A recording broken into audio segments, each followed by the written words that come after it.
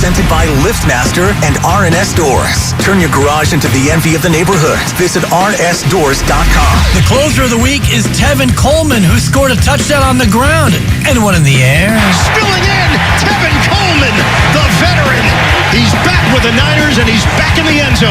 Recently, my garage door opener was not working. I was in need of a closer. I was put in touch with R&S Doors, and they hooked me up with a brand new garage door opener from LiftMaster. With LiftMaster's MyQ connectivity, my garage door opener can be controlled right from my smartphone. You'll know when a door or gate has been left open and can close it with a tap, no matter where I am. Be one of the first 10 callers and receive 20% off a LiftMaster garage door opener when you purchase a premium garage door. Call 1-800-FIX-A-DOOR. That's 800-FIX-A-DOOR. Or visit rsdoors.com.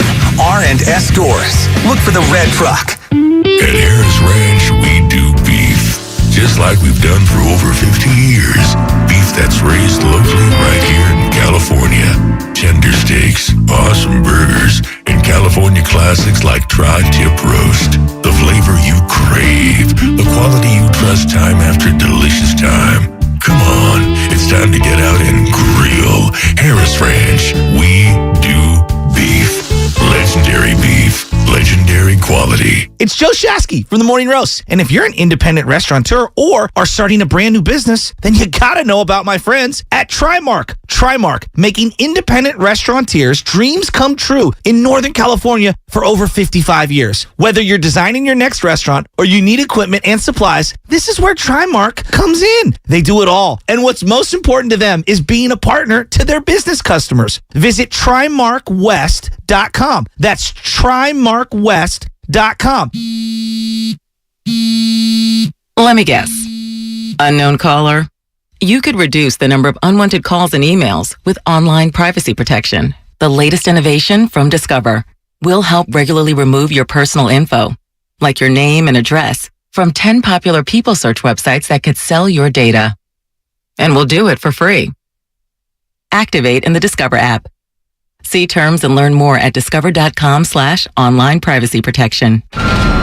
You're the one who protects the flock, and that requires an eye for detail. Because when safety and well-being are on the line, it's the details that can save lives. Even when no one else is watching, you see everything. Grainger gets you, and we're here for you, and all the ones who get it done with a wide range of safety products and solutions, plus board-certified safety consultants here to answer your questions. Call, click Grainger.com, or just stop by. Grainger, for the ones who get it done. I wanted to know why some people who get COVID-19 get it so bad. I found out it may be because they have a high risk factor, such as heart disease, diabetes, being overweight, smoking, and asthma. Even if symptoms feel mild, these factors can increase your risk of COVID-19 turning severe. So if you're at high risk and test positive, there are things you can do, like asking your healthcare provider if an authorized oral treatment is right for you.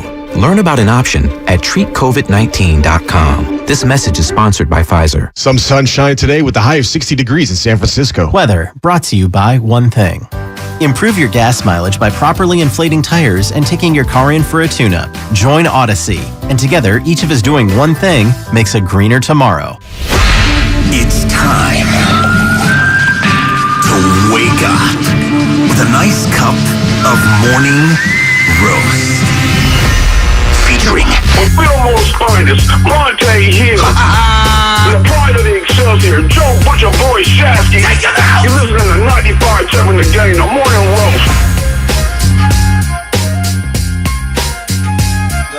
Wow, we're starting early today. I haven't brushed my hair. Look a mess right now. I need my makeup on. You know what you look like? Who do I look like? You look like Peyton Manning on the first snap of the Super Bowl against the Seahawks. Oh, over my head. Caught off guard. Safety. No Sean Marino. Go get it. Go get it. Go get it. Oh, no it's too Sean late. You know, I was convinced no Sean Marino was going to be good. I thought he was going to be a star. I mean, he was so sick at I thought Georgia. he was going to be a star. I remember his draft day. He didn't go to New York City. He was with his family, and they were playing cards. Oh. Him, his sister, his mom, and dad, they were just playing cards as he got drafted. And No Shot, we all remember him, national anthem, when he was crying or something like that. No Shot was sick in Georgia. Sick. And yeah, it didn't quite pan out for him. Him, LaMichael James, there's a lot of guys that I thought were going to translate to the next level. Trey Sermon. Why you got to do that? I'm saying I thought Trey Sermon was the perfect pick. That was the perfect pick. Oh, man. Good morning to everybody out there. Oh, baby. It's Friday. It's a payday Friday. Payday/Frisco Friday here on the roast. We got Kyle Madsen in the building. We got Sam Lubman in the building. Joe Shasky, of course, Bonte Hill, and prayers out to Jade and Joe Spadoni. Yeah. Jade and Joe Spadoni. Things are about to get cracking. Yeah. Eldora, baby number 2. I know. On the way. So his life's over. His life's over. He's got 2 now. Yeah. 2 times 10. That's what it is. 1 equals 5, 2 times 10. Yeah. And we've seen some taco meat because he likes to wear the Adidas with basically nothing the tank top underneath. Yeah. And so I think now we're going to get it even more in our lives these days. No doubt. He's going to be sleep deprived. And he won't be with us for a while, but our prayers are out there to the Spadonis. I'm sure he'll be breaking phones over the Raiders in the near future. But look, man, we got a lot to get into. And good morning to all the graveyard shift workers getting off your graveyard shift, truck drivers, construction workers, janitors at the airport, everybody out there getting ready for work. If you're at work, what is happening? If you're on the roadways, good morning to you. Drive safely on a Friday. I didn't get a chance to close some loops. I had a heel problem. Remember, I was telling you about that. Oh, last week, we had the doctor fasciitis. on. Yeah, we had the doctor on for 5 minutes. Yeah. Well, it's still a little sore here and there, but I changed my shoes. You changed your shoes. I went out and got some Under Armour, the Bryce Harper Low 7s. I tried all these different shoes. It is impossible to find TPUs, which are molded plastic cleats. It's impossible. I went out. I got some Bryce Harpers. They're pretty sweet too, by the way. Under Armour's, they're pretty hard. Bryce is swagged out right now. Yeah, he's see him with all the Fanatic stuff. Absolutely. And, he looks saucy. Yeah, and so anyway, it really changed the feel of my foot after game day. Your boy's hurting today. We played in a wild game last night. Oh boy, wild game. We played against the city champs, Clam Pies, who we had lost to in the semis of the city last year or during the summer. 31-28, I believe, was the score last night. No pitching, huh? Bro, it was. How long did the game last? 4 hours? We started at 8:50, 8:45, and I didn't get home till like 10:30. Wow. Where'd you guys play at? Moscone 3. All right. Yeah, they ended up. So you got to watch Thursday Night Football and then go exactly play softball. That's exactly what happened. Nice. Yeah, it was really nice. And so you lost a tough one. Yeah, man. We just couldn't make a play on the infield, myself included. There was just some horrible hops. How's your foot? My foot feels a hell of a lot better though. Wow. But my heart is sunken because I really wanted to beat those guys. Those guys, I'm telling you, man, I was the oldest guy on the field last night by about a decade. I feel old when I'm playing in games with these youngsters because they hit shots. Like, I'm talking shots. There was not one routine play on the infield. I'm convinced you're going to walk into the studio one day with crutches. A full body cast. Foot brace, something. By the way, I can't get over this. You pointed this out. Sam Lubman right now looks like a real one. Bro. Now, we need Sam Lubman. Matter of fact, Sam Lubman, take off the headphones. I want you to walk into the studio and look into the camera. Yeah, come onto the YouTube. What Sam Lubman is wearing today has showed that we are rubbing off on him. It's the most flossed out Look at this Ed outfit Reed I've ever seen. Authentic jersey. Get in here. Look at this guy. Look at this guy, folks. It's an orange, the U, number 20, Ed Reed. Are you get in that camera. There, you got to get in the camera. Yeah, look at you. him. Oh, my God. Look at this guy. Now, he may be the only guy here at 95.7 The Game who has his key card hooked up to like a necklace, which, he looks like the dork in Jurassic Park who created all of the evil monsters and then has access to it. All right, Sam, you're done. All right, you're done modeling. You're done. Hey, honestly, though, you do look swagged out. He does look good. I'm good like today. proud of you. I'm literally He might be going on a date or something, man. His jeans look good. He's got some nice kicks, some nice socks. Boy, Lubman looking good. Looking real good. Niners are looking real good. They're at the Greenbrier right now. Ebukam was limited yesterday at practice. Robbie Gold looks like he's going to play. Still no Nick Bosa. We'll see if he gives it a go today. Armstead obviously is out. Kinlaw's out. So we get ready for the Falcons with Carl Dukes. Carl Dukes will join us at 7:30. He's on our sister station that at 92.9 The Game in Atlanta to basically break down the Atlanta Falcons. Also, you know who's joining us at 8:30? 8:30. I don't know who's joining us at 8:30. You don't know who our guests are? No, never do, huh? Well, you know, I'm not guest reliant like a lot of other shows. All right, there you go. X-Man. What? Xavier McDaniel, 8:30. What? Yeah, Xavier McDaniel.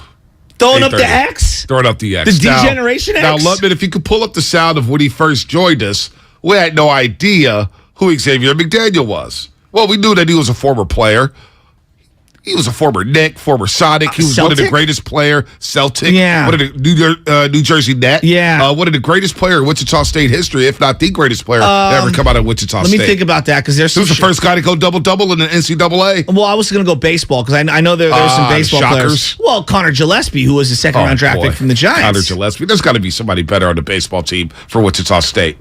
Kyle, what you got? Kyle? I see your brain working. You looked at me. What's up? You giving me Cleanthony early had a nice little run with the Knicks. Stuck with Cleanthony. I didn't think Cleanthony was going to be sick. Hey, that game against Kentucky, man. Yeah, and they lost as a 1 seed. They got chopped. This is how you know the NCAA was like, yeah, we're not rocking with you, Wichita State. So we're just going to stack your bracket. Yeah, you're a 1 seed, and you're going to play Kentucky in the second round. Kentucky had dudes. Cleanthony early. That's a good pull. Good pull there. Oh, by the way, our boy in Toronto. A poor man versus Devontae. He's a poor man's Devontae Hill. Fred VanVleet. That's right. Is he a Ron Wichita? Baker? He's a shocker. Von Maker? Yeah, Von Maker. Wow. Ron Baker. Baker. Not you're thinking Von Wafer, Shasky from Florida State. Oh, okay. Baker, the white guy. The white guy with the bowl cut, right? Yeah. Don Maker, maybe? Yeah, Don Maker. I thought he was going to be the next KD. I'm looking at this list. It's a who's who. I mean, they've got a lot more basketball players than I thought. They do. No, Did you know loaded. that Joe Carter went there? Really? Yeah, ex-Giant and Toronto Blue Jay? Wow. I didn't know that. Doug Mirabelli, the personal catcher for Tim Wakefield?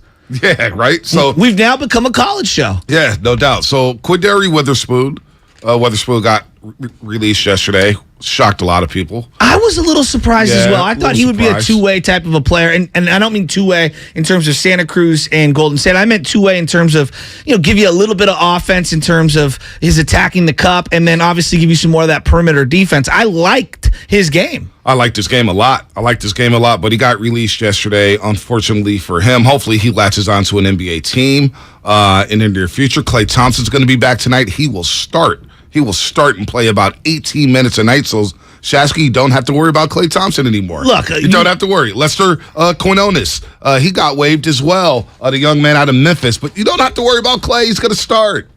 Yeah, I'm excited to see Klay Thompson tonight. I'm excited to see, obviously, Draymond and the rest of the band.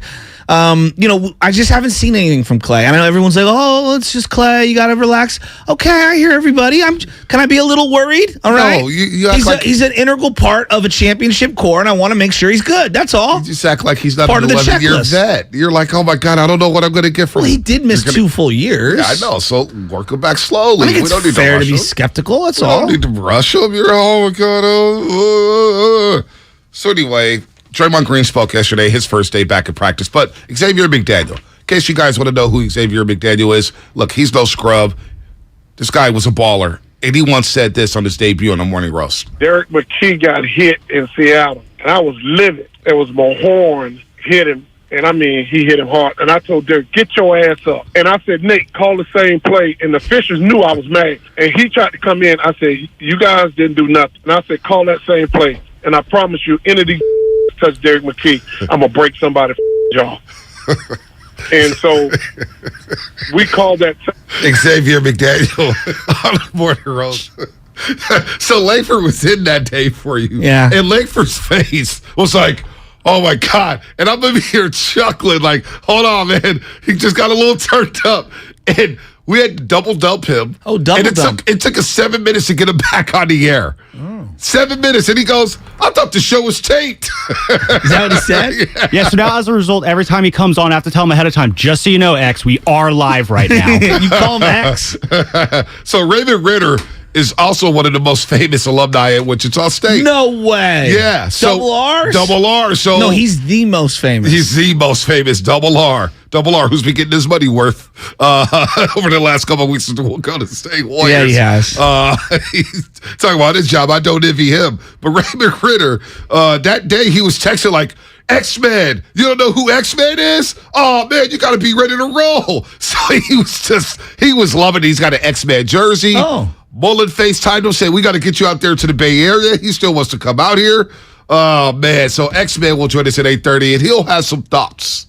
On the Draymond Green situation. He may agree with Draymond Green. Hell, he probably been in a couple fist fights. I mean, he once choked out Wes Matthews on the floor Now, I was reading the Showtime book by Jeff Pearlman, your favorite author, Another holier-than-thou sports writer who's never played a lick in his life and hates when anyone has fun. Continue. So, good book, The Showtime Lakers.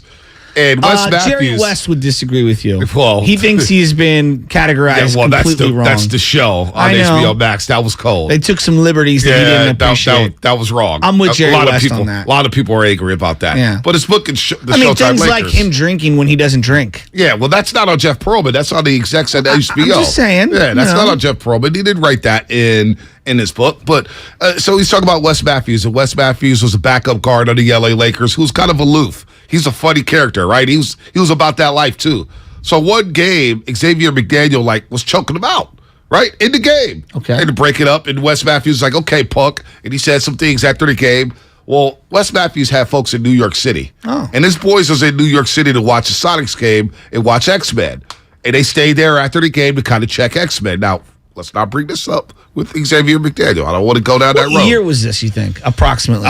It was mid-'80s. It was 86, 87-ish, Okay. whatever. I'm just trying to visualize the scene. So, yeah. So basically, Xavier McDaniel had never messed with Wes Matthews after that situation because Wes Matthews had boys go to a game where Xavier McDaniel was playing. And they were waiting after the game, and they basically was like, yo, don't touch him again. So that's like 40 Water story about what he did to Biggie.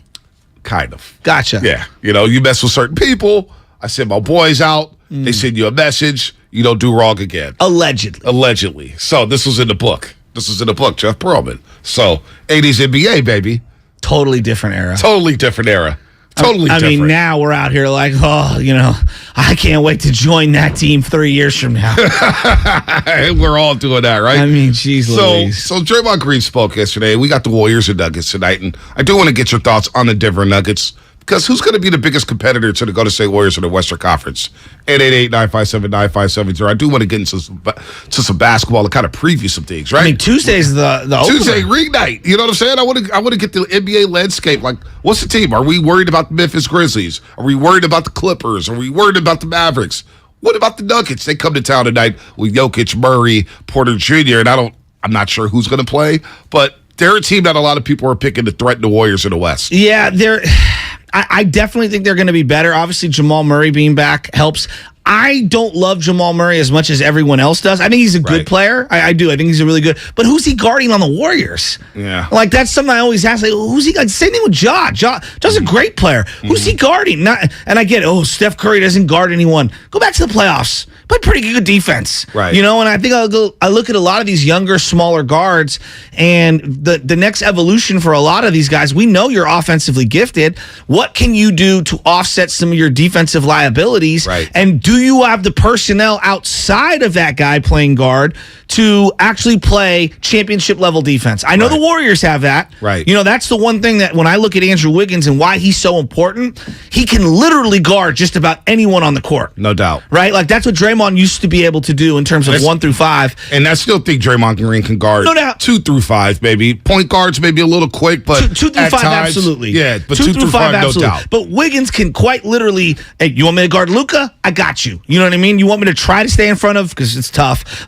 John Morant? I got you. And look, Memphis is going to be there, B. I'm here for the Memphis shenanigans. John Morant company? I'm here for it. They're talking a lot. Absolutely here for it. They are talking a lot. $7 tickets in Memphis. Not sure if you saw that. Yeah, I know, for opening night, huh? Yeah, Against all the that Clippers? chatter, Against the Clippers? Yeah. All that chatter. I mean, it's not like there's a lot to do in Memphis. No, I mean, you're right. Other than write stories about the Warriors. Yeah, I mean, well, speak about being in the pocket of the Memphis Grizzlies. You're right, the column just taking every shot at the Golden State Warriors, but you know what? The Warriors, in a way, opened themselves up to this because of this situation. So people are going to take shots, and the Warriors are going to kiss their rings on Tuesday night. It's all good. They can write articles on the Golden State Warriors. Golden State Warriors will continue to win and win big. So look at the Memphis Grizzlies. I ain't afraid of them. John needs to learn how to play. You ain't never scared, Bone Crusher? Never scared. Never scared. I wasn't scared last year. I'm not going to be scared this year when the Warriors look better on paper. The Clippers. Everybody's talking about the L.A. Clippers. Can they stay healthy? They're sneaky old. Yeah, exactly. Can they stay healthy? Have you seen their like average age? I have. A very sneaky old team. And I have. Can they stay healthy? You know the answer to that. Kawhi, I'll believe the Clippers when I see it. Yeah, I'm with you. I'm not believing it. It's weird to me because Paul George, I think, is a better player without Kawhi Leonard on the floor. Mm-hmm. You would think, you take a step back with his basketball IQ, he'd be really, really good and be able to play with him. But I actually enjoy watching Paul George when he's, just a little more free, it feels like. When it's with Kawhi, it's like your turn, my turn, your turn, my turn. It doesn't feel fluid. Kawhi goes ISO heavy. I'm like, damn, Kawhi. He's Every awesome. time he gets the ball, he's incredible. I'm not knocking He's one Kawhi. of my favorite players. It just doesn't work, the two of them. For me, it doesn't work. And it's a weird fit that Kawhi wanted to play with Paul George. It is very odd. Right? Absolutely. It's very odd. So anyway, they're two LA guys, but the Clippers should be there.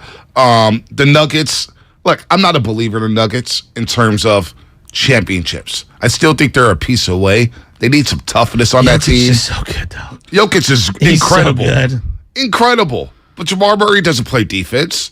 I like Wiggins on Jamal Murray. I like Klay Thompson this season on Jamal Murray. Michael Porter Jr., a guy who stands on the three-point line and really doesn't do much else. Warriors take advantage of players like that. You heard Bob Myers at the MIT Institute. What was that convention at MIT? Bob Myers was like, look, in the playoffs, we know everything you do well. Yeah. So we're going to take away that spot-up shooter who gets 3 feet of space in the regular season. Now he's getting 3 inches of space. So I don't worry about Michael Porter Jr. in the playoff format. I watched his warm-up multiple games at Oracle. There's just something...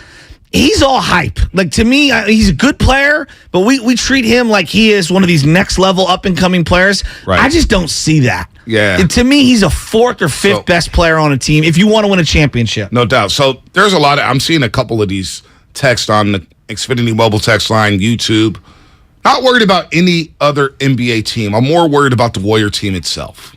And I know where the 408 is getting at, and I know a lot where these comments are getting at. It's Draymond Green, and we'll get into the sound in a little bit because he spoke yesterday, and some people thought it was alarming. Some people were a little mystified about the way he spoke. We'll get into it. We will get into it. But before we do that, I've got to ask you because we may not have much time today to get into it. Thursday Night Football. Washington Commanders, Chicago Bears. First, can I start real quick? Just real quick. I'll pass it right to you. The floor is yours. I'll pass it right to you. Okay. The orange helmets with the Bears are rocking were hideous. That was a terrible look. I think that they needed to have white for the C with blue outline as opposed to white outline with the blue. Right. I think it would have popped more and it would have matched the jersey. Yeah, I didn't like it. They looked like Illinois. The Commanders, they really settled on the Commanders. It's the worst name ever. I mean, it's just so generic. And everyone's calling them the Commies. And Right. it's like, wait a minute, this is a team that represents Washington, D.C. We can't be called the Commies. I mean, so a lot of people are complaining about the game. Oh, my gosh. This game's terrible. We'll turn it off then. Don't watch. You know my thoughts on this. A lot of the people in media don't even like sports. Well, it's not just media. It's fans, too. No, it's the media crying the most. It was a lot of fans. Pipe down. It was a lot of fans. I wasn't even on Twitter much during the game. I was just like... Justin Fields gets tackled in the stomach, and Florio's like, concussions! I'm like, dude, shut up. Yeah, he got hit in the midsection. I watched the entire game. It was fascinating to me. Even watching bad teams play. It was fascinating to me. But Washington wins that game. But Al Michaels says something during the broadcast because you're all over it. Oh, I've been on this for like 2 or 3 years. Yeah. Well, Daniel Snyder's been a crook, and he's ruined a once proud franchise. We grew up. Washington was a factor with Joe Gibbs. 3 Super Bowls with 3 different quarterbacks. Mark Rippon, Joe Theismann, and of course Doug Williams against the Broncos. All right. They had one of the greatest teams ever when they beat the Buffalo Bills, the Hogs, Jeff Jacoby up there. You had May. You had some dudes, Bostic on the offensive line. They had some dudes. What about John Riggins? John Riggins, Art Monk, Gary Clark, Reggie Charles Sanders. Mann. I mean, Charles Darryl Green, the fastest DB to ever play. Dexter Manley. I mean, they had dudes. Look at you. They had dudes. Look at us. Washington is what was one of the more iconic franchises in the NFL. They were always on national television. Always. I know that the NFC East, Philly, Giants. Absolutely. They were great rivals. I think the Arizona Cardinals were also in that division at one point. Yeah, they were the one outlier. I know we're not allowed to say this, but I always loved their uniforms and their logo, and I know that it's obviously been canceled for a variety of reasons, which is probably appropriate. I did like their logo. I thought it was an iconic logo growing up. And I'm sure that some people are offended by that, and I'm glad it's away because you don't want anyone to be offended. But they had a legendary team. Yep. I mean, they were legendary. To me, they're big-time NFL 80s, 90s football. And now look at them. Now it's look sad. at them. And now Michael said, and I'll paraphrase it, Basically saying the owners are not happy with Daniel Snyder, and the NFL may force him to sell. Well, they've been green-lighting this Bezos thing forever. So I've been at the forefront of this. I remember me and Friedel were arguing about it. I believe expansion in all these leagues is coming at some point. What they're trying to do at any team, whether you're the Major League Baseball, NFL, basketball, it doesn't matter. They want to partner up with the biggest billionaire brands in all of every industry. So right now, why do you think Denver was just sold to the Walmart family? Right. Because they want to be in business with Walmart. Like, why do you think Bezos bought the Washington Post? Because he wants to own the media portion, and he definitely wants, because he's got a place in Virginia, he definitely wants to own the Washington football team. If you don't think all these owners, Jerry Jones included, want to partner up with Amazon and with Bezos, you're fooling yourself. Yep. You think Amazon threw all this money to just have the games on because it's a profitable thing for them? Right. No, they want to be in the business of the NFL because there's no better business. No doubt. So hopefully he does sell. Hopefully somebody can get a stadium out there in Washington because their stadium is crappy. And just get the team away from Snyder. He's done nothing right. Nothing right. He's devalued a brand that is, I think it's the most suppressed brand in terms of valuation, because DC, I think we've underrated how valuable DC is to that entire Eastern Seaboard market. It's a top 5 market in this country. Hands top down. 5 market in this country. Like 4 states that love that team. Yep, no doubt. Virginia, you got DC, you got West Virginia. Well, and a lot of people, even in the Carolinas, before the Panthers were born, were Washington. all Washington team No doubt. fans. No doubt. All right, we'll continue to talk. It's a football Friday. We got some Warriors. We got some Niners. We got Draymond Green. He spoke yesterday. We've got comments from Jeff Van Gundy. Comments from everybody's favorite Warrior, Kevin Durant. I'm being sarcastic. And I was going to say, I want to talk quarterbacks, Justin Fields in particular, and how it relates to how we view Trey Lance and whatnot here. All right, that's coming up. Sponsored by Fremont Bank, full service banking, no compromises. 1, 2, 3, the red and gold have found their recipe for success. Mayfield is brought down at the 21-yard line. Ofunga. It's a sack for the San Francisco team. And the Niners ground and pound the Atlanta Falcons. San Francisco has run away with this one. The best 49ers coverage is right here. That's crazy. On 95.7 The Game. Niner 5-7 the game. Kirby, it's your driveway mechanic, and they bring the shop to you. And our friends over at Kirby just won the Motor Top 20 Award for innovation. Brakes and tire replacements, oil changes, and so much more. And they've added a Kirby's eco-friendly wash. I'm going to use it again this weekend. It barely uses any water and makes my car look brand new. They use all biodegradable products that provide the ultimate shine and protection to both the exterior and more importantly, the interior of my car. Makes it smell so good. All in the ease of my driveway. The ultimate convenience, easy booking, transparent pricing, on-time arrival, service in my driveway, no waiting rooms, no coordinating rides, direct access to my mechanic, friendly and reliable service, no middlemen, and absolutely no upsells. Get $50 off your first oil change with the code OIL50. That's OIL50. Or use the code JOEWASH, JOEWASH, to get a free sealant treatment with the purchase of a Kirby's eco-friendly wash. Check out Kirby.com. That's CURBEE.com, or call 1-866-KIRBY-1. Dr. Trudy Fleer here with the 5G Home Recovery Podcast. Let's discuss a very real existential threat to internet speed. It's a big one. Ready? T-Mobile Home Internet. It lags.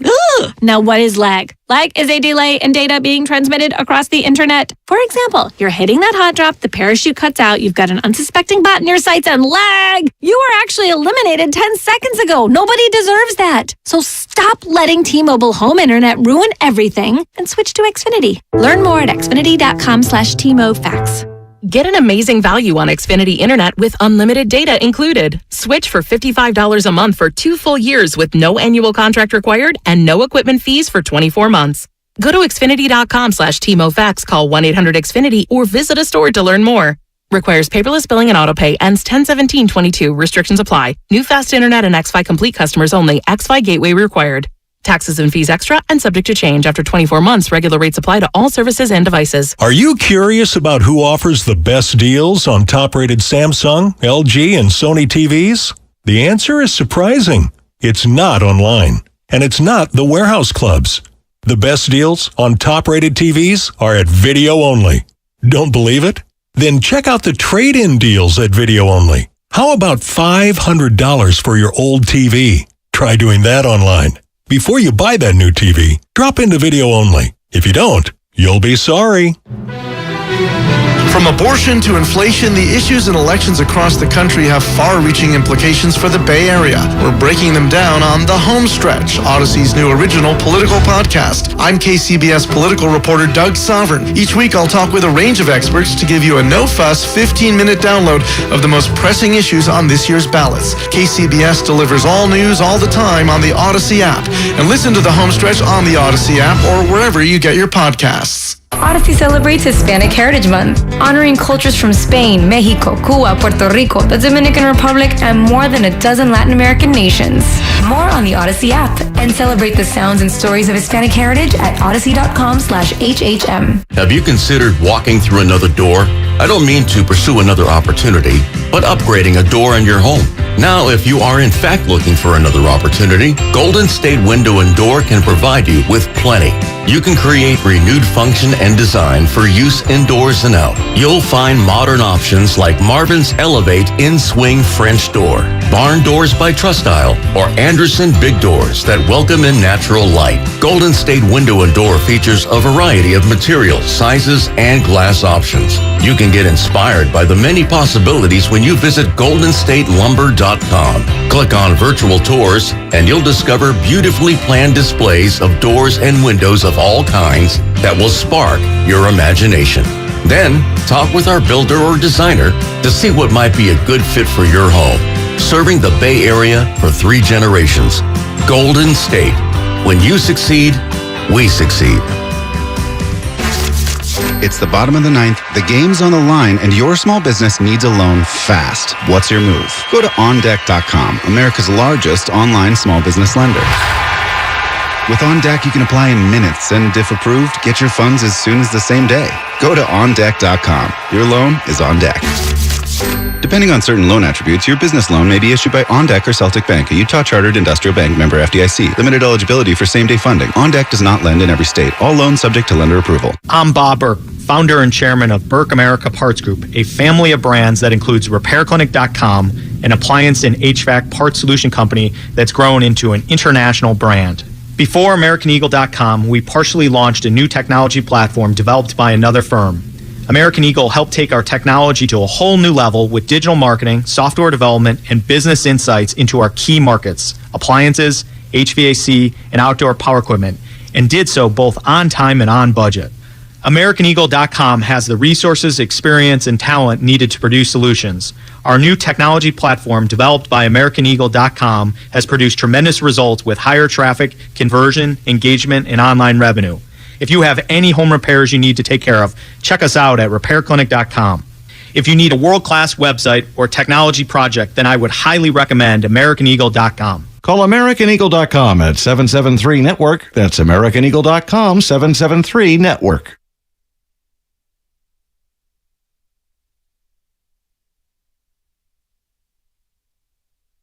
This is Steve Kerr, and you're listening to the Morning Roast on 95.7 The Game. You know, B, I'm watching that game last night, and it's the Washington Commanders, such a horrible name, versus the Chicago Bears. Now, look, I'm not here to, cape up for Justin Fields. I don't even know. I don't even know if he's going to be good or not. All right? I really don't. I don't really love his throwing motion. I don't love his pocket presence in the terms of Holds onto the ball way too long. Way too long. You can say hold on to it. I think what he does that really drives me crazy is that instead of stepping up in the pocket and keeping his eyes downfield, runs backwards. He spins out and turns his back to all the receivers that are running. Do I think he has great personnel? No. Do I think that the organization is a dud? Yes. Right. Do I think that the coach is defensive minded and probably doesn't know a whole lot about offense? Yeah, sure. My bigger thing is this. I feel like we refuse to allow the development of quarterbacks anymore.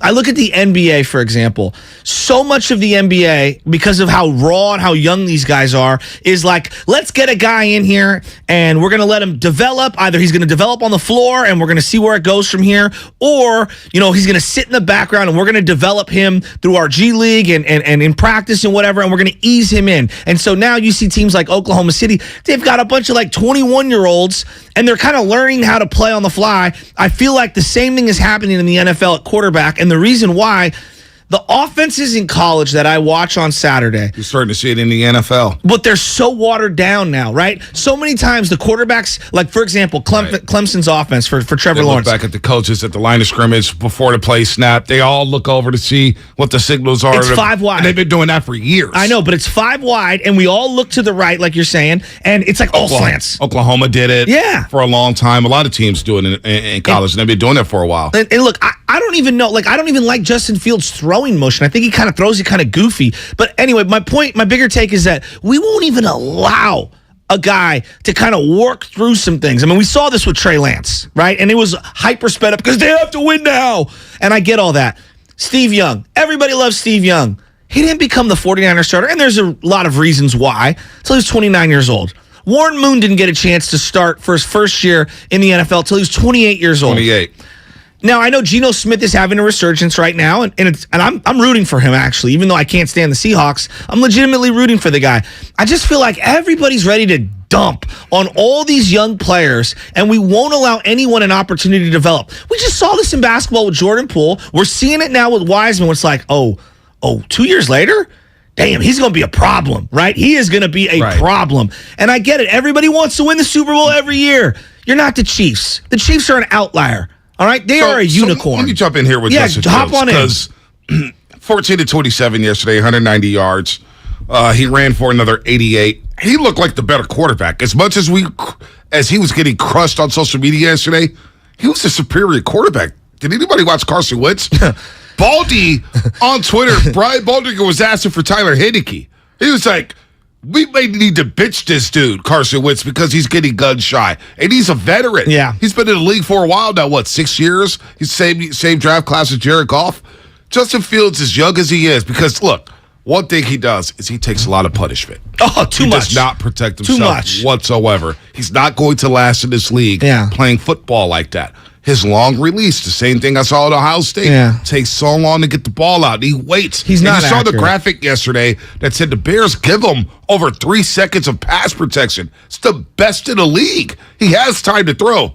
Now, on the flip side, you could say, well, Mooney's his leading receiver. I mean, that guy stinks. Dante Pettis is on the field for multiple snaps. We all know about Dante Pettis. Second touchdown. So I want to give, up to your point, I would love to give Justin Fields a couple more years before we see what's what. Josh Allen, were we ready to give up on him after year 1, year 2? Now look at him. Everybody's like, he's the best player in the league. Best player in the league.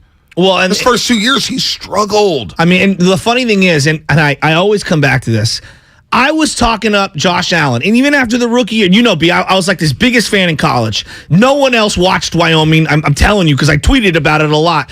I watched him his first year. I'm like, maybe I was wrong, But then what they do, B, they went out and made a bold trade for Diggs, and he developed. You have to give him credit. But they also surrounded him with better personnel. No doubt. Right? And so I don't know if Fields is going to be good. I really don't know. If you had asked me to bet today, he's probably going to not be a successful quarterback. Who knows? Because not I that bet situation. That's what I'm saying. I bet against that situation. But let's just say he lands with Andy Reid, right? And this hypothetical. Right. I would probably think he's going to be a lot more successful than he is with the Chicago Bears. Maybe. Your setting makes a lot. Like right now, I feel better about Trevor Lawrence because he's with Doug Peterson, because I think Doug Peterson isn't as incompetent as Urban Meyer. Doug Peterson had Carson Wentz rolling on the way to an MVP award before he got hurt. Exactly. So, and I'm not saying you got to wait 10 years. No one's saying that. But what I'm saying is my God. The patience in sports, we're just not there. It's not even the fans. I actually think it's the people covering the sport. Yeah, I think it's both. Are amplifying the voice, and then the fans feel like they need to pile back on. Like, what did Bears fans think was going to happen? He was going to come in and light the world on fire? Listen. They might have the worst offensive personnel in the league. No, they do.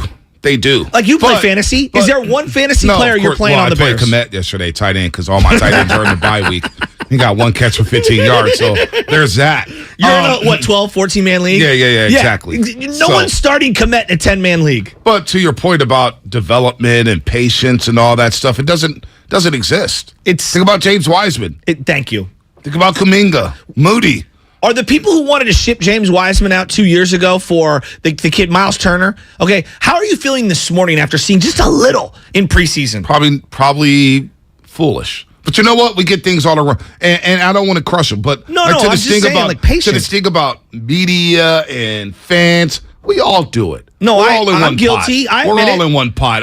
Like this whole separation. I was ready to crush Joey Bart. One thing that I'm getting annoyed of, and I was telling Matt Nahegan this yesterday, I'm getting so annoyed with we're all one-sided. Oh, the fans don't like them. The fans this. It's all one-sided. Or the media this, and the media's amplifying the voices. The media this, and the media that.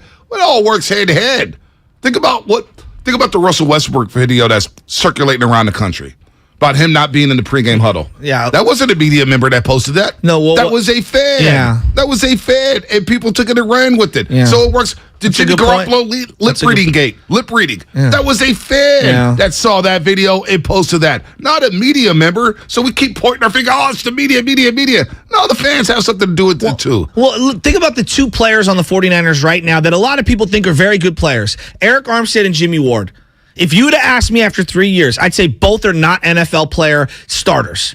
Wouldn't you? Yeah, no doubt. I was like, what position is Armstead? What position is Jimmy Ward? Jimmy Ward, I thought I was done with him. And then 2019, he was, Jimmy Ward, oh, yeah, he's a good player. And I'm not here to say those are Hall of Fame. No. And I guess my greater point is like, shame on us, again, this is like the fifth time I've said this, on the Trey Lance thing. We couldn't even give him 5 quarters. Right. He couldn't even get 5 quarters before everyone and their moms was ready to throw him out with the bathwater. Right. Nah, he looked bad. I mean, he didn't look bad, but like the coverage was bad.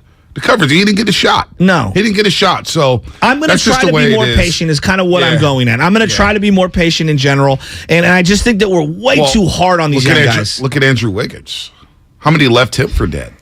That's a great point. Now he's about to break the bank. That's a great And he's point. coming off his greatest season, and we're saying the Warriors don't win a championship without him. That's a great point. All of a sudden, he went from, this guy doesn't work hard. Oh, he was he's a bum. Yeah. To, hey, go guard Luka Doncic in the Western Conference Finals. Hey, we need you to guard Jason Tatum in the NBA Finals and snuff him. And what did he do? He snuffed him out. So that's just the way sports is. We're not patient at all. But like for every Luka or Patrick Mahomes, guys who step in and instantly are going to elevate the entire franchise and can win and those are outliers. Right. The majority of guys take time, and I just think like we're just not paying. And again, I admit I raised my hand. I'm one of the more guilty. Justin Fields. Justin Fields, he had some good plays He yesterday. might stink. He broke I don't know. down. I don't know. Look, the Bears were 1 yard away from being 3-3. I'm convinced they would have been the worst 3-3 team in NFL history. Seriously, I still can't believe the 49ers lost to that football team. That's one thing that drives me crazy. You know what? One thing I will say before we're going to go to break. I'm glad they chose Trey Lance as opposed to Justin Fields. And Trey might stink too. Time will tell. Trey steps up in the pocket, keeps his eyes downfield, and looks to throw. And I feel like he's got a better idea of how to play quarterback long term, at least thus far, than Justin Fields. What does Justin Fields do great? He moves around. That's about it, right? Yeah, he takes shots. I watched him.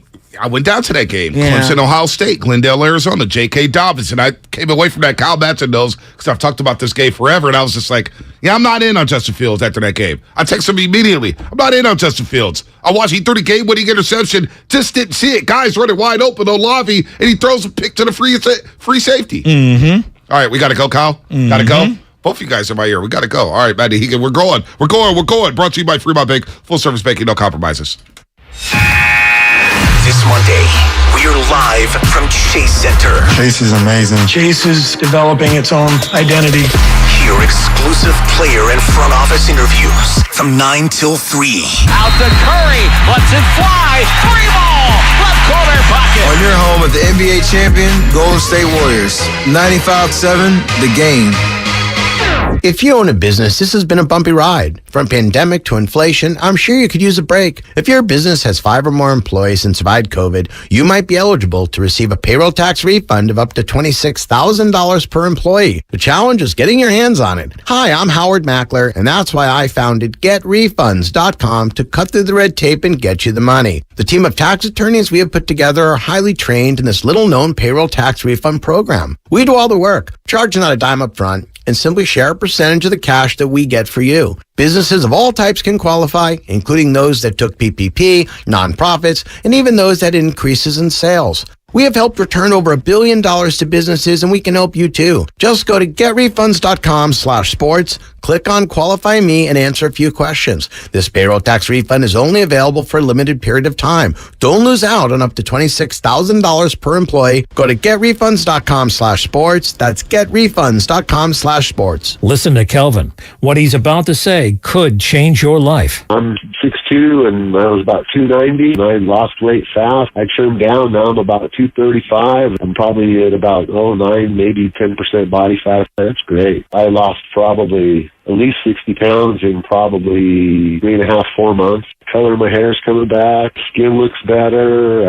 Obviously gaining muscle. My muscle mass is coming back. Thank you for providing an awesome product. Somebody who actually has and does what they say they will. That's awesome. That's great, Kelvin. Losing that belly fat in less than 4 months is outstanding. Since 2004, Andro 400 has been changing men's lives, like Kelvin, and can help you lose belly fat, gain energy, and improve your lifestyle. We guarantee it. Go to andro400.com for more true testimonials, before and after photos, and special discounts. Only available on andro400.com. andro400.com. Diabetes, high blood pressure, anxiety meds, everyone's on them. If you're a 50-year-old male, maybe a bit porky, and you may even have type 2 diabetes, $1 million of term insurance may only cost you about $200 a month. Call Term Provider. Speak with Big Lou at 800-200-1966. Big Lou will find a term life policy for you even if you have type 2 diabetes, are overweight, or have high blood pressure. Term Provider has helped thousands of people like you who think they can't afford term life insurance. To buy $1 million of affordable term life for you, all you need to do is call Big Lou at 800-200-1966. Lou will make sure the scales are tipped in your favor. Call 800-200-1966. Big Lou will answer your call and work to fit you into a term life policy that you can afford. Remember, Big Lou's like you. He's on meds too. Call 800-200-1966. 800-200-1966. Ad paid for by the Sentinel Group. Attention Marines, military personnel, families, and contractors who were stationed at Camp Lejeune. Were you present at Camp Lejeune between August 1953 and December of 1987? You may be entitled to significant compensation. For nearly 34 years, those in the Marine Corps' base Camp Lejeune were exposed to contaminated drinking water, resulting in devastating injuries, including several forms of cancer, adverse birth outcomes, Parkinson's disease, and more. North Carolina's procedural laws have prevented victims from getting the justice they deserve, but passage of the Camp Lejeune Justice Act of 2022 would allow you or a loved one to file lawsuit seeking compensation for illnesses and injuries linked to the toxic water. Call today for your free consultation. 800-610-9256. Let our experienced attorneys fight to get you the compensation you deserve, and you pay nothing unless there's a recovery in your favor. Call 800-610-9256. That's 800-610-9256. Again, 800-610-9256.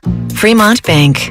If there's one thing we understand more than anybody, it's that it takes a local bank to really get the needs of local businesses. Fremont Bank has the flexibility and motivation to service your business loan needs like other banks can't or won't. With our full suite of business loan products and recognition as a top SBA lender in the Bay Area, Fremont Bank is the right choice for local and family-owned businesses. Fremont Bank. Learn more at fremontbank.com. Member FDIC, Equal Housing Lender.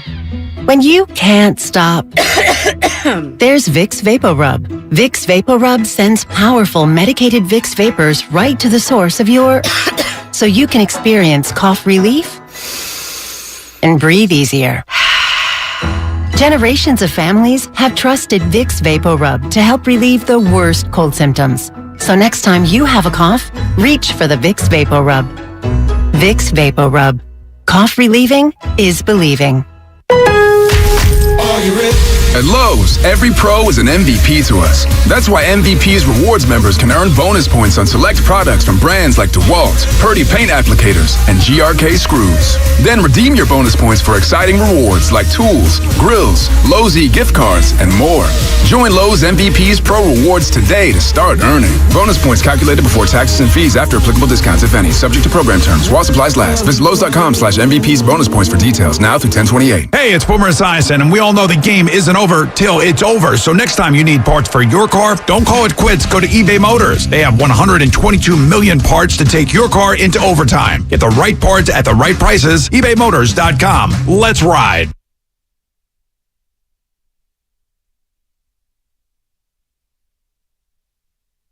I'm hurt, dog. Don't ask me if I'm all right. Hell no. Now, back to the Still morning got ways roast. to go offensively. with We left some, and Shasky. we'd like to have back, but we just, we got. Yeah, Jimmy Garoppolo cutting into that. This Hurricane song. Don't mind me, Hurricanes. Is this T-Double? Who is this? Is this Trick Daddy? This is Trick Daddy right here. Let's go. He got like 20 brothers and sisters. Have you seen his Dolphin Room? Yeah, I have. MTV Cribs? I have. I mess with Trick Daddy. That's my guy. Hey, Trick love the kids. So do I. T-Double, he got hitters on that album. He does have hitters. Him and Big Boy got a song. Woo! Look at the Miami Hurricanes. 2-3 right now. Oof. 2-3. It's brutal right now. Money cannot buy you happiness. No, it cannot. Mario Cristobal. VTech this week at VTech in Blacksburg. Beamer Ball? 3-game losing streak. 3-game losing streak for the Miami Hurricanes. Meanwhile, the Florida State Seminoles, 4-2. They've lost 2 in a row. They lost to Wake Forest. Shouldn't have lost to NC State. That's a joke. Come back down to earth. Hey, you know what, Lubman? While you're back there and you're looking up Trick Daddy songs, I need Gone in the Wind or Blowing in the Wind. The one with like CeeLo and Big Boy and Trick Daddy. Bust that beat out. Yeah, that beat. You know what I'm talking about. But listen. When the Hurricanes play the Noles, Lubman and I will have a bet. That's coming up November 5th. November 5th. I got his back. All right, you have his back. I'm throwing up the U right now. But the bet is me and Playmaker. The bet is and Uncle Luke. Lubman's gonna have to wear a Florida State jersey. Oof. You may have to wear Peter Warwick. Nah, Peter Warwick's too good. He's too saucy. Work done. Amply. How about a Dexter Carter? I was going to say Dexter Carter. What about Amply? Nah, I want to go. You remember Amply? Of course I remember Amply, number 22 for the Niners. Exactly. Come on. It was Florida him and State. Derek Lavelle in the backfield behind Ricky Waters. There you go. And then, who was Casey Weldon, Chris Winkie. Who was it? Was it EJ Manuel, the quarterback from from the Buffalo Bills? Yes. Former Raider. He's now in the ACC network. It's a bad quarterback. Chris Winkie? Chris Ricks? What about Chris Ricks? Ricks would be a good one. He was 0-5 against Miami. He was. So, you know. Hey, on the real, though, I know we don't talk a lot of college football. Tomorrow is a jam-packed it's loaded. couch day. It's loaded. I mean, Tennessee, Bama? That's 12:30, right? Yeah, I'll be locked and loaded. I'll be locked and loaded for that. We got in the morning, 9 a.m., Penn State at Michigan in the big house. I'm here for that. 9 o'clock, Harbaugh. All right. And that is that freshman quarterback going to be the full-time starter, or are they going to go back and forth again? I think he's going to. He may be his job. Those Jumpman jerseys are pretty sweet. Dude, Michigan. You know which ones? The Michigan uniforms are hard. I love how they went to all blue last year against Ohio State. Yes. They had never done that. Well, they went to the all blue look. Was it blue and maize? Yeah, maize and blue. Or whatever. Maize and blue. Isn't our boss a big Michigan guy? Yeah, he's a Michigan guy. He went to the Rose Bowl, 97. So when Woodson beat Charles Woodson in Michigan, beat Washington State, Ryan Leaf. Go blue. He wore the Michigan pullover yesterday. So you got Bama, Tennessee. You got Oklahoma State at TCU. Ooh. Sneaky game, 8 versus 13. Oklahoma State, best team in that conference right now? Look like it. That's what I think. Looks like it, but TCU has something to say about it. Don't sleep on Texas. All right. NC State at Syracuse. Nobody's going to watch that, but it's 15 versus 18. Yeah, Wolfpack. ACC Network. Shout out Jason Dumas in Syracuse. Syracuse got broadcasters everywhere. Mississippi State, Kentucky, 4:30. Will Levi's, Kyle Matson's boy. That's the quarterback Matson told me. Look out for Levi. Levi at Kentucky. Oh. Well, Levis, dog. Levis. Is that because of the quarterback coach? Rich Scangarello. Yeah, that's Kyle's boy. Ex-Niner quarterback coach. Blew the Ole Miss game. Real bad. Blew the Ole Miss game. So you got that one. And then that night you have 5 o'clock on Fox. USC at Utah. Salt Lake City. I'm ready for this. Lucas Alexander's nervous, huh? Oh, for sure. That's a big game for SC. This might be the biggest game in the state of Utah all year, especially considering the Jazz are done. Yeah, the Jazz are done. Before the season even starts. Oh, YouTube. Oh, we got the YouTube feed up. All right, we got it up. People say, where's your YouTube feed at? All right. On your Syracuse thing, it's insufferable. If we're being totally honest, no one cares that you guys all went to Syracuse. Get over yourself. The industry cares because they get all the jobs. Get over yourself. Like, honestly, get over yourself. Think about all the guys who got jobs. Cares. Nick Friedell's got a job. Yeah, Sean McDonald's got a job. Yeah. Greg Pava's got a job. Costa's got a job. Dumas got a job. Eagles kid. Tarico's got a job. Ian Eagle. Noah Eagle. They all got jobs. Who else got jobs? Everybody in Syracuse got jobs. Greg Paulson. Greg Paulson's got a job. Who? Craig Carton, who was just in jail. He's got a job. Everybody in Syracuse got a job, so it does matter, Shasky. You get Syracuse on the resume, you're guaranteed Get a over job. yourself. Get over yourself. Not mad at them. They're like the St. Ignatius of colleges. This is insufferable. Oh, speaking of St. Ignatius, should we do a little shameless shout-outs today? Yeah, because it's a big game tonight. 7:45, shameless shout-outs. Biggest rivalry west of the Mississippi. Sacred Heart Longest Cathedral. standing rivalry. And you know what? Today, I'm rolling with Sacred Heart. Are you? Coach Evans, Antoine, what is up? Pat, the offensive coordinator. Mm-hmm. Rio's up there, Fidel. They said, Bonte, we got some field passes for you. Come through. You know what I'm doing? I'm rooting for a tie. I've got family on both sides. Oh, you sucker. Rooting for a tie so that Reardon can come swooping in and beat both teams. I got to roll with the Sacred Heart Fighting Irish today. That's all right. Sorry, SI. I love you, SI. Although, I'm just tell you, on the SI side, they got a running back. Antonio Cook's nephew, Tanisha Cook's son. Okay. Antonio Cooks is one of the best players to ever come out of Washington High School. He is signed. Fly, Eagles, fly. Dude, fly, Eagles, fly. This guy may be the best high school football player I've ever seen with my own two eyes in San Francisco. I'm dead serious. Better than Strick. Better than Brandon Henderson? Yeah, no joke. No joke. This guy. OJ? This guy, not OJ. I didn't see OJ with my own two Okay. eyes. Oh, no, your own two. So my own two eyes. My bad. Antonio Cooks, Big Dog City and I will work the chains. Better than Jamar Shepard? Oh. Jamar Shepard was pretty. He was sick. I mean, he's going to go to the U. Go ask about Antonio Cooks. Okay. Antonio Cooks had signed a scholarship to the University of Washington. Now, SAT scores and things happen. And this guy was 6'2", 215, can probably run a 4.40, play wide receiver corner, was the punter, would just run fake punts on his own and break them 80 yards. Oh. Was a hitter. This guy Jeff was Fisher would have loved dynamic. him. So, back when Nebraska was great. Oh, yeah. Tommy Frazier. Ohio State was great. Midnight course, they've been great since. Eddie Georgia now. I was a sophomore. My boy Thomas Coleman and I, we would get there to the games early, and Coach Keeve, the varsity coach at the time, shout out to Damon Keeve, he'd be like, hey, guys, what are you guys doing here early? Come here. And he said, throw us boxes. Throw us these boxes, right? It was like, the hell are these? There's letters from Nebraska. Asking for a kid in the AAA and Antonio Cooks. So, Antonio Cooks, man. You get all these stories about that, but Antonio Cooks, ask the Walls brothers about Cooks. Well, I was going to go because there's been a lot of players to come out of San Francisco to go to the NFL. Eric Wright, obviously from Eric Reardon. Wright was really he good. was a USC freshman starter on a national championship team. You obviously have Jason Hill, who played for the 49ers. No doubt. Sacred Heart wide receiver. Former Seattle. I'll never forget when he got a pass in basketball and went baseline and yammed in the playoffs. Former San Francisco Seahawk, Jason Hill. Igor Olshansky. I mean, there's been a lot of guys. Good. Kevin Gogan. But you know the Walls brother? Walls dunked all over Igor Olshansky and Luke Whitehead in that game. Oh. Galileo at SI, NorCal Luke playoffs. wasn't Frisco, though, so, you know. But Walls got him on it. So, we got a lot of talent. I got love for SI. I got love for Ritter, too. A lot of Ritter guys always get on me. Put some respect on Ritter. I cover so many games at Ritter. Ritter trying to be great. I love Ritter.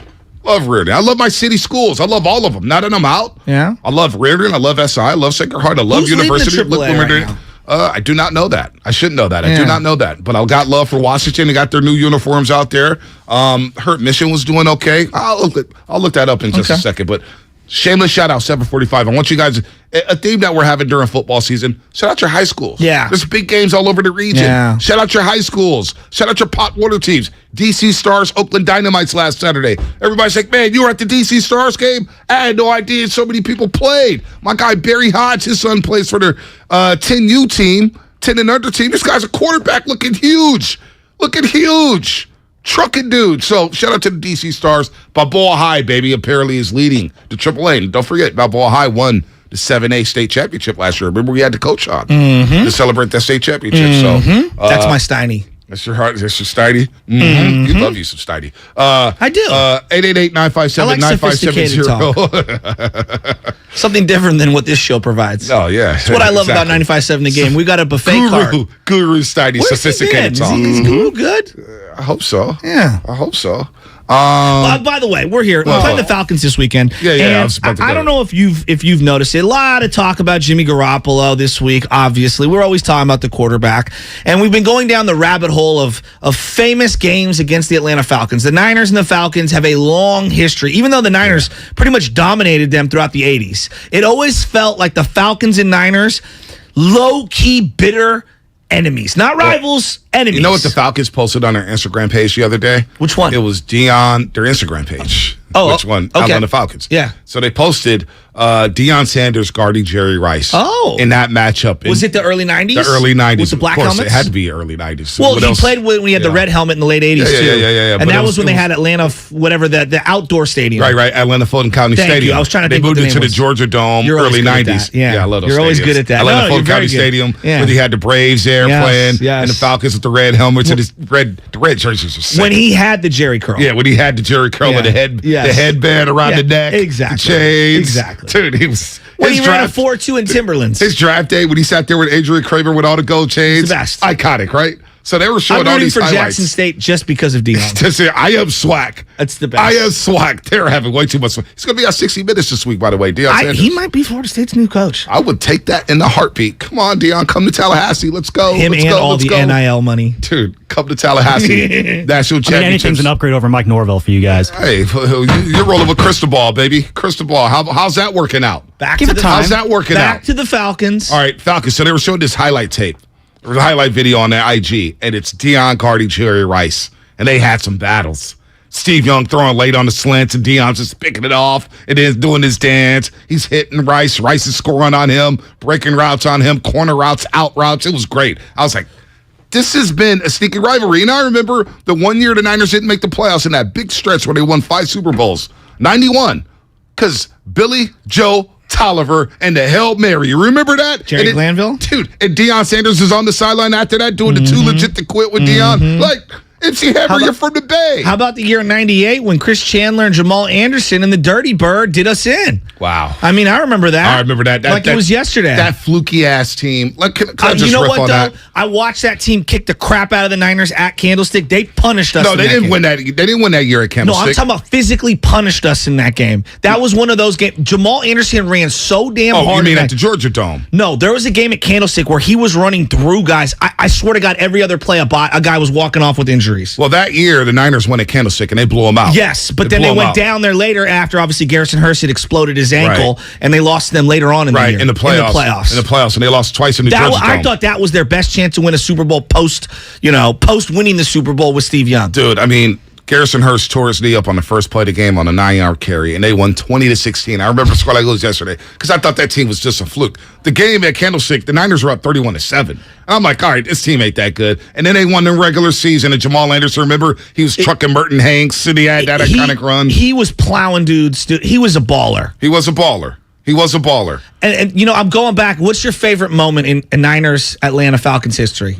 Because I've got a couple. Everybody's going to say the Deion, Andre Rison, and the really. Everybody's going to say over the NFC Championship game with Navarro Bowman making that stop on Tony Gonzalez. That's a good one. I forget about. Where Michael Crabtree fumbled at the goal line, and then Frank Gore did the dirty bird in the end zone. I mean, Kaepernick throwing from behind, and they were down 17-0. I mean, that Atlanta team was loaded that year. And they were down 17-0. I mean, on the road. I remember Harbaugh's on the sideline one play. Kaepernick rolls out. Harbaugh's like, he's doing the third base comes. Come on, run, just run it. They were down 17-0 in that game, and I was losing my mind because all week long in San Francisco that week, we're going to blow out the Falcons. We're going to blow out the Falcons. It was the 2 Chainz effect. And I remember Brent Jones going on the airways saying, they're going to eat the Falcons up. This is going to be a 2-touchdown game. I'm like, what are you guys doing? This is going to be a tough game. I remember 2 Chainz was all up on the Niners, and they came out, and he did a halftime show, and I was like, dude, he's from Atlanta. Right. And then they played Atlanta in the NFC Championship game, and he totally switched sides. Right. I knew it was coming. No doubt. So how about the pick at the stick to the final game at Candlestick? Navarro Bowman's a good one. I thought we were going to lose and not make the playoffs. I believe Rice had like 5 touchdowns in the game against Atlanta in 1 year. Oh, was that the game where he had the end around? Maybe the end around. It was in Atlanta. It was in Atlanta. Jim Miller was playing quarterback for the Falcons. They had their black uniforms and the black helmets, and the Niners won. I remember the score like it was yesterday. I was a kid. 45-35, one of those East Coast 10 o'clock games my favorite. Atlanta. Rice went crazy in Atlanta in that day, so that's a favorite memory of mine. And how about T.O. overtime game? Oh, against Ray Buchanan. Who can make a play? I can make a play. I can make a play. Ray Buchanan. Remember that? Word association with him. Remember that? Yes. He was good, though. He was good. So this has been a sneaky rivalry. Absolutely. I wonder down in Atlanta how they feel about the 49ers. Well, Bonte, one of my favorite moments of all time at Candlestick, this is when you are a diehard, when the team sucked. Singletary took over, and the game flashed across the screen because it was just, 12 years ago. Singletary's coaching the team, and you're going to remember this name. Michael the Burner Turner and Roddy White were kicking our butts, okay? He calls a team-wide timeout. I remember. The entire team comes in. I I'll never remember. forget my boy Mikey C. turns to me and goes, I love this. And the Newmans, Niner Nick, who sits next to us, his family was all there, and his grandpa, I love this from the coach. Very next play, 35-yard touchdown for Roddy White. I know. He had a 90-yard touchdown later on in that game. So I'm going to look up that box score. We're going to look up that box score because that game, because the year before they lost 16-14, Taylor Mays had the block punt. Yes. They returned a touchdown. It's the only And time Nate in the Clements- history somebody had a block punt and you lost the game. And you lost the game. And Nate Clements had a pick in that game, and Roddy White forced a fumble. He did it 2 years in a row against the Niners. Then Dre Bly, in the game I'm talking about, At Candlestick. had an interception. And he started doing the high step. And Moose Johnson went crazy. Moose Johnson went nuts. Roddy White stripped him like 10 yards into it. It's like, bro, you had 70 yards to run. And Moose went crazy. Moose was like, what is this? Crazy. Yeah, he was like, how do you do this? Well, I will get the highlights in a second here. Let me read the legal, get to the lines here. I love the Falcon-Niner matchup. I do. It's a fun sneaky rivalry. fun. It's sneaky. You're listening to 95.7 The Game, KGMZ FM and AC1 San Francisco. Always live on the free Odyssey app. Download the Odyssey app, your favorite 95.7 The Game for the best and most up-to-date sports coverage. And do not forget that you can also watch us every day on our YouTube and Twitch streams. Just log on and search 95.7 The Game. Let's go to our boy Heat. #outbound. SF, what's happening, Heat? Hey, what's up with my guys, man? What's going on? Good morning. Good morning, Heat. What's up, buddy? I seen you at the game a couple weeks ago. We're feeling a lot better, aren't we? Yeah. I know I tried to call in a couple weeks ago. I was trying to reiterate how live that Bud Light section is, man. I'm at 328. I'm right next to Joe, man. Thank you. It's the only part of that stadium for me, that feels like Candlestick. 227, baby. Come on. Yeah, I got to agree with that. Put some respect on section 227. Hey. You know the guys, man. There's some guys that are down there next to you, too, man. Yep. But, I was going to tell y'all, man, I'm wheels up tonight. I'm on my way to Atlanta, man. Let's gonna go. Be out there. What's your favorite moment from the Falcons-Niners going back? You've been to so many games. What's your particular favorite one? I mean, honestly, I know it sounds cliche, man, but, I was sitting 10 rows into the end zone. My season tickets were in lower box 1. So when Bowman ran it back for the pick six, man, he ran right at me. So that's one of those things I'll always remember. But funny story, Joe, that Roddy White 90-yard touchdown, I was up in 55 watching that. And it's funny because I had Matt Ryan and Roddy White on my fantasy team. And so everybody else is upset, and I'm looking at my boys like, bro, that was like a 30-point play. I've been there. Trust me, I've been there. Hey, that game, you're a true diehard if you remember that game, and I do remember that game. I really thought Mike Singletary was going to be that dude. I thought he was going to turn it around. Yeah, we did too, man. We did too, but that's the way they went. We were still showing up every week, man. There was no doubt about that. I know. Well, hey, look, you're still at Reardon now. Who they playing this weekend?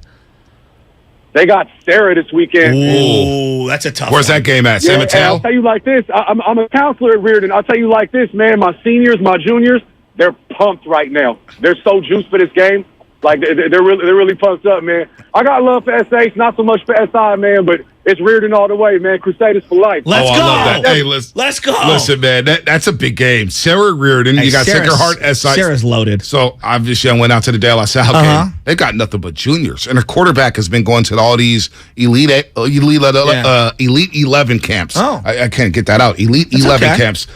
Apparently, Clemson is looking at this guy. Don't go to Clemson. I'm going to let you know this right now. You will not learn how to be a better quarterback. Ask DJ. Although DJ's getting better. I mean, come on. DJ's has some moments. Their offense is fraudulent. DJ's has some moments, man. Leave DJ alone. 650 Xfinity Mobile text line.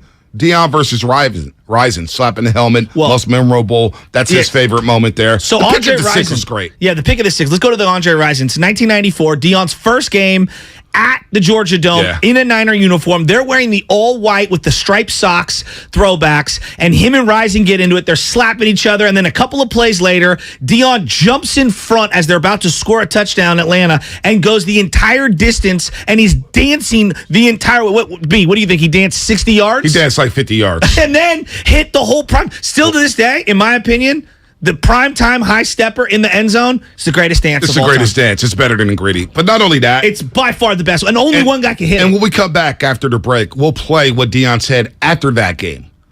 He goes, I built this place. This is my house. That was during the Left Eye Andre Rison drama of MTV as well. Things were starting to go downhill for Rison. I think she burned his house down or something. Although Rison We've all been there. Hey, listen, Rison did win a Super Bowl with the Packers. Remember that? I do remember that. And in the 30 for 30 for broke, Rison looked like he's doing pretty well. Oh. You watched that 30 for 30, right? Oh, yeah. The glasses? I'm just going to allow Andre to do Andre things.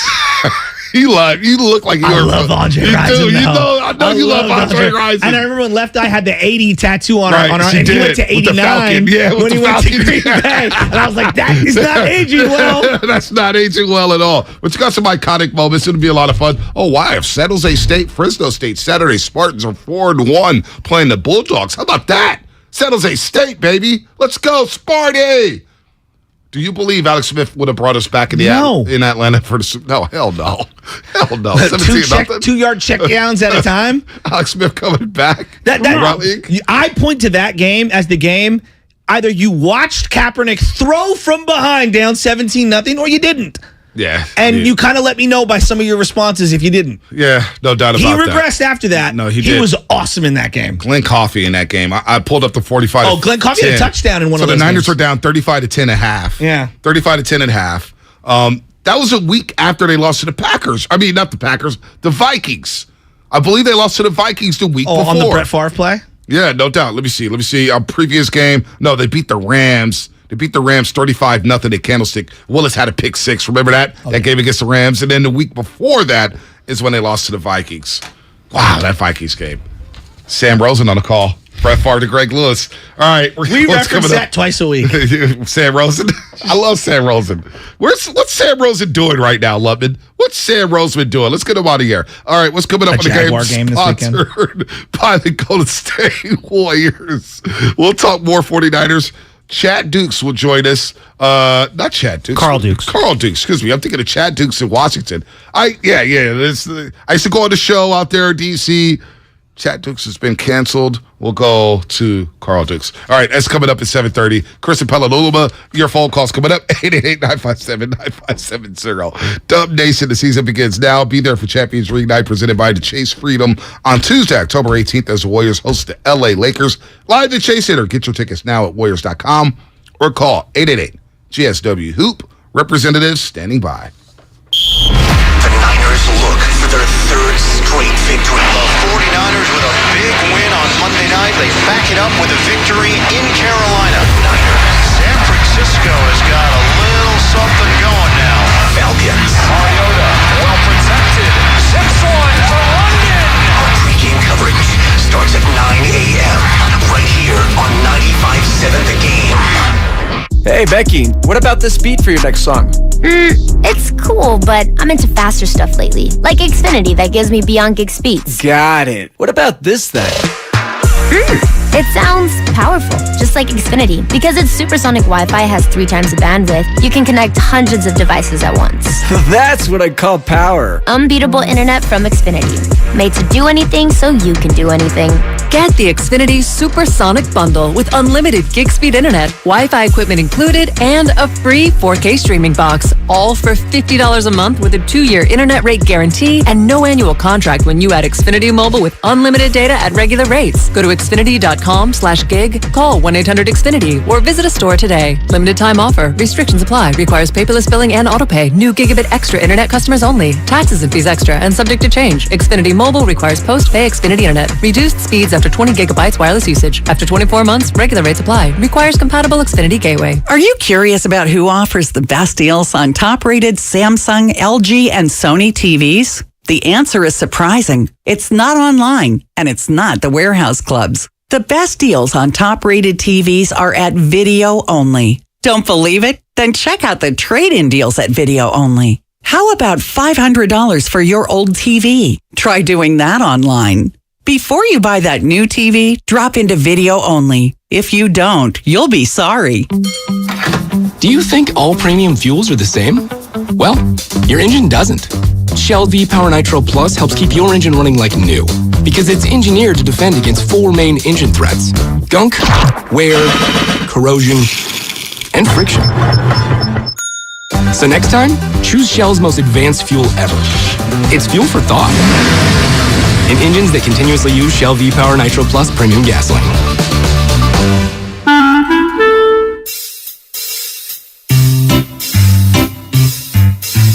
1-877 Cars for Kids. KARS Cars for Kids. 1-877 Cars for Kids. Donate your car today. 1-877 Cars for Kids. KARS Cars for Kids. 1-877 Cars for Kids. Donate your car today. Donate your car today at carsforkids.org. That's cars with a K. Your car, running or not, can be picked up as soon as the next day. You'll get a maximum tax deduction and a vacation voucher. 1-877 Cars for Kids. KARS Cars for Kids. 1-877 Cars for Kids. Donate your car today. Now accepting donations of land, homes, buildings, or any kind of real estate. Everything, our farm, our stand, our pop-up shop. It really all started when we discovered the benefits of local, raw honey for our family. And then we decided to turn it into a business. We were looking for something to help us get up and running. So we got the Chase Business Complete Banking Account. It's more than a bank account. It comes with Quick Accept, which lets us take card payments anytime, anywhere in the U.S. using the Chase mobile app. Plus, we get same-day deposits at no extra cost. For us, it's more than honey. It's about sharing a little sweetness with the world. Get the Chase Business Complete Banking Account with the essentials you need to help get your business going. Learn more at chase.com/business-complete-banking. Chase for business. Make more of what's yours.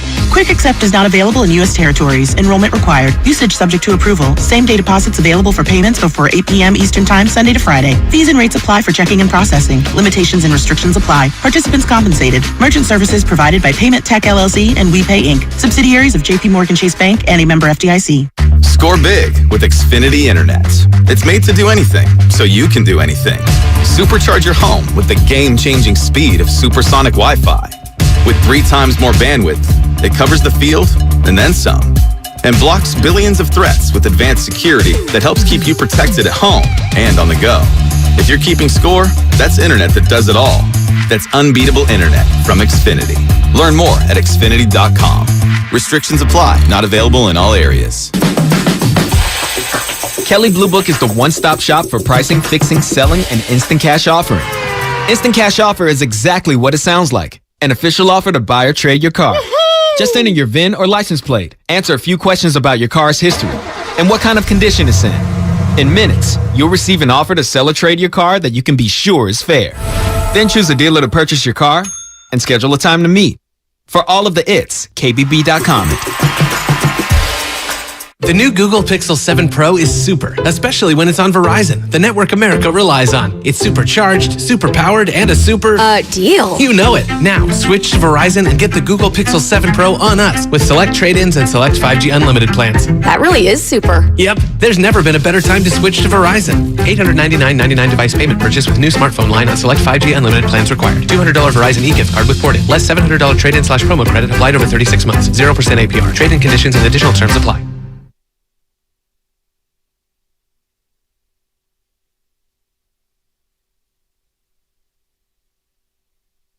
Now, back to the morning roast with Bonte and Shasky. All right, well, all smiles today. All smiles. Carl Dukes joined us Well, in MAC, 13 MAC minutes. ball? Yeah, I love it. It's on the board. Playing some slappers. Is Young Lay on this one too? Don't know. I wouldn't know that one. Hold on my game. Carl Dukes, 92.9 The Game in Atlanta, joining us in 12 minutes to talk about the Dirty Birds and the Niners this Sunday at the Mercedes-Benz Dome. I want to visit that stadium. They got a nice scoreboard. Do you see that rooftop that they have? How about the Falcon structure? It's pretty sick. Yeah, it's like a shiny Falcon structure thing. I don't even know how I would describe it. And then inside, Vegas has this too, Legion Stadium. They have all the helmets of all the high school teams in the state. They honor the state champions up there. It's pretty cool. Pretty cool. And it's cheap. The menu's cheap. Like, you know, you go to Levi Stadium, you may spend $7 for a hot dog. Down in Atlanta, it's like $3. Not bad. Not bad. Family friendly. Bonte, cost of living is a little more expensive up here. It is. It is. Not sure if you're aware. Trust me, I'm aware. I'm aware. By the way, download the Odyssey app, not 95.7 The Game, thousands of other stations, and millions of podcasts are free. Free Sports talk, music, news, and podcasts are all available completely free. You can catch every Warriors game live on the Odyssey app, along with all the music and news the Bay Area needs. Follow your favorite teams, stations, radio shows, and podcasts now by downloading the free Odyssey app. I see some calls. I don't know the names. I had the names not out there. We'll get to the calls in just a second. Dirty Birds, Niners. Big memories there. Big memories. Pick at the stick. 17-0 NFC Championship. A lot of history. It really is a lot of sneaky history. The Hail Mary for Atlanta's got to be up there. For them? They've had 2 Hail Marys against the Niners. Yeah. How about there's a couple of famous rollouts from Montana at Atlanta Fulton County Stadium where they're wearing the white jerseys. I believe he had 4 touchdowns and 300 yards in 1990 against them. Steve Young, I believe, threw one off of someone's back and caught it. Was against also Atlanta. Remember that game where he hit somebody in the back? There was another game where his helmet got ripped off, but I don't think that was against Atlanta. You know, Tim McKyer talked a lot. 1983 when the Falcons had a Hail Mary against the Niners and beat them down there in Atlanta. And then it happened again in 91, Atlanta Fulton County Stadium. I'm looking at the video here, the OG red. By the way, these red jerseys are so hard. Yeah, they are. With the red helmets. Yes, they're so hard. They are. Steve Barkowski. I remember Outkast rocking the jerseys. Remember Outkast would rock the jerseys in music videos? Who's your least favorite Falcon versus the Niners all time? Because I know exactly who I'm going with. For me, I respected Jesse Tuggle. I did respect him. I did not think we'd get a Jesse Tuggle pull. Was it Terrence Mathis or wide receiver number 81? Remember him? Oh, yeah. I didn't like him. I didn't like him at all. That's it? Dirty Bird, Jamal Anderson. It's I thought Chris he was Chandler a fraud. for me. It's Chris Chandler. Chris Chandler was harmless. Couldn't stand Chris Chandler. Chris Chandler and was Jerry harmless. Glanville as well. Jerry Glanville was probably number 1. I mean, the cowboy boots, yeah, the he's mullet. probably number 1. Tim McKyer, though, talked a lot of smack when he became a Falcon. He did. A lot of smack. And my all-time favorite pull, people always go, Bo Jackson, when we talk about two-sport athletes. People forget Brian Jordan. St. Louis Cardinal and Atlanta Falcon. He was good with the Cardinals. He was very good. He was good. Let's go to Hap in Antioch. Hap, what's happening? You're on the roast. What's happening, y'all? What's a up? lifelong Atlanta Falcons fan flying out today. Oh, nice. Go to this game. Oh, yeah, I'm super stoked. I go back when the Atlanta Falcons used to be in the NFC West with the 49ers. So it's a long time. And my favorite moment is the Hail Mary with Billy White Shoes Johnson. Oh, yeah. 1983. 1983, and he did his the little funky chicken touchdown dance. That's right, did. Oh, it was classic. But I like watching that highlight growing up. Yeah. I hated watching that highlight growing up. They would show that all the time when the Niners played the Falcons. I liked him, though, as a player. He was fun. Yeah. He was with the Oilers as well. Yeah. He was a lot of fun. No doubt. He was a lot of fun. He was one of the innovators when it comes to touchdown celebrations. Oh, man, we're talking Falcons and Niners, and there's nothing like a random text about Jimmy Garoppolo winning the Super Bowl or what the Niners could do, trade Trey Lance for Christian McCaffrey. It's nothing like that. We're already thinking down the line here. By the way, Jimmy is playing good football. And I think the offense is going to have to play like they did last week to win this game because we don't know about the whereabouts of Nick Bosa, Javon Kinlaw, and the rest of this defense. We're about the same age. I think I speak for everyone when I say this. The 2004 Atlanta Falcons in Madden might be the favorite team to play with of all time. And was that the Peerless Price team? Peerless Price and Michael Vick. And Algie Crumpler? Yep. And then did they have Warwick Dunn as well? Warwick Dunn was playing running back. That might be the most fun video game team of all time, outside of the Jailblazers on Dreamcast. I always traded Michael Vick to the Niners. I couldn't play with the Falcons. He was so much fun. But he was so much fun. So much fun. His first ever game, guess where it was at? Candlestick Park. Was it? He was backing up Chris Chandler. Candlestick Park, first game of the season. 2000, 99? When was Whenever that? Michael Vick was drafted. Whenever he was drafted. Wow.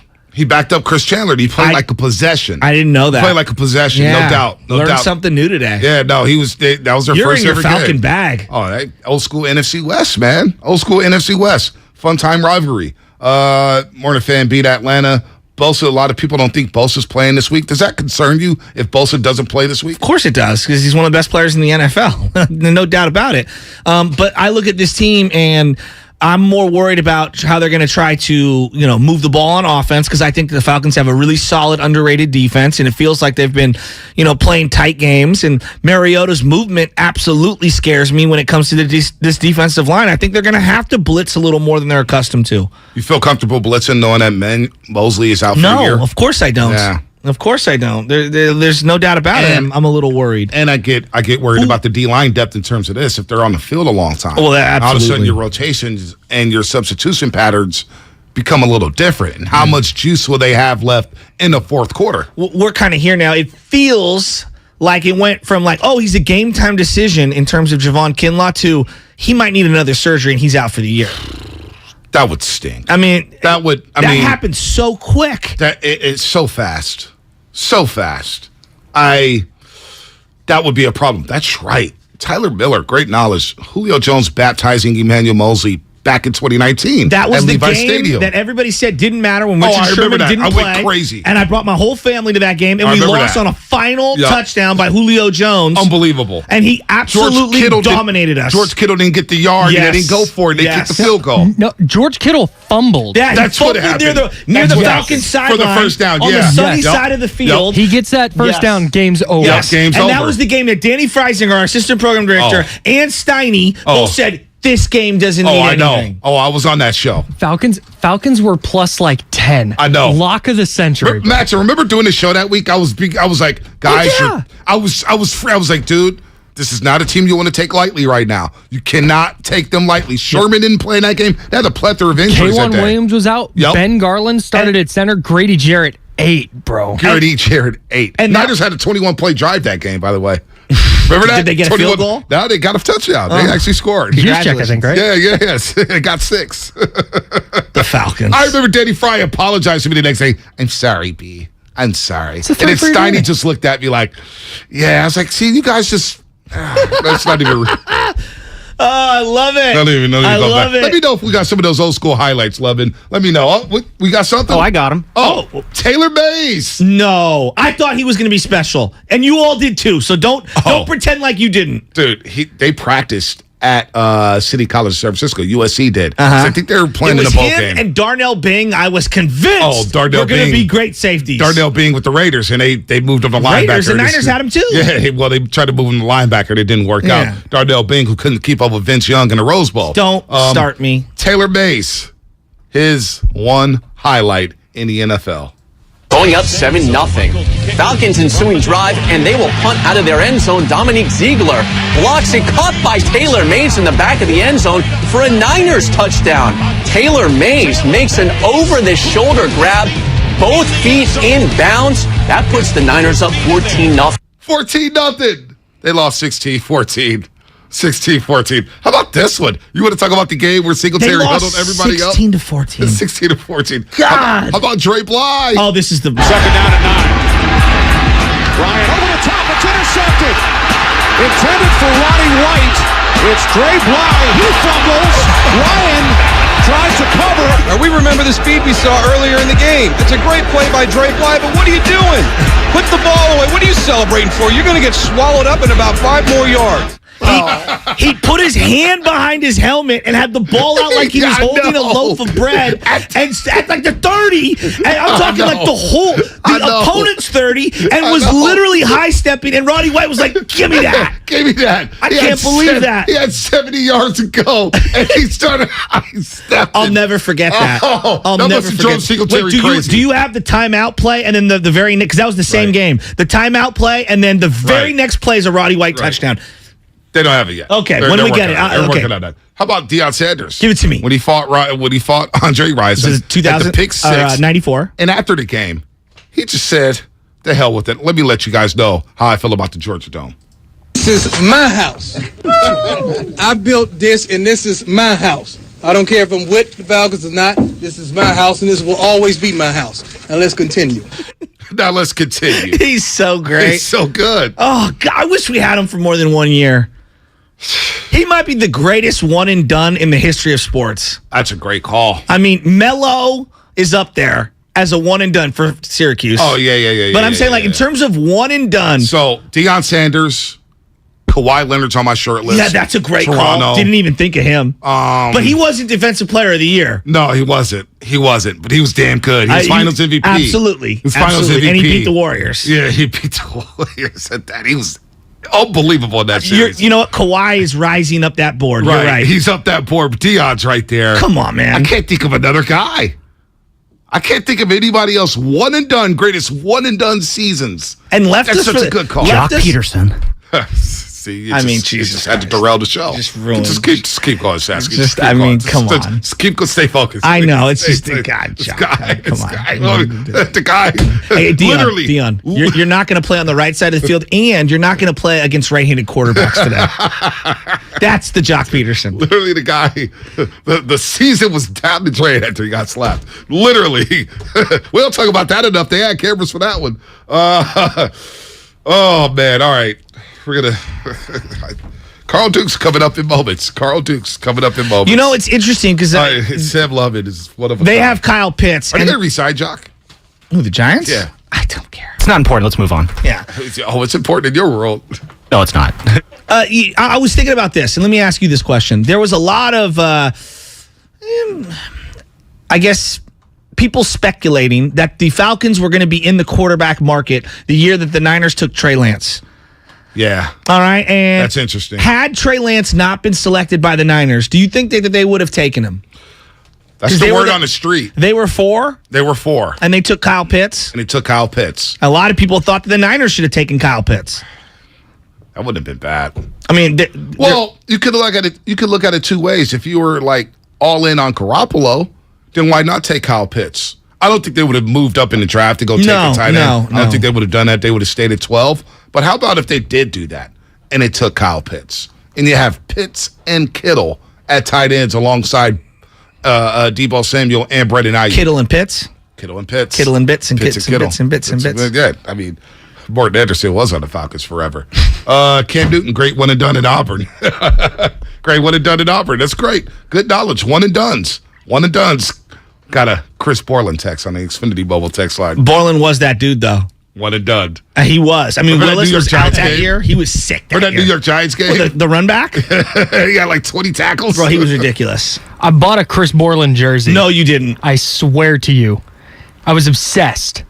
And dude retires like 8 days after I got my jersey. Number 50? Yeah, man. Wow. I have a friend via Twitter whose mom works with his mom. I have an autographed Chris Borland photo framed in my office. Wow. Fact. Wow.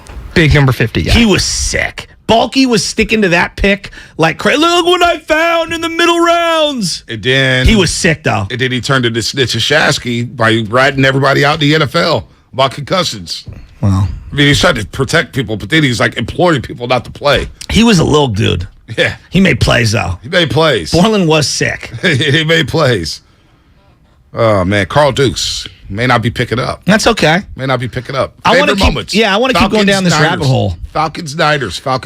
Pick of the stick's got to be there for a lot of people because the pick of the stick, let's go back in time and remember, obviously they're closing out one of the greatest stadiums in the history of the Bay Area. Go ahead, play it, Lubin. Pressure coming. Ryan gets rid of it for Douglas. It's fought for. And it's in the hands of Bowman, who's got all green grass. Navarro Bowman gonna take the Niners to the playoffs.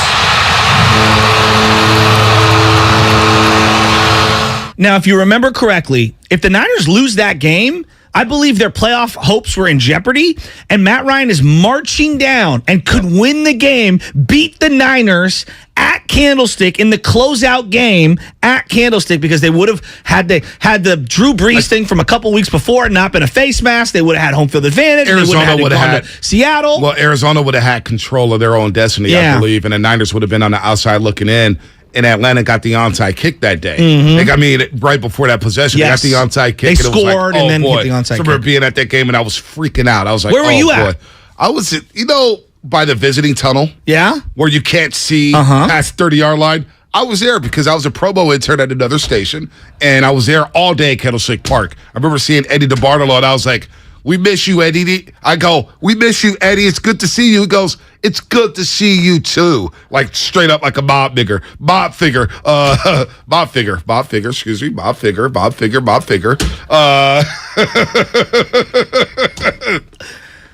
So all I was I'm gonna thinking, take a playoff. Yeah, I was thinking about that night, right? And like, honest to God, the closeout at Candlestick, it still hurts me. Like I remember going to that game and tailgating. It was like going to a funeral or a memorial for someone that you love in your family.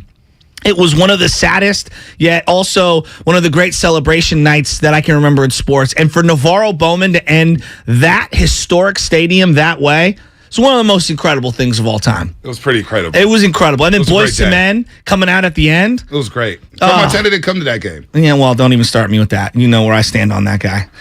You know where I stand on that. Love the player. One of the greatest players of all time. 49er ambassador? Nah, not so much. Don't know about that. And when you go back to Candlestick, what's crazy, I was thinking about, talking about Eddie DeBartolo. You know, the Yorks have owned the team about the same amount of time as Eddie DeBartolo owned the team. Eddie DeBartolo owned the team from about 78 until about 98. They're in their 20th year. They started in like 99, 2000, depending on who you talk to. We're in 2022. The York family has owned the team longer than Eddie. So, September 9th, 01. Focus, Shatsky. I am 100% focused. 01, September 9th. Niners, Falcons. 16-13, Michael Vick's first game. Michael Vick came off the bench for Chris Chandler. Played a couple series. Chris Chandler, 11 of 18, 121 yards, 2 sacks. Michael Vick, 0 for 4. Didn't complete a pass, 2 rushes, 32 yards. Focus, man, focus. I am so focused. Jeff Garcia, 26 of 40 that day. Okay, we're here. 335 yards and a touchdown, and the Niners win in overtime, 16-13. Terrell Owens, 7 catches, 93 yards. How about J.J. Stokes? 5 catches, 93 yards, and a touchdown. All right, the Jeff Garcia years. We have forgotten how great Jeff Garcia was. Go back and watch the highlights from some of these games from back. 95.7 The Game breaking news. Presented by BetQL. Smarter bets start with BetQL. Download the BetQL app or visit BetQL.com today. Yeah, big announcement here for the 95.7 The Game family. Congratulations to Joe and Jade Spadoni. Aww. Nora Diana Spadoni has arrived 8 pounds, 0 ounces, 21 inches. Mom and baby both doing well. Let's go. Congratulations to this Let's go. Let's go. We love you guys. Jay, Joe, Benny, Nora. My grandma's name was Diana. Oh, man. Congrats, Spadoni. Joe and Jade. Thought it was going to be breaking news. You guys are off the air forever. I didn't know what was going on. I started sweating. I ain't gonna lie. The boy over here was sweating. Yeah. We were counting down to the injury report. We are going to do shameless shout-outs. Shameless shout-outs coming up in 8 minutes. That's right. Shout out your high schools. What else you want to shout out, Shasky? Shout out your high schools. I want to shout out Jeff Garcia. Shout out Jeff Garcia. I think we forgot how great his arm was. Dude, shout out Niners, Falcons rivalry. Best blooper, Bonte versus Lucas. I don't know.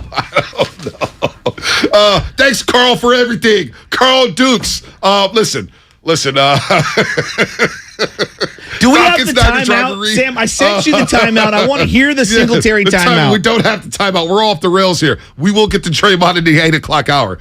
Falcons-Niners rivalry. Shout out your high schools. I saw some Lincoln cats coming in saying put some respect on the Lincoln Mustangs. On the Stangs. We got to look up their record. Shout out Phil Ferrigno. Yeah, you know Phil? Come on. Filthy Phil. So Phil, let me tell you a true story. Whenever I would cover Lincoln, the Lincoln coaching staff and Phil will be like, Bonte, can you go on the other sideline, please? Whenever you're on our sideline, taking stats, because I like to be right next to the chain so I can see the down and distance and everything. Okay, 3rd and 7, 3rd and 6. Did you bring your index card? No, I had a legal pad. So I meant to mark the ball. Geez, no, none of that. So whenever I would cover the Lincoln Mustangs, they'd be like, yo, Bonte, come on, man, you're covering the game today? They would lose. Oh. They called me Bad Luck Bonte. Bad Luck Bonte? How have I never heard this? Ask Phil about it. We're still good friends. He's a legend. He is a legend. I think he's got most wins in the history of San Francisco. Maybe. Yeah. I mean, he has some great teams. Balboa Buccaneers in the building. But Phil, they lost Turkey Day to Kyle Nelson. When we were at Kyle Nelson, our Diamondbacks reliever, quarterback of Galileo, one of the most crazy games. Like, Lincoln had the time of possession. Galileo had the ball for like 8 minutes the entire game. And yet they won like 32-28 because they were just passing him. Zoom, zoom, zoom, zoom, zoom. Spread offense, spread coordinator. Like, who was the spread guy for Jimmy Ray? Matson was talking about Mike Jimmy Johnson. Ray getting fired. Mike Johnson. Mike Johnson. Brought the spread concepts to the 49ers. Speaking of spread, what does it look like this weekend in terms of spread? Are the Niners favored? I don't know anything about gambling, so explain to me what it's looking like. You need to watch action on Showtime. I sent it to you. You have all this time on your hands. Yes. Watch action so you can educate yourself Okay. on gambling. It really teaches novices like yourself on the world of gambling. The Niners are 5.5-point favorites in Atlanta. So they have to win by 6 or more. Do you like that? Because this feels like a trap game. The Niners got Kansas City staring them in the face. I know they've been at the Greenbrier all week, and so they're focused on Atlanta. They got a lot of injuries. It's a trap. Atlanta's going to be at home. They played really good last week, the 49ers. I hope that they can be another well-oiled machine, spread the ball around to their playmakers. I'm a little worried, though. Again, these 10 a.m. starts, where's their bodies going to be at, even though they've been there all week? Are they thinking about getting away, that final day before you come back home on a long trip? I don't know. I'm a little worried about spreading the ball around to all their playmakers. And then, obviously, I respect the Falcon defense. I think it's going to be a lot harder to run on this defense. Baldy loves his team. Baldy loves his Falcons team. They play hard. They fly around the football. Kyle Pitts is going to be interesting. Drake London. I don't remember too much of Drake London at USC, but watching him last week. He broke his ankle. Dude. In college. Yeah, but so I looked at him last week in Tampa. He made a one-headed catch on the sideline. I'm like, this dude is huge. He's like 6'5", 6'6", and can run. Yeah, I liked him a lot coming out. Huge. It's like a poor man's Megatron. Yeah, that's... I know, but Megatron I hold in the highest regard. Yeah, but he's got that type of build. No, it's a good point. This guy is huge. So they got some players here. Mooney Ward's going to have to earn his money again. Look, I'm not going to be worried. I know you're always worried about the Niners. It's an East Coast game, 10 o'clock. I don't care if they stayed out there at the Greenbrier. This is one of those games where the Falcons are saying, this is a chance to knock off an NFC power in the 49ers. They're going to be up for this game, especially after what happened last week with the whole roughing the passer and Grady Jarrett. And that's another thing. Grady Jarrett, one of the best defensive tackles nobody knows about. Yeah, that's a good point. He dominated the Super Bowl against the Patriots. What's the matchup that you're looking at? Because I'm looking at this Hufanga, if Pitts plays, Pitts matchup, that's fun. And then I'm looking at, who is going to be the replacement right now for Mosley? Is it going to be Diamond or Lenore? Is that what it sounds like? I haven't seen a specific like-for-like replacement right now. Is it going to be Womack? Are they going to give him opportunities? That's a great question. Who would you like to see outside? I think I like Lenore outside. I have a feeling we're going to elevate Dante Johnson. Oh, well, you might see that. You might see that, actually. It's not even funny. By the way, shameless shout-outs. 4 minutes. Shameless shout-outs. I'm already seeing something. Shout-out to the Pee Wee Clayton Valley Junior Eagles. Big game on Saturday versus San Leandro. A lot of big games happening to Pop Warner right now. Shout out your Pop Warner team. Shout out your high schools. Shout out your volleyball teams.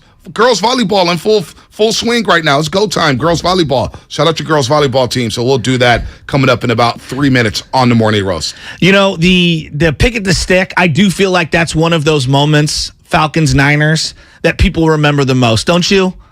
Even more so than the NFC Championship game, which is wild to say. How many people remember Navarro Bowman batting it down? Now, had the Niners won the Super Bowl against Baltimore, maybe we look at it a little different. So I remember their 4th down blitz in that game where they forced Matt Ryan to fumble. Look at you. Late third quarter. That's what I remember about that game. I remember Crabtree coming on the drag route and, of course, the fumble. But I also remember LaMichael James scoring the first touchdown in that football game. LMJ. I remember Julio Jones going up over Deshaun Golston and mossing him to make it 17-0. And I'm thinking, the Niners are about to get strapped. They're about to get blown out. Or what you say when you're playing video games? You're about to get blowed out. You know what you say with the team? You're about to get blowed out. Throwing the controller. Yes. I was there. Pass the sticks. I was there. And then I don't even remember the Bowman bat down. I do remember it. But the most memorable thing about that game was after the game. When Frank Gore ran up to Patrick Willis when he was getting interviewed by Fox, we're going to the Super Bowl, man. We're going to the Super Bowl. And then when they were presented the George Halas Trophy out there in the media room, going to the Super Bowl, Frank Gore and Denise DeBartolo. Denise is looking at Frank saying, this is for Mama. Talking about Frank Gore's mom. And he gave her a kiss on the cheek, and he was all teary. Final game at Candlestick, Frank Gore got the ball and gave it to Denise DeBartolo. No joke. So, good memories there. So I don't, I'm old school when it comes to NFC West. I'm old school when it comes to the Falcons and the Niners. So I remember the Hail Mary. I remember Tim McKyer. I remember Deion Sanders.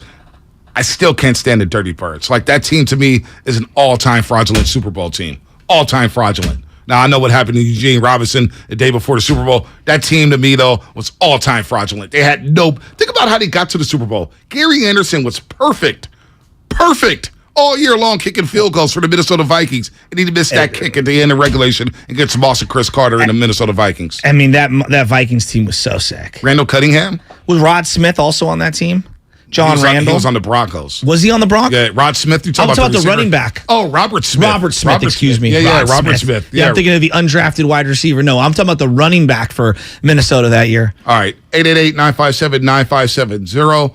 That's the Xfinity mobile text line. That is the hotline. 888-957-9570. We'll do a little shameless shout-outs right about now.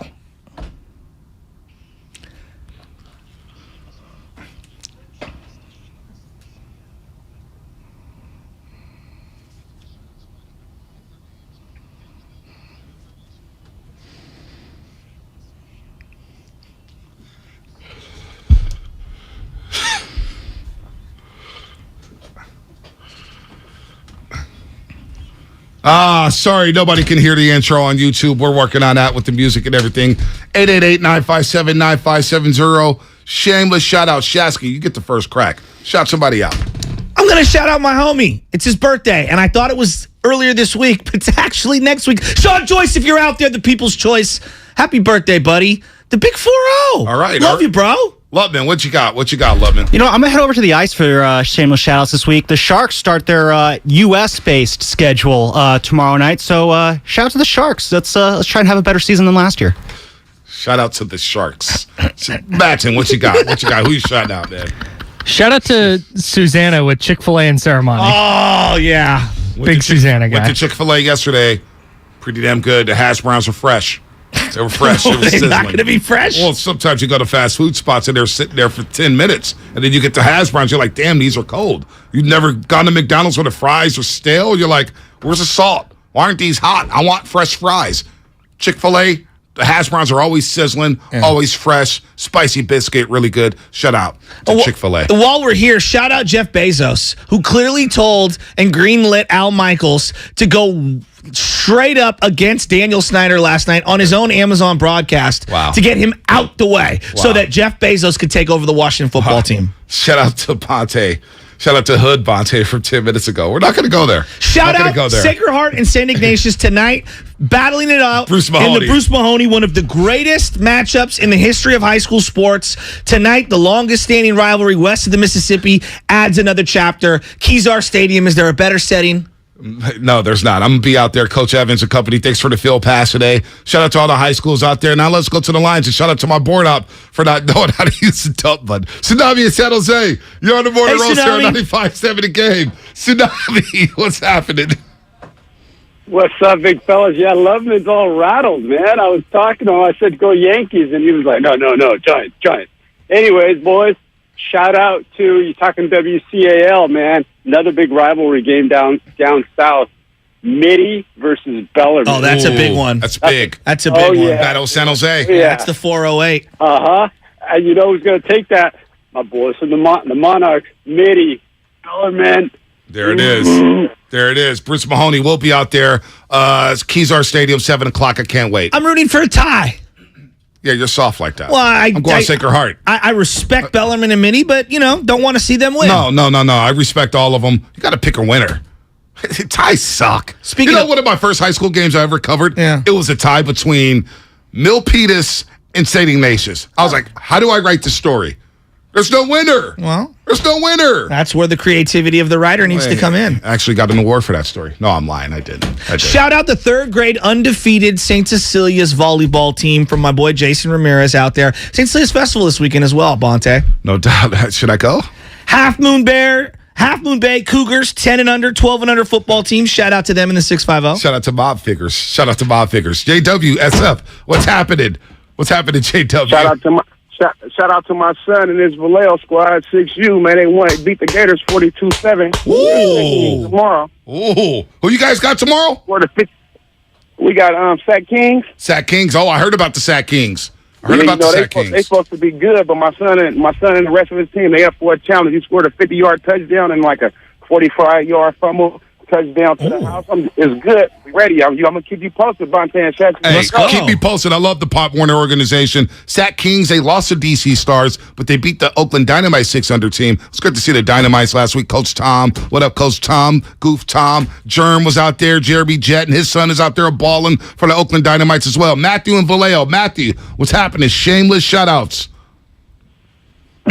How you doing, guys? Good morning. I just want to give a shout-out to Klamath Falls, Oregon. I'm heading up there with a bunch of buddies, and we're going to go golf this weekend. Oh, nice.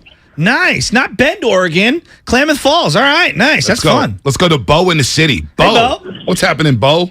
Yo, what's up, fellas? Everyday listener, first time calling, man. I just want to shout out to SI Wildcats tonight, man. My son, Tyran, getting busy with the freshman squad tonight. I love our it. family at SA, so we just want to say, y'all come out and watch him out. Come check him out. He's playing receiver and DB. What, 4 o'clock? 4 o'clock. 4 o'clock. Have fun. Have fun. Let's go. Shout out to the Richmond We Steelers. appreciate it, man. Thank you, guys. No problem. Shout out to Bonte Shasker for being on Mount Talkmore. Dibs may get mad about that. Tyler Miller, shout out to the Blue Flame. We touch down in Atlanta tomorrow. Ooh. I need a Magic City T-shirt. I will wear that. Yeah. Shout out St. Captain's of Siena of Burlingame. That's the lock there. That's like the California Angels of Los Angeles. Shout out St. Captain of Siena of Burlingame. 8th grade D1 volleyball team. Undefeated. And they have a huge game this Saturday. Ariel in Palo Alto. Ariel, what's happening? Hey, good morning, guys. Shout out CSM. Undefeated right now. Are they? Nice. Let's go. Let's go, Nice. CSM. Sir. Hey, Sentinel, and they're mad at me because I always shout out City College of San Francisco, the Rams. And They've lost a couple, and rightfully so. They lost Jimmy to Collins. Sierra, and Jimmy Collins, Eduardo Nuno. What's up, Coach Nuno? All those guys up there at City College. But I got love for Sentinel. OG. Omari Green sending DBs left and right all over the country. Omari Green and Sentinel, man, doing some big things. Roland and San Bruno. Roland, San Bruno, what's happening? What's up, boys? Hey, listen, with all these high school sports being talked about, I just want to make sure that the NCBOA, the SBSOA, and the NCUA, all these high school umpires and sports officials all get shouted out today. Love that. Good call. Love that. Good Love call. that. Love that. Even though I'm anti-official. Yeah, every I sport, am every very level. anti-official. But yes, we need them. Without them, there's no games. You know how I feel about officials. You know that. By the way, Chris M., shout out to 95.7 The Game for some really good shows this week. Thank you, Chris. Appreciate it. We try our best. We try our best here at 95.7 The Game. John in Richmond, what's happening? Hey, John. Hey, what's up, fellas? I want to shout out my youth kickboxing team. They're going to be competing on the first time next weekend, and I'm really stoked. We got like 5 kids competing. A little scary, but I'm excited. Nice. Wow. Shout out to Russell Westbrook, who's going to be coming off the bench in the final preseason game for the LA Lakers against the Kings. Shout out $40 million. Oh, man. That's going to be a scene. Josh in San Jose. Josh, what's happening? I'm here to shout out to Ryan Hawkinson, the South Bay Eagles, who take on the Bellarmine Dogs on Sunday. Love it. Nice. Love it. And last but not least, Juice in Fairfield. Who you shot What out, up, Juice? What's good, man? Hey, I'm shouting out the 10U for Vanden. Nice. Vanden Vikings. Love that. Love that. Love it. Shout them out. Go Vikings. Oh, last but not least, Shockey. Shockey and SF. What's up? Hey, what's up, man? I want to give a shout out to the SI Wildcats tonight. Take second hard on my son, number 11, young Suey, sophomore on varsity, starting linebacker. Nice. And we coming out with the dub. Hey, Shockey, real quick, stay there for a second. Who's the running back? Little Cooks. You know who I'm talking about. He just got promoted from JV. He's the nephew of Antonio Cooks. Yeah. So I actually coach him. I'm actually the coach for the JV team. We're undefeated as well. Oh. His name is Jarius Hogan. Jarius Hogan, sophomore. son of Jimbo. Hey. James Hogan, who played at Washington and Tanisha. Yeah. What a baby. He's an athlete, man, Shockey. He could play. Is the Mulcairn family just down your throat about winning tonight's game or what? Nah, they're right. We're taking it, guaranteeing the victory. Oh, we got a guarantee. You hear that, Sacred Heart? We got a guarantee. Wow. Shockey, thanks for the call. guaranteeing a Wildcats win in the Bruce Mahoney game, the first leg of the Bruce Mahoney game. Because now they do baseball, football, basketball. Wait, didn't they add? They had a volleyball game as well. A volleyball game. Yeah, and then, my niece can be playing it. Hopefully, we'll see. Obviously it's going to come up here for girls basketball. I'm excited to see that as well. It's gonna be I got to fun. get me a front row seat. I can't believe you're not going to the Bruce. I got things that I have commitments. Man. You don't even go to high school games. I got stuff going on. I thought you were the people's champ. Got stuff going on. I walk these high school sidelines by myself, man. Hey, look, where's Joe Shasky? Say, dude, he said, screw you guys. He's too big time now. I'm like my wife. I come out for the playoffs. Yeah, wow. And you don't even do that. Injury report. Fun seeing the shout-outs. Fun.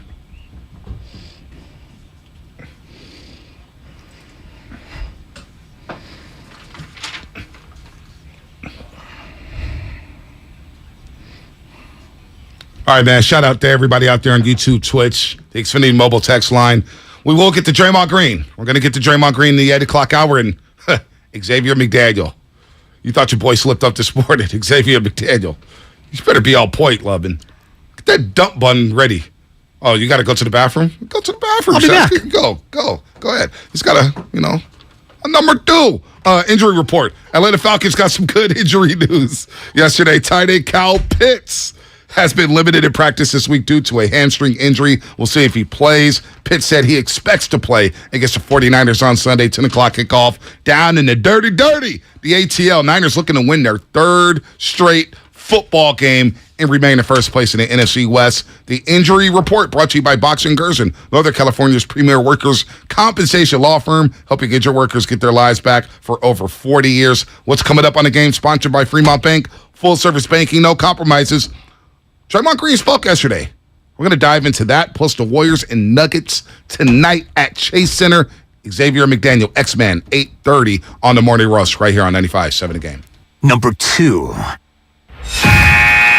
This Monday, we are live from Chase Center. Chase is amazing. Chase is developing its own identity. Hear exclusive player and front office interviews from 9 till 3. Out to Curry, lets it fly, 3-ball, left corner pocket. On your home of the NBA champion, Golden State Warriors. 95.7 The Game. Did you know that most people wait 6 or 7 years before they buy a new TV? That's a lot of time in front of one TV. So why not get one of the best sets for the next 7 years? Like one of the top-rated Samsung, LG, or Sony models. Too expensive? What if you could get up to $1,000 trade-in for your old set? Who would do a stupid deal like this? Right now, at Video Only, you can get big bucks for your old set as a trade-in and a hot price on the new models. Don't be sorry. Check out Video Only. If you're a professional builder or designer, here's some good news from Golden State Lumber. Their relationships with Capital Lumber, Cal Cascade, Humboldt Sawmill, and others have led to an increase in lumber inventory. Golden State strives to deliver most materials the next day, if not the same day. Be sure to download the Golden State app, which provides access to hundreds of resources. Find it at goldenstatelumber.com. For 3 generations, Golden State. When you succeed, we succeed. Bear Robotics makes robots for restaurants. Automated servers to do the heavy lifting. But get this, our office, it wasn't automated. Paper invoices going in and out, getting lost. We don't do that anymore. Now we've got Bill. It automates our finances the way we automate restaurants. With Bill tracking our invoices and planning payments, we can focus on growing. The old way, not going back there. Automate your finances with Bill. Learn more at Bill.com. Kirby is your driveway mechanic. They bring the shop to you with brake replacements, oil changes, washes, and so much more. Get $50 off your first oil change with code OIL50 at Kirby.com. That's CURBEE.com and use code OIL50. Are you ready? At Lowe's, every pro is an MVP to us. That's why MVP's rewards members can earn bonus points on select products from brands like DeWalt, Purdy Paint Applicators, and GRK Screws. Then redeem your bonus points for exciting rewards like tools, grills, Lowe's gift cards, and more. Join Lowe's MVP's Pro Rewards today to start earning. Bonus points calculated before taxes and fees after applicable discounts, if any. Subject to program terms. While supplies last. Visit Lowe's.com/MVP's bonus points for details. Now through 10/28. Elise and Carl's Bakery needed a small business loan fast, but instead of going to On Deck, Carl called Lone Falcon! Really? Carl? There's a better way to get a fast small business loan. Go to OnDeck.com. And if approved, get your loan as soon as the same day. Your loan is on deck. Depending on certain loan attributes, your business loan may be issued by OnDeck or Celtic Bank, a Utah Chartered Industrial Bank member FDIC. Limited eligibility for same-day funding. OnDeck does not lend in every state. All loans subject to lender approval. Gorgeous gaming, stunning streams, unbelievable bandwidth. It's another Lifestyles of Gagillionaires. Meet the AT&T Fiber customers winning at life with hyper gig speeds. Meet Gagillionaire Terry. While his love of streaming horror movies has him constantly on the edge of his seat, his internet bill won't give him a scare. Oh, don't go in there. I'm telling you. Because since Terry upgraded to AT&T Fiber with hyper gig speeds, he doesn't worry about data caps or equipment fees. Come on, man. The door's open for a reason. And best yet, he also doesn't stress about a price increase at 12 months, because with the amazing Gagillionaire lifestyle comes an exquisite sense of tranquility. Most of the time. Live like a Gagillionaire. Get straightforward pricing with AT&T Fiber. Internet that upgrades everything. No data caps, no equipment fees, and no price increase at 12 months. Limited availability in select areas. Visit att.com/hypergig for details. When back to the office means back in traffic, Blocking the 3 right lanes, multiple emergency crews on the scene. you can rely on your Northern California Honda Dealers Traffic Center. On the shoulder now, so that's good. Traffic is getting by. From your traffic leader, KCBS. Football season is here. The new Odyssey app lets you stay connected to your NFL team, your station, your shows. Follow your favorite stations and come back again and again. Get real-time updates on everything you care about. Miss your show? Jump back to their awesome rewind feature. The Odyssey app is NFL football. Live and on demand. Wherever you are, whenever you want. And did we mention it's all free? Download the Odyssey app today. Without the ones like you, who work tirelessly to keep things running, everything would suddenly stop. Hospitals, factories, schools, and power plants, they all depend on you. No matter the weather, emergency, or time of day, you're the ones who get it done. At Grainger, we're here for you 24/7, with supplies and solutions for every industry, and access to product specialists ready to help. Call, click Grainger.com, or just stop by. Grainger, for the ones who get it done. Can I get the sales projections for the Springfield, Bristol, and Fairview stores? Val's Froyo Palace is dishing out 3 more locations. Jody, have you lined up interviews? They need 3 new store managers before they have a meltdown. And remember, they need at least 5 years experience. Indeed can help them hire great people fast. I need Indeed. Indeed you do. We instantly connect you with quality candidates whose resumes on Indeed match your job description. Visit Indeed.com/credit and get $75 towards your first sponsored job. Terms and conditions apply. Let me guess. Unknown caller? You could reduce the number of unwanted calls and emails with online privacy protection. The latest innovation from Discover will help regularly remove your personal info, like your name and address, from 10 popular people search websites that could sell your data. And we'll do it for free. Activate in the Discover app. See terms and learn more at discover.com/online privacy protection. You're listening to 95.7 The Game, KGMZ FM at HD1 San Francisco. Always live on the free Odyssey app. It's time to wake up with a nice cup of morning roast. Featuring Fillmore's finest, Monte Hill. The pride of the Excelsior, Joe Butcher Boy Shasky. You're listening to 95.7 The Game, the morning roast. Oh, baby. Oh, baby. It's Friday. 1 hour to You go. ain't got no job. I might not have a job after And you today. ain't got nothing to do. I might not have a job after today. Xavier McDaniel, 8:30. 8:30. Going out guns blazing. It's going to be my last show. Might as well have X-Men on it. One of my favorite guests of all time. Shout out to Duke for that dope intro. Shout out to everybody out there listening to us on a Friday morning. And I do want to apologize for one thing. This is my last show. I want to apologize for one thing. Yesterday I said something saying, hey, if you don't like us talk about Draymond Green, then turn the station. That was the one individual who I thought was being very annoying, as he is every single day, and was complaining about the topics of the show. And I said basically just turn the station. I don't mean it be that rude. I don't mean to be that condescending or whatnot, but I just thought, We're in the Bay Area. One of the biggest stories in sports, if not the biggest story in sports, is happening right in our backyard. So I don't want to turn anybody off to, hey, man, hey, don't listen to us. I didn't mean to do that. So I apologize if I offended anybody. Yesterday for the softball game, we're warming up, and what do you think everyone's talking about? Draymond Green. Yeah. Well, they're not talking about Jimmy Garoppolo's throwing motion or, what happened in the Bears game. They're asking about Draymond Green. What did you think? What do you think's going to happen? Where does this go? Did you believe his sincerity? Everyone's got a different angle on the Draymond Green thing. It's one of the biggest stories. Forget sports. Yeah. Right now, across the board, Good Morning America was talking about it. Everybody. Last shout out. Come on, Bonte. I text you guys every week for the shout-outs, and nobody shows us any love. Could you shout out the Garage Talk crew in San Francisco? Big Sexy Hot Rod and P-Rocket, please. Thank you. Bay Area Bonte. Big Sexy Hot Rod. Big Sexy and Hot Rod. Oh, two different people. Gotcha. In P-Rocket. I don't even know what that means. It sounds like a wrestling triple team. Hey, dude. I'm feeling that. I don't I don't know what that means, but shout out to you guys. So you heard Draymond Green yesterday. Before we play the sound, because I'm sure you heard it, you listened to it. I caught portions of it. I didn't see it in its totality. What did you think of what you saw?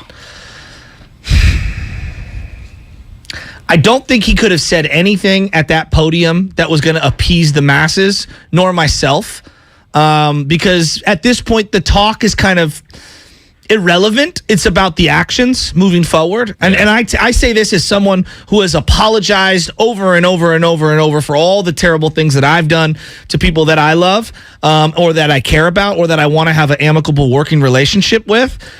But there are certain things that I heard, and I'm just like, it felt like to me, the word defiant might be a little strong, but it didn't feel to me like, not that I need him to give remorse, because I don't want to sit here and be like, he needs to show me that he is sad and mad at himself. He needs to show contrition to his teammates. And there are certain things that I'm sure people within that organization would like to see from him moving forward.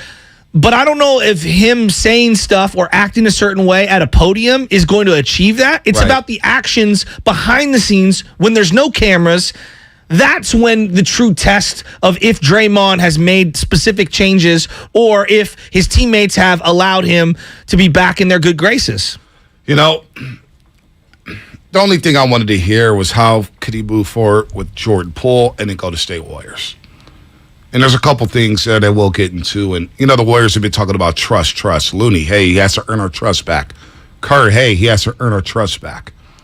Well, Draymond really didn't agree with the word trust. He talked about camaraderie.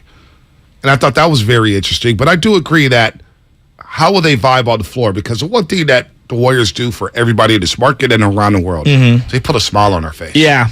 Because of the way they play. They play with joy. Yeah, it's fun. Kerr always preaches it's fun, the movement, 30 assists, dunks, celebrations, camaraderie. Would that take a hit with this situation? Well, here's what Draymond Green had to say about that and the word trust.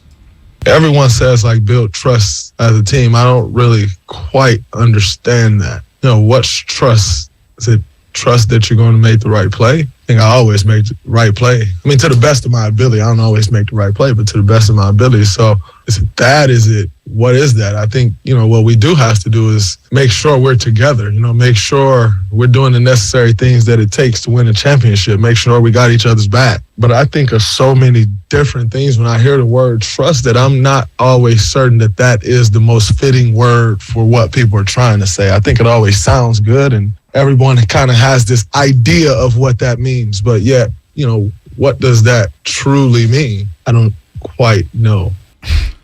So that's right there. So hold on. Kendra Andrews, ESPN, followed up with that. If trust isn't the word, what is? Do you have a word in this instance that you think? I think it's making sure our team camaraderie is right. I think that's always important. You can tell when you're playing against a team and they have bad camaraderie, you can tell right away. I know I can. I kind of feel for that. You're looking to see if they got good camaraderie, because if not, they can be broken easy. And so I think for me as a leader on this team, you just got to make sure you have good camaraderie. If you have that, you can almost build through anything. If you got good camaraderie amongst your guys. So one of my big beefs in life is when people lose their mind over a specific word and the real definition of that meaning, because certain words mean certain things. Like, man, he's bad. That could mean he's really stinks at what he's doing, or he's really good at what he's doing, depending on how I interpret that. And I know that people like Steinmetz, and I've listened to Matt talk about this, his family is a teaching background. And so the definition or the root of a word really matters to him. It doesn't to me. We just disagree on this. So being caught up in the semantics of the definition of a word, to me, is like, come on, man. Yeah. You know what the metaphor of what people are going at here. And that's where I'm like, again, I'm not outraged, but I'm just like, come, Trey, can you read the room a little? Can you just read the room a little? I do agree with him in this sense, the camaraderie. What is that going to be like? Because camaraderie in 2019, even though they made the NBA Finals and went to Game 6, you could tell the camaraderie wasn't all the way there. It wasn't all the way there with the Golden State Warriors. That last year, you saw the camaraderie back, right? Yes. You saw it back. Yes. And I expect it to be even better this year. And that's the vibes we got in Japan. Remember the vibes we all got in Japan? They're out there in Tokyo. We see all the photos. We see all the videos. We see the three-point shit out. We see them play. It's like, man, this team's having fun. The camaraderie was there. Would that take a hit with this situation with Draymond Green and Jordan Poole? Draymond did say, and I agree with that sense, that, yes, I want to see the camaraderie back. How will that affect it? Time will tell.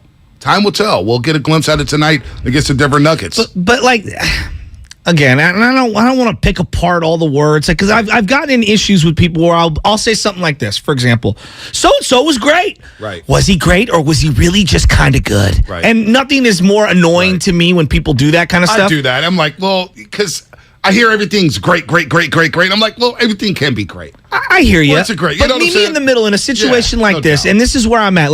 Meet me in the middle a little. Read the room. Understand that, hey, man, you get more bees with honey, right? In this situation, you trying to parse up words like you're an English teacher, to me, it does you no favors. At this point, read the room and understand that if you just show an ounce of understanding of the greater good of the big picture, it just means more to the fan base. I don't think he realizes how much a lot of fans are not going to view him the way that he thinks he's going to be viewed. And quite frankly, I don't know if that's his job to really care about that. He's got a job to do on the basketball court. Fans will be fans, right? There's some fans who are riding with Draymond to the end of the day. I said it yesterday. 10 years from now, I don't want to remember Draymond for this. I want to remember Draymond for all the good that he did, not totally ignoring the bad that he did, but hopefully he learns from the bad things, and hopefully he continues to learn as a person. I learn something about myself every single day. I try to grow every single day. I'm not perfect. Yeah. And I hope that Draymond, and he said that yesterday, he's like, look, I'm not perfect, and I'm trying to learn and grow every single day. I hope the fans, look, and I can't tell a fan what to do, how to do it with their own money, how they look at Draymond Green. I get it.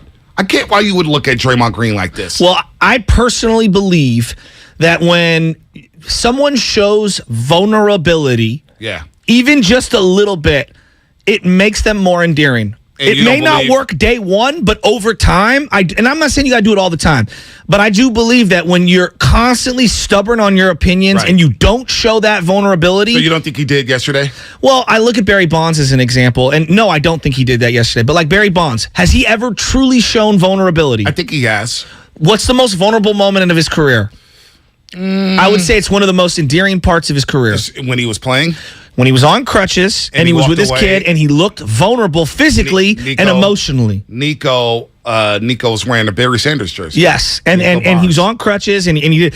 But I think after his career he has. I think he's opened up a lot more. I agree with you. I agree with you. Let's talk about during his career. But the greater impression of most people when they hear Barry Bonds, defiant, stubborn, will never show any vulnerability whatsoever. It's the interview I can't find on YouTube anywhere where he was at the podium and Scott said, he goes, give me names. Names. Remember that one? Yes, I do. I can't find that anywhere. He was coming after everyone. Right. Now, why do I love Steve Young as a person? He constantly shows vulnerability. And I think it's very endearing to people. Now, I'm not saying that Draymond's got to be the most vulnerable person. He's got to sit down with Dr. Phil and cry or none of those things. Just an ounce an ounce of reading the room. And I think that's one of his big blind spots right now, is that he clearly sometimes is so stubborn in, I'm not going to show any vulnerability. And I wish someone in his group, in his camp, someone close to him would say, dude, if you just showed a little bit of vulnerability, everyone would allow you to grow from this and move. We can move on.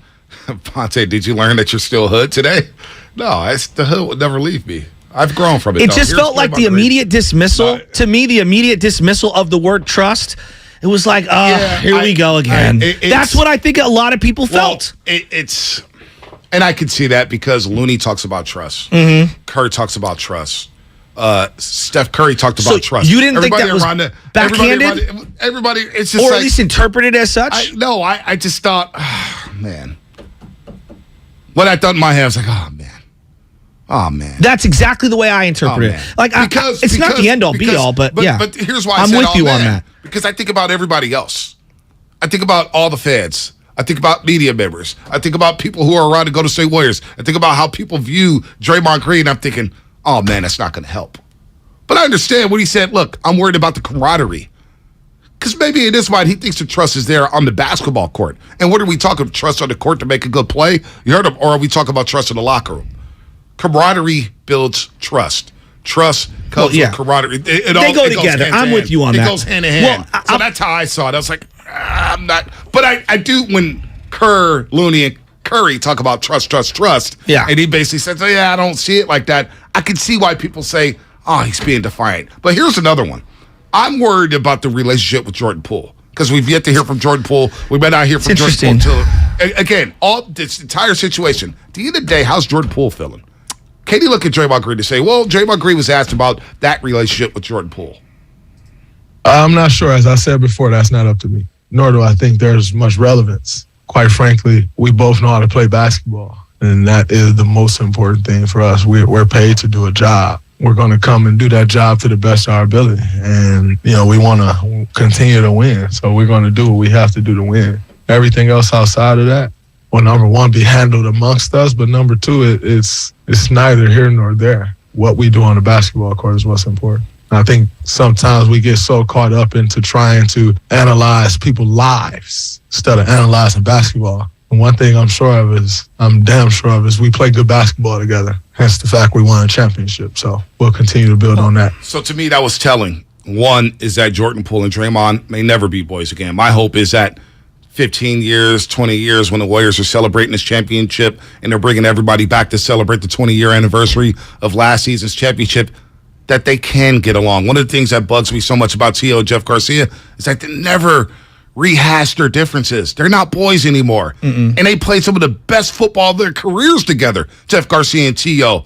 They were hand-in-hand synonymous together. Jeff Garcia and T.O., they made things happen. And yet, T.O. said what he said about Jeff Garcia. Jeff Garcia hasn't really accepted that apology. They're not boys. That bugs me, man. My favorite team and two of the most impactful players of my childhood, adulthood, they're not getting together. So I don't want that for Jordan Poole and Draymond Green. However, for this season, he said, look, we got to be pros on the court.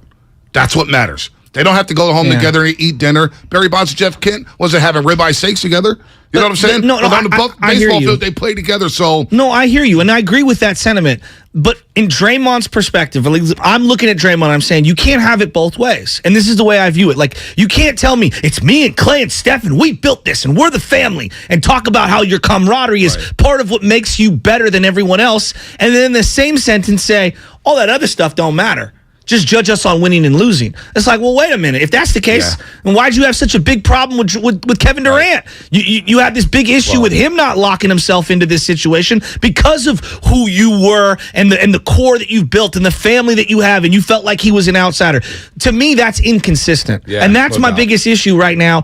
And again, it's not the end of the world. You still win everything, and winning's the greatest deodorant. But the reality is the things that come out of his mouth are super inconsistent, and they feel fraudulent. Yeah, and speaking of this situation, Kevin Durant spoke to Nick Friedel yesterday, cousin Nick, and he said, it's rare. It's rare. I've been in the league for 16 years, and I've never seen that until the other day on camera, talking about Draymond Green punching Jordan Poole. So let's get to the lines after this 45-second clip on Draymond, whether or not he was asked whether or not he has added motivation this season to play harder. Yeah, I'm going to prove a lot of people wrong this year. I've been proving people wrong my whole life. So, there's some added motivation and not quite proving people wrong because the same people that's talking now have been the same people that's talking forever, and they've been wrong the entire time. Then they just give new hot takes about how you can't do it this time, but never acknowledge the time that the million times that they said you couldn't do it and were wrong. So not quite motivated by those people, but there are definitely some motivations that's been sparked by some people, and I'm going to use that, and I'm going to do exactly what I do when I'm motivated in a major way. And I think you and I both know what that is. So I'm looking forward to this year. It's going to be a fun year. See, I know that part of him being who he is that chip on the shoulder, being a second-round pick, being a tweener, when no one brings that word up anymore in the NBA, but that used to be a thing. Right. Tweener was a bad thing. He's positionless. I understand all that. But you can't have this, I got chip on my shoulder, dude, and then go on the shop and basically say, when the chips are against us and the season's a wash, I tap out. You can't have that both ways. Again, this goes back to being inconsistent. Yeah. I mean, it really does. And I think that it's frustrating. Like, dude, we love you, Dre. We know you're great. We get all that. But, like, dude, do you even keep a receipt of the things that are coming out? Like, do you? Fans do. It's so frustrating. Fans do. And a lot of fans I know, man, they're tapping out on Draymond. I love Draymond Green. I do. It just feels like to me when I was listening to that, and we'll play the contract stuff in a second. We'll get to the lines. AJ, stay on tap. Jay, Darrell, Greg. It just feels like this is it. This is the last year with Draymond Green. And we all hope as fans, we want to see our great players retire with your organization, right? You want that. You want that. Yeah. Like, I want a T.O. to be a Niner forever. I want that Rice to... Right, Jerry Rice played for the Raiders. I know. So did Montana. Yeah, Montana played for the Chiefs. I know. You know what I'm saying? Like, our favorite Will players Clark. Like, man, McCovey Will Clark. even went to the Padres. Willie Mays went to the Mets. You know what I'm saying? It's like, damn. Like, we want to see our guys stick with us. Stick with Bumgarner's in Arizona. I'll take it back. I bet you would. But, you know what beats it to that point? But, like, it just feels like... It feels like he knows what the contract situation. And I'm not going to talk about the contract every single day. We know what it is. No, but it's part of it. It's part of it. But B, also, wouldn't you agree, like, and this is something I've learned as I've gotten older in life, if you want a lot of things, at some level there needs to be concessions and compromise. Right? Like that's how life works. Yeah. Whether you're married, whether you're not married, whether you're searching for a home, whether you're searching for a job, you have to be able to, whatever it is that you want in life, you have to be able to find certain concessions and compromises so that it works. And it feels like to me, it's always when it comes to him, no, I'm 100% right. Y'all got to come to my side of the room. Every now and then, dude, you got to meet me in the middle. Every now and then. I'm not saying you got to all the time be, I'm sorry. No one's asking for a sorry. Just read the room a little. Let's go to AJ in the Bay. AJ, what's happening? You're on the roast. Hey, you know what? Team Draymond 100%, man.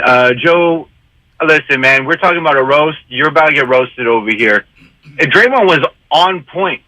Trust is overrated. You know, what matters is a camaraderie out there.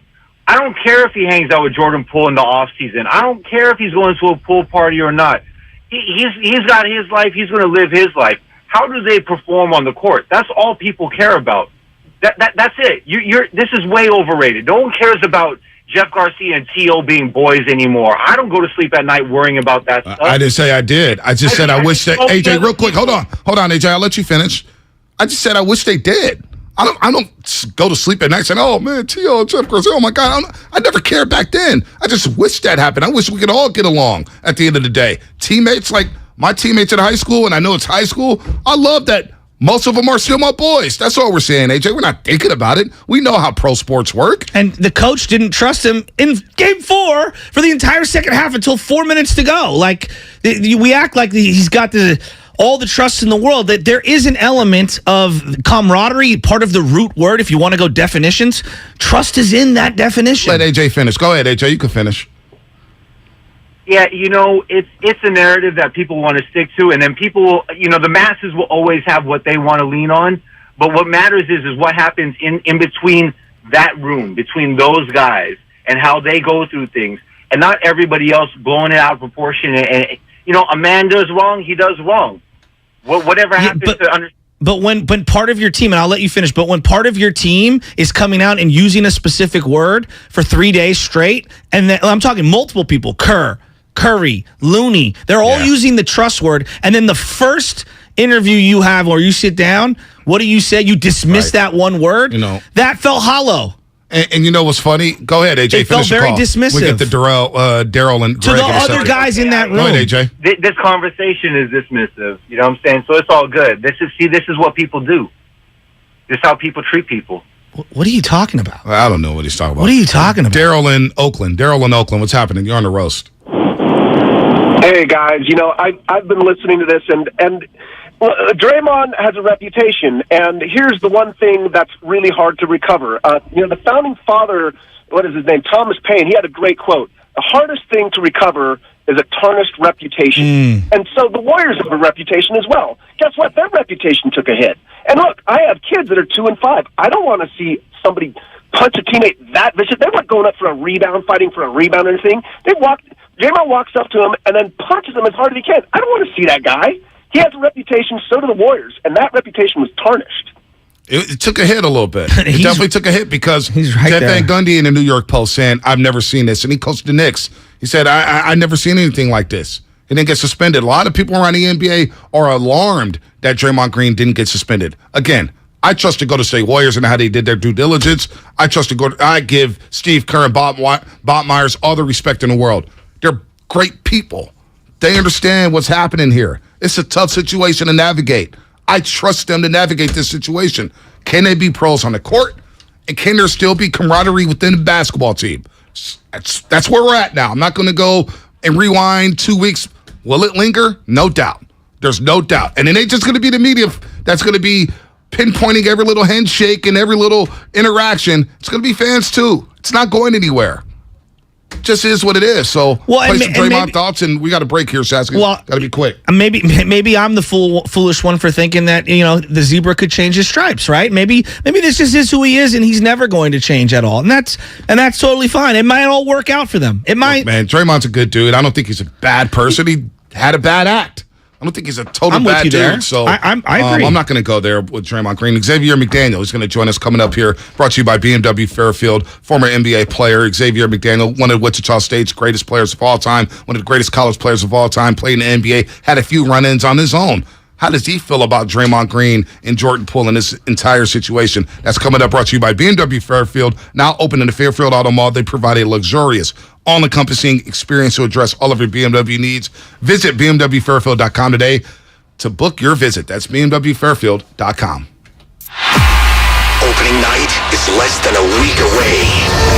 Flash! There it is! The best shooter the game has ever seen has cemented his legacy. No one has made more threes than Stephen Curry. Hear every three. Oh my God! Every splash. Flash for Clay. Every moment. Good! It's good! Madness in San Antonio. On the home of the champs. 95-7 the game. Domination! The season begins now. Join us for Champions Ring Night, presented by Chase Freedom on Tuesday, October 18th, as the Warriors host the Los Angeles Lakers live at Chase Center. Get your tickets now at Warriors.com or call 888-GSW-HOOP. Representatives standing by. Dr. Trudy Fleer here with the 5G Home Recovery Podcast. Let's discuss a very real existential threat to internet speed. It's a big one. Ready? T-Mobile Home Internet. It lags. Ugh. Now, what is lag? Lag is a delay in data being transmitted across the internet. For example, you're hitting that hot drop, the parachute cuts out, you've got an unsuspecting bot in your sights, and lag! You were actually eliminated 10 seconds ago. Nobody deserves that. So stop letting T-Mobile Home Internet ruin everything and switch to Xfinity. Learn more at xfinity.com/TMOFax. Get an amazing value on Xfinity Internet with unlimited data included. Switch for $55 a month for 2 full years with no annual contract required and no equipment fees for 24 months. Go to xfinity.com/TMOFax, call 1-800-XFINITY, or visit a store to learn more. Requires paperless billing and autopay. Ends 10/17/22. Restrictions apply. New fast internet and xFi Complete customers only. xFi Gateway required. Taxes and fees extra and subject to change. After 24 months, regular rates apply to all services and devices. Are you curious about who offers the best deals on top-rated Samsung, LG, and Sony TVs? The answer is surprising. It's not online, and it's not the warehouse clubs. The best deals on top-rated TVs are at Video Only. Don't believe it? Then check out the trade-in deals at Video Only. How about $500 for your old TV? Try doing that online. Before you buy that new TV, drop into Video Only. If you don't, you'll be sorry. Do you think all premium fuels are the same? Well, your engine doesn't. Shell V-Power Nitro Plus helps keep your engine running like new because it's engineered to defend against 4 main engine threats: gunk, wear, corrosion, and friction. So next time, choose Shell's most advanced fuel ever. It's fuel for thought. In engines that continuously use Shell V-Power Nitro Plus premium gasoline. Everything, our farm, our stand, our pop-up shop, it really all started when we discovered the benefits of local, raw honey for our family. And then we decided to turn it into a business. We were looking for something to help us get up and running. So we got the Chase Business Complete Banking Account. It's more than a bank account. It comes with Quick Accept, which lets us take card payments anytime, anywhere in the U.S. using the Chase mobile app. Plus, we get same-day deposits at no extra cost. For us, it's more than honey. It's about sharing a little sweetness with the world. Get the Chase Business Complete Banking Account with the essentials you need to help get your business going. Learn more at chase.com/business-complete-banking. Chase for business. Make more of what's yours. Quick Accept is not available in U.S. territories. Enrollment required. Usage subject to approval. Same-day deposits available for payments before 8 p.m. Eastern Time, Sunday to Friday. Fees and rates apply for checking and processing. Limitations and restrictions apply. Participants compensated. Merchant services provided by Payment Tech LLC and WePay Inc. Subsidiaries of J.P. Morgan Chase Bank and a member FDIC.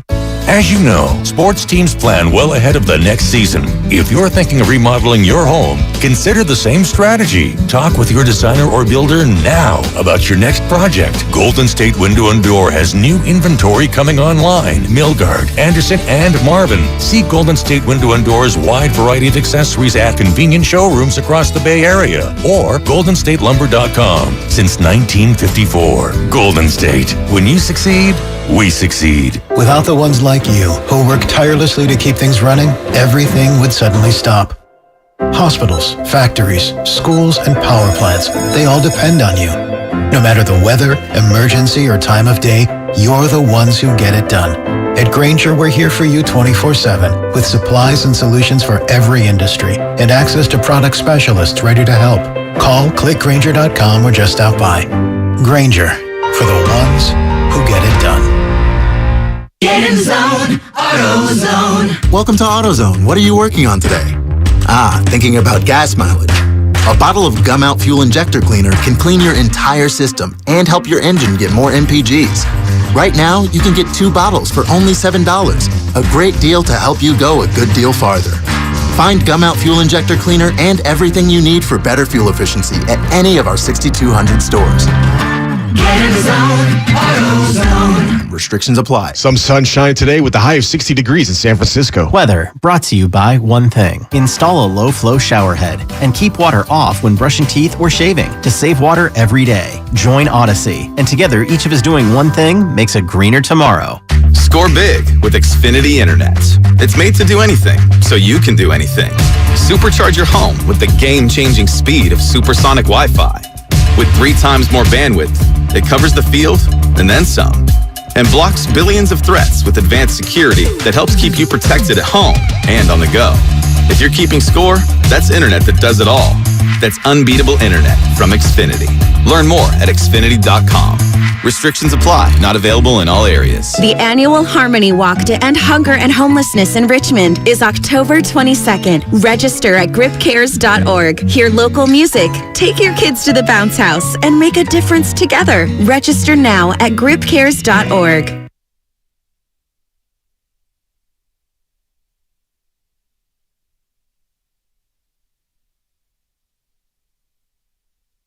Now, back to the morning roast with Bonte and Shasky.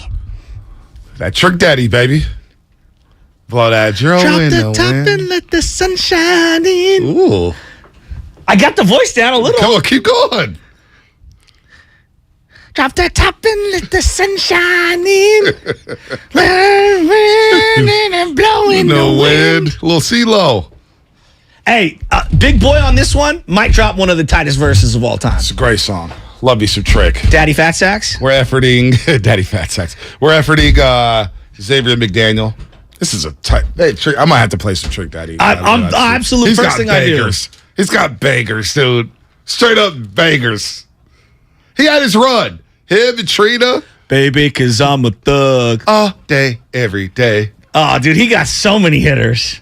T-Double? Loves the kids, man. Hates the baby mamas. Baby, I'm a thug. All day, every day.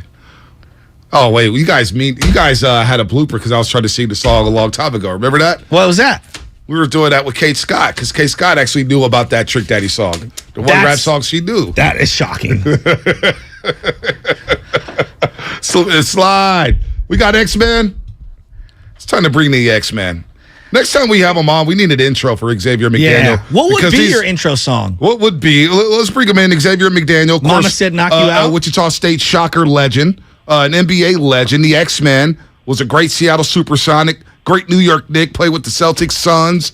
NBA All-Star back in 1988. First of all, Xavier, good to have you back on the Morning Roast. Our audience loves you. And we will get you to the Bay Area. I promise you. Raymond Ritter is one of the most famous alumni from Wichita State. He watch out here. He actually just texted me your jersey that he has from Wichita State. What would your intro song be or intro music be if you came onto this radio show every single week? X gonna give it to you by DMX. Wow. Let's go. You did that right up the cuff. Yeah, no, that's good. And that fits you too, because you were a dog in the league, man. You were a pit bull. So we brought you on because you know about these situations. Actually, I was reading a book where you got into it with Wes Matthews. You've been into it with a lot. So the Draymond Green situation. What did you think about the situation between Draymond Green and Jordan Poole before the video? Before you saw the video?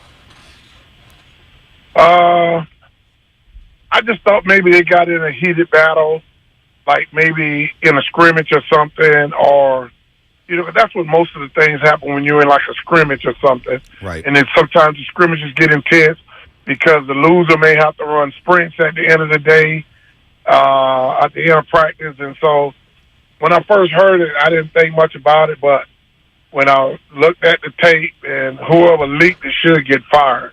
Definitely.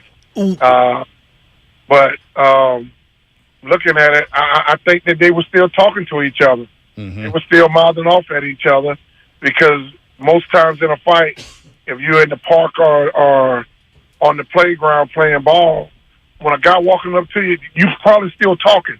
If you're not saying nothing, then he's going to be doing whatever he's doing and you're doing. So I think they were still mouthing off at each other, and I just think some type of words were said. We don't know because you couldn't hear no audio at all, or at least the ones I've seen, I ain't heard no audio. But, it's an unfortunate thing, but I'm going to be honest. That happened all the time. I seen a tweet George Carl said that always happened, and it really did. Well, Jeff Van Gundy said it rarely happened. Kevin Durant said it rarely happened. So we're getting conflicting reports. We hear Kenny Smith say it always happened. We just heard you say it always happened. But there's some guys who say it never happens. Well, think about it. If Mark Jackson says something and it's true, Jeff Van Gundy going to go against it. Yeah, sure. And I like Jeff. I've known him for a long time. Coach with the Knicks as assistant coach. But it happened all the time. Even in college, high school.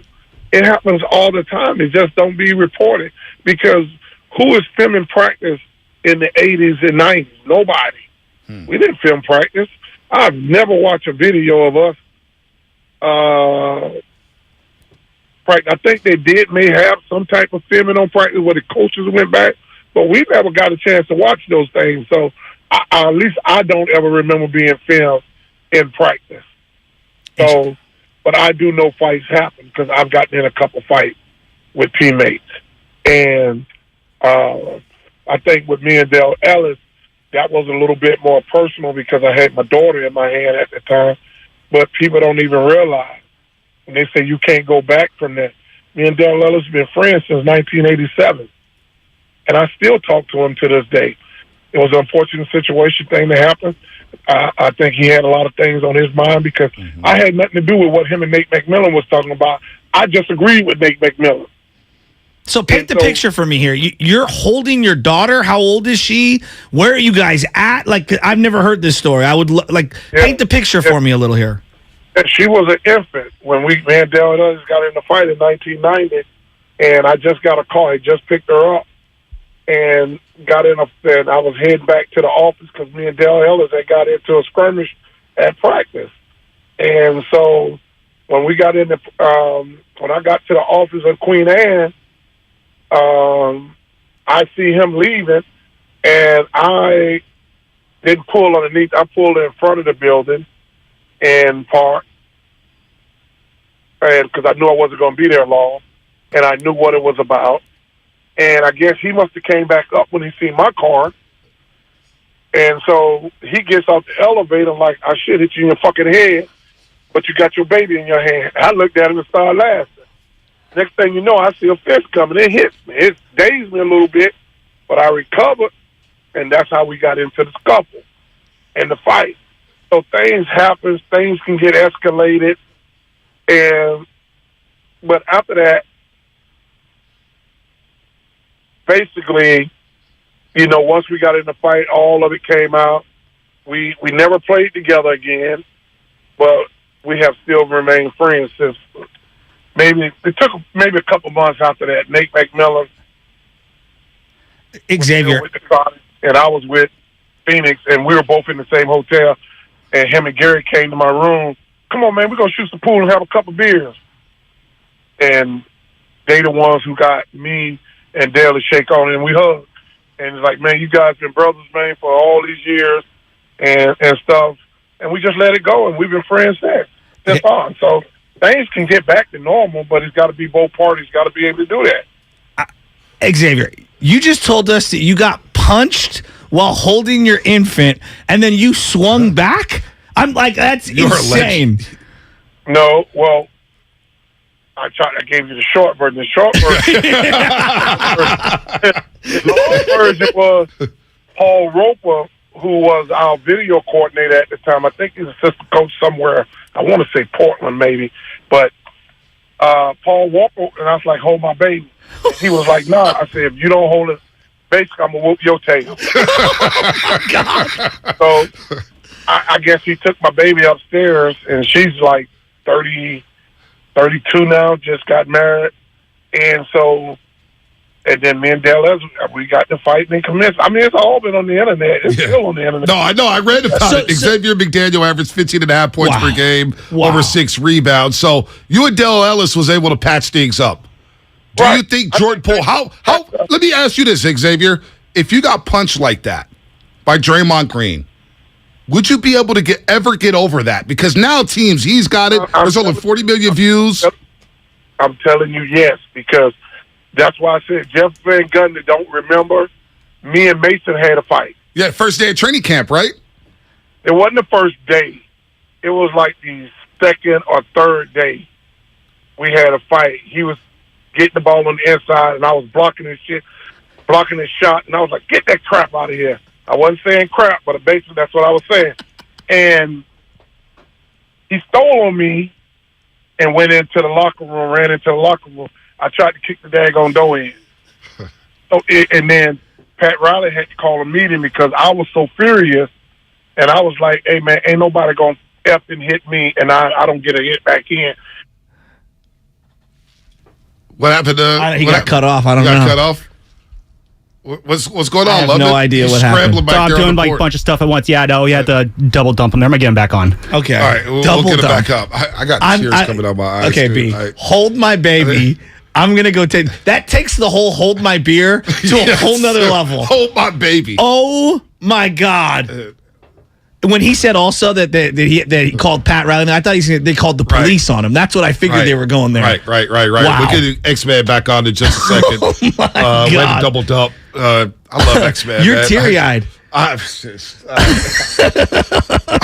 just, man.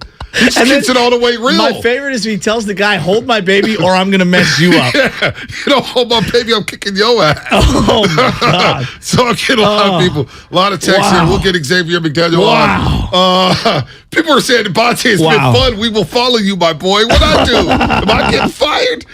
Damn. Wow. All right, I think we got X back. We got X back? Okay. I'm sorry. We got X back. So Pat Riley, you're in the locker room. You're going after Mason or trying to get toward Anthony Mason. Continue. Is he there? Lubman. Vernon Maxwell and Gary Payton getting into it, and they, Vernon Maxwell throws a weight at Gary. I mean, things happen. And then, who's one of the toughest guys you guys will ever know that used to coach and GM the Golden State Warriors? Al Adams, one of the toughest guys I know. Yeah, destroyer, yeah. And you can't tell me he never got in it with nobody. No doubt. And he's been in the Warriors practice. And I know he has because, great guy. I'm not sure if he's still alive. Yeah, he's still hanging on. Yeah. He's still hanging on, X. Yeah, I had great conversations with him, even when I was coming out of college and coming into that rookie class of 85. I sit down and spend a whole day with him and stuff. So, and I know the type of player, coach he was. He was a tough coach, and I would assume that he probably people get into it. And I just think that our society sees athletes, actors, comedians, people in high profile, and they make a real big deal about it, man. But this is a violent world, man. And unfortunately, it happened. I mean, I wish it didn't happen, but... You don't think it's going to wreck the team, X-Man? You think... Because I don't think it's going to wreck the team at all. I think they'll ball out. I don't think it will neither. Yeah. I don't think it will neither. I don't think it'll do anything to the team. I mean, these guys going for their 5th title. Mm-hmm. So what narrative just started off with is the fight and a championship at the end. Because we fight against each other and we fight with each other. Name a brother and sister, they never had a fight. It's true. So you gotta move on from it. I believe that these guys will move on from it. I just when it's negativity really sells. Who wants to listen to a good story? Right. That where the girl gets the king. Some people want to listen to that, but the majority of the people want to hear the negativity. Yeah. They don't want to look at it. I would tell Draymond not to change who he is. I tell Jordan Poole not to change who he is. Just don't let it happen again. And it may happen again. You never know. But I think they can coexist. You hear Larry Bird talk all the time. A lot of times everybody think they got along so well. A lot of this, it's not the fact that they hated each other. Larry Bird used to get on Kevin McHale all the time about not passing. And so you don't have to like a guy. You just got to be able to play well with him together. I think they got a good team. I think they're the favorites again. No doubt. What do you think about Draymond Green? He's joined Clutch, and a lot of Warrior fans get triggered anytime he references LeBron James. I mean, obviously the eras are so different, and everybody kind of gets along in the NBA for the most part. I guess outside of Poole and Draymond in this situation, but he references LeBron a lot. How would that float with you as a teammate if somebody on your team referenced someone else from another team that much? Oh, everybody used to reference Magic Johnson in the mid '80s because he was the premier player on the West Coast at that time.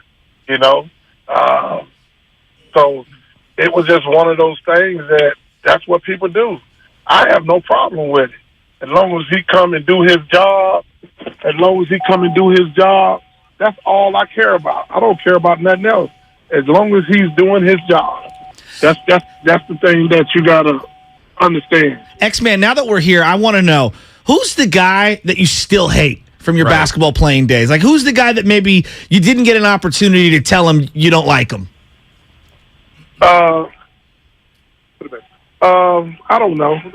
Put it back there. Yeah. I don't know. I've never really got along with Dennis Rodman because I've always thought that he's a cheap shot artist. But I have no quarrel with nobody. Right. That I played with. It feels like everybody respects you, X-Man. It feels like a lot of people respect you. Chris Muller talks about you all the time. Since you were a hell of a player. I respect all the guys. Yeah. But I don't have no quarrel with none of them. Is what I'm saying. I mean, I talked to Chris a couple months ago during the finals. Yeah. And I never really got to know Chris that well because that's just the way it was in the NBA back then, where you're talking about. I didn't know who Chris was until college. When I started realizing, Hey, X-Man, what car are you in right now? What are you doing? Pumping gas right now? What's going on? Asking someone to hold your baby? No.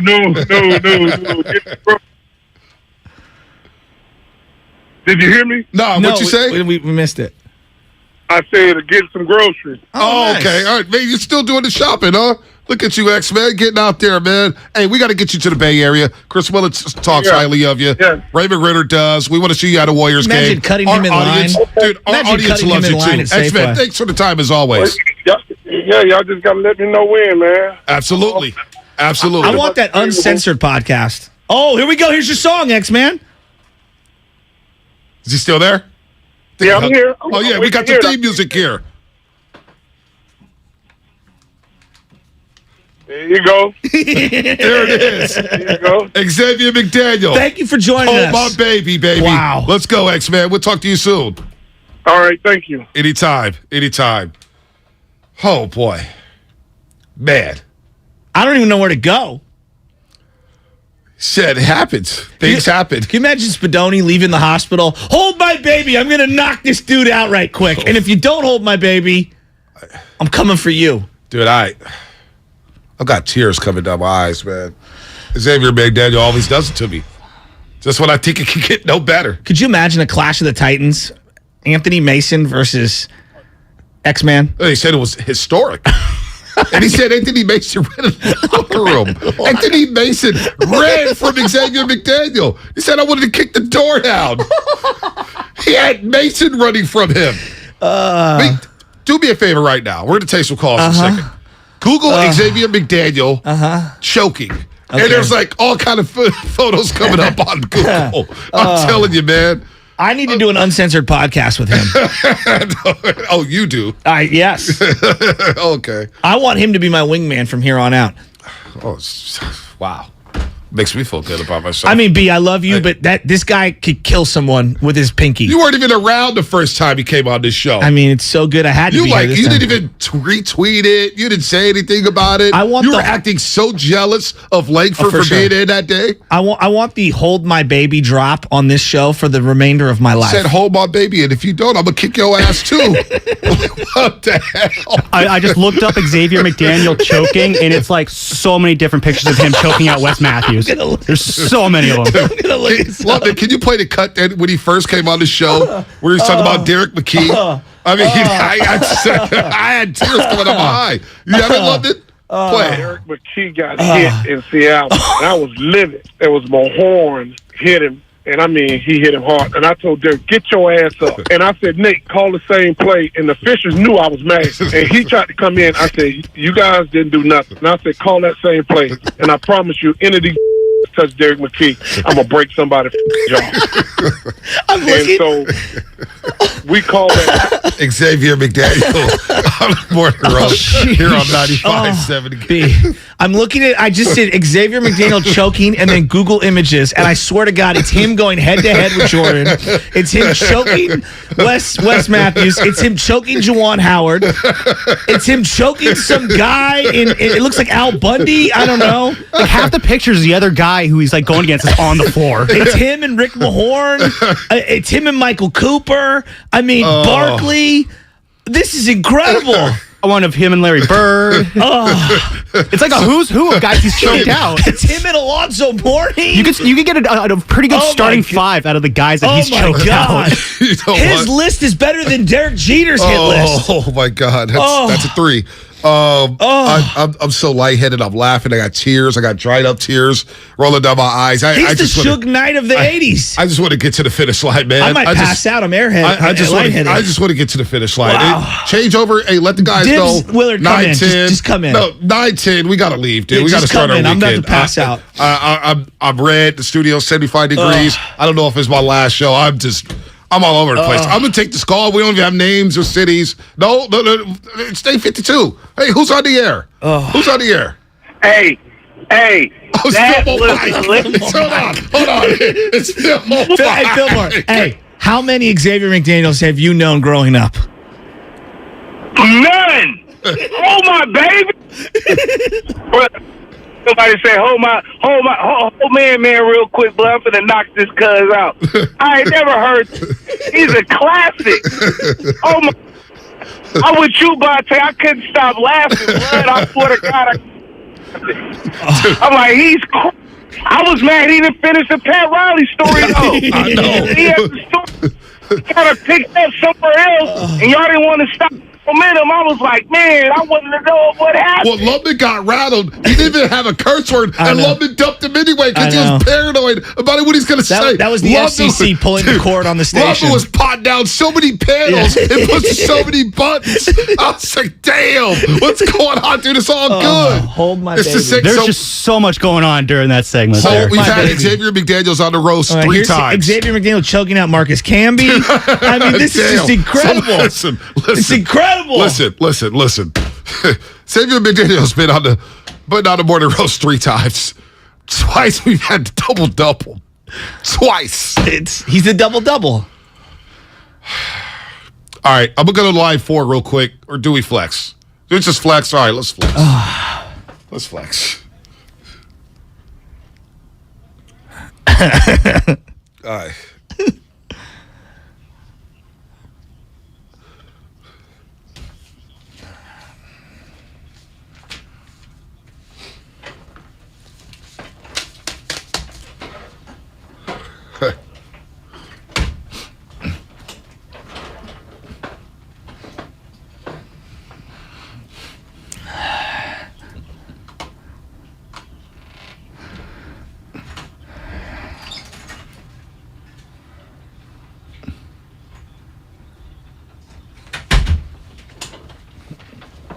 The flex of the show, presented by Xfinity. Yeah, I'm approve a lot of people on this year. Box with voice remote and Peacock Premium, free with Xfinity Internet. All right, that was a flex moment of the show. And you know what? Xavier McDaniel, what happened in practice with Draymond Green and Jordan Poole is a thing that happened all the time. So, you know what? I just want to get past the situation. Let's play some basketball. Let's watch some basketball. Go out there and win another championship. Jordan Poole, hold my baby. I'm exhausted. I'm exhausted. This week's been exhausting talking about this. Gosh. Getting ready for a season. We got the Niners and Falcons. Xavier McDaniel said it's not a big deal. You know what? I'm not going to question Xavier McDaniel. I'm not about to have me getting choked out in these streets. No. X-Man memories. X-Man memories, Dan. I love it. I told you before I had the X-Man shoe. You did? Yeah. Look up at The weapons? The black high top with the white X on the side. I had those because I didn't have a lot of money back in the day, and I still don't. But this is probably like late 80s when I was in the buy your own shoes portion of my life. And so I think they were $19.99, which at the time wasn't that cheap. No, it wasn't. You know, back in the 80s. And I was like, these are pretty fresh. I'm going to wear them. X-Men was no scrub either. No, he was real. And I was trying to, living in the mean streets of Fairfax up in Marin County. I was on the wrong side of Cascade Drive. I was trying to keep it real, You know how we say, like, so-and-so is him? I'm him. Like, that's the new thing? X-Man is him. Yeah, there's no doubt. And there's no second. But if you took an all-time, like, top 25 poll of who is him in the NBA, he's in there. He might be at the bottom of the top 10, but if you did, like, a full-on... I'll let you tell that list to him. But again... You're right, though. You're right. Anthony Mason running from him. Anthony Mason. He's not Charles Oakley's at the top. He's not Kermit Washington. No. Okay. And Charles Oakley... He slapped Charles Barkley in front of the entire players' union and told everyone for months he was going to do it, and then did it, and Barkley ran away. Yeah, I mean, Barkley didn't run away; he just sat there. You would have to put. Ben Wallace, I think, is a guy that I don't think gets necessarily the run that he deserves in terms of being him. Artest. Pay that man his money, and that's what leads me to Draymond Green. Because if Draymond Green was in an arena with these dudes, I don't think that he's balling up the fist as quickly as he was on little Jordan Poole. To be fair, the NBA has they're so worried about the fighting because there used to be tons of fights in the 60s, 70s, and I would say into the 80s. They were so worried about the image and everything that's going on. They have truly adjudicated out all of the fighting. You leave the bench, you're gone. So, like, of this era, obviously, like, who is even in the list with Draymond? Because enforcers don't play on teams anymore. You know what I mean? Like, you used to have at least one Oak or someone like him. Right. PJ Tucker? Ronnie Cycli, Geiger, Matt Geiger. Like, you had these guys that were quote-unquote goons, if you will, on every team. Is PJ Tucker a goon? He's too skilled. He's too skilled to be. I mean, we spent, Dylan Brooks. Skilled. Actually. Dylan Brooks. Brooks. All PJ Tucker does is stand in the corner and shoot a three. Skilled. But he's a pretty good defender. Dribble. But this is actually why I sort of dismiss what X-Man is going to say on this, because why are you going to, like, if Draymond Green came out today and went, this is no big deal, what would we say? It's like, yeah, it's kind of self-serving. It's like, sure, you don't think it's a big deal, X-Man, because in your world, that was normal. Exactly. And you are one of 10 people over the last 40 years that we think are synonymous with this kind of behavior. So Kevin Durant, I heard you guys talk about that. He said this is incredibly rare. Exactly. And he goes, I've never seen this, and I've been in the league forever. So, X-Man. Jeff Van Gundy said it, even though Jeff Van Gundy was on those Knicks teams and he was holding on for dear life to Alonzo Mourning's leg. One of the great moments in Mopping up the floor. in mop history. Yeah, New York, Miami Heat. I mean, that game was like a 72-69 final. Sure, Thank nasty. God for David Stern for like cleaning up the league, because I mean, we think about the basketball we watch now, this Warrior team, the beautiful basketball that they play, they're not alone. These games are entertaining. You can still defend. You can still have a tough 100-99 game, but those games was like 38-34 at the half. Brutal. Pistons, Spurs was like, you've got to be kidding me. Yeah. You've got to be kidding me. Well, and that's why it was a rough watch. Yeah. And Rough rough watch. I think that's a great point. Pacers Pistons was rough. I don't know why fans of a certain age, and I think most of us in this room would be in this group, but I don't know why we look back on that with some sort of reverence. No, that's why I like the New Jersey Nets back in then. the day, we were rough. Back in the day, it was crap. It was. It was a terrible watch. Kittles. Who the hell? But that team was fun. Like they got up and down the floor. You had Kenyon Martin, Kerry Kittles, J.C. Kidd. They played so different from everyone else. They had no chance of beating the Lakers, but they were fun. We glorify the bad boys of the Pistons, and they get their own documentary. It was like, that's not basketball. No. Like who? Like cool. Well, you beat up Michael Jordan. But you know what? Though? It overshadowed how good they were. Yeah, they were really good. They were fantastic. They didn't have to resort to that. But they were really good. Like Isaiah Thomas is one of the 3 best point guards of all time. It helped him, but it was outside of at least the emotional laws of the game. You know, like one of the things that I love so much about this era of Golden State Warrior basketball is it has brought forth the beauty of the game more than any team in history. Yeah. It is I want to see these unbelievable skills.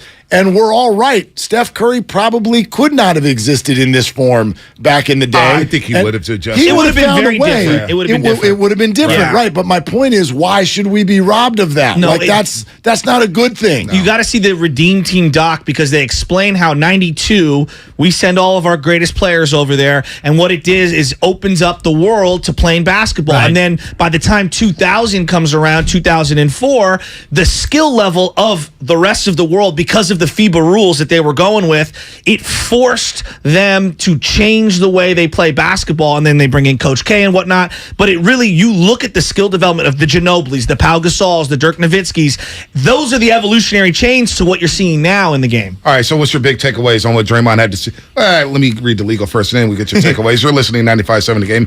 KGMZ FM and HD1 San Francisco, always live on the free Odyssey app. Download the Odyssey app and favorite 95.7 The Game for the best and most up-to-date sports coverage. And do not forget that you can also watch us every single day on our YouTube and Twitch streams. Just log on and search 95.7 The Game. My big takeaway, Jordan Poole and I, we got to be professionals. Let's go out there and be pros and go play. Tells me that they're not going to be seeing eye to eye for quite some time, but be pros on the court and rebuild that camaraderie. That's my big takeaway. I thought he undid everything he did over the weekend with his original press conference, is what I thought.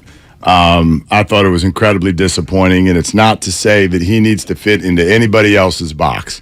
But it is to say that Draymond Green is here to tell you that anybody who wants to be under the impression that there is any change, that there is going to be anything other than defiance, you're not going to get it. And now I think you have an understanding of why the Warriors have reacted the way that they have. Like, everybody, we spent so much time arguing over whether or not he should be suspended. If you suspend him, that's not going to do anything either, which was originally my point. He's going to come back in a week and be this, or he's going to come back in 2 weeks and be this. He is telling you that he is still defiant even toward the Warriors. When you ask him about the contract, it sounds to me like he's like, yeah, I'm going to do this, and then I'm going to get the hell out of here and do something else. You can't talk about team camaraderie needing to stay together when you're the one who challenged it. You can't do that. He's not wrong about the team camaraderie, but you can't be the one to say we need to stay together when you're the one that pulled everybody apart.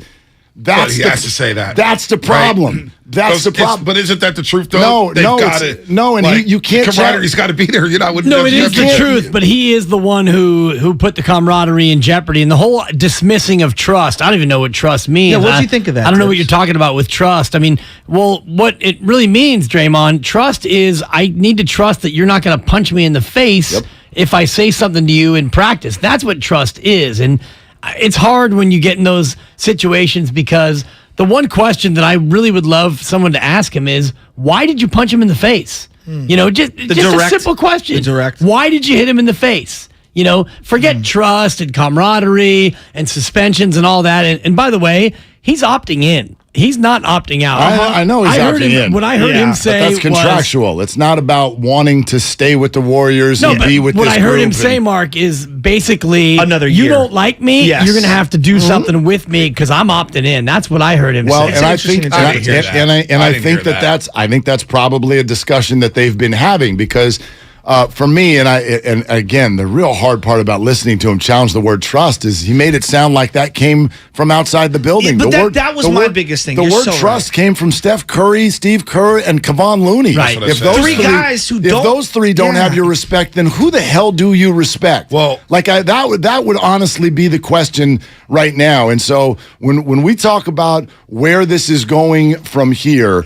You know, he gets asked about his future, and he turns it into a rip job on Kevin Durant. Like, Draymond Green is going to be defiant to the end, and that's fine. That gets to be him, but it gets us to the rub of what the Warriors have been dealing with this whole time.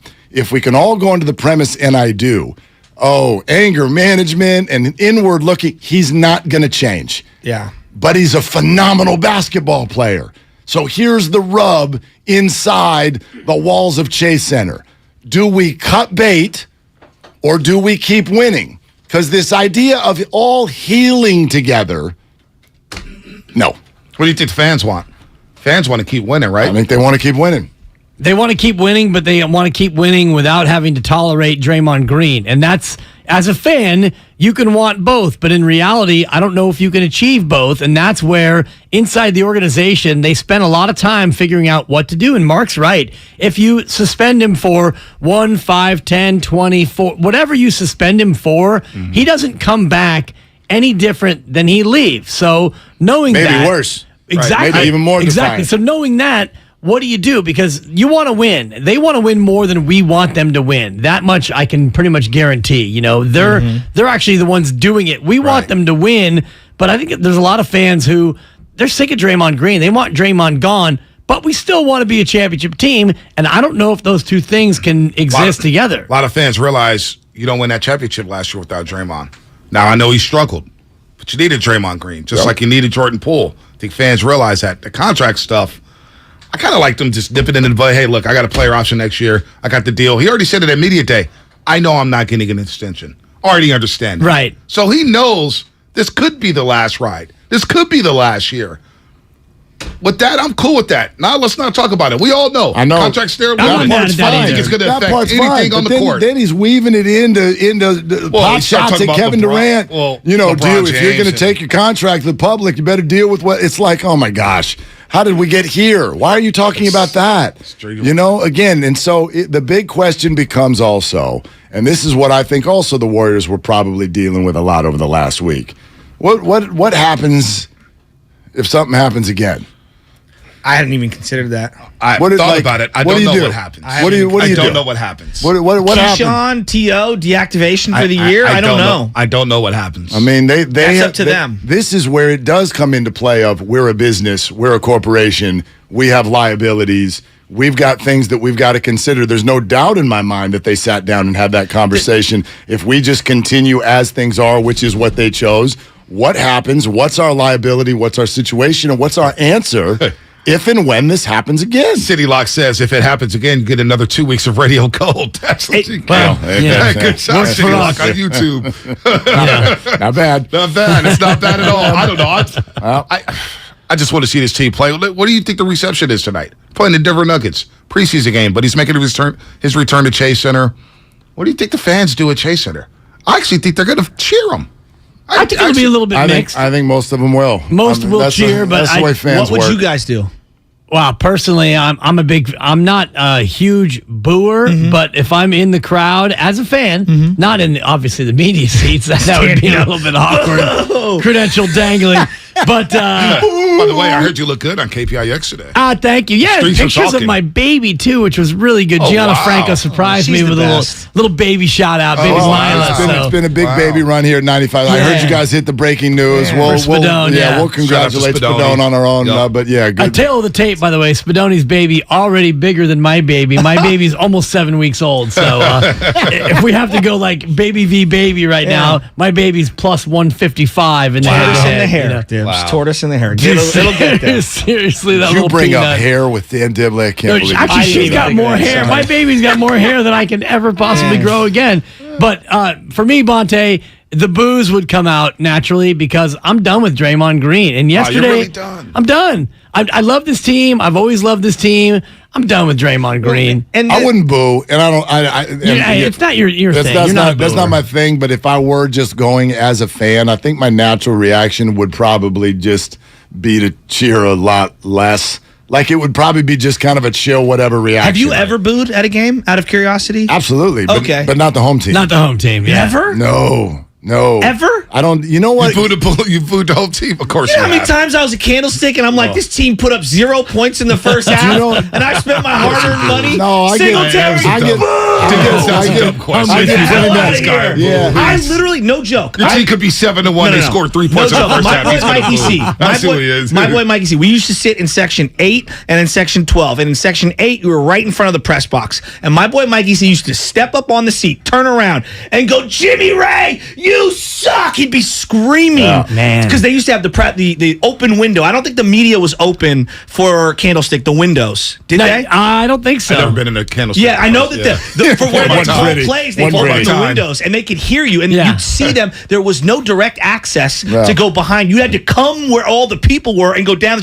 And we'd boo the crap out of Jimmy Ray and whoever was coming down. And so, I booed plenty of times. Yeah, no, I was kind of anti-home team booing, and actually there was even a reason of like, you want your team to do better, and I didn't think like fans booing is going to get that out of them. I was also struck though by the Donnie Moore story. Like that was, even as a kid, that was in my head. If you don't know the Donnie Moore story, the Angels, 86 Angels pitcher who took his own life, and actually the way he was treated in stadiums actually had a lot to do with it. Red Sox came back from 3-1. Sam Henderson was on the Angels. Yep, that whole thing. So anyway, but would I boo the hell? My gosh, I told you. Like when Tommy Lasorda and Brett Butler hugged, I was at that game at Candlestick. Oh my gosh, I almost came out of my own body. I was booing so hard. Don't you feel like the fan base is going to be conflicted this season with Draymond, though? Yes. You hear those words. It's that's all on the timeline. It's complicated. We can't trust this guy anymore. Like, it feels like the relationship, it's inevitable. I think you guys mentioned it earlier, not to cut you off, but the first time he makes a mistake, or the first time he gets teed up, or the first time he barks it, misses a layup, misses a 3, which, by the way, it's going to probably happen on Tuesday. But the first time he makes a mistake or gets teed up or does something that fans don't like, he's going to hear about it. I think that the level of tolerance goes way down for Draymond. Damn. 408 saying, Xfinity Mobile text line, Warriors fans should give Dre the silent treatment. That's no disrespectful booing, but he doesn't deserve a cheer I don't think this needs to go to a place where everybody's all like mad at each other and asking. One thing I have a real hard time with is, and I bet he does too, is when it sounds to him like everyone's telling him how to behave. Yeah. Like he's like, look, I'm 32. Don't tell me what to do. Right. I'm 32. But you know what though? I get that. We shouldn't tell them how to behave. Well, I don't like people telling me how to behave. Exactly. Don't tell me what to do in my life. I'm a grown-ass man. There are racial... You like it? You don't like it? There are racial undertones to that, for sure. Consequences when you don't. It's like he's going to sit here and be like, I don't need to act this way because you want me to act this way. However, the other side to that is the other side to that Makes is a stallion. if you're going to be defiant to the core, then it's going to go a certain way. It's going to go a certain way. If you're going to tell me, right, like, is he not telling Jordan Poole how to behave? Like, that would be my question. To some level, yes. We're professionals, and so we're going to do this, and then we're going to go home. But in the next breath, we've got camaraderie. Yeah. I heard you. I thought you were great on this morning, Joe. Like, it doesn't add up. You're saying one thing, so and then you're saying the opposite every press conference. Well, and everybody's mad at me. Like, you got to move past this. I'm like, look, I'm just giving you my perspective. Like, Nobody's got to move anywhere. How I would be if I was part. And I'm part of the Warrior fan base. I literally paid to go see my team sit up in the rafters in Boston as one of like the 7 Warrior fans that were over there. I'm going to bring that up. What? No, it's great. Told him to wear the credential. He came out of his own pocket to be there. And Dude, one it of was only one of the 7 greatest Warrior sports fans. experiences of my life. Where the credential? I'm surprised you didn't. I paid for the ticket. I'm surprised you didn't Brad catch a piece in that one. You didn't. I tell you the story. So I'm coming out, and the day before, some hockey fan. Game 4 or this is game 4. Yes, after game the win. 3. Yeah. They're riding high. It's Wednesday. I'm like, everyone's going to work because it's like 1 a.m. And what do you riding think low. it is? Yeah, we're riding low, and I'm walking out like all like sad. But you go down these because I'm in the upper bowl, and let me tell you.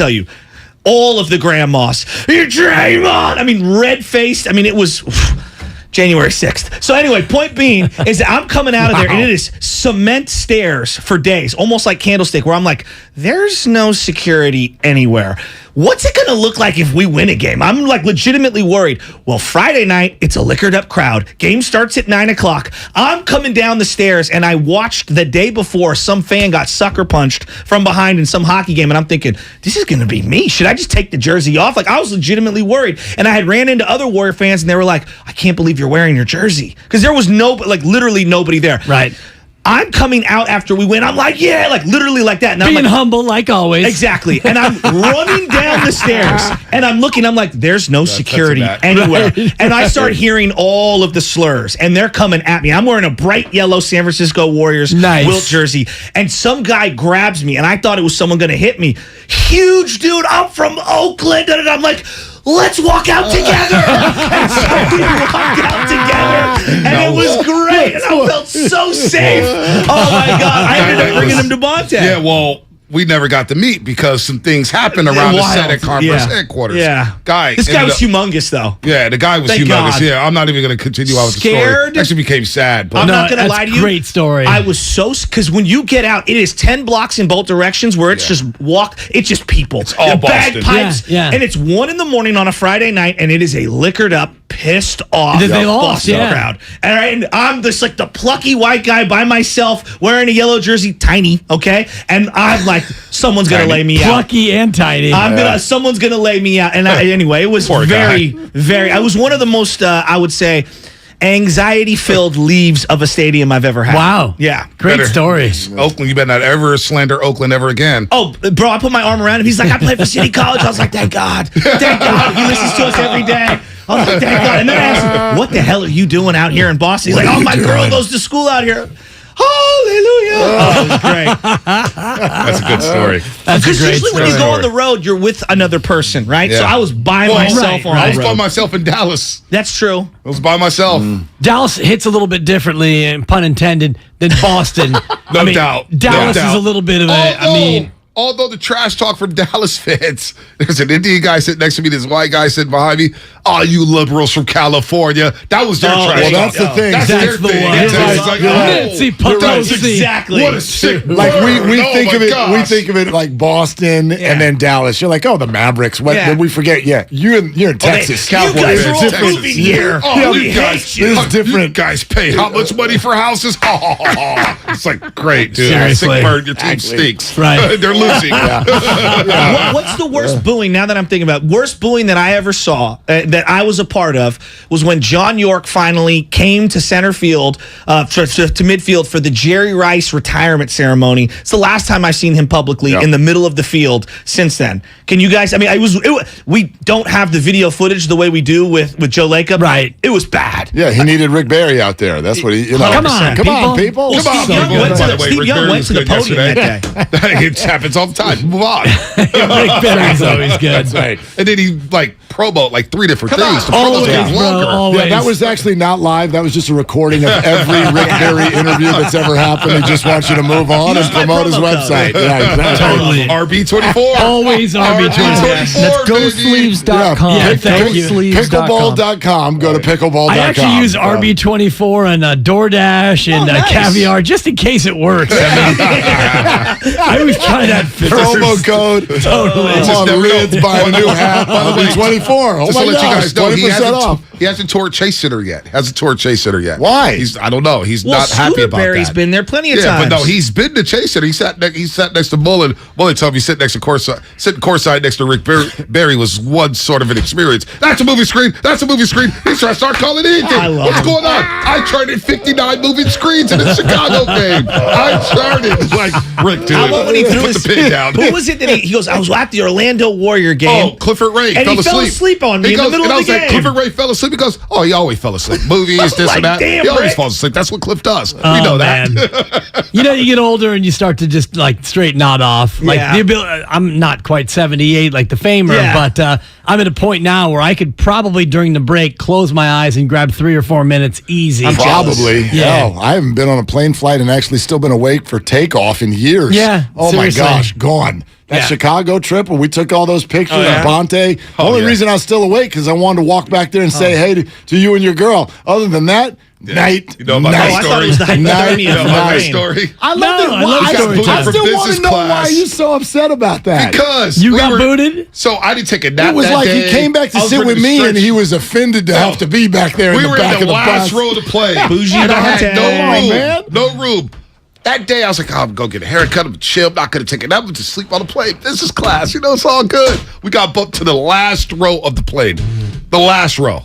It was bad. That's it was not a bad business experience. class, right? It's Last not row business of the class. plane? No, last No. row. Sit next to the engine. But they did it right. Twitter works though, doesn't it? Twitter works. Hey, Bonte, Twitter works. Hey, United, bleepity boopity bop, and by the time he got to luggage, it was all good. They saw that he had a blue check mark. Refund. Nice little $1,000 flight gift certificate for me and the missus. It was all good. All good. Flex moment of I'm the like, flight. United, Seriously. you want to pay me off? I'll sit in the back row every Flight flight. 957? Well, shout out. I'm just tall, Mark. Like you can't Seriously. lean back. My knees were stuck. Like it was bad. Like I don't even know what they said. He said Flight 95.7, Yeah, which was Flight the morning 95.7. show before Joe Low and Dibs. It was Chad, Joe, and Low called Flight 957. Chad Dewey up there at Rich City Radio. What's up, Killing Chad? it, yeah. If you had paid for something that you didn't get, that's a little upset. that's different. That's all. I did the same thing on our Southwest flight to Maui a couple years ago where, come on, Southwest, what are you doing? Quick Twitter blastosaurus. The next thing you know, your boy's A1 through A15.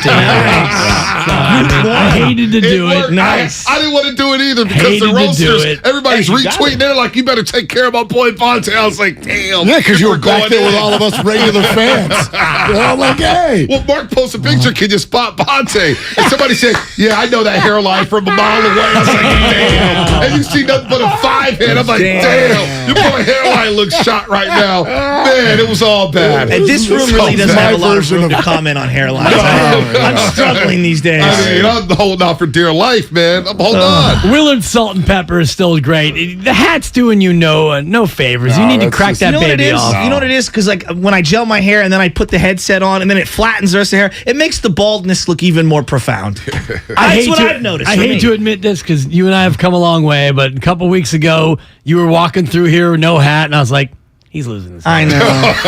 I didn't want to say anything, but now that you... Are we all? I mean, I'm going. I'm hanging on. Yeah. I'm at the hanging out for end of dear a life, Dwayne too. Kuiper call here. God, out of here. Dude, the good thing I'm at the end of the call.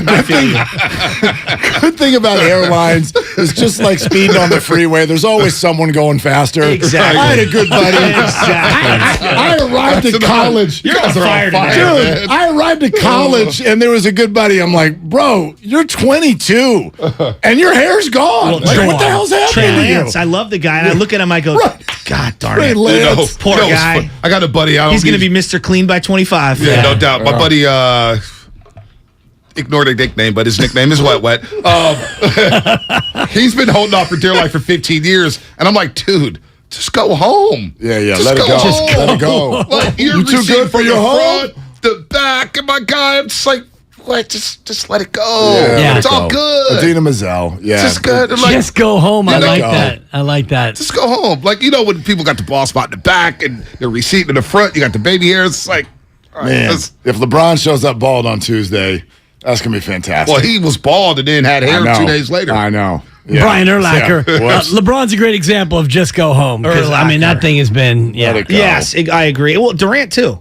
Oh, and Tiger Woods. I mean, Tiger quite Woods, frankly. yeah. Tiger Woods, yeah. Tiger Woods up Tiger there. been through a thing or two. They had Tiger's Wouldn't head you right understand? next to a tee box, a par 3 tee box, and like the golf memes, they're everywhere. And I was like, poor guy. Just come home. What else you guys talk about today? Well, we'll Falcons, definitely Niners? we'll get into the Draymond stuff, and I was interested actually in this football game last night. I might be the only human being in America who would say that after another just complete, utter, disgusting display of football on a Thursday night. But I was very much interested in the way the Bears are using Justin Fields and how that sort of relates to the conversation we all had about Trey Lance weeks ago. And in fact, furthering that, a tweet by Richard Sherman, which got a reply from Sean Payton, which sort of confirms Justin Fields is going to get ripped sideways now for a while, already has been, and he doesn't look good, and there are things that are definitely on him. But he's getting more heat than Winston. I thought he was a better quarterback. my on the God, field. here's the deal, though.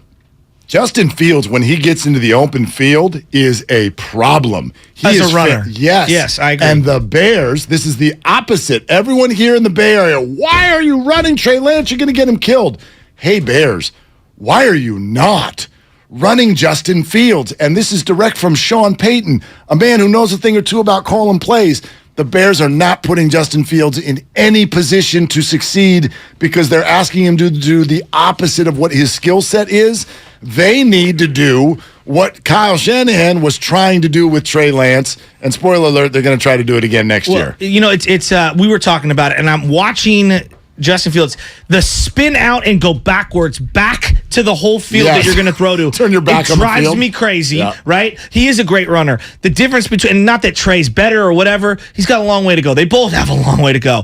But the one thing I am encouraged with Trey is that when he does have trouble in the pocket, it feels like he's stepping up, looking to throw downfield, and you can see the difference between the two. I can now understand a little more why Shanahan leaned into Trey Lance, because it was Fields or Trey Lance, Fields, Trey Lance or Mac Jones, and now it's making a little more sense. Totally. And he also has absolutely no weapons. I mean, Darnell Mooney's fine, but he's not a one. He's not a He's one. like the 4 for the He's Niners. not a one. In crunch time. And that 4th and 16, he threw a dime to Equimedius St. Brown, went Dropped right it. through his damn thumbs. know. I mean, it was just so he's got nothing to work with, and that's sad to watch. Mooney on the last play. Mooney, that was a great route by Mooney. Fields throws it to him, and he drops If he catches it clean, it's a touchdown. It's a If he catches it clean, it's a touchdown.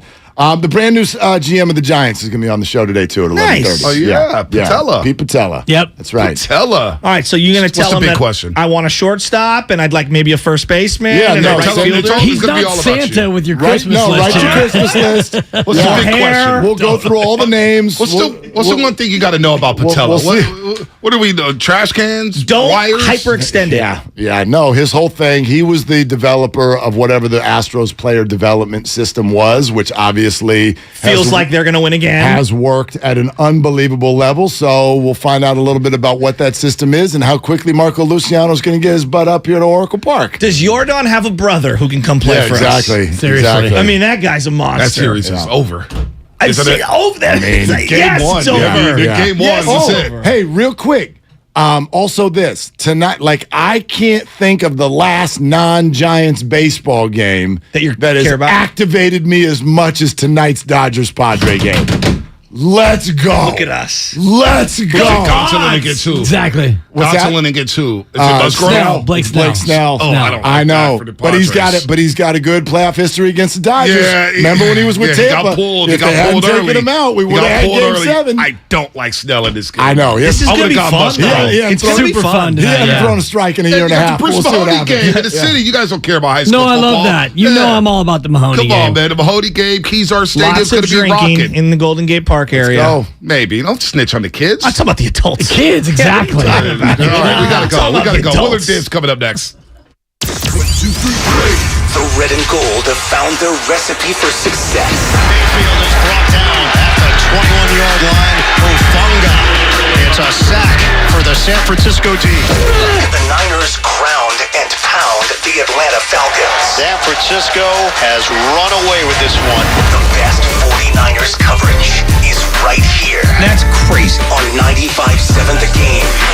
Kirby is your driveway mechanic. They bring the shop to you with brake replacements, oil changes, washes, and so much more. Get $50 off your first oil change with code OIL50 at Kirby.com. That's CURBEE.com and use code OIL50. If you own a business, this has been a bumpy ride. From pandemic to inflation, I'm sure you could use a break. If your business has 5 or more employees and survived COVID, you may be eligible to receive a payroll tax refund of up to $26,000 per employee. The challenge is getting your hands on it. Hi, I'm Howard Mackler, and that's why I founded GetRefunds.com to cut through the red tape and get you the money. The team of tax attorneys we have put together are highly trained in this little-known payroll tax refund program. We do all the work, charge not a dime up front, and simply share a percentage of the cash that we get for you. Businesses of all types can qualify, including those that took PPP, nonprofits, and even those that had increases in sales. We have helped return over $1 billion to businesses, and we can help you too. Just go to GetRefunds.com, click on Qualify Me, and answer a few questions.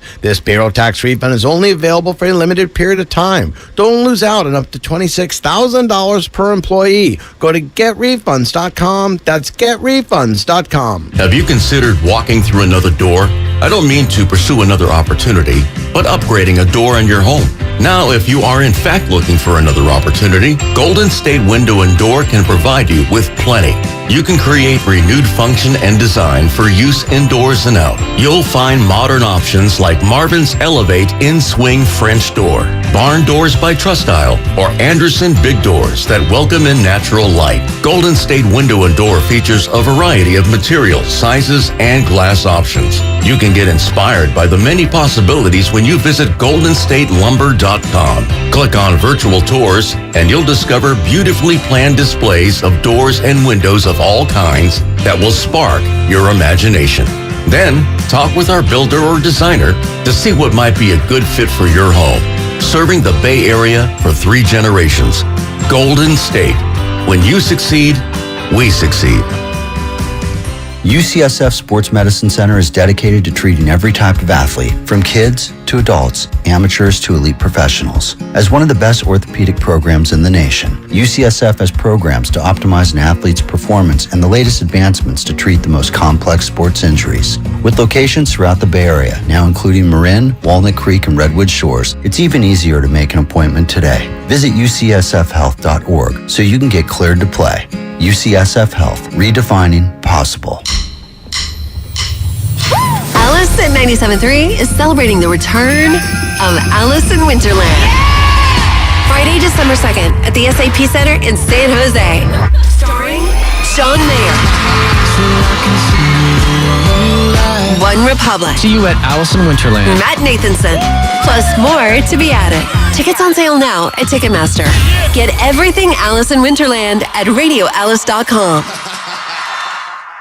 At Harris Ranch, we do beef, just like we've done for over 50 years.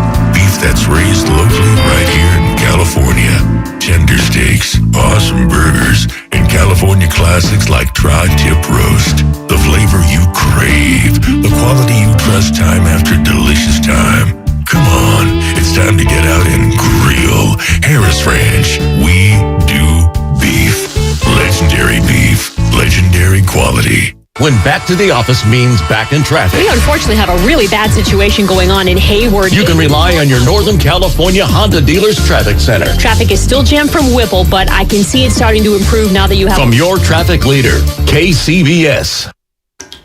That's the sound of a crack in the ceiling found at a home inspection. But with a Realtor by your side, a newfound leak might only cause minor worries. With their expertise, a Realtor can suggest a credit at closing and even connect you to a contractor to help you shore up that leak and alleviate your worries. When it comes to cracks in your plans, the expertise of a Realtor can make all the difference. The difference between an agent and a realtor is real. Realtors are members of the National Association of Realtors. That's who we are.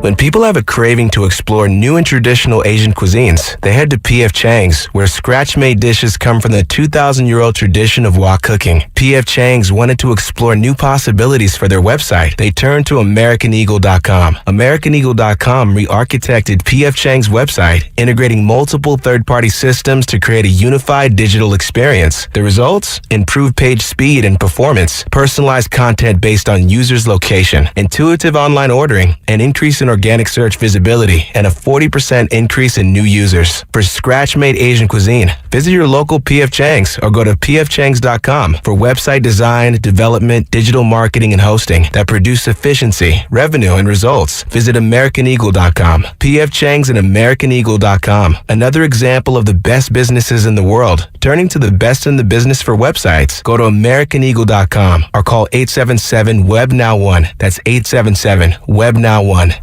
What's your retirement look like? With Fidelity Income Planning, a dedicated advisor can help you create a flexible income strategy to grow and protect your wealth so you can stop worrying about the future and enjoy whatever comes next. Investment minimums apply. Fidelity Brokerage Services, member NYSE SIPC. They're longtime friends. Let me tell you something real quick about Dibs that I'm sure not everybody knows. And first-time partners. Hang in there, big guy. There'll be brighter days ahead. Now, these two homegrown Bay Area boys finally come together to take over sports talk. Get the hell off of my doorstep. Major League Baseball, you stink. It's Willard and Dibs. On 95.7 The Game. I mean, let me read this to you right out of the gate. Straight out the gate? You know, it's a football Friday. Let's do this, okay? 888-957-9570. We'll get to Draymond's comments coming up in a little bit. And yeah, even a little baseball for you today as the brand new general manager of the Giants, Pete Patella, not related to the tendon that we know. He'll join us at about 11:30. Good morning, Twitch and YouTube. Thank you for being here as always. Keep your chat going there. The Xfinity mobile text line for you as well. Richard Sherman last night during that football game. This is a dissertation on how to not fit your play calling to your personnel. The fact that we just saw a design run for Carson Wentz and not yet one for Justin Fields is asinine. And then someone named Sean Payton with a blue check decided to respond to Richard Sherman and said, "Preaching to the choir, Rich." Woof. Wow. That's from Sean Payton. And I immediately thought of Trey Lance. Because, like, do you see Justin Fields play football? That's what I think Trey Lance would look like if they didn't let him move and run the ball. That's what he would look like. That's why Kyle Shanahan is looking at everybody in press conferences and acting arrogant and being like, you guys don't understand what you do with a mobile quarterback. When Justin Fields gets out there in the open field, he's magic. Yeah. He's fantastic out there. But they don't do it. They don't do it on purpose, not once. I think Fields, though, is closer to Lamar Jackson, and Trey Lance is closer to Josh Allen in terms of running the football. Okay. Like, when I see Justin Fields out there, and it's a broken play, and he gets outside the pocket, his quickness, his mobility, his juke ability is far greater than Trey Lance. To me, Trey Lance is better with the ball in his hands when it comes to inside the tackles, which is where he got hurt, designed runs. Justin Fields could do that sort of design run stuff, but I don't think that Eberflus is really looking to run his offense that way. My favorite word in sports right now, Eberflus. Yeah, it sounds like somebody is speaking a different language and telling you that something went wrong. And that's exactly what it is. They're speaking a completely different language with the Chicago Bears. And I think we in some ways, we get ourselves into a little bit of trouble with all these comps. Justin Fields is Lamar Jackson and Trey Lance is Josh Allen, because now people are going to be like, Trey Lance is not Josh Allen. And I know that's not what you're saying. You're talking about just in terms of style. I don't know. I could bring up differences with all of them. From Allen to, if I bring Jalen Hurts into the conversation, people will be like, yeah, but he got a big caboose. He's got big thighs. Yeah, I get it. The point is, I just think if you've got a quarterback who can do stuff in the open field, can run, can make people miss, you use that. You use that. The 49ers used it. We've been through the debate. I know, is it running or is it that particular kind of run play, what have you? That's what injured Trey Lance. That was what kept going through my head last night as I'm watching Justin Fields. I go, this is what happens when you have a quarterback who's got beautiful athleticism and you try to tell him to be Tom Brady. Right. Because that's what the Bears look like they're doing. And I think that the 49ers are hoping that Trey Lance could be more like Tom Brady in that he could actually make plays from the pocket. The more you watch Justin Fields, I don't see any real progression or improvement on his ability to be Tom Brady-esque. Now, no one will ever be Tom Brady, and when you have a quarterback as mobile and as athletic as Justin Fields, you don't ever want him to just be in the pocket, but I don't see any of that confidence from Eberflus or from Justin Fields himself to be the kind of quarterback that he needs to be. You have to throw from the pocket some to win in the NFL. I will say this, though. Every time I watch Justin Fields, there's two other thoughts that go through my head. One of them is, even though Trey Lance's career has gotten off to all of this rocky start, man, I'm really glad that the 49ers didn't pick Justin Fields. Yeah. I remember, because that was essentially the debate, even though we got sort of sidetracked on the Mac Jones thing because of all the reports. I have a hard time believing, because of the way that it played out, that the 49ers were behind the scenes going, is it Trey or is it Mac? Is it Trey or is it Mac? Because they're so different. I mean, you're really taking your offense in two totally different directions if that's your thought. But Trey Lance, Justin Fields, I'm sure at one point or another that was a discussion that happened. And even though Trey hasn't shown much yet, thank goodness they did not pick Justin Fields. And then the other thought that pops into my head when you watch the Bears play is, how on earth, monsoon or otherwise, how? I don't even need to finish the sentence. You know what I'm going to say. Did they lose that game? How? They're so bad. They are so flipping. I mean, you wow, watch the right? Bears play, I go, I don't know how many NFL players are even on this field right now. Roquan Smith, I see you. I mean, you're out there David Montgomery, good running back. Sure, and actually so's his backup. Khalil Herbert, who broke a long one, is a solid running back. I get it. There are players. It's about context and what's around you. But my gosh, like Dante Pettis is running around out there as one of their top three receivers.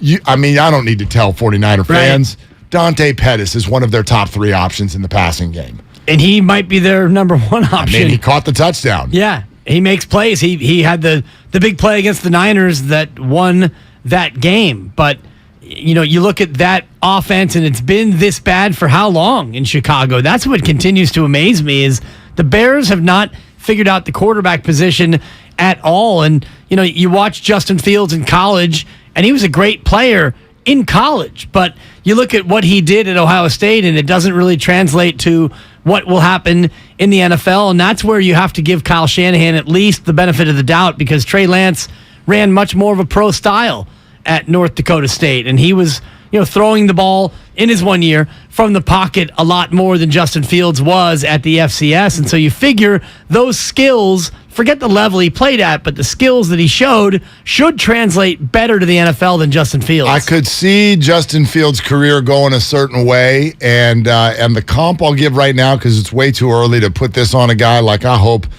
for everybody on an individual basis, even though I don't like the teams, I don't want them to do well. I don't like it when guys are college players we love watching, and then they get a whole lot of discussion, and they're famous already when they arrive at the draft, and then within a year we're like, bust. Believe me, when I was in the food lines at halftime of the Bears 49er game, you should have heard what Bears fans were saying about Justin Fields. I mean, they wanted to drive him to the airport. And so I don't ever root for that. But because he's a Bear, and because they clearly have no clue how to call a play, I could see a path where his career becomes what it seems in this moment Geno Smith's career has been, which is journeyman. You're a first-round bust. This didn't work out, but then somewhere along the line, some other team and some other coach is going to get their hands on you, and you're going to go, oh, well, that looks passable. That's talented. Like Justin Fields, a talented guy. Go look at the numbers this year if you think this is kind of a wonky point, go look at the numbers this year for Geno Smith in Seattle. I know he's played some bad defenses. I know, and I know they didn't put up anything against the 49ers, but then again, nobody has. Like, Geno Smith is one of the top-rated quarterbacks in the game this year. There's talent in there. Yeah. Quarterbacks need to be around the right play callers. Justin Fields is not. And I still believe that Trey Lance is. It's why I still have a lot of hope for his future. And that's why the 49ers still have hope for his future. Yeah. And that's why the Jimmy Garoppolo story will not most likely involve next year. We said this last year, and here we are. Jimmy Garoppolo is still a part of the tableau. But Trey Lance is going to have a chance to flourish and shine under Kyle Shanahan. The other name that I was thinking about in these terms, Mark, was Teddy Bridgewater, a guy who, he's kind of bounced around. He's been looking for the right spot. Miami, it felt like would be it with Tua hurt, but now he's hurt as well. Miami's on to their third, maybe their fourth-string quarterback, and I defy you to try to remember the name of that. Is it Stinnett? Was it Reed Sinnett? Reed Sinnett is tracking toward being the backup quarterback for the Dolphins? We were joking before the show. Yeah. So first off, two things on the Dolphins situation, and then there's actually a development for the 49ers we want to tell you about 2 minutes away. So the Dolphins are clearly terrified of concussions, and with good reason. Teddy Bridgewater has essentially already been ruled out as the starter for this weekend's game for Miami. They take on Minnesota. We know that Tua has also been ruled out. But Teddy has not been ruled out of playing. He's simply been ruled out of starting.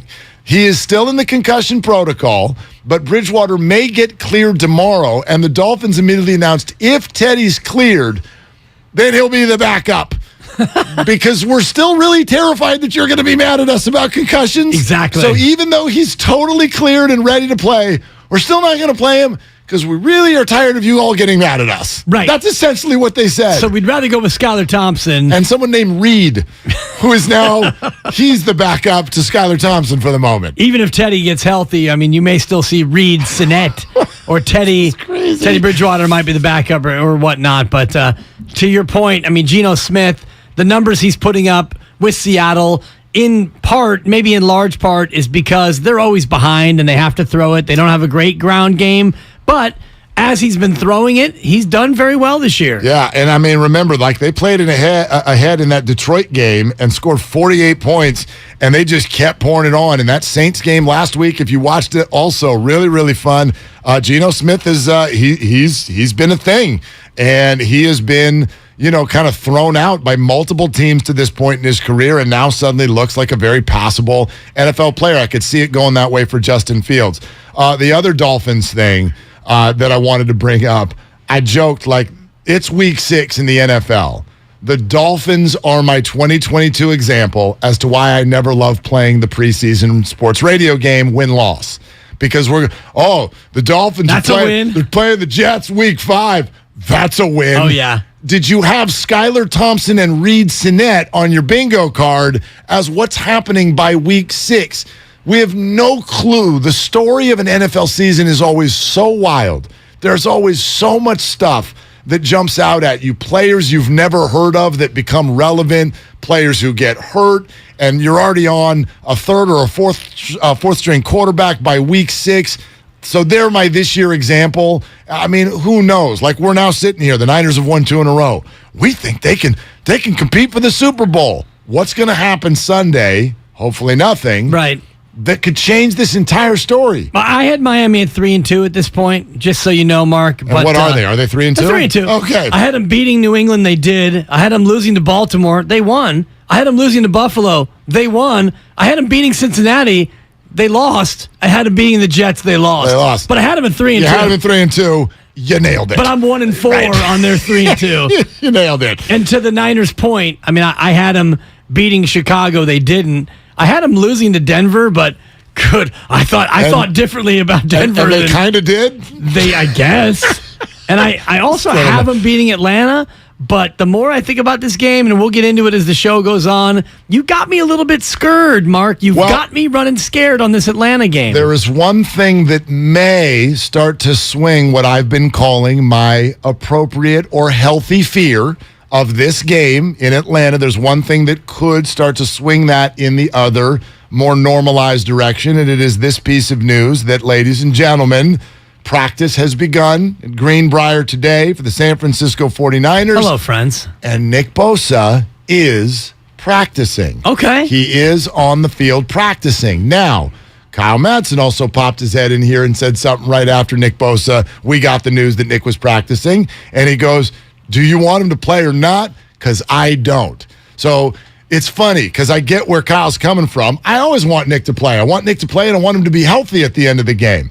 But does this feel like a roll of the dice if, with his groin injury, you go ahead and play Nick in a game that you think you can go win even if you're compromised without Nick? And you're putting in jeopardy games that are coming up against the Chiefs, the Rams, potentially even the Chargers. And for reference, George Kittle, groin injury, practiced on Friday and then didn't play a few weeks ago and then had a full week of practice the following week and did show up and play. So we'll see. I do want him to play, knowing that he's not going to play every snap. And, maybe you pare back his reps because normally he's about a 70 or 75% participant on the D-line. None of those guys plays 100% of the snaps. It's just the way they rotate their personnel. So maybe you bring Nick Bosa down to 40 or 50% of the snaps just to try to baby the groin. But if he is good to go, if he's good to make it through a full practice, go ahead and play him because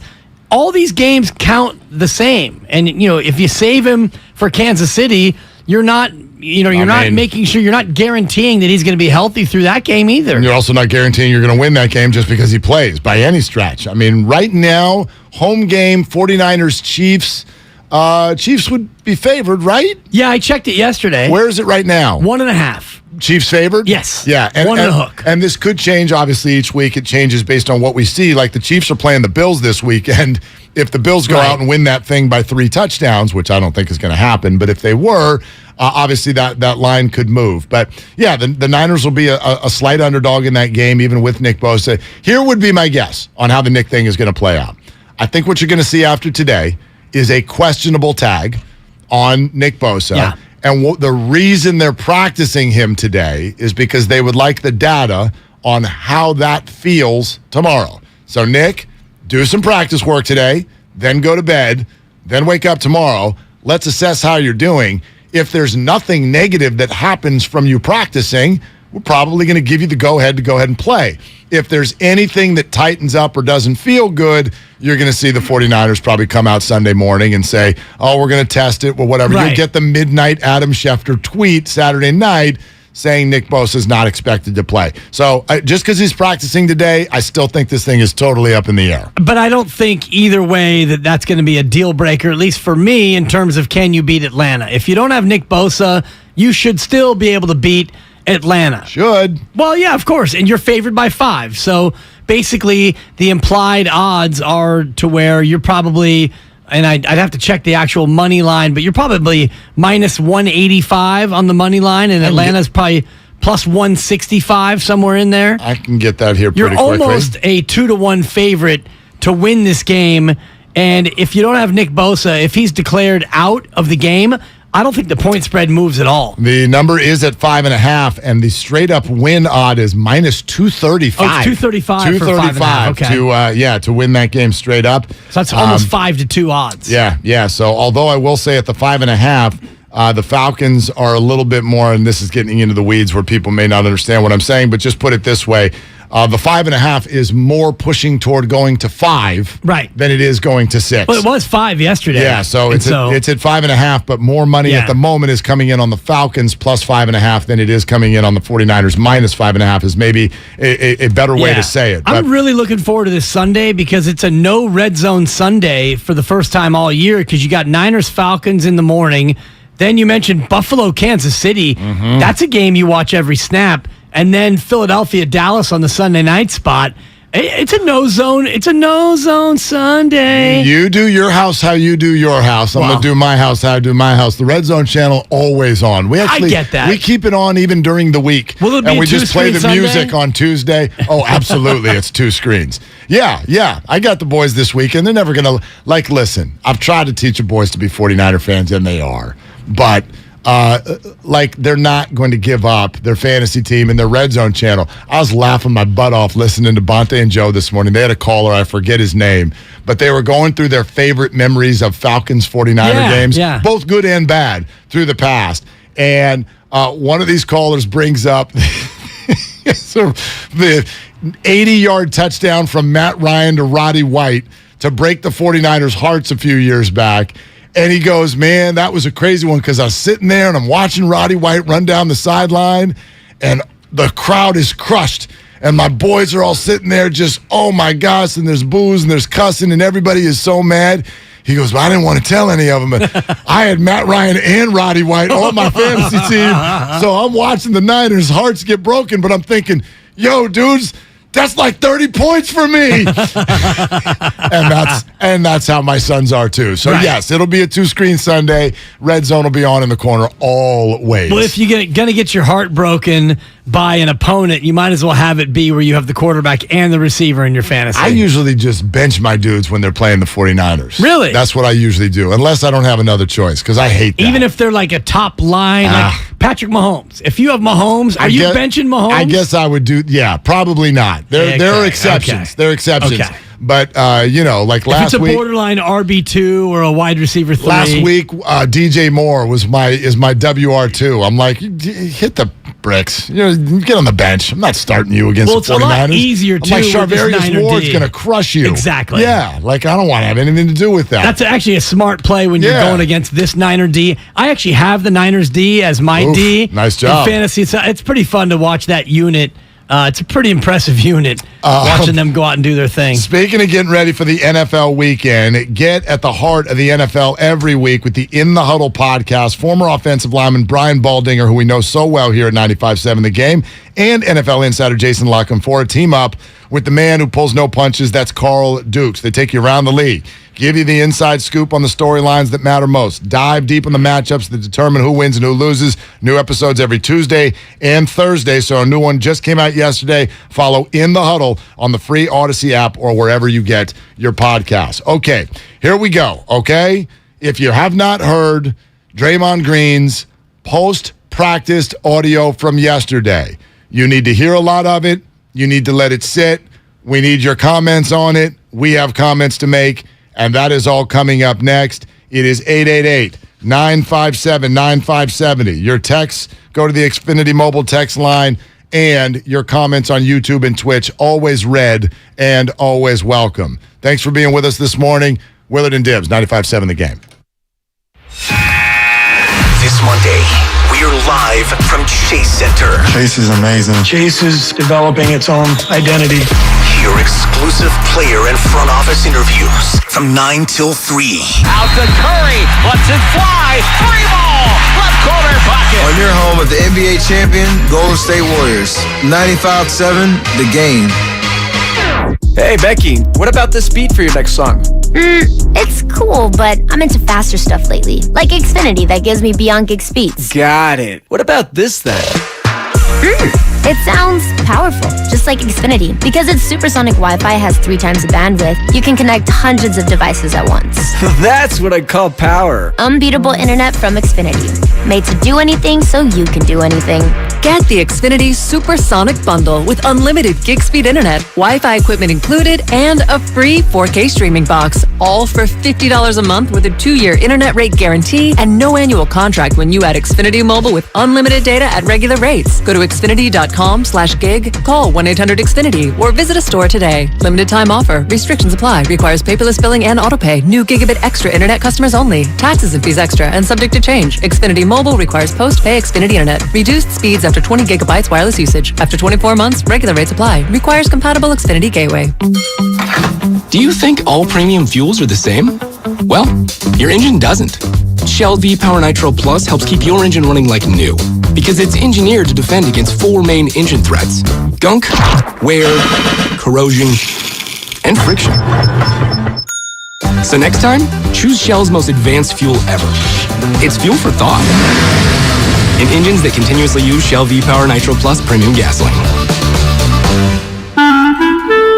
This is your time to cash in at Cash Creek Casino Resort. To rock and to roll. Over the hills and bluffs. Go all out or go all in. With 4 stars and rising stars, now we do more than ever, so you can do as much or as little as you want. It's your time to cash in at Cash Creek Casino Resort. Everything, our farm, our stand, our pop-up shop, it really all started when we discovered the benefits of local, raw honey for our family. And then we decided to turn it into a business. We were looking for something to help us get up and running. So we got the Chase Business Complete Banking Account. It's more than a bank account. It comes with Quick Accept, which lets us take card payments anytime, anywhere in the U.S. using the Chase mobile app. Plus, we get same-day deposits at no extra cost. For us, it's more than honey. It's about sharing a little sweetness with the world. Get the Chase Business Complete Banking Account with the essentials you need to help get your business going. Learn more at chase.com/business-complete-banking. Chase for business. Make more of what's yours. Quick Accept is not available in U.S. territories. Enrollment required. Usage subject to approval. Same-day deposits available for payments before 8 p.m. Eastern Time, Sunday to Friday. Fees and rates apply for checking and processing. Limitations and restrictions apply. Participants compensated. Merchant services provided by Payment Tech LLC and WePay Inc. Subsidiaries of J.P. Morgan Chase Bank and a member FDIC.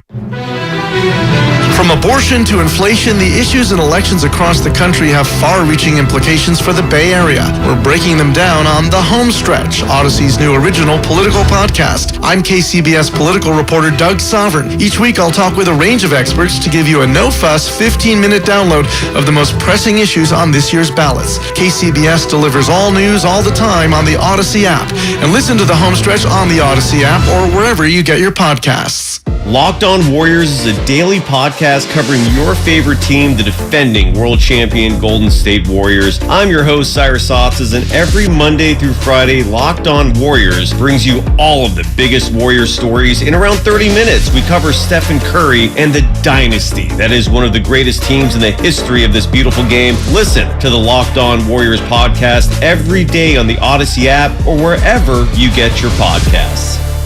Hey everybody, it's Boomer Esiason here. When a part of your offense isn't firing on all cylinders, it shows. And sometimes the only solution is to replace that part with something new.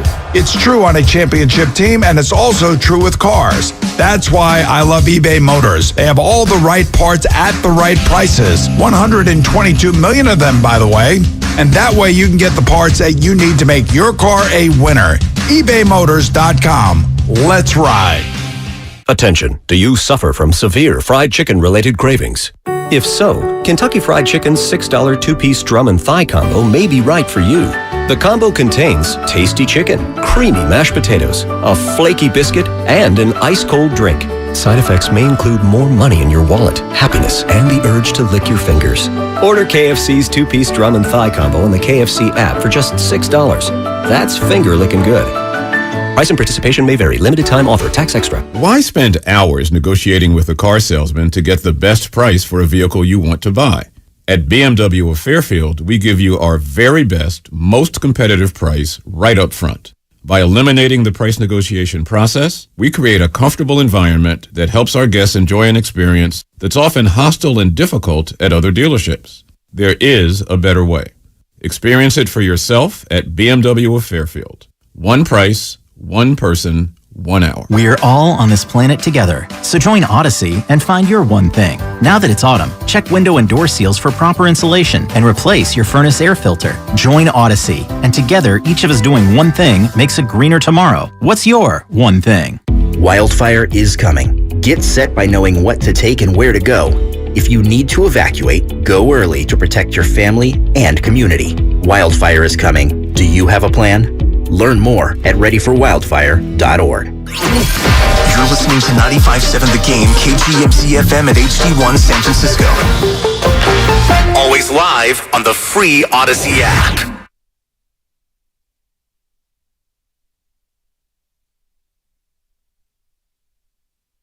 Now, back to Willard and Dibs on 95.7 The Game. Okay, it's all sponsored by Fremont Bank, full service banking, no compromises. We'll get you some of the things that Draymond said here in just a second. But first, we need to take a moment. But first, hello, Nora Diana Spadoni. Oh, yeah, baby. She's 8 pounds, 0 ounces, 21 inches.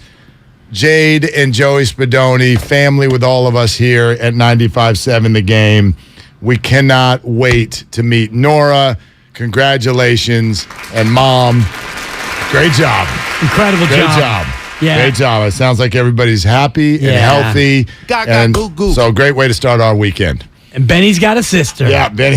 Benny's got a sister. Yeah, Benny and the rest. Benny's got a sis.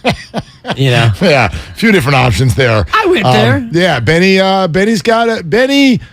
From what I know of Benny is going to be an awesome big brother. Oh yeah, but Benny having another person to play with around the house, I know maybe that's maybe a year away at least, but that'll be a good thing. And I'm that'll sure be a good thing he's for everybody. already out there protecting his little sister. Absolutely. In case any one of those other newborns tries to don't you be looking at her the wrong way. Don't you be checking out my sister. You stay in your end of the neonatal. Anyway, congratulations to all Jade the Spadonis and Joey. Then, Nora Diana Spadoni, 8 pounds, 21 inches. That's a big girl. That's not a small baby. No, it's a Jade, good, beautiful baby. Yeah, beautiful. So, healthy baby girl has been added to the family. All right. Congrats to Joey for that paternity leave that he's going to cash in on. He and I were talking about that. Take your time. Yeah, exactly. Take your time. Take those weeks, Joey. Yeah, exactly. All right. So 888-957-9570. Would definitely love to know how this hit everybody yesterday. For me, this is now no longer. This isn't about Draymond Green punching Jordan Poole. I just listened to this and I solely thought about Draymond Green. Forget any incident that has happened for a moment and simply think about how this fits with the Warriors. All right? So this is looking forward because all of the things, and I had said to you, the one thing I didn't like about the first press conference was that he got mad about the presence of video. Right. And I'm like, look, I get it. He's not wrong, but I'm also thinking just leave that out because it makes it sound like you didn't want people to see what you actually did. And you did this, so you can't blame the presence of video. So outside of that, though, I thought, look, he said what he said. He checked a lot of the boxes. I thought he answered the questions straightforward. And I was optimistic about where this group could take this. And as you know, you and I had a heavy debate the other day with regard to whether there should or shouldn't be a suspension. Right. And I accept the Warriors not suspending him because I didn't really see what a suspension was going to do. And that yesterday's comments firmed this up even more for me, which is that if we think that Draymond Green is going to change for anything or anyone, he's not. A suspension's not going to do it. A fine is not going to do it. Like, nothing's going to do it. I don't even think a trade would do it. He'll just be whoever he is defiantly with wherever at least he plays he'd be next. elsewhere then. Yeah, he would be someone else's issue. So the one that I think got everybody going the most is his comment about the word trust. And that has become such a big word because it was used by Steph Curry, because it was used by Steve Kerr. Kevon Looney directly said the statement. He's got a lot of work to do to earn our trust back. And so here comes the word trust. And this is kind of where Draymond took that specific issue. Everyone says, build trust as a team. I don't really quite understand that. What's trust? Is it trust that you're going to make the right play? I think I always make the right play. I mean, to the best of my ability. I don't always make the right play, but to the best of my ability. So is it that? Is it, what is that? I think, what we do have to do is make sure we're together, make sure we're doing the necessary things that it takes to win a championship, make sure we got each other's back. But I think of so many different things when I hear the word trust that I'm not always certain that that is the most fitting word for what people are trying to say. I think it always sounds good and everyone kind of has this idea of what that means, but yet, what does that truly mean? I don't quite know. This is one of the problems we got going on right now, and I'm not talking about Draymond, I'm talking about the world. It is so easy It is such a snap reaction. Oh, the media, here goes the media, and you're blowing things up. It's you, Mark. It's not just the media. Let's go to Mark in the media. In the back. In the back. Yeah, Mark, it's you, Mark, in the media. All your media brethren and sisterin. And sisterin. Draymond, and I don't know why anybody didn't follow up with this. Damn it, I wish I had been there after practice yesterday. Let's go to Mark. Draymond, it's your teammates who brought up the word trust. I don't know where trust comes. It came from Steph. Right. In the back. It came from Steve Kerr. Let's go to Steph on the podium. And it came from Kevon Looney. Are you saying that in some way what they're saying needs to happen next is inaccurate? Or that you're confused? This is the one that even brought me to the party. I wasn't even thinking about Draymond Green press conference. I didn't even know he was having one. I knew he was practicing. We knew he was being welcomed back to the team on Thursday. I trusted that he was going to practice, but I don't even know. Let's talk about the word trust for a second, Dan Dibley. Yeah. What does that really mean? It means that, the team was practicing and he was going to be back eligible. So I trusted that he would be out there in practice. And the fact that he says, I don't even know, and just the way he's so dismissive over the idea of trust. I mean, to me, the follow-up question would be something pertaining to, I think that what they mean by trust is that they're trusting you to not punch them in the face anymore. Yeah. That's what they're trusting. And they're trusting you to not cause this level of a problem, a crisis, the biggest crisis that they've faced. That's what they want to trust. They want to be able to trust you, Draymond, to not create this level of crisis again. So it's not about camaraderie. Camaraderie comes after trust. If you don't have trust, you can't have camaraderie. I trust you and Spadoni and Kyle and Lubman, who's filling in for Spadoni until Spadoni decides that he's sick of his baby. In December. Yep. Yeah, exactly. No. That's our team. If we don't trust each other, we can't possibly have camaraderie. And that goes for our morning changeover at noon with Guru and Steiny, JD when he fills in, Larry Kruger. The beauty of our station is that we have camaraderie, but that camaraderie only came when we started to trust each other. Well, so that's what that means, Draymond. Exactly. And it came from inside the building. It came from the people that you say and we say we all respect more than anyone in Steph Curry and Steve Kerr. And oh, by the way, Kevon Looney, who Steve Kerr now tells us is the moral compass of your team. The moral compass of your team said you got a lot to do to earn your trust, to earn our trust back. That's what the moral compass of the team said. And you just thumbed your nose at it. And then you start talking about camaraderie when you're the one who took camaraderie into question. I think the team, if I'm Jordan Poole and I'm listening to camaraderie, we had it, and then you hold off and punch me in the face. So how the heck are we supposed to have camaraderie? And now you're going to sit in front of a microphone and say, well, we all got to have each... This man said yesterday we've all got to have each other's backs. What? What did you just say? You need to have each other's back. You're the one who did this. Listen, a lot of us, self-included, have tried to have the Warriors' backs, have Draymond had your back repeatedly in a public space. But you can't say that when you did this. If you want to talk about camaraderie instead of trust, then say, I have a lot of work to do in order to help rebuild the camaraderie that I ruined. But he won't do that because that takes accountability. Defiant to the end. And it takes humility. And this is why, and again, I will agree with you to the degree of, I don't know if a suspension would change Draymond Green. I don't know if Draymond Green even wants to change. Based on what he said yesterday, I don't get the sense that he feels like he has to do anything differently. He sees this incident as a thing, and I think he referred to it as a thing. Yeah, as soon as we get further down the road, this thing won't be an issue anymore. But for me, if you would have suspended him, you instantly would have a level of camaraderie and a level of trust that you don't have with Draymond Green in the building. Yeah, maybe. I just think what it felt to me like, and there's another one that was a really interesting answer when he was asked about how this affects his future with the Warriors. It felt very much to me like Draymond Green has reached a spot where he is now back to being defiant, he is back to being unapologetic, and he is back to being almost robotic. Like when he says, hey, we've got a job to do and we're going to go do it. He's a professional, I'm a professional, we're going to go play basketball. Well, that's the opposite of camaraderie. That's the opposite of it. That's show up, play 48 minutes, and then we're going to go to our corners.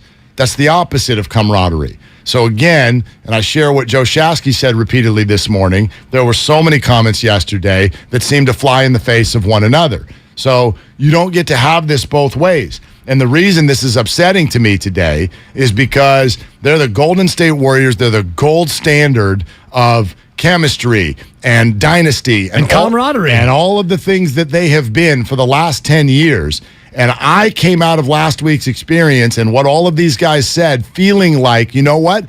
I think I'm going to bet on them that they can handle this. And then I listened to them yesterday and I went, yeah, maybe not. Maybe not. Now it feels like the Warriors are stuck between a rock and a hard place, and I do believe that's why Steve Kerr called this the biggest crisis in his history with the Warriors, because the Warriors are sitting here going, okay, we got two choices. Because if Draymond's going to play the defiant teammate, if that's his angle. Which you had to figure it was going to be. I don't think that caught any of them by surprise. No, no. Exactly. Draymond's defiance never going to, and by the way, that's him. Do you? That's him. Not asking Draymond to behave the way anybody else wants him to behave. Draymond, be you. But the Warriors then, with that, have a choice to make, which is we can try to navigate this or we can ship him out. Those are our two choices. And if you ship him out, you're a worse basketball team. And if you keep him, well, you're the real basketball players of San Francisco. Kind of. And you're a reality show.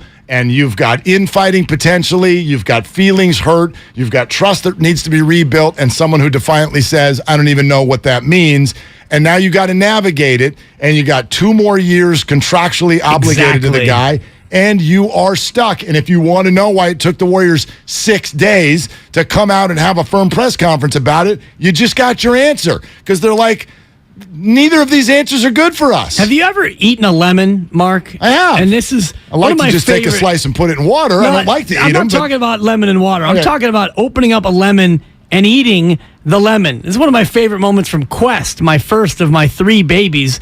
When he was 1.5, he would take a lemon and he would bite into it, and you get that sour face and the shimmy, and then he would it'd be hard to fight through it, and he'd go back to the lemon. He couldn't help but go back to the lemon. And this is what the Warriors had to do. They had to decide that they have to eat this lemon because they know it's a sour taste and they know that it's miserable, but you're going to get some of those good vitamins. And that's kind of what this is with Draymond. You know that you can't win without Draymond. Now, maybe you could. Your best chance to win probably not is with Draymond Green. But you also know that deep down, you're sick of it. I'm just going to put it bluntly. I'm sick of it. And you don't want Draymond around anymore. So you take these 2 real competing ideas and the overarching thing on top of all of this, we want to win. And if you want to win, the Draymond as a winning player outweighs the nightmare, the ongoing nightmare of having to deal with this guy 24/7. And this is what so many of you the other day, in my opinion, called enabling. It doesn't mean you're wrong, but it's the hard place the Warriors are stuck because you're telling them, well, you're enabling him. But in the very next breath, you're buying tickets and rooting for them to win. You want them to win. That's the decision they made. And it's the power that Draymond knows he has. That's what gets me. Draymond, it's a little bit of an abuse of power. Completely. Because you are a great player and you are needed on this team.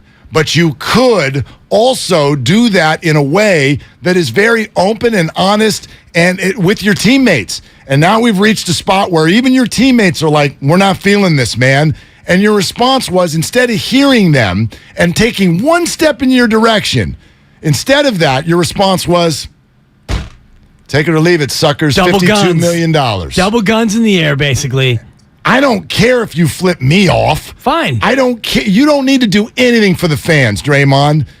This bugged me yesterday because it felt like you're thumbing your nose at your team. That's what it felt like. Jordan Poole, basically, and I said it before, and I still remain steadfast in terms of the way this has gone for Jordan Poole. He can forgive Draymond all he wants, but the very fact that the Warriors are enabling Draymond Green, and you laid it out beautifully there, Mark, in terms of why they're doing it, and I've come all the way around to the fact that, for the sake of winning, this is probably the only course they could take. Because if you suspend Draymond Green for X number of games, and I thought 10 was about the number you're looking at, Draymond Green does not come back a changed man. Draymond worse. Probably comes back worse. I mean, you see how he's acting now. Exactly. And his feet haven't been held to the fire at all. He got 4 days off to make eggs with his son and go to a Mary J. Blige concert. No, I mean, he got fined. Yep. He got a fine. More money probably than I make in a year, which is nothing to him. But not only did he not show any real contrition, and they even asked him yesterday, what did you learn about yourself in this process? Well, if I grow every day, I learn about myself every day. And if I don't learn about myself each and every day, that means I'm getting worse. There was no sense of self-reflection, humility, any of that reflective tone that a normal person would go through. I mean, it was pointed out to us earlier today that when he was asked about the lack of a suspension, he used the word we. We all came to the decision that it's not going to be a suspension. And a lot of people went, I'm sorry, excuse me? We came to the decision that there was no suspension? And I'm like, yeah, that's a we.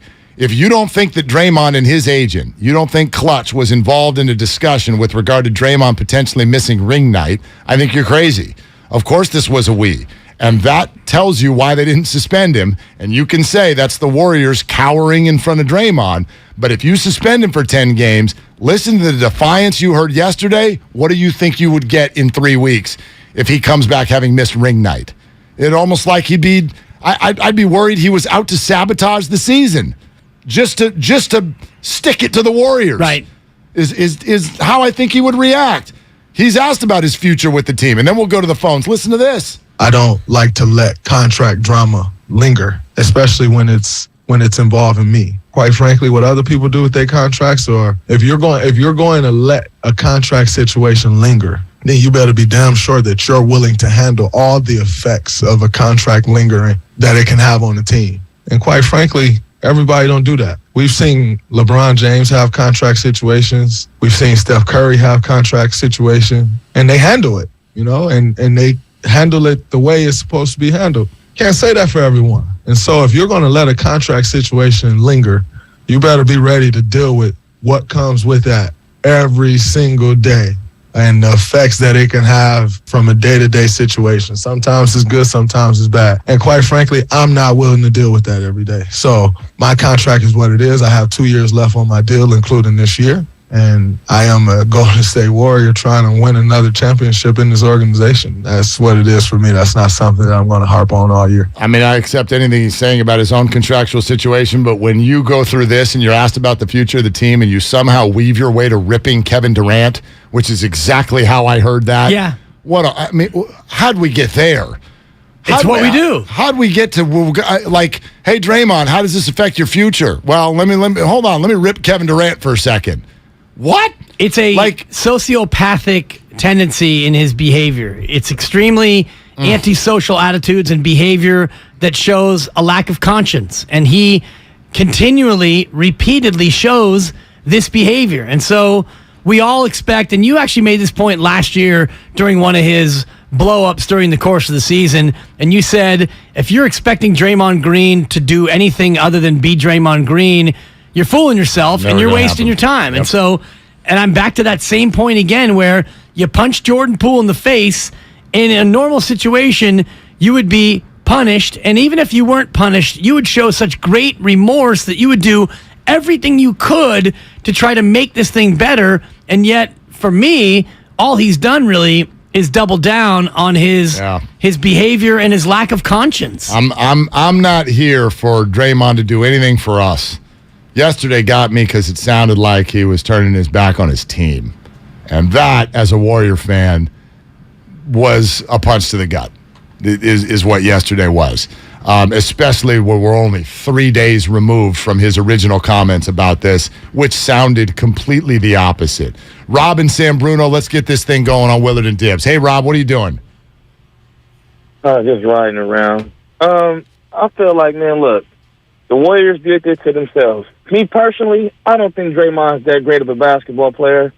I just don't think. Maybe he yelled and screamed and he pumped the crowd up, all that. But I'm about put the ball in the hoop, and he got manhandled last year in the finals and throughout the playoffs, getting jumped over and got the ball taken from him. So, in my opinion, to me, his perceived greatness needs to be traded ASAP because the Warriors did it to themselves. He's not that great of a player to go out there and do. Steph Curry don't do this. Klay Thompson don't do this. So what is the example you say for why when Wiseman get mad because he's not getting the ball? He gonna pout. Let Camille get mad because he's not getting play time. He gonna pout, act the fool, and they gonna let them get away with that? No, get this dude out of there. Everything he said yesterday is what Draymond is, and y'all keep saying, "Oh, we can't suspend him because he's gonna be worse." What kind of stuff is that? Well, Rob, I tell you where I don't buy your premise. I hear what you're saying, but I don't buy your premise because Draymond Green's value to this team and his ability as a basketball player has been proven. It may not be the traditional sense. This guy's not a scorer. But, Dibs, what was the numbers you were looking at yesterday? Their record last year with Draymond and their record without him? I would have to confirm, but I believe it was 37-11. Something about that. He played in 48 games. With him. Their record was remarkable with him. Now, a lot of that was early in the year. They started 18-2. Yep. And I'll confirm, but I believe 37-11, and they wound up 54-28. So they were about 17-17 without him. 500 team without him. Basically. And I know some of those games you didn't have Steph either. Klay was out. Sure. The three of them never played together other than those few seconds until the end of the year. So there was more factors than that. But the overarching thing, there's two things for me. One, you win with Draymond Green, and the even bigger piece is Steph Curry. If Steph Curry had at any point behind the scenes gone to management, gone to Joe Lacob and said, "Guys, hi, this is Steph. Yeah. Let's go to Steph in the back. Guys, I'm done with Draymond." Yeah. Draymond is on a bus to Orlando. Sorry, Orlando. Draymond's out of town before Jordan Poole even hits the ground. But we get the feeling Steph's saying the opposite. Exactly. He's saying, no, we cannot do this without Draymond Green. But even after yesterday, where Draymond all but mocks Steph's notion of he needs to earn our trust. Trust? You guys use that word. I don't even know what that means. Yeah. I mean, listen, go back to the post-game press conference after the Warriors eliminated the Denver Nuggets in round 1 last year. Nikola Jokic couldn't stop talking about how hard it is to play against Draymond Green, and he's got 6 inches on Draymond Green. He's got 6 inches on him, and he's talking about what an incredible defensive player he is. So I get a lot of what Draymond does is the stuff that we as fans can't see. But his value to the team is obvious in a basketball sense. Sophomore in Pacifica, next up here on Willard and Dibs. Hey, sophomore, what are you doing? Hey, walking around thinking about this. First of all, thank you guys for the detailed analysis of what Draymond said. That really needs to be done, and you're showing everybody how bad this is and whether it can even be fixed. I really disagree with you about being afraid of how Draymond might react if he was suspended. The Warriors owed it to the community around them, school children, if you get right down to it, to take a firm stand. And if you get in your parents' liquor cabinet a week before prom, you don't go to prom, It's horrible, but that's what happens. People got to learn when they make big mistakes. There's big consequences. The Warriors went out, and now they are really stuck. Well, sophomore, I get that. He's a sophomore. There he is. I get that, and I understand the feeling and the showing the young fans an example, but I also get a little uncomfortable whenever we make the comp of, this is what I would do with my kids. He ain't your kid. True. And he ain't the Warriors' kid. And this is not 32-year-old man at whatever company selling widgets. This is different. Pro sports. It is different. And fans it hits different, Mark. Just a little bit. I had to get that in there. Thank you. Yeah. As much as you're sitting here going, they owed it to the community, there's a line of fans around the block going, no, what you owe to the community is to go beat the Mavericks and beat Memphis. And play in June. That's what you owe to us also, because I'm paying $1 bajillion to go watch you play. So that's the rock and the hard place they're in. And I'm here to at least acknowledge That wasn't as easy of a decision as a lot of you want to make it. They were stuck. And you can criticize them for it, I understand, but they were stuck. It's all sponsored by Innova International. More of your calls coming up here around the bend. The new GM of the Giants, Pete Patella, is an hour away. Willard and Dibs on 95.7 The Game.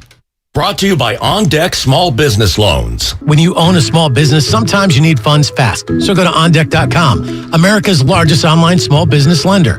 OnDeck makes it easy to apply in minutes. Apply for your loan today at OnDeck.com. Attention, guys. By now, you should know that when it comes to male enhancement pills, most of these contain the same ingredients that are repackaged over and over again. Why take the same old when you can perform in the bedroom with confidence at the highest level? That's why Noxitril needs to be on your bedstand. If you thought that the little blue pill works well, wait till you try Noxitril. It's like Viagra on steroids. Thousands of men each week have switched from that prescription blue pill to Noxitril. That's because Noxitril is automatic. No need to worry anymore. When it's time to perform, we've got this. Explosive results you can count on with no side effects, no stuffy nose. We want every man to try Noxitril, so call now and take advantage of our special free bottle offer today. Oh, and as a reminder, please use the Noxitril dose as directed. It's that strong. Call right now and get your free supply. Call 800-486-1608. That's 800-486-1608. It's like Viagra on steroids. Improve your sex life with your free supply. Call 800-486-1608. That's 1-800-486-1608. Do you have 3 ex-wives and your current trophy wife wants a life insurance policy 3 times the size of the policies you had to purchase for your previous mistakes?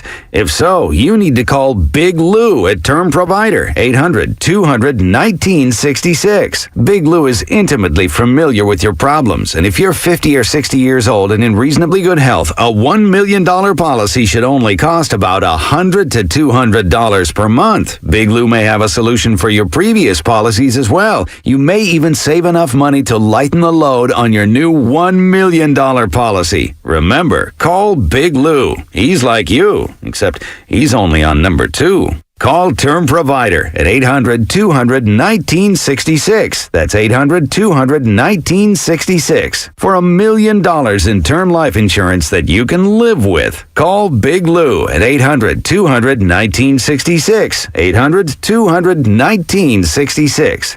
Hi, this is George with Left Coast Buyers. We buy properties all over California. If you own a house or an apartment building and want to sell it fast at a great price, call us at 925-434-5000. We can pay cash and close in as little as 7 days. We buy properties in any condition, any price range, and can help you in any situation. Do you own a property that is run down and needs thousands of dollars in repairs? Are you out of time, money, and energy? Let us help. Are you looking for an easy way to get top dollar for your property and sell on your terms and timeline? Well, call Left Coast Buyers now at 925-434-5000. We can solve any problem. We buy divorce houses, inherited houses. We even buy vacant houses and abandoned houses. Do you have a tenant who hasn't paid rent? Are you behind on property taxes, mortgage payments, or even facing a foreclosure? Even if you're just nervous about capital gains or an upcoming recession, we've seen it all. So if you or someone you know owns a property and needs to sell, call Left Coast Buyers at 925-434-5000. That's 925-434-5000.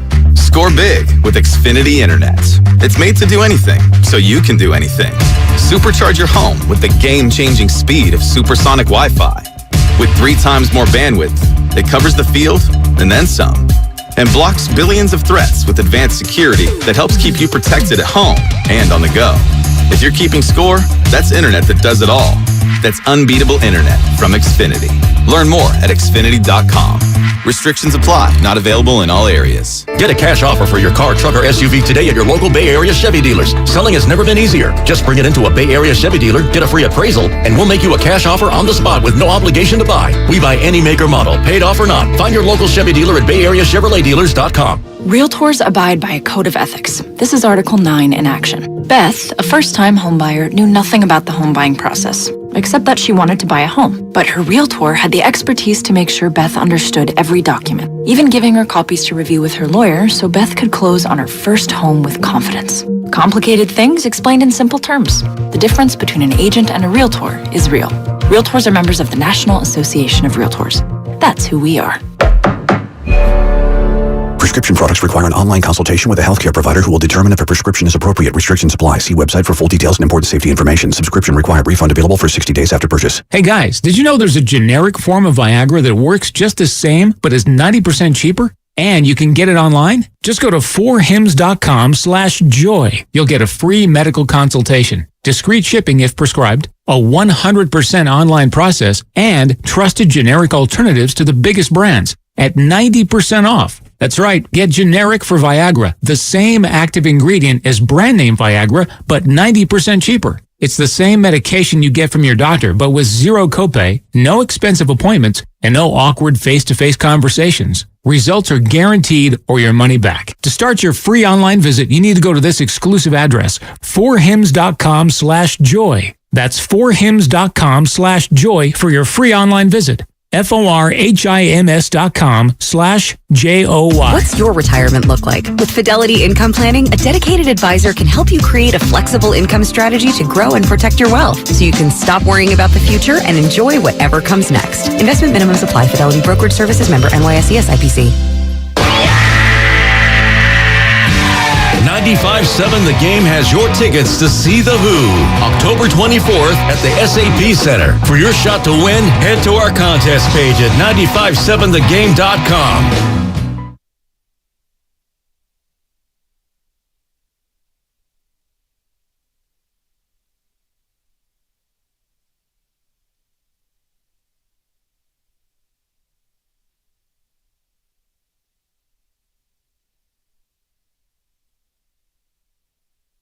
Yeah, no Jordan Poole. Now, back to Willard and Dibs on 95.7 The Game.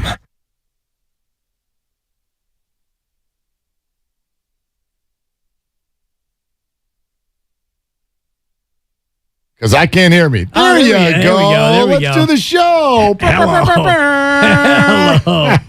Hello. It'd be fun to blame Spadoni for that, but he's being a daddy. Yeah, exactly.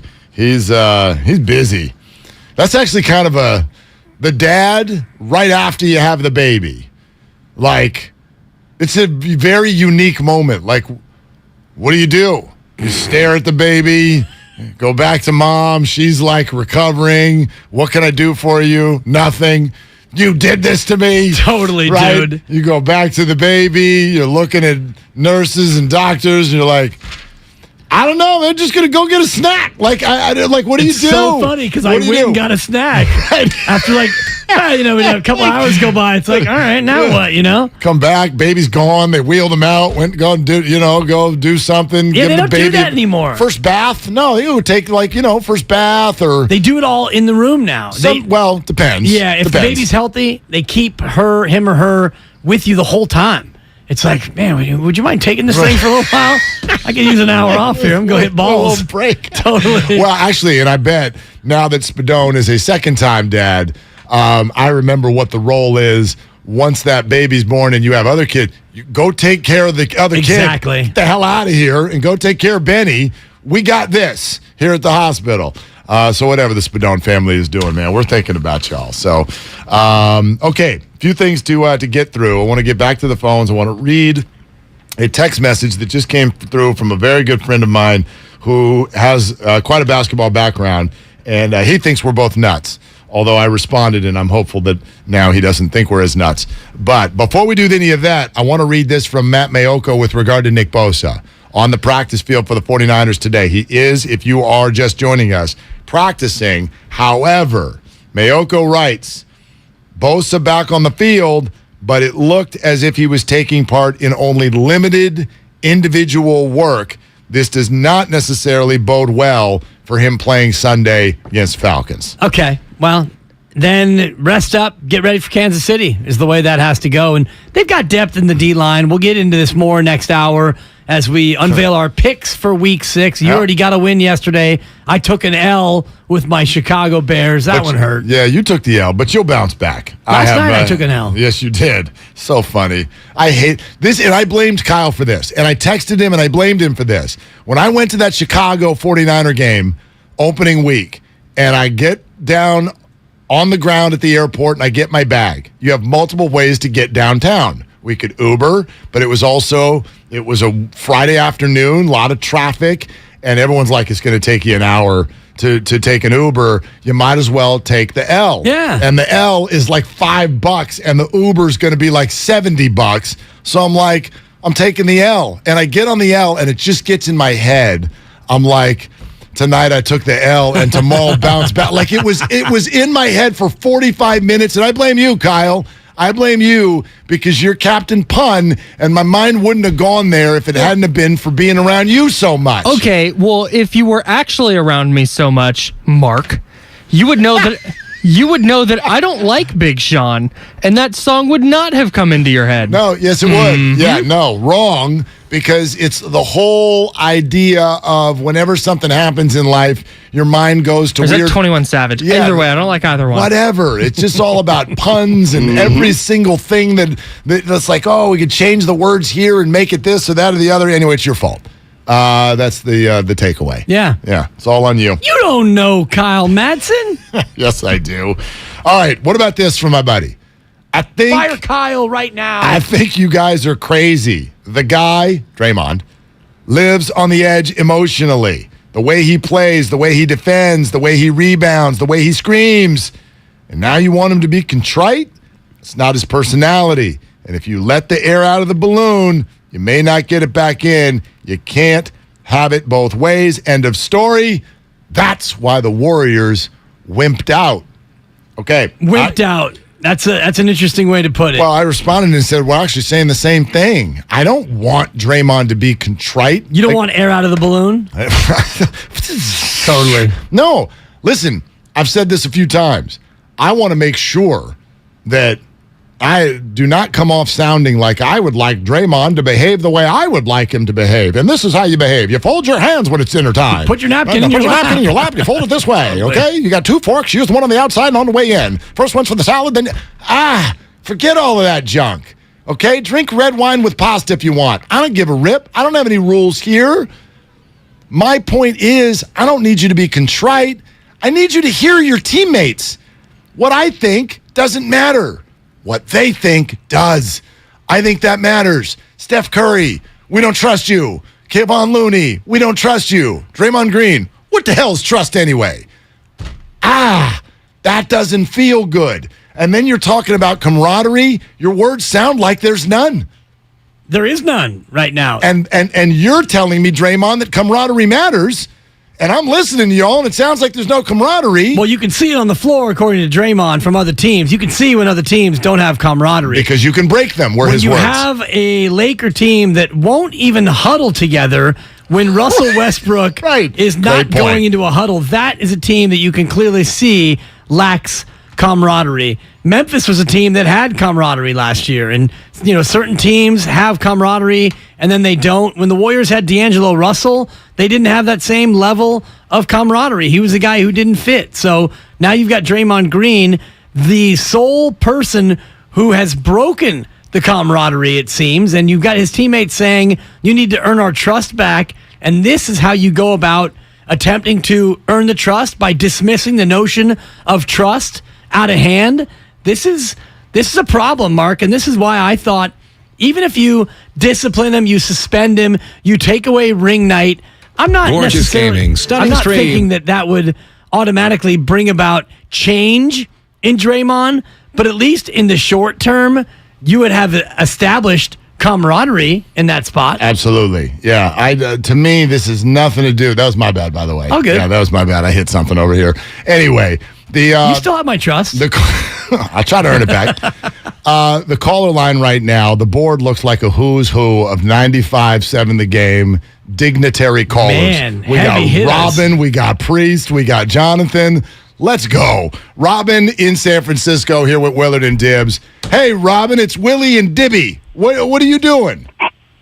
Well, I'm standing here thinking how much I really cannot stand Draymond Green. I never really could stand him.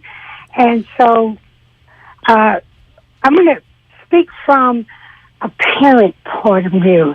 I would think of Draymond Green. First of all, Draymond Green wouldn't be anything if he didn't play for Steve Kerr and his offense. And the two greatest shooters. He plays up. He's the point forward. I personally do not believe that anybody in life is not indispensable. And the disease of me, as Pat Riley states, has now taken hold. And I think that the Warriors, they should not let him get away with this. I mean, they should, I'm willing to, lose without him. I don't care. I don't think he is all that the glue. But I do want to share this story with you guys real quick. So my son, I often wonder if I had him, but I did have him because I'm looking at him sometimes like, boy, this is my child. He told me. Yep. I get that. Every parent gets that. Go ahead. He said to me, oh, yeah, if I was Jordan Poole, what did he say? If I was Jordan Poole, I would, he had one coming for me, and I'm going to tell you what this is. I have a friend named Charlene. We've been friends for 25 years. Our kids have grown up together. When they fight, she'll call me, do you know that Martin and Devon are fighting? So I called Devon. I said, Devon, why did you sucker punch Marty while he was driving? He said, he be tripping, Mama. He said, I stole his weed. He know I didn't steal his weed, but I was wrong for sucker punching him, but I owed him one for what he stole on me. And I just looked at him. He said, now, that's Jordan. He said, that is what Jordan Poole, he owed Draymond Green one. I hope that makes sense, you guys. No, Robin, thank you. Thank you. And thank you for the honest reveal about marijuana thievery inside and car punches, vehicles. Which, by the way, if you ever want to hit me, please don't hit me while I'm driving. Well, how self-serving is that? I'm going to punch the driver and then get in a crash and potentially die? Are there airbags? It's the worst place in the world to get someone back. Anyway. It's a great call, Robin. A lot of us would like Jordan Poole to want vengeance, and I don't know Jordan Poole. I don't know, and none of us do what he's really thinking and feeling and what he wants to do next. Okay? Because they're in a professional environment, because they are the successful Golden State Warriors franchise that they are, I think they talked through this to a point where that's not what Jordan's looking to do. He's not looking to surprise Draymond with a haymaker at practice. They want to win. And that statement right there is at the base of everything they've done. They want to win, and by the way, so do you. Right. Robin's sitting here saying, I'd almost rather they lose, but just get rid of this guy. Robin, if you feel that way, you're an outlier. Most people want the team to win. But I wonder, Mark, if Steve and Bob didn't sit down and think really hard about, could they win without Draymond Green? What could they be without Draymond Green? Because it's not as easy as, this is not Steph Curry. Okay, if you don't have Steph Curry, then fine, you're not going to win. We know that. Draymond Green, it's not as much of a straight line. Now, I agree with... Not a straight line, but it's a connection. It's a pretty thick one. It's a connected line. And there's a thin line between love and hate, as we all know. Thank you. I am with Robin, though. I would love to see if Jordan Poole wants to get some get back on Draymond. He's got one coming to him. So, and that you and I went back and forth on Tommy Pham, Jock Peterson, and how vindictive and violent I am in my reactions. If Jordan Poole doesn't want payback, then that's probably better for the chemistry and the mood in the room. Yeah, absolutely. I just think that's why I think the Warriors were stuck in a rock and a hard place. And then there's another thing that I think the Warriors have probably had to really, really work through in the last 4 or 5 days. And it is the question, I posed it already on the changeover earlier this morning, but if you're just with us now, what is it, and I guarantee you they sat down and asked themselves this, and they probably even went into the legal realm. They probably checked in with lawyers. They certainly checked in with whatever the Warriors' version of HR is. What do we do if this happens again? What are the liabilities? What are our decisions? What are our options? Did you read through his contract? Is there any clause in there? We've got to be ready for something to happen again because things, yes, a lot of them are different than one another, but things keep happening. And now here we are, exactly 1 week removed from this, and Draymond finishes his first practice and almost sounds bothered that he's even being asked any of this. It's like, nothing to see here. Well, 48 hours ago, your coach said this is the worst crisis that anyone's ever been through in the organization. And you're telling us, move on. Nah. Move on. We It's got a nothing. Right. We play basketball. This doesn't add up. So if you are on the side right now of what did you think Draymond was going to do? Like, Warriors want to win. They want to move on. If that's the side you're on, I would respectfully challenge you by saying, have you watched the Warriors' behavior since last week? Not one of them in any form has said to you, this is not a big deal. Exactly.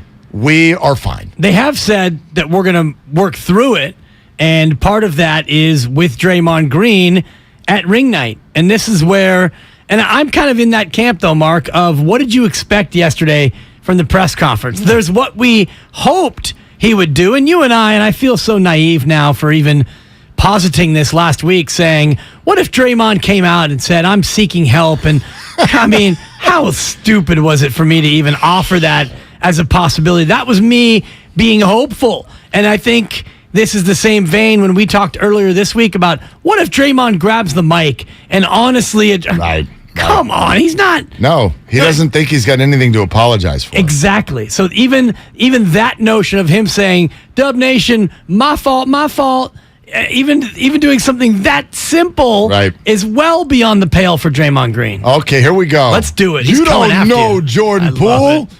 but we do know Priest in Palo Alto. Priest, what are you doing? Hey, I'm driving around, man, doing a little bit. Hey, but listen, man, I get it. Y'all got images in your head bouncing around about some ideology, about what this thing is all about. Okay? But the truth is, these dudes, man, are hardened athletes that's been in this game for a long time, man. You know what I'm saying? They punch. These kids grow up fighting, man. I'm just saying. Everybody clutching their pearls over a punch. Get over it. This stuff, they let him back in the house. When you put your kid outside or kid outside because he's fighting, and then you let him back in, and you give him his marching orders, and you want him to slay all these dragons for you, right? But you don't want him to make a mistake. When he makes a mistake, we got to get rid of him. Oh, what are we going to do about it? Man, get out of here with that. This is about winning. That's all it's about. Okay. Thank you, Priest. It's a strong call. That's a great call. I disagree with most of it. Yeah, but and here's why. Great call, though, in terms of... Here's why. They did let him back in the house. They did. And that is the fairest point that was made there.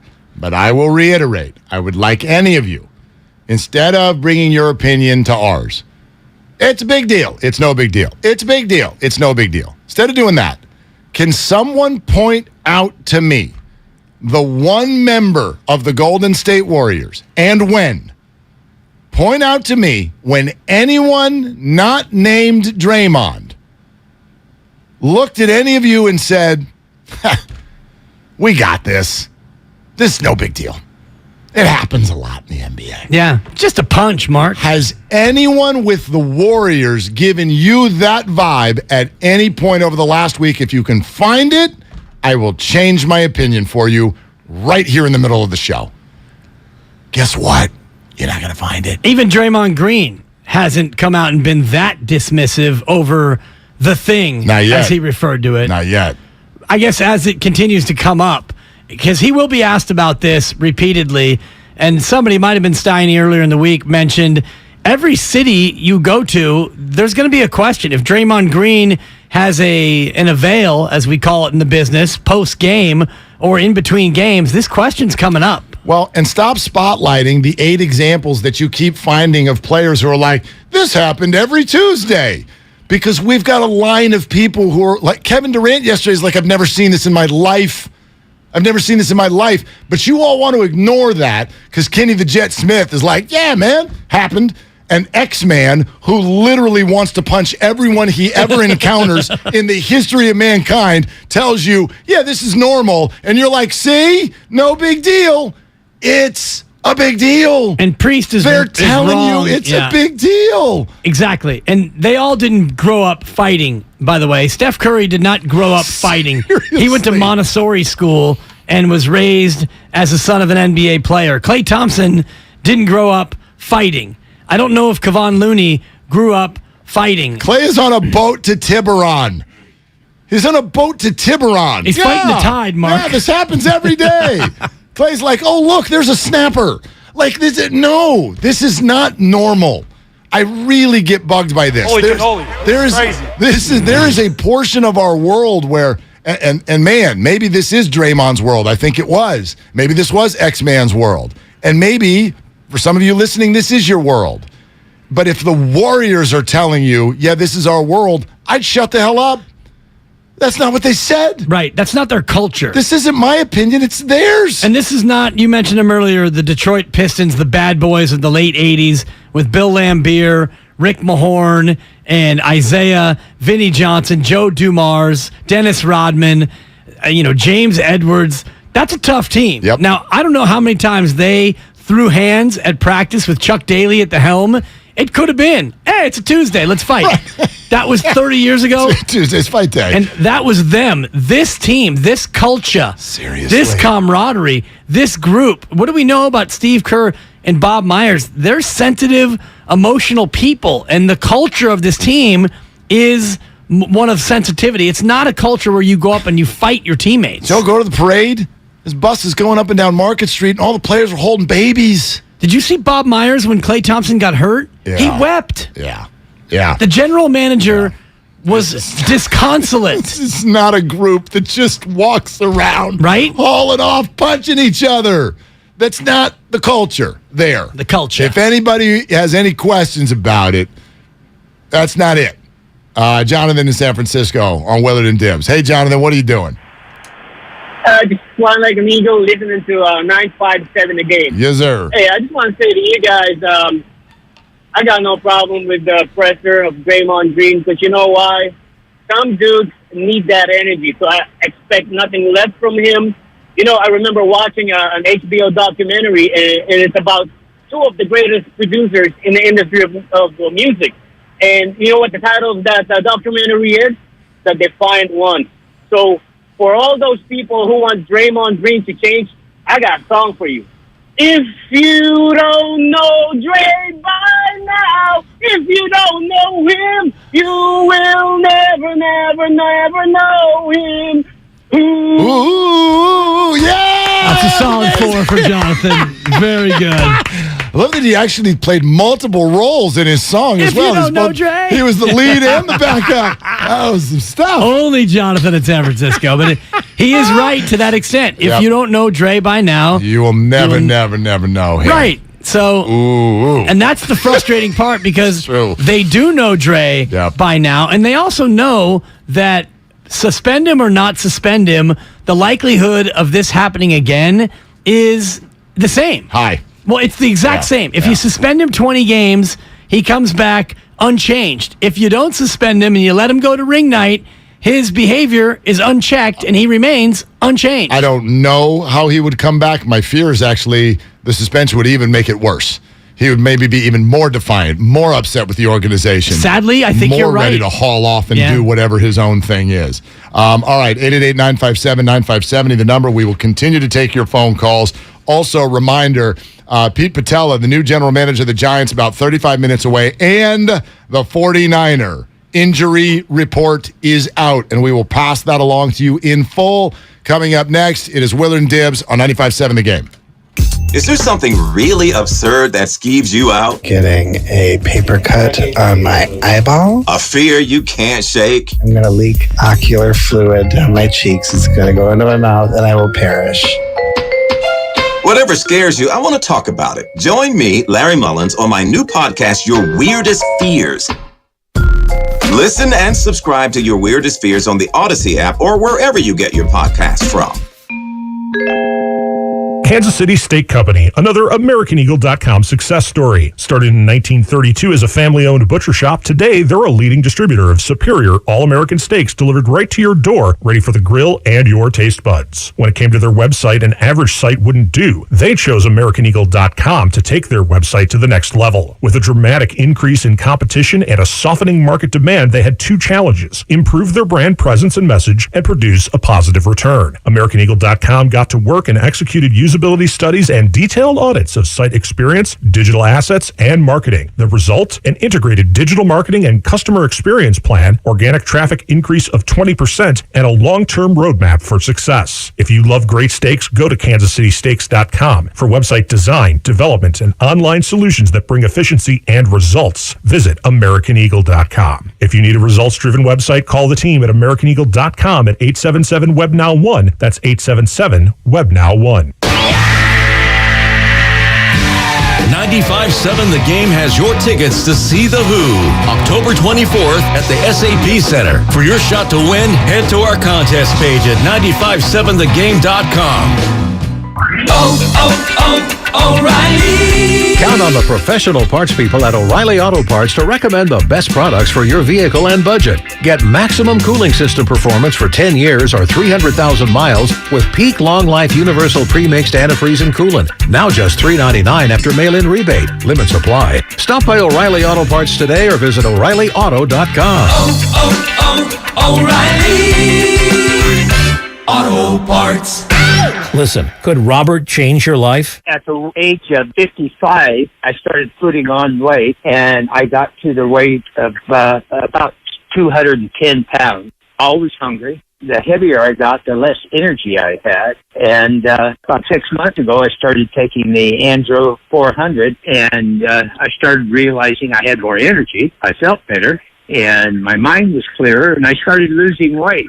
I went from my max weight was 215, and now I'm down to 176. My waist size has dropped from a 38 to a 32, and I've lost these big love handles that I had on my side, and I just look a lot slimmer. Since 2004, Andro 400 has helped men lose belly fat, gain energy, and to look and feel their best. Go to andro400.com for more true testimonials, before and after photos, and special discounts. Only available on andro400.com.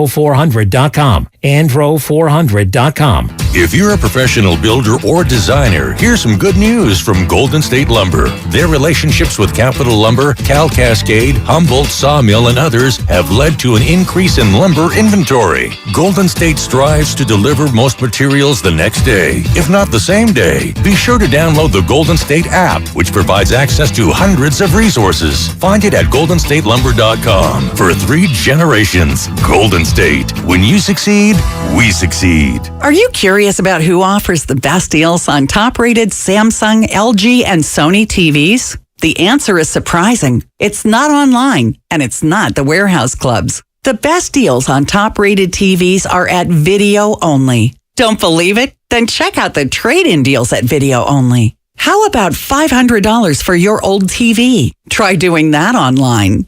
Before you buy that new TV, drop into Video Only. If you don't, you'll be sorry. Gorgeous gaming, stunning streams, unbelievable bandwidth. It's another Lifestyles of Gagillionaires.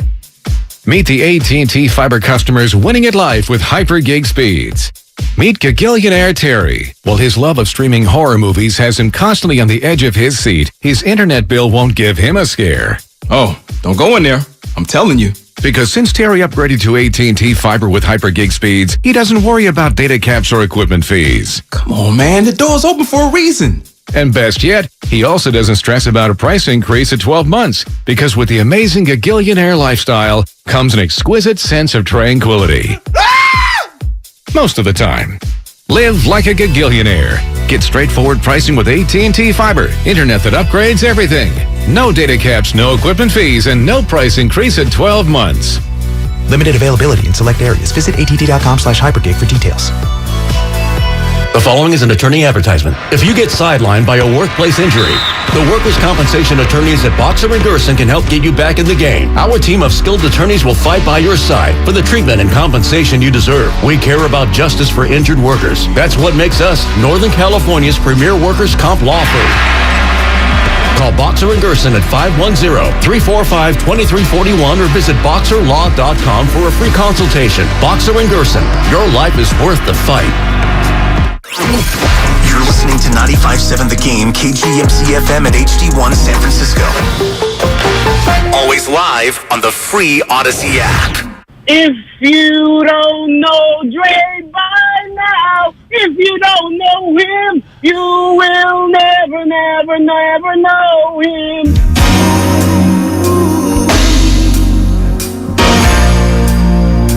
All the things. That's pro work back there. That is great. Now, back to Willard and Dibs on 95.7 The Game. Hey. Really good job, gentlemen. Restaurant quality. Very good, boys. Very good. And Jonathan, too. Like, let's not forget his contribution to what just took place. He was on key. He was. He was right on key. Yeah. I mean, good. Got a lot of time out there delivering mail to just, sing to yourself. And, practice. Yeah. Little Jonathan karaoke out there on the route. It's like if your job was just to be in the shower all the time where nobody could see you or hear you and just let it rip. Yeah. You're in that mail truck just cruising around. Let it rip. Nobody's going to worry about it. All right. It's all sponsored by Fremont Bank. Full service banking, no compromises. We'll get back to the calls here in just a second. And remember, Pete Patella, who just had his 9th birthday, is going to join us at about 11:30. He's the new GM of the Giants. Wait until you hear how incredibly young he is. Xfinity Mobile text line, keep it coming. YouTube, Twitch, we always appreciate you there. Keep that chat coming. We're having some fun over there. But the 49er injury report is out. Are you ready for this? Here we go. All right. Listed as out: Eric Armstead, Javon Kinlaw, Emmanuel Mosley, Jimmy Ward, and Trent Williams. No surprises there, quite frankly. Listed as questionable: Tyler Kroft because of the knee, Aaron Banks because of the knee, and Nick Bosa because of the groin. So all of those guys listed as questionable. You may also notice Robbie Gould, not on the injury report at all. All right. Good to roll. Yep. Robbie Gould will be your kicker coming up Sunday against the Falcons. Bad news for Sam Sloman? Was it Sloman? I was going to say Slayford. I knew that was wrong. Yeah, it's going to be slow this weekend, man. Yeah, Sloman to the practice squad, which I don't know as a practice squad kicker if you actually do anything. Oh, we're going to simulate the other team's kicker. I'd imagine you kick, but for no good reason whatsoever. Exactly. Anyway, Sam Sloman was able to get some paychecks this week, so good for Sam. And Robbie Gould will be back. That's good for the 49ers. So I also think it is worth noting, it's really good, even if Nick Bosa doesn't play, it's really good that he's listed as questionable this quickly. Because what that does tell me is that the 49ers do not view this as something super serious or long-term. The fact that they even let him get a limited session in today in practice, the fact that there is seemingly an openness to potentially playing some snaps this weekend against Atlanta, I think helps us understand that he escaped something that might, even if it wasn't going to be an IR thing or whatever, with a groin, with a muscle injury like that, you come out of last week going, dude, you're not going to miss 3 games, are you? Right. And maybe he still will, but it doesn't sound like that to me. It sounds like he's just going to miss this one game and be good to go for the Chiefs. If that happens, if it happens that way. I know you were reading a report earlier that he's maybe not expected to play. I think it was Matt Mayoko who had the report via Twitter indicating that it's not expected that he will play, but the fact that he's questionable puts him right at 50-50. They're set to fly to Atlanta today. I believe they're set to land late in the afternoon, early evening, so he'll get a chance tomorrow in the walkthrough, and then Sunday, get him out on the field. It's a 1 o'clock local time game out in Atlanta, 10 o'clock here, so he'll be able to get up and go through the paces and at least see where he is before the game. And maybe he can give it a go, but I would imagine he won't. The other thing that we'll be watching is the other corner position away from Mooney Ward. Now that Emmanuel Mosley is out with the torn ACL, there's been a lot of question and a lot of eyeballs on what the 49ers are going to do there next. Jason Verrett's name has come up a number of times, but Kyle Shanahan a short time ago said that Verrett, and this bears watching now, not just for this week but beyond, as they tried to ramp Verrett up this week, had some soreness in the knee. So the 49ers shut him back down for the week, plan to restart his practice work again next Wednesday. So they'll try again next week, but it is not going to be Jason Verrett that takes over, at least this week, for Emmanuel Mosley. So that leaves us some form of Sammy Womack and Diamador Lenore and Ambry Thomas, who got the glowing review from D'Amico Ryans of fine. Oh, that's this it, week. huh? Yeah. How's Ambry Thomas look in practice? Well, he looks fine. He's doing fine out there. That's a problem. Oop. Yeah, Yep. definite oop. And I am heartbroken for Jason Verrett, local kid who has had so many injuries. Oh, my gosh. And you just hope that he can make it back on the field at some point, but I do not hold my breath when it comes to his availability at all. Can I just say real quick, I'm mildly surprised he's still trying. I know that 2 ACLs ago, Jason Verrett considered retirement. Yeah. And he was a San Diego guy, right? Yeah. Gosh, when I was doing the work at the station down there, he was, and it was amazing. I don't know if I've ever seen this before, but somebody who has a major injury, instead of just disappearing from the public eye, he became a weekly guest. And he had in studio. Wow. Like he would come to the station every week because what the hell else is he doing? Yeah. And the practice facility was right down the street from the radio station. So Verrett would come in every week and talk about Charger football. And so that was when we were only, I think, 1 ACL tear into his career. Now we feel like we're about 53 in. Exactly. And it's just unbelievable. I know he's considered retirement. He's worked his way through it. He came back after the first time when it looked bad and then had that just insane Pro Bowl season for the 49ers. So you know he's got it in him. And Shanahan said that earlier this week. Look, if Verrett's healthy, this is a big-time player now. And so that's potentially still out there. But you got to wonder when this guy just can throw his hands up and be like, I mean, well, it feels to me like he wants to go out on his own terms. And I haven't heard him say this, but if you are thinking about retiring because you're injured, then you retire. If you don't want to do it again, if you don't want to work your way back, he's worked his way back from, I think, 5 or 6 career-ending type of injuries. So he clearly is a guy who wants to end this whole thing on his terms, and those terms are on the football field. You know, you don't want to retire from football because you can't make it back. You want to retire from football when you decide that you're done. I mean, I'm looking at the injury history. There's actually a website that's injury history, and let's just put it this way. I have to scroll to get from the top to the bottom. He's got an Achilles. I got to scroll. Well, there's been multiple torn ACLs. 3, I think. Yeah, there's and then there have been multiple, even the more minor ones, hamstring injuries. But yeah, we got a torn ACL in 2016. You've got let's see, he's even had shoulder injuries. Went on IR back in 2017. So again, the most recent torn ACL, September 12th. 2021. So we're 13 months removed from yet another torn ACL. Yeah, Kyle, what do you got? And the thing that makes it even more difficult for him is in 2020, he played 13 games and was good. Yeah. He was like really, really good in 2020. So he tears his ACL in 21, and I think in his mind, it's probably like, man, I've made it back from this before to play 13 games, and I played great. So we're going to try it again. Yeah. Really feel for the guy. Yeah. It is it's a long list. So anyway, but the 49ers are going to try again next week. So they've got some reason to believe that he can still play. But that would be question 1 for Doc Pandia next Wednesday. When you're 13 months removed from a torn ACL, and it's not your first torn ACL, and you start to practice and you feel soreness, is that normal or is that a red flag? That would be my first question. Normal would be my take. Not to take from Doc Pandia, but I've been a radio doctor as long as he's been a real doctor. Kyle, go ahead and cancel Doc Pandia. We've already got the answer. Yeah, Doc Dibley. And also, by the way, and Doc Pandia will tell you this next Wednesday at 11:30, cleared to play. Thank you, UCSF Health. the hamstring injury is very common when it comes to knee issues because you have to work hard to strengthen your hamstrings while you're unable to use your leg. The hamstrings become weak and vulnerable. You're welcome. So thank you, and you're welcome. Should have waited for the thank you. I mean, usually that's the normal thing, right? Sorry. It's like it's like the trick or treaters coming before you even put the candy in. You're just like, you're welcome. Yeah, you're welcome, kid. Get off my line. John in Richmond here with Willard and Dibs. Hey, John, what are you doing? Hey, guys, not much. So I was thinking, you guys keep saying that Draymond is kind of irreplaceable and the Warriors can't win without him. But I think they've already got a replacement. I think his name is Kevon Looney. I think Looney can do all the things Draymond can do on offense, probably better. Obviously, he's not there on defense. I mean, let's not forget, Draymond's declining. So, I think the Warriors could do a lot better than we're giving them credit for.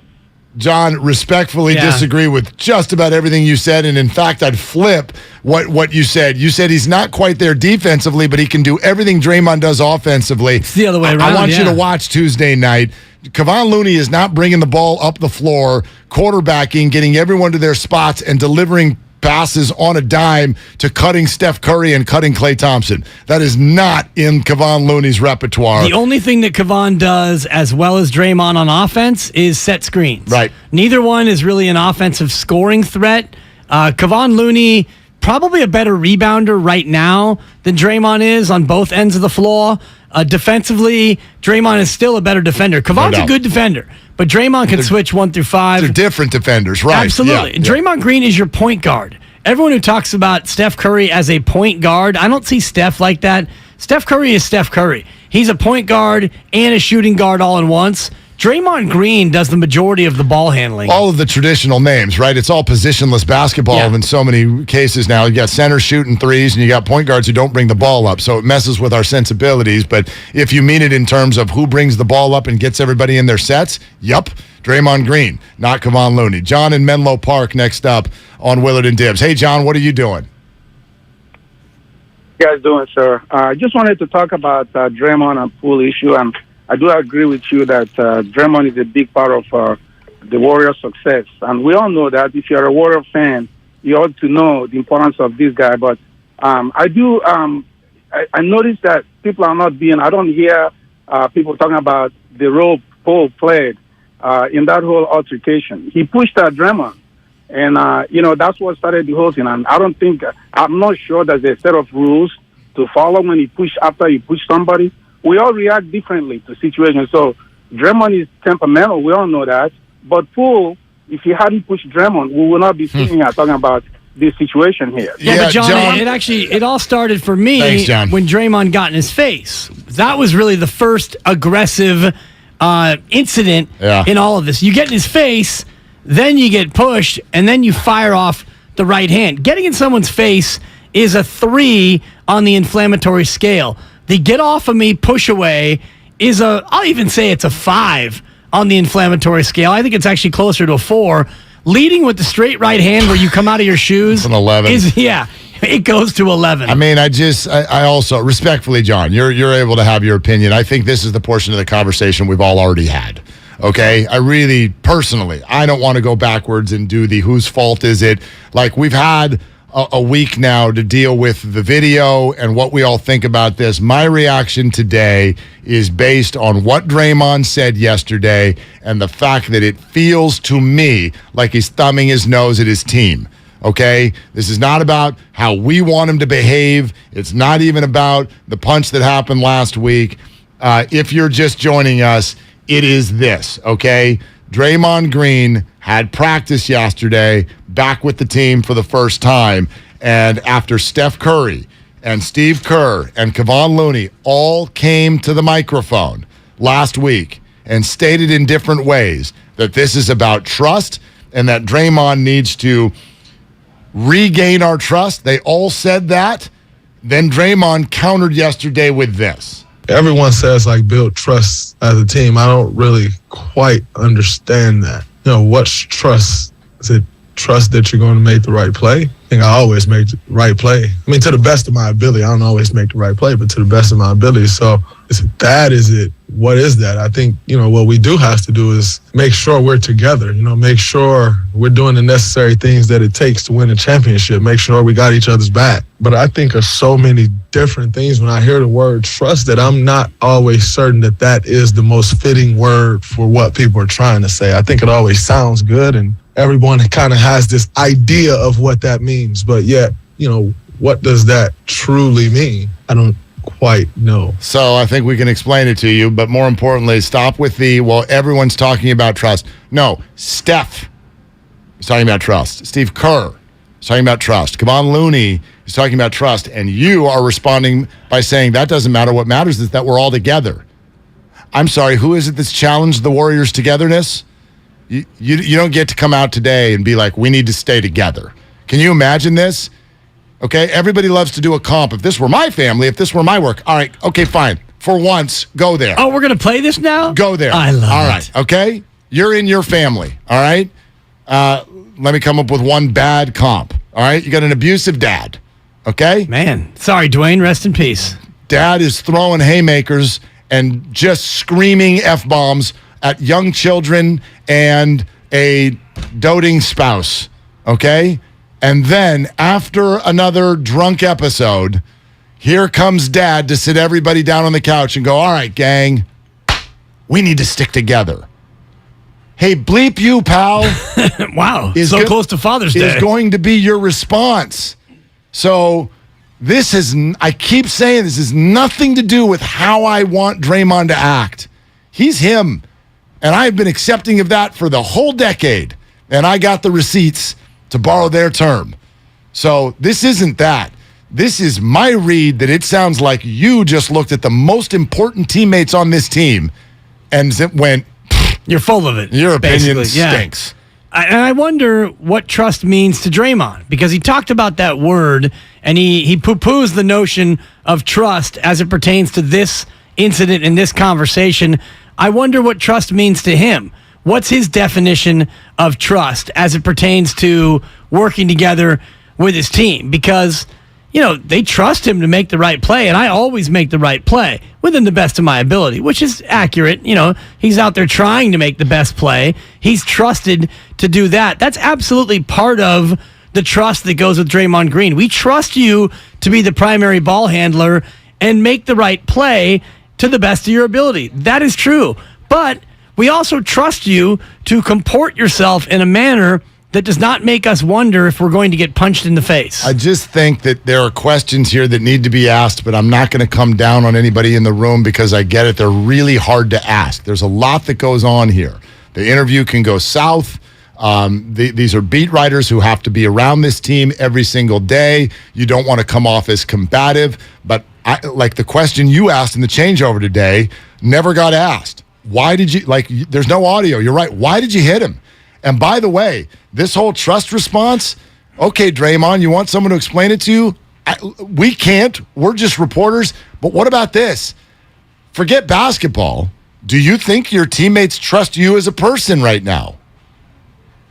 I'd love to hear that answer. And maybe he's like, yeah, they've told me they do. Well, then great. Then we actually maybe don't have the problem here that it sounds like we do. But all we're allowed to do here from the outside is hear what you guys say. And Steph and Steve and Kevon are saying one thing and you're saying the opposite. But then you're saying we got to stick together. Well, you don't sound together. Right. At all. And you're not together. So, you've been gone for 4 days because you couldn't be around the team because you punched your teammate in the face. And because you did that and the video leaked and the head coach called it the biggest crisis they've had since they've been here, because you created this biggest crisis. If he gets in Jordan Poole's face and Jordan Poole pushes him away and Draymond Green pushes him back and then they get into a pushing contest, it's pushy, shovey, pushy.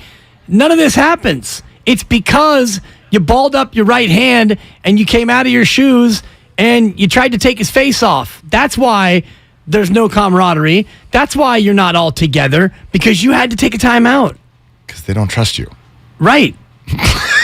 So that's what we're talking about. Well, I don't even know what that word means, Mark. Exactly. Timothy in San Jose here on Willard and Dibs. Hey, Timothy, what are you doing? I'm just sitting in the car right now and just listening to a great show. Thanks, man. Hey, so I just think the Warriors are being hypocritical, because honestly, besides that, if there was no video, we wouldn't be talking about it still. We'll probably be talking about some of it, but it's like when the video came out, that's when they had to try to do something. When it wasn't out, they were like, okay, they just had an altercation. So I think it's just very hypocritical of them to switch it from not doing anything to try to do something to having Draymond trust, which I don't understand how he does not understand that, because all the other altercations he's been in, what that means as far as them trusting him in the playoffs and in heated situations or whatever. But yeah, I just think they're being hypocritical in this. Well, Timothy, that's an interesting response, I think, because actually it seems to me they have not reversed course, and they've been criticized for it. But I think they've been incredibly consistent. They came out and said, we're handling this internally, and then they sat around for 5 days after the presence of video and sort of came out and said, we're still handling this internally.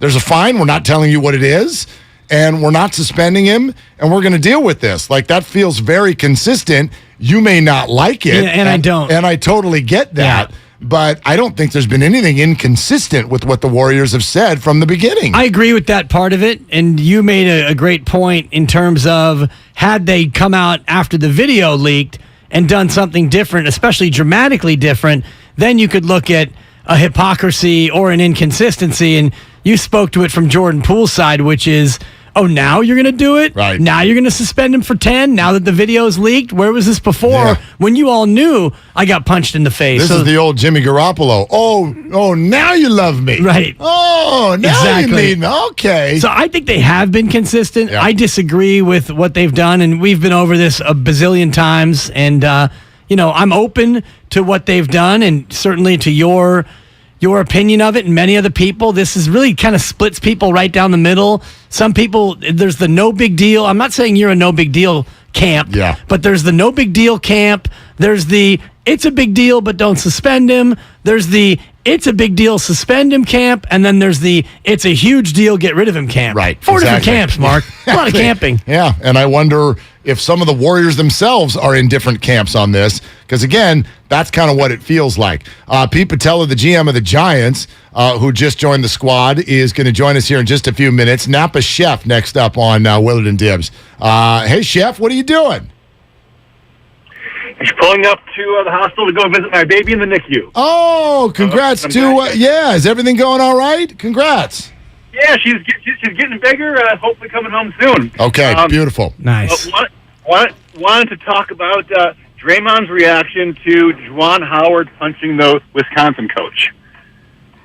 Okay. Yeah, refresh me. How did he react? With applause? So he hates everything Michigan, but he respected that Juwan Howard punched the coach because he grabbed his arm. Mm-hmm. And that was on video. What happened to Juwan Howard? Suspended for 5 games or so, and everything swept under the rug. So it is insight onto Draymond Green's perspective on how these things are handled. I don't disagree with you at all, Napa Chef. I also, though, don't find that to be surprising at all. You know what I mean? We know who Draymond is. You don't know Jordan Poole, but you do know Draymond Green. Look, he's been around for a decade. We know Draymond. Draymond is a line pusher.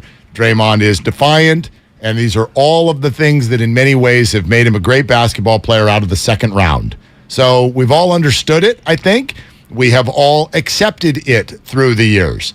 But this pushes the line further than anything ever has, per Steve Kerr. And what concerns me here is not if you're asking him to change, he's not. I understand that. But I would have thought that, let's just take Steph, for example. I would have thought that Steph had Draymond's ear. I don't think we do. I don't think you fans do. I don't even think Steve Kerr does a lot of the time. Myers, yeah. I would have thought Steph had his ear. So when Steph comes out publicly and says there's a trust issue, and you respond by going, I don't even know what that is. Now I'm concerned. Disrespecting Wardell. Now I'm concerned. Yeah, and I think that Steph holds the biggest hand at the table in terms of Draymond's future. If Steph was really done with Draymond Green, I think Draymond Green's time here, it ends.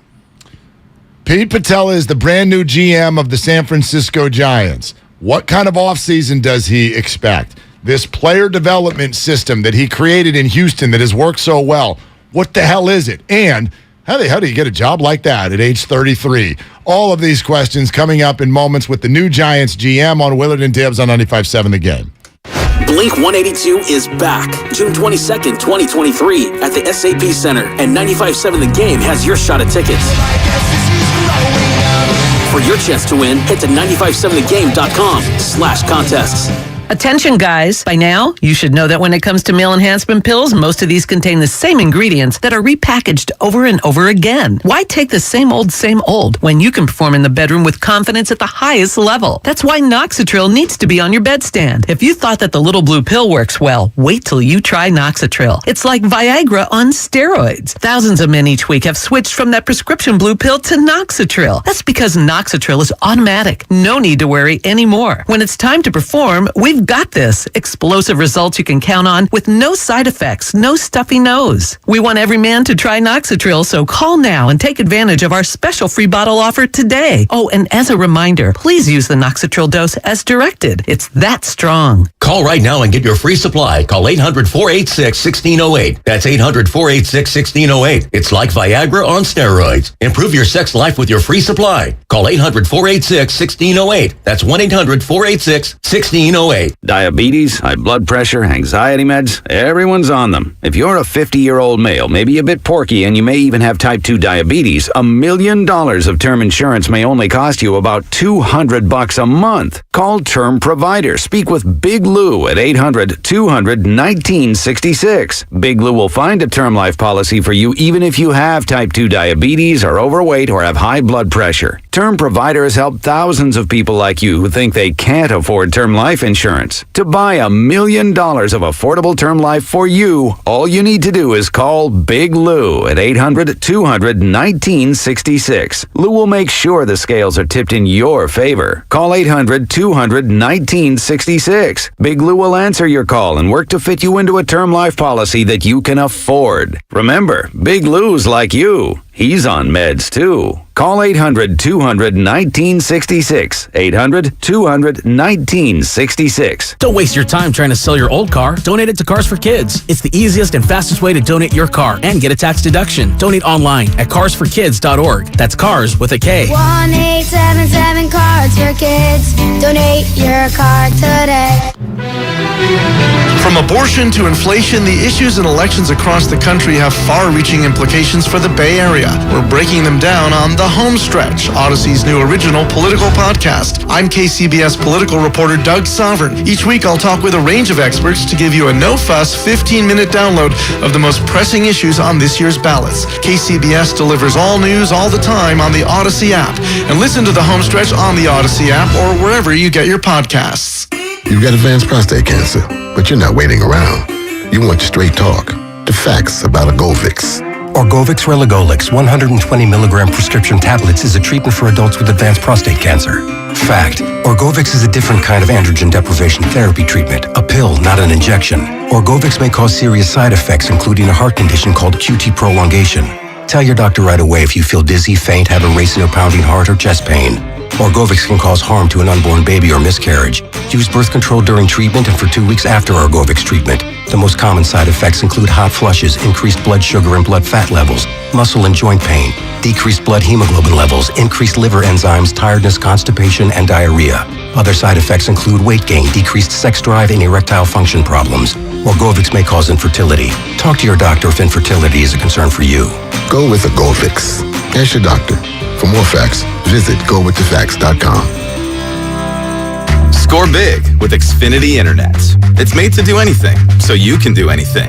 Supercharge your home with the game-changing speed of supersonic Wi-Fi. With 3 times more bandwidth, it covers the field and then some. And blocks billions of threats with advanced security that helps keep you protected at home and on the go. If you're keeping score, that's internet that does it all.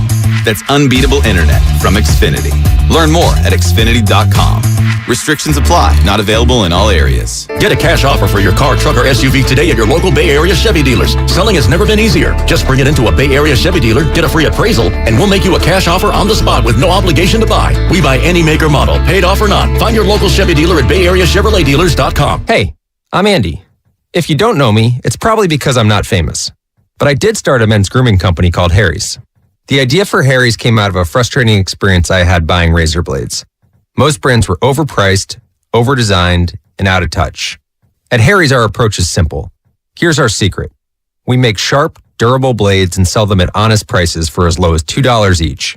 We care about quality so much that we do some crazy things, like buy a world-class German blade factory. Obsessing over every detail means we're confident in offering a 100% quality guarantee. Millions of guys have already made the switch to Harry's. So thank you if you're one of them. And if you're not, we hope you give us a try with this special offer.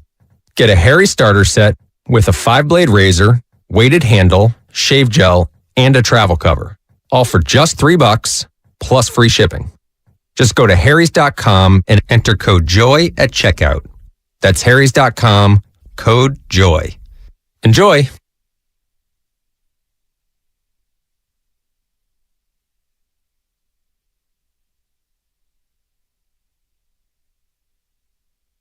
Now, back to Willard and Dibs on 95.7 The Game. All right, excited to do this, and we've got our picks coming up for Week 6 in a little bit.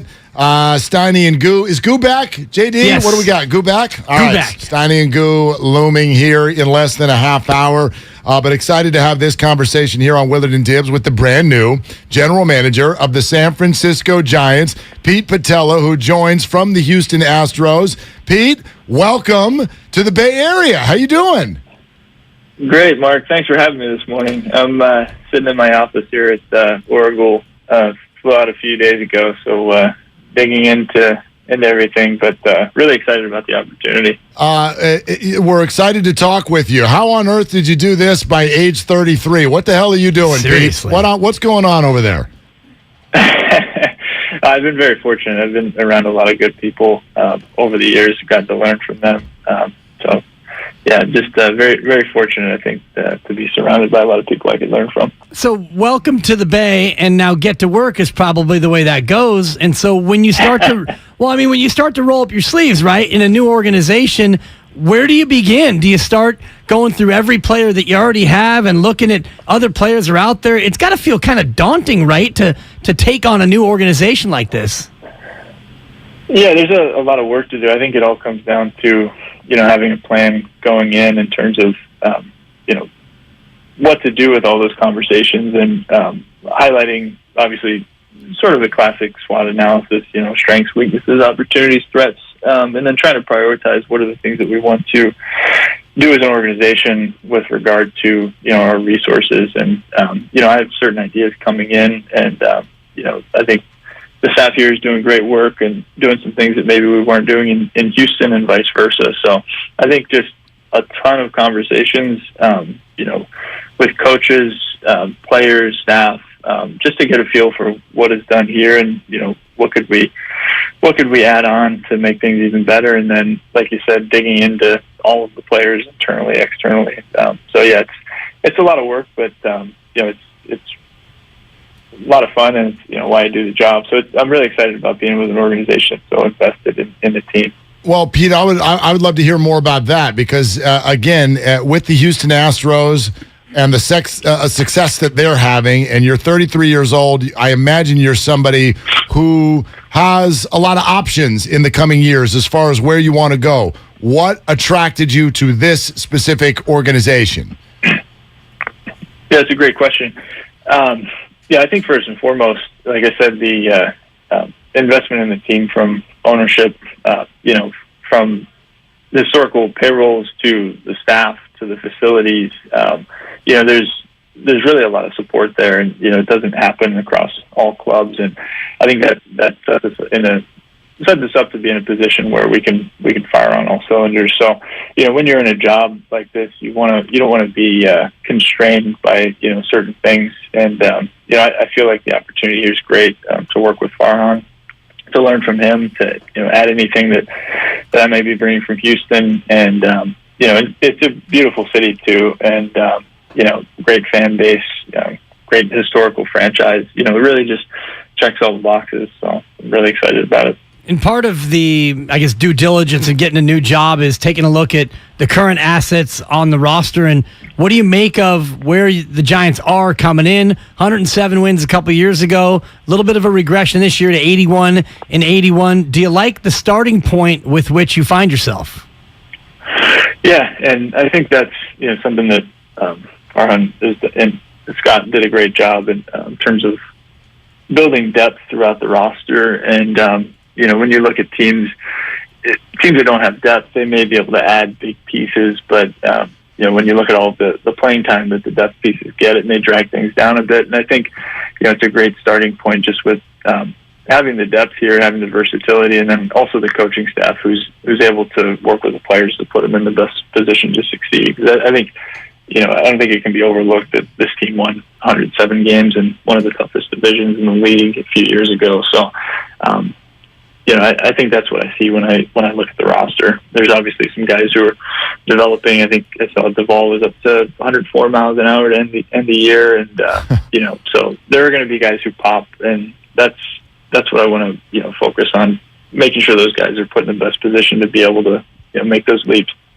Pete Patella is the brand new general manager of the San Francisco Giants, joining us here on Willard and Dibs, 95.7 The Game. Pete, I'm sure, no surprise to you, I'm sure you've done the background on sort of like where the organization is and where the fan base is. Farhan has spoken publicly already numerous times saying expects a lot of activity, a lot of maybe new players this offseason. Yes, they can be involved in anything in terms of finances, and it's a fan base that is clamoring for some big names. So how would you sort of describe the offseason that's about to happen? What kind of an offseason do you expect? Yeah, you'll be disappointed in the answer, but I'm still digging into all of that with Farhan. But as he said, all of the options are on the table, and I think we want to be smart about it. Whether that means free agents, whether that means trades, whether that means other avenues, internal prospects. That's really the name of the game. To make sure we set up the organization the best way possible. So I don't think there's really a sort of a prototype that you want to be looking for, but I think all options are on the table, like Farhan said. And one of those options involves spending money, which is one thing that Farhan said that they're going to look to do this offseason. Are you excited and eager to maybe get that checkbook and go out there and maybe be able to write some of these big checks for some of the free agents that will be out there?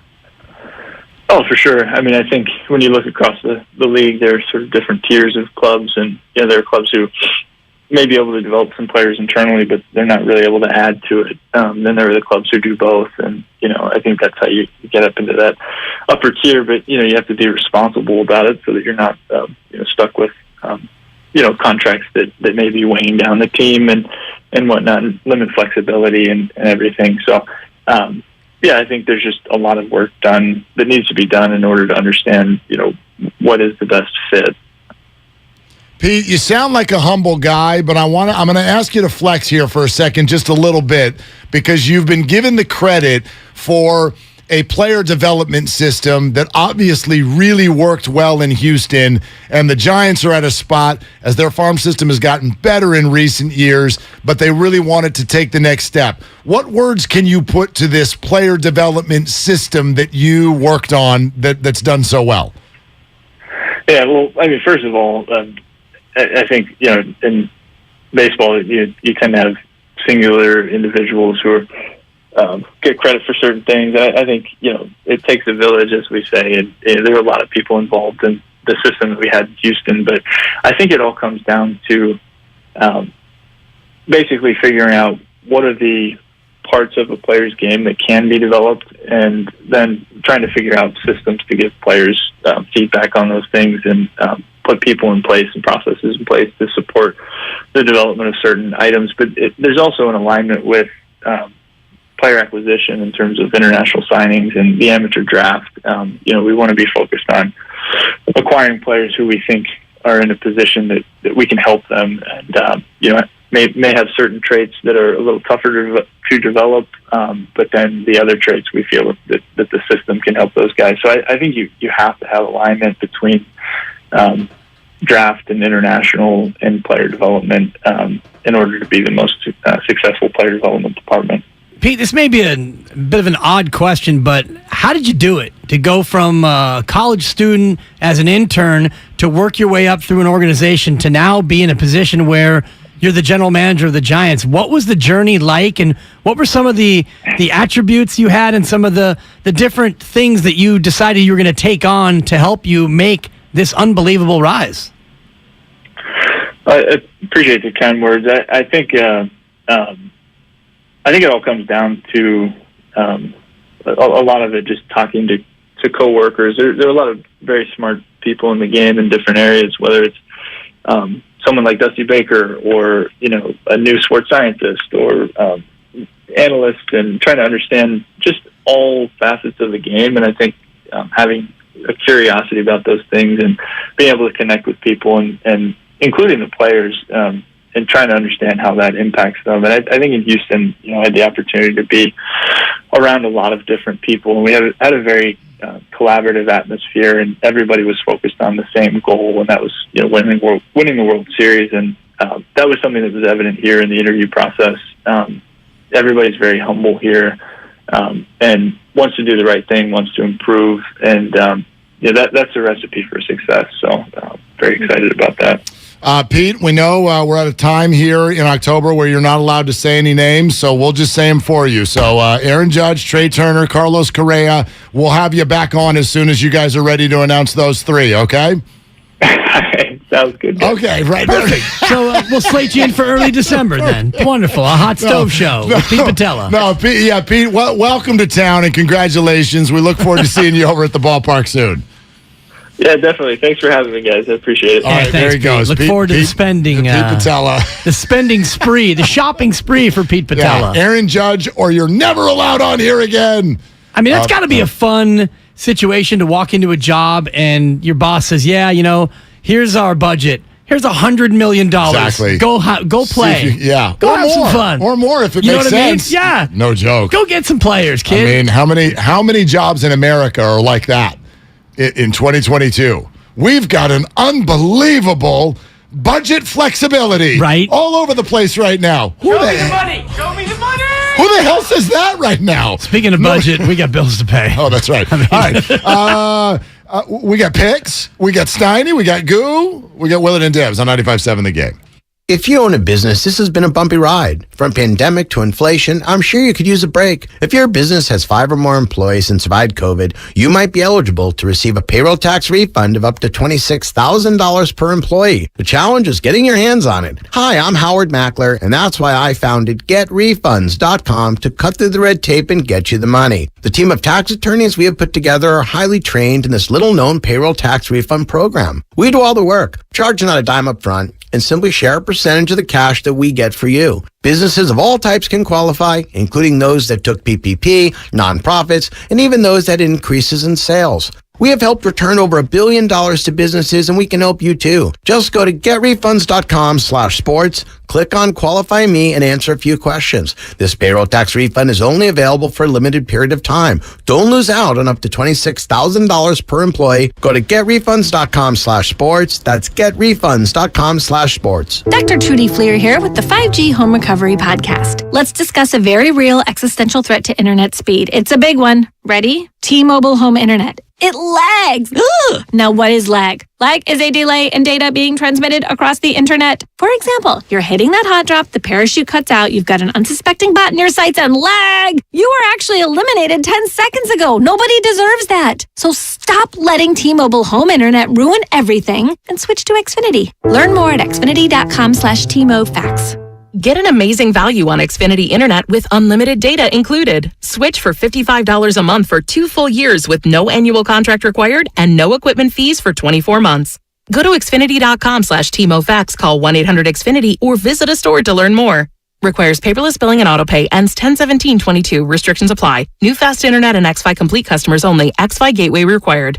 Taxes and fees extra and subject to change. After 24 months, regular rates apply to all services and devices. At Harris Ranch, we do beef, just like we've done for over 50 years. Beef that's raised locally right here in California classics like tri-tip roast. The flavor you crave. The quality you trust time after delicious time. Come on, it's time to get out and grill. Harris Ranch, we do beef. Legendary beef, legendary quality. Hi, this is George with Left Coast Buyers. We buy properties all over California. If you own a house or an apartment building and want to sell it fast at a great price, call us at 925-434-5000. We can pay cash and close in as little as 7 days. We buy properties in any condition, any price range, and can help you in any situation. Do you own a property that is run down and needs thousands of dollars in repairs? Are you out of time, money, and energy? Let us help. Are you looking for an easy way to get top dollar for your property and sell on your terms and timeline? Well, call Left Coast Buyers now at 925-434-5000. We can solve any problem. We buy divorce houses, inherited houses. We even buy vacant houses and abandoned houses. Do you have a tenant who hasn't paid rent? Are you behind on property taxes, mortgage payments, or even facing a foreclosure? Even if you're just nervous about capital gains or an upcoming recession, we've seen it all. So if you or someone you know owns a property and needs to sell, call Left Coast Buyers at 925-434-5000. That's 925-434-5000. Is there a calculator that can't compute in your kitchen drawer? Recycle it at Staples. A shredder that won't shred under your bed? Or a collection of cables cluttering up your closet? Recycle them now at Staples. With Staples Free Tech Take Back, we'll recycle your old tech free. Plus, rewards members get $5 back in rewards. So if you have modems, mice, and mobile phones making a mess of your home, recycle them now at Staples. Limit 1 reward per month. Redeemable in-store only. Exclusions apply. Visit staples.com/recycling for details. The roar of our engines, the pump of our heartbeats, the pedal to our metal, the sparks that ignite us, the pistons that push us, the passions that drive us. From the feelings that move us to the places that pull us on the roads that unite us. With nearly 6,000 stores and over 17,000 auto care centers, Napa has America's largest network of parts and care, here to keep you firing on all cylinders.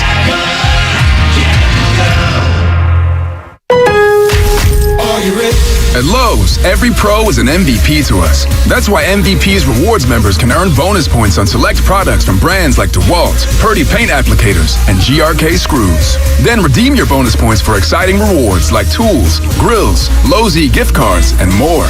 Join Lowe's MVP's Pro Rewards today to start earning. Bonus points calculated before taxes and fees after applicable discounts, if any. Subject to program terms. While supplies last. Visit Lowe's.com/MVP's bonus points for details. Now through 10/28. Some sunshine today and a high of 61 in San Francisco. Weather brought to you by one thing. Improve your gas mileage by properly inflating tires and taking your car in for a tune-up. Join Odyssey. And together, each of us doing one thing makes a greener tomorrow.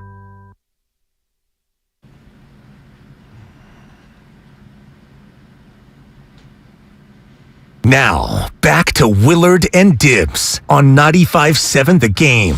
Okay, a reminder here before Steiny and Goo get on in here that Monday is going to be a very special show. Not only will we be reacting to everything that happened with the 49ers and the Falcons, but we will be live at Chase Center to get you ready for the Warriors' regular season opener at home against the Lakers the very next night on Tuesday. Not only will we have interviews with players and coaches, but potentially more important for you, we got swag. Big time swag. We got some serious swag now, okay? Not like some koozie or some bumper sticker. We got like an autographed Steph Curry jersey. And we've got an autographed Klay Thompson jersey. And autographed by those people. Right, too. no, not autographed by us. No. That would I've ruin autographed a Steph Curry jersey. We found this jersey at the team store and we wrote on it, and we're going to give it to you. Yeah, no, that's not what we're doing. That's not what we're doing. So Steph Curry autographed a jersey, we're going to give it away. Oh, okay. Klay Thompson autographed a jersey, we're going to give it away. That's so cool. So imagine dignitaries, and I don't want to name names because nothing is confirmed, but players and coaches, because Steiny and Goo will be out there too. They might be a little bit more on the player end. We might be a little bit more on the coach and exec end because of the timing of practice. But from 9 to 3, 95.7 The Game will be on the scene, giving away amazing swag and getting you ready for the start of the season and reacting to the 49ers, prayers up, victory over the Atlanta Falcons this weekend. I like their chances at getting the win, and I know with the 5.5 point spread, the implied odds, the money line odds, minus 230, I think you said, or 235. So yeah, Niners pretty heavy favorites to just win the game. When you play to win the game, as we both know. That's why you play. Covering the spread might be a little tougher. I'll reveal my thoughts on that as we get closer to the game. The classic home dog is what we do. It's a home dog. No doubt it's a home dog, but it's also Jimmy G. One more week in the fold. 1 week further away from rust. Kittle, healthy and back. Brandon Ayuk, interested? Ready. Always ready. Yeah. Involved? Nick Bosa, we'll see. Robbie Gould will kick. Yeah, Kyle, what do you got? Also, Jimmy G last week, quietly very good under pressure and very good without play action, like two things he usually stinks at. Are we seeing a new Jimmy G, guys? Oh, here we go. Week to week, Jimmy G. Mm-hmm. Yeah, Tevin Coleman, the return of Tevin. You were for sure getting the get this guy off my team text this week. Oh, man. That's happening. For sure. Yeah, I'm turning my phone off noon, before I this bet. game. Before Is DeMonte KZ still in Atlanta? I mean, throw an interception right at him. Here's the thing, though. Here's what I'll give Jimmy. This year. I will give Jimmy this. If you follow the arc of what Jimmy has said the whole year, you get something that is very plausible, believable, and sensible. So, it's first, I'm back on the team, right? You get thrown into duty against Seattle. Yeah, it was fun. Like, these plays weren't for me, and I just went out there and I was slinging it. Okay, then Denver happens, and we're all like, oh, for the love of who the hell, what's going on over here? You're running out the back of the damn end zone? And Jimmy said, look, we are totally out of sync. I had no camp. And a lot of us went, well, wait a minute, dude. You've been the quarterback for 5 years. But there were also a lot of football people that were like, right, but even if you've been the quarterback for 20 years, you need camp. But he went from it's like riding a bike to I'm rusty. He did. And that was a hole in his theory. But if you watch what's happened since then, yes or no, do they look more in sync and more effective each week as he gets more practice time? Also, George Kittle being back is a big deal. Right. And Tevin Coleman running the ball looked great. But yes, more practice time for Jimmy G, and he looks more in sync. He played really well last game. Offensive line issues persist. We'll see what that means in the second game of this 2-game road trip. And, by the way, I think the only 10 a.m. start, so it's 1 o'clock local for them, but 10 o'clock out here. 10 o'clock. Oh, the only one of the year, you mean? I thought so. You might be right. I can Google it. You might be right. Yeah, I don't know about that. I don't have that one in front of me, but you might be right.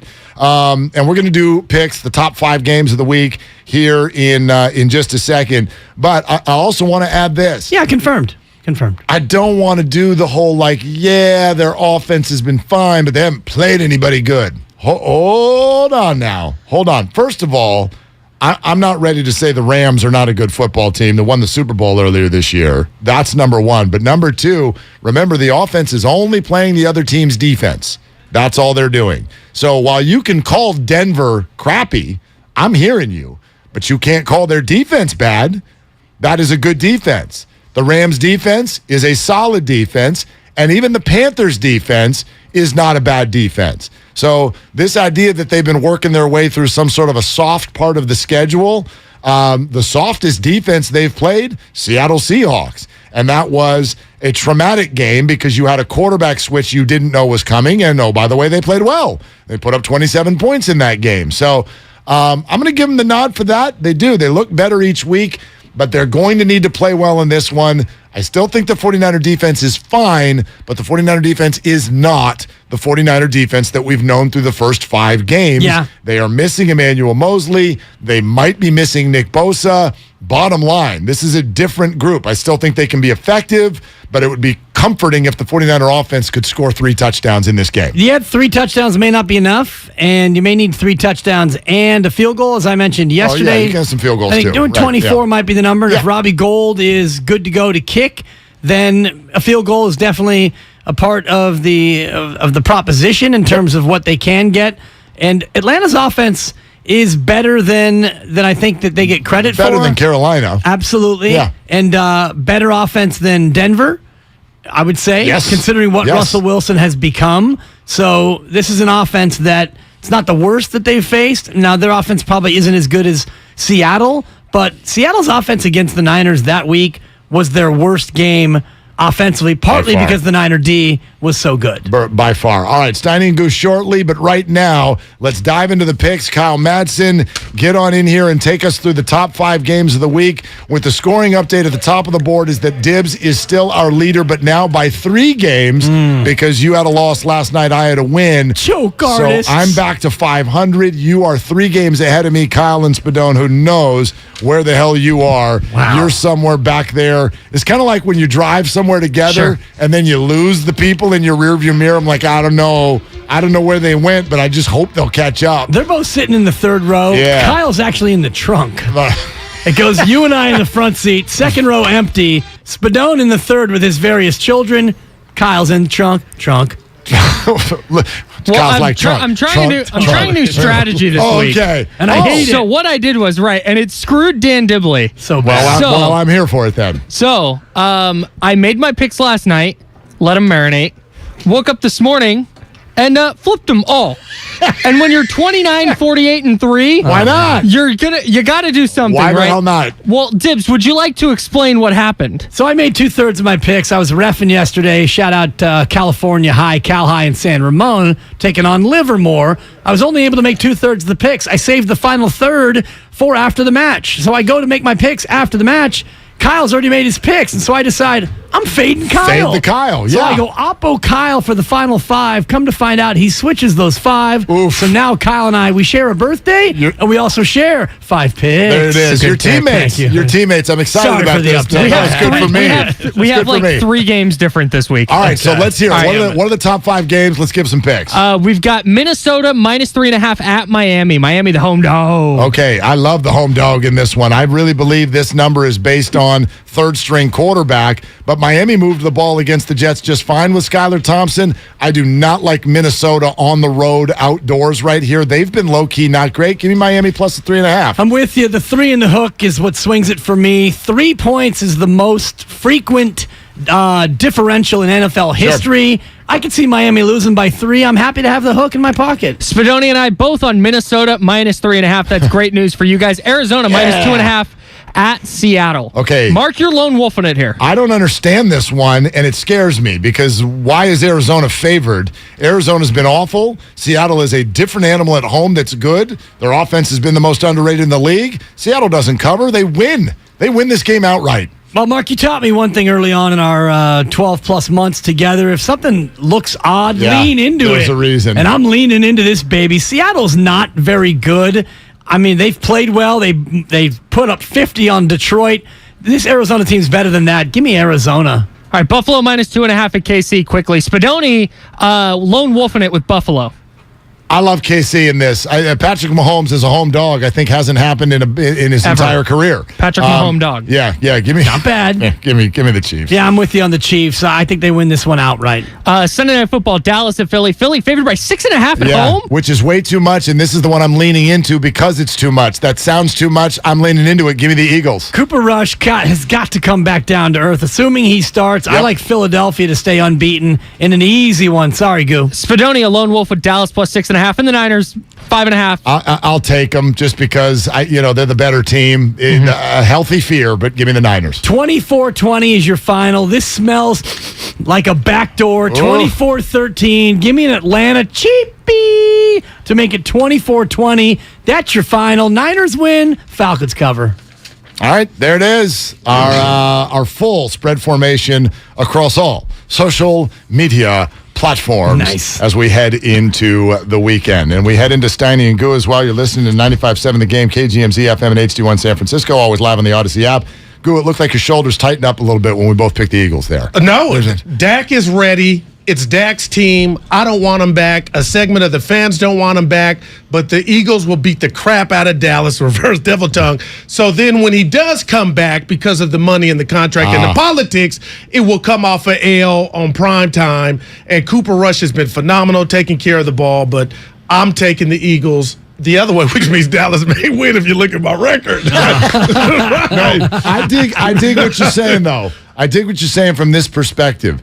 2 weeks ago, I didn't know exactly where Dak was back in terms of his injury, but going into back-to-back games against the Rams and Eagles, I'm like, this is a bad time to bring Dak back because Cooper went out and beat a bunch of cream puffs. Right. And then, but if you bring Dak back against the good teams and he loses, I see you you've got a full-blown quarterback controversy. Well, then Cooper went out and beat the Rams too, even though he didn't have to do a damn thing to do it. 19 pass attempt. I'm with you, man. I think there's politics here. Dak's ready, but they're not going to play him because they don't want to go lose this game and have that be his first game back. You don't get off a winning horse, and the guy's undefeated since he started. So you got to ride with Cooper Rush until he loses. We're family, right? Damn right. All right, I wasn't here yesterday, and I just want to take this time on the changeover. Comes back for payday. Honestly, to give some love to my partner and our teammate, but this is my brother, Matt Steinmetz, and let me tell you why. So, I'm still hooping at 50, and I'm brave, and John Wayne, and all my buddies telling me it's happening, it's going to come. Yep. But yesterday, I had to get checked under the hood. I'm 50, and I hadn't been to the doctor in 5 years, and Shannon Sharp, true story, a couple Sundays ago, said he was dealing with prostate cancer. And I'm looking at him, and I don't know why that hit me with the muscles, and you know how science and all this works. It doesn't matter who you are, you could deal with something. Matt, Mark, and Dan, I have been petrified for 2.5 weeks. My wife didn't even know this. I get a headache. Oh, my God, I got this. I got that. I'm on WebMD. So I went and got my PSA, colonoscopy, and everything. All my numbers checked out. So I'm on a new high. Yes. Okay? They're not perfect. I'm on a new high. But this man checked on me. I would come in here, you guys would know it. I'm like, Steiny. He's like, what do you think? I don't know. I'm just scared, man. And there's this stigma with black men as they get older, they don't go to the doctor. And I'm like, dude, you got kids. You got a family. If something's going on, you need to know. But Matt, I'm going to call you Steiny. You were A1, checked on me at the crib. You did too, but anybody that would talk, I'd be like, there, I know. But even Ray Ratto got a little of it, but I'm feeling good. I'm back and I'm ready to go, man. But Steiny, you were awesome. Thank so you. for the people out there that are afraid, men and women, go get checked, man. Just go get your checkup. Amen. So here's the pull the curtain back. I'm in the green room a week or two ago. Ray Ratto's in there 5 hours early. I don't know why, but he always is. Been in there since 7. And here comes Goo, and I know we've been talking about it for a day or two, and he's worried, and he's saying, I'm worried about the test and this, and I don't know what to do. And I'm like, giving him the look. Worry is a down payment on an investment you'll never make. I'm giving him all the good things, and Guru goes, Ray, what do you think? Should I do it? And Ray gives him one of these, turns around and goes, you have a family, you have no choice. That's what you signed up for. That sealed it for me. He goes, you have a family, you have to go to the doctor. Yeah. Now go. He's all mad about I know it it's too. I love TMI, but I'm feeling good. I even gave the boss. He's like, what you worried about? I was like, dude, everything. But I'll say this. When I left the doctor's office yesterday, I swear, not knowing what was up with my numbers, I'll never drink another Red Bull and chips. As soon as I got the stamp of approval, give me 2 of them. Give me the 6-pack, the big one. But anyway, I'm feeling good. I'm back. I'm ready, man. We got a lot to get Glad to. to have you back. I love it. Get your checkup. I'm doing it. I got my physical, but I'm doing it the week after Thanksgiving. Let's go ahead and get some gravy. Pour a little extra gravy on it. Go see the doc the next week after that. You're down on Draymond. Man. So it's not down on Draymond in any sort of a general sense. I did not like what he said yesterday, but I'm want to be very careful to again state it this way. It doesn't matter what I think of Draymond Green. What bothered me about yesterday is it sounded to me like he was thumbing his noses at what his teammates think. And that is a problem as a Warrior fan or just a human being. Like, that's Steph Curry you're talking about right now, okay? Steph Curry came out and talked about trust, and that is the most beloved athlete in the history of this city. And when the follow-up comes to you and says, so what do you think about this trust that Steph Curry and Steve Kerr and Kevon Looney are talking about, and you thumb your nose at it, that's when I go, we got a problem. Now we got a problem. Because you're talking, and it's not about you punch someone. This is about going forward. You are not listening to your teammates. I don't care if you listen to us. Who the hell are we? But you're not listening to Steph Curry. You're being tone deaf. You're not listening to Steph Curry, and I don't see how that doesn't become a problem at some point for the Warriors. I'm kind of with you. This is 3,000 miles away, but I saw this quote from Ben Simmons. Somebody asked him about he and Joel Embiid. I don't talk to Joel, never really spoke. We didn't have any relationship. But why do you think the Sixers didn't really ever reach their level that they should have? This is what can happen. And, they just have to be careful. Well, and what a dripping irony to me that on one answer, what does trust mean? I don't even know what anyone's talking about. And then the very next sentence, this is about camaraderie and togetherness. Oh, man. Well, you don't sound like you have any, number one. And number two, if there's anyone on this team that should not be bringing up the words, it's the person who put those things into doubt. Yeah. I don't know what to do with this. It's not that for me. That was a bad look. If you're his teammate and you hear him say that, you're like, trust. I mean, what are you talking about? Trust. And then for him to say it's all about camaraderie and being together and this and that, you're thinking, hit the pike, bud. The reason why there's no camaraderie is because of what you did. And I mentioned this earlier where Draymond gets in his face, which is a 3 on the irritability scale. Right. Jordan pushes him, which is a 5, and then you answer with an 11 I'm on a scale of 1 to 10. Yeah, 11. exactly, right? 11. You, Shasky, I heard you guys in the morning. You guys were phenomenal, but Dibs, and I told Sally this last time I was in the people. I got to move past it because the team's moving past it. I know it was wrong. Stephen A. Smith today alluded to Jordan Poole's family. This ain't a shocker. His parents really being upset. Shocker. But to hear it, I'm like, man. And he still was able to come back.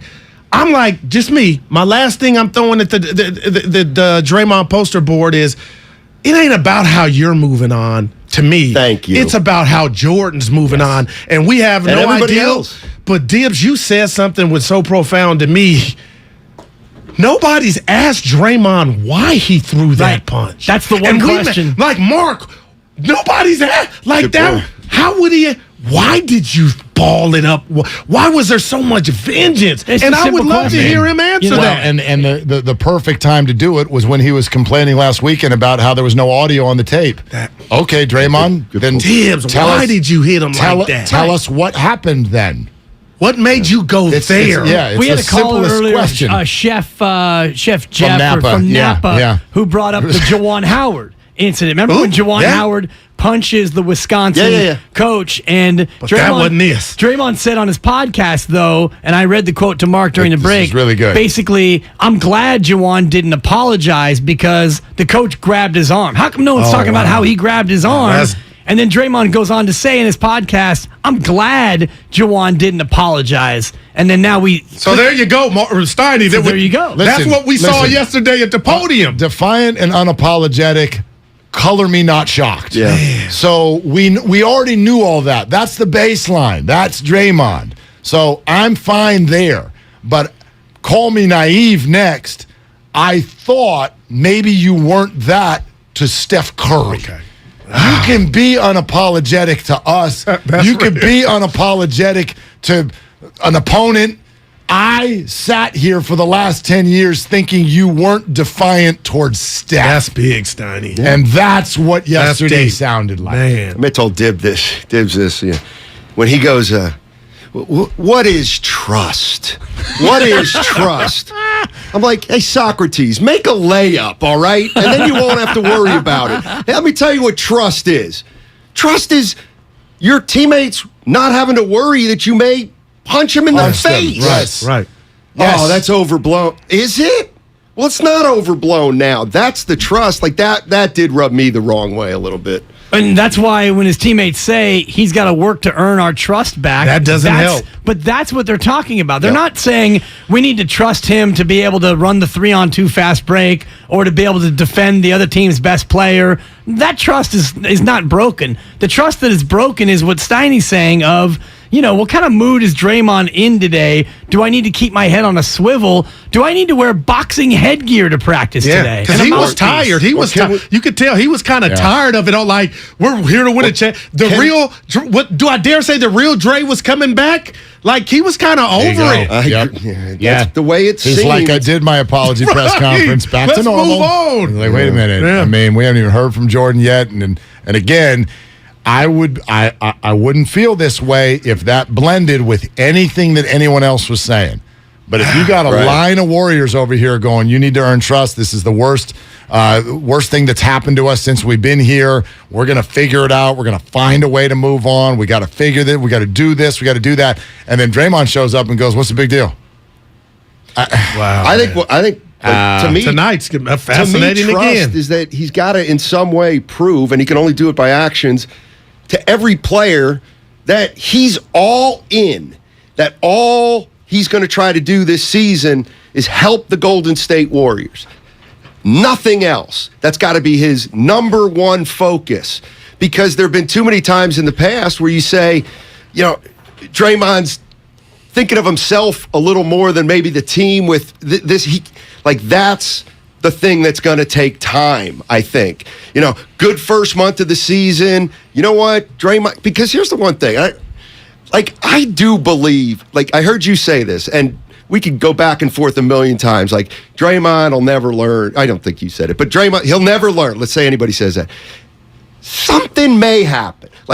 People are capable of changing who maybe you never thought can change. And people can try to change, and they don't have to announce it to everyone. So what I'm saying is, he's got to make it clear to everybody around him that he's actually working on this stuff in some way, and it's getting results. I'm talking about his anger. I'm talking about his but if he doesn't think he did wrong, Steiny, a person, he may look at this, and now that you gave me that Jawan info, he doesn't probably think he did wrong. There you go. And I love the callers. Fillmore, Mike, Priest. I'm disappointed in this sense from their calls, and they're not the only two people that have said this. When we talked this whole Draymond spectacle, everything that went down, the tape shouldn't have been released. I'm not Mr. Tune-Out. I'm out. Because that to me is, you're cheating this whole process. When you go, the tape shouldn't have came out, I'm Mr. Tune-Out. You're cheating this. You're cheating Jordan Poole. That ain't what this is about. And we've had callers say it shouldn't have got out. Rick Barry, I heard him on... Man, that ain't what this is about. But there are two different things here, because the tape shouldn't have gotten out. That I agree with. But the tape getting out does not diminish the impact of the punch that was thrown. And some people are trying to conflate. Supersede is the word. Okay. I like conflate a little better. Yeah, okay, right. Conflate when you have two different things. They're trying to combine that the two. That is so wrong to me to Jordan Poole. I hear what you're saying, because it is too totally that's all. For the Warriors as a corporation, it's figure out your leak thing over here. But if the players are going to come out and blame it on that, it makes it sound like you don't want us to know reality. Right? Yeah. Wizard of Oz. Do not Ozzie Smith. Do not look. Do not look over here behind the curtain to see what's actually happening. No doubt. And that's not going to be. That's a very tough. I heard you again, Shasky and Bonte. You guys talked about it. I think there's going to be some boo. I don't want boos. I think if this is a barometer, our show, Twitch and YouTube, there may be some. Yeah, I think the one benefit of ring night is that those tickets are so expensive, and usually people who have a lot of money aren't those kind of fans. And maybe I'm just being, rich people don't boo. Rich people don't wear the T-shirts they get. They won't even be in their seats yet when these things are being delivered. Thank you. It's going to be halfway through the first quarter. The Warriors will already be up by 5. I would say whether it's tonight or ring night, he won't hear thunderous boos. Oh, no. He may hear a smattering. I like a smattering. He may hear a dull din in the background. I like a dull din. Or just a cacophony. A not as loud cheer. It'll be Calipari, one and done. Right. I think when they get it and let it out, that's another they'll go back to regular. You won't hear it again. JD tried to play the role yesterday. He did a great job. I heard Steiny wore a black shirt. The streets are talking. He says he never wears black. A dress shirt. It was a dress shirt. People told me it was a regular kind of shirt. It was a long sleeve dress shirt, T-shirt, that you put under like a sport coat. Okay. You guys go in the cafeteria today? It's payday. Yeah. I think so. Yeah. Okay. Yeah. Nice. Yeah. My numbers are good, so I'm gonna just point at myself. Have a donut. Yeah, right. Give me some donut. I'm a little light. I'm a little light today. I got you. Yeah. By the way, I'm just saying. Can I go crazy, folks? I can tell Willard's got those Roadrunner wheels going. Let's get out of here. I do have an issue. No, though. go ahead. Wow. I'm not going And it's anywhere. all three, you guys. Here we go. Oh, maybe I am This leaving. betting, this guessing, okay? It's influencing every take you guys have. Now that hurts. I mean, Hold on now. I mean, what are you talking about? Put a name on a it. coach makes a decision, and Guru needs that Shanahan hurts. fired. You know, your lust for Carlos Rodon because he's won a couple unders for you. It's extreme. That hurts. I had the Chiefs 30 in the hook mark. Yeah. They decided to go for 2. That's the fan in me. He thought the ira was from, I didn't get my win. You lost but I know how to compartmentalize. No, it's you never didn't. about betting. Yeah. It's the fan in me. How much money Dibs. Rodon win for you this year? Now look at Rodon. A lot of First of strikeouts. He got all, a file on all of us. Come down my road. Rodon. Call him Rodon. Yeah. Enough. No wonder Enough. No wonder you wanted Wait a to minute, pick up though. that option right. that you should never pick So up. we're gonna look at Rodon stats and tell me You better that he keep him wasn't here. good. Oh, you better keep him here. He's not gonna stay here. I hate hearing that. I mean, there's mutual interest, Goo. Okay. Mutual interest. We should have hit Patella with that when we had him on. Yeah. Are you going to sign Rodon, Patella? Come on. Patella sounded like he was in an empty office. Dude, he's a ain't young even- dude. He ain't even Yeah. put any pictures on the wall yet. I don't even know if he has any pictures yet. So, anyway, all right, Steiny and Goo. Here we go. He brings the passion. For what? I want to know now. I'm mentally invested. Don't tell me to pray and you don't say what for. He brings the perspective. Yeah, I think they both have a great point. Get off me, text line. He's truly one of a kind. That is whack. Oh my God. And he's doing a great job. I need you to man up and say what you really want to say. Simon, you're doing a great job. And together, they're Steiny and Guru. Yeah. On 95.7 The Game. I love Guru. He's better than a toy because you don't even need to wind him up. Oh, wow. Go ahead. Richard Pryor. No, Go good ahead, to buddy. be back. I What do missed you you, man. hate? I mean, what I said. I Robbie gave you some Gold love. cleared to play. Nick Bosa may play. It looks like Draymond Green spoke to the media. Ben Simmons said he didn't have any relationship with Joel Embiid. Penn State 1-18 against top 5 teams Look at this my man. century in football. Go ahead. I'll start with Embiid and Ben. So, are you telling me the Sixers don't have a Steph Curry? Because that should never happen. I know teammates It's don't happening like right it. now with the Bonds Warriors. and Kent, but does that mean they're lacking a Steph Curry? Because you got to get those two guys in the room. They could have been a poor man's Magic Kareem. You know, I always said it's Shaq and Kobe, big gauge you. But, is that on Doc Rivers? Mock Rivers? No, it's on both players. Two guys won't. You can't make two guys be buddies if they don't want to be buddies. I mean, for God's sake, Lucas has been pestering me for 5 years because I can tell he wants to be my friend and he wants to go have drinks with us. It's like, no, we ain't going to be friends. That's our boy. I love Lucas. But no, you can't make two people be friends if they don't want to be friends. But quietly, you and Shasky got something going. What do you mean? Like, you get jealous of Ratto, you and Shasky. Like, you guys like each other. Well, he he goes likes out me. his way to compliment I'm a role model and mentor to him. Well, you ain't golf with him yet. I know. It's You 'cause gotta he do hasn't that. gotten me onto Olympic Club for free okay. yet. All right, it's on him. But anyway, yeah. It's funny. It's really weird. I seem to have a lot of relationships with guys who are members of country clubs. That's great. What a coincidence. Give me Sometimes stuff just happens and you don't know why. You really don't. No, but here's how it's relevant. Ben Simmons, of course, now with the Nets. He was asked about his relationship with Joel Embiid, and he said, I don't talk to Joe. We never really spoke. I don't think there was really a relationship there. And the bottom line is that affected their winning and losing. Does anybody think that Philly wasn't affected negatively by those two guys' relationship? That's why they lost to Atlanta. Thank you. And and here I Thank go. you. Do you think he should have, if Embiid was the leader I would want him to be or imagine him to be, yo, Ben, are you scared of shooting? Behind doors, let's go out for a beer. Let's go have dinner and maybe talk to him and be his therapist. You know what? Instead of just leaving him on an island for it to fester. And Doc, I guess I'm mad at Doc, Steiny. I'm not saying you got to be best friends, but you said, well, we got it here. We don't know if we have it here. We got the ingredients, but we don't know if Poole and Draymond aren't playing Call of Duty together. I would bet that they're not, but for Poole to be okay with it, I don't know if we have that right now. We got to wait to hear from him, man. I don't know. I'm being nosy. I want to hear from him. We will. We'll probably hear from him after he signs his extension at some point in the next 4 or 5 days, I think. But I mean, if Draymond, Ben Simmons and Joel Embiid were the top 2 or 3 players on the team, obviously. No doubt. But Draymond and Poole are top 6. For the Warriors, they're both top 6.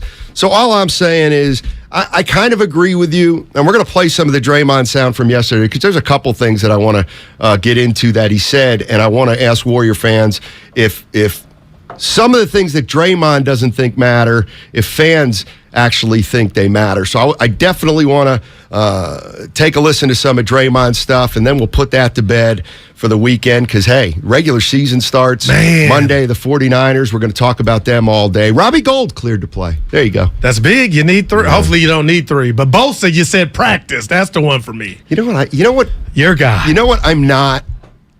How do I want to put this? Here's what I'll never subscribe to, and I'm hearing it. All right, so Bosa's out practicing today. Nicky Bosa. Yeah. I think Nick Bosa probably knows how he feels. All right? Yeah. And the doctors probably know how he feels, right? Okay, so he goes out to practice. Hey, Nick, how's it going? How's it feeling? You know what? It feels pretty good. All right, let's go get an MRI. You know what, Nick? Looks like you're ready to go. You know what? We're playing Atlanta. And we got Kansas City and then the Rams. So can we hold him out against Atlanta because we think Atlanta stinks and then give him an extra week for that's the dumbest thing I've ever heard. But look at his brother. Dumb. He had to have surgery with the same injury. Okay. What if he wakes up Sunday and you being an athlete, you know how these things can, you feel good Friday he wakes and up then Sunday, then he doesn't play. He doesn't play on Sunday. I thought that's what you were against. No, play Sunday if he can play. Yeah. Not like we should hold him out because we have a more important game the following week. I'm going Stephen A. Smith. You better be careful with him because he's that important. That's fine. And nobody's saying run him out to get hurt, but this is what I mean. I mean, this is the way, like, we have this discussion every year with Steph Curry. Oh, don't play Steph. It's like these guys aren't made of porcelain.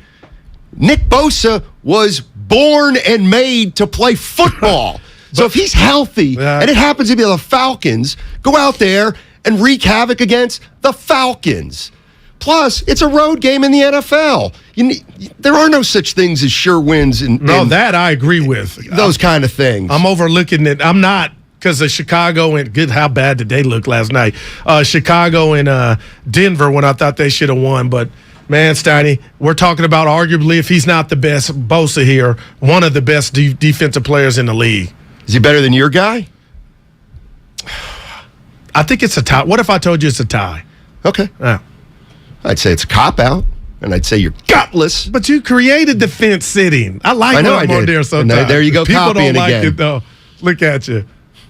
What'd you and JD talk about? Because I was in the hospital.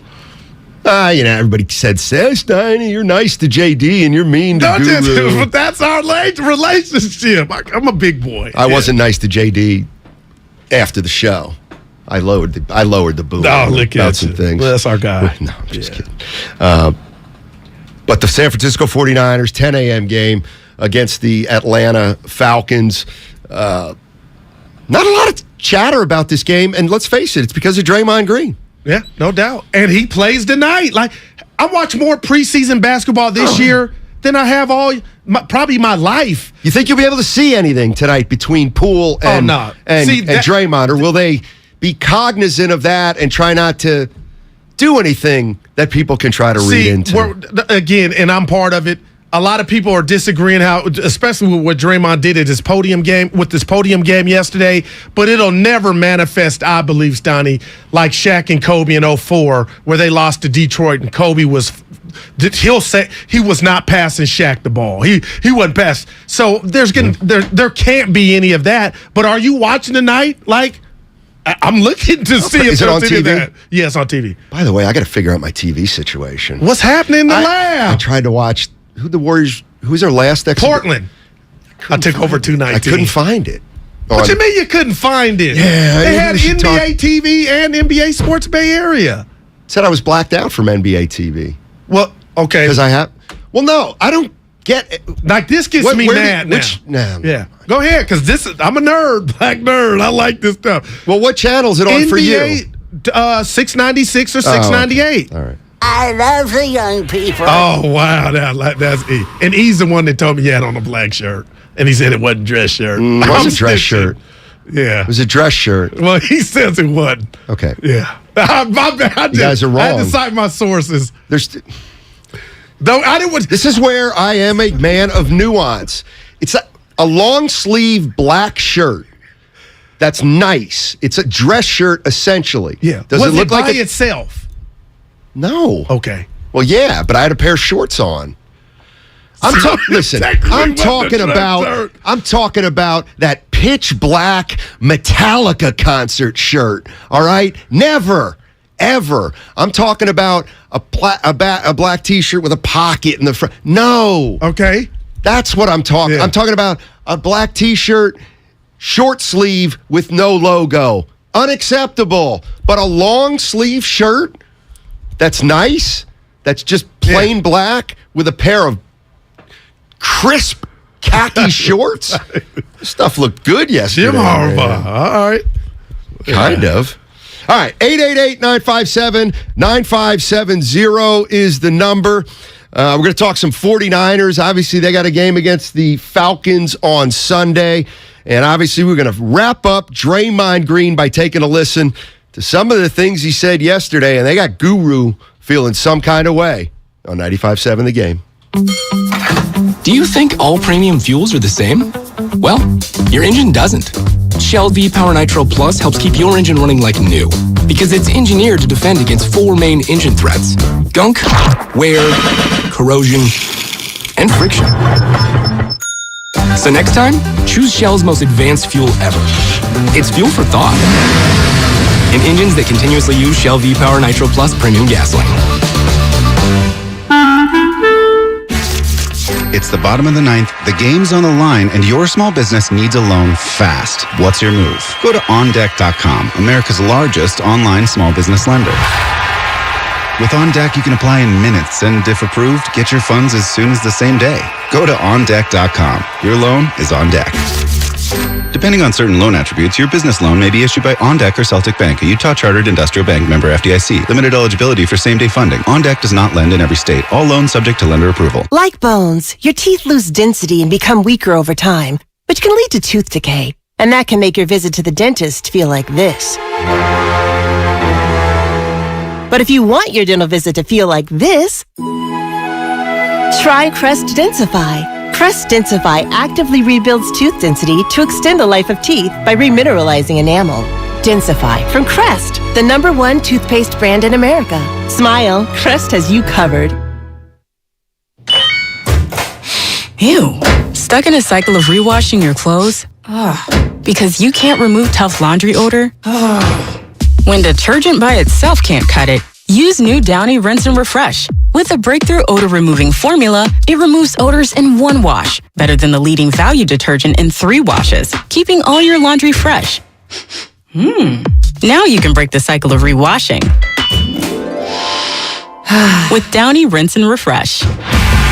Now it's time for the closer of the week. Presented by LiftMaster and R&S Doors. Turn your garage into the envy of the neighborhood. Visit rnsdoors.com. The closer of the week is Tevin Coleman, who scored a touchdown on the ground and one in the air. Spilling in, Tevin Coleman, the veteran. He's back with the Niners, and he's back in the end zone.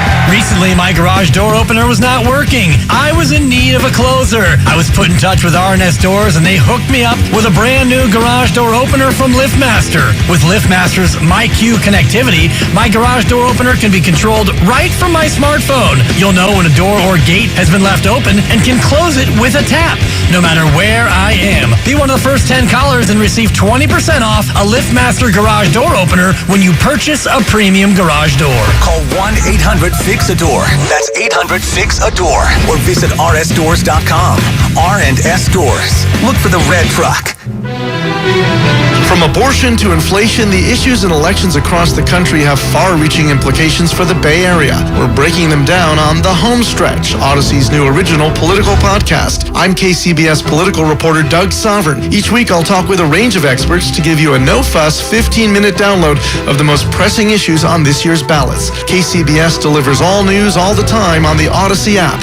And listen to The Home Stretch on the Odyssey app or wherever you get your podcasts. For all contest rules, go to 957thegame.com/rules. At BMW of Fairfield, our guests work with one client advisor through the entire transaction. No handoffs to multiple car salesmen. No waiting for a finance manager to take you to a back room.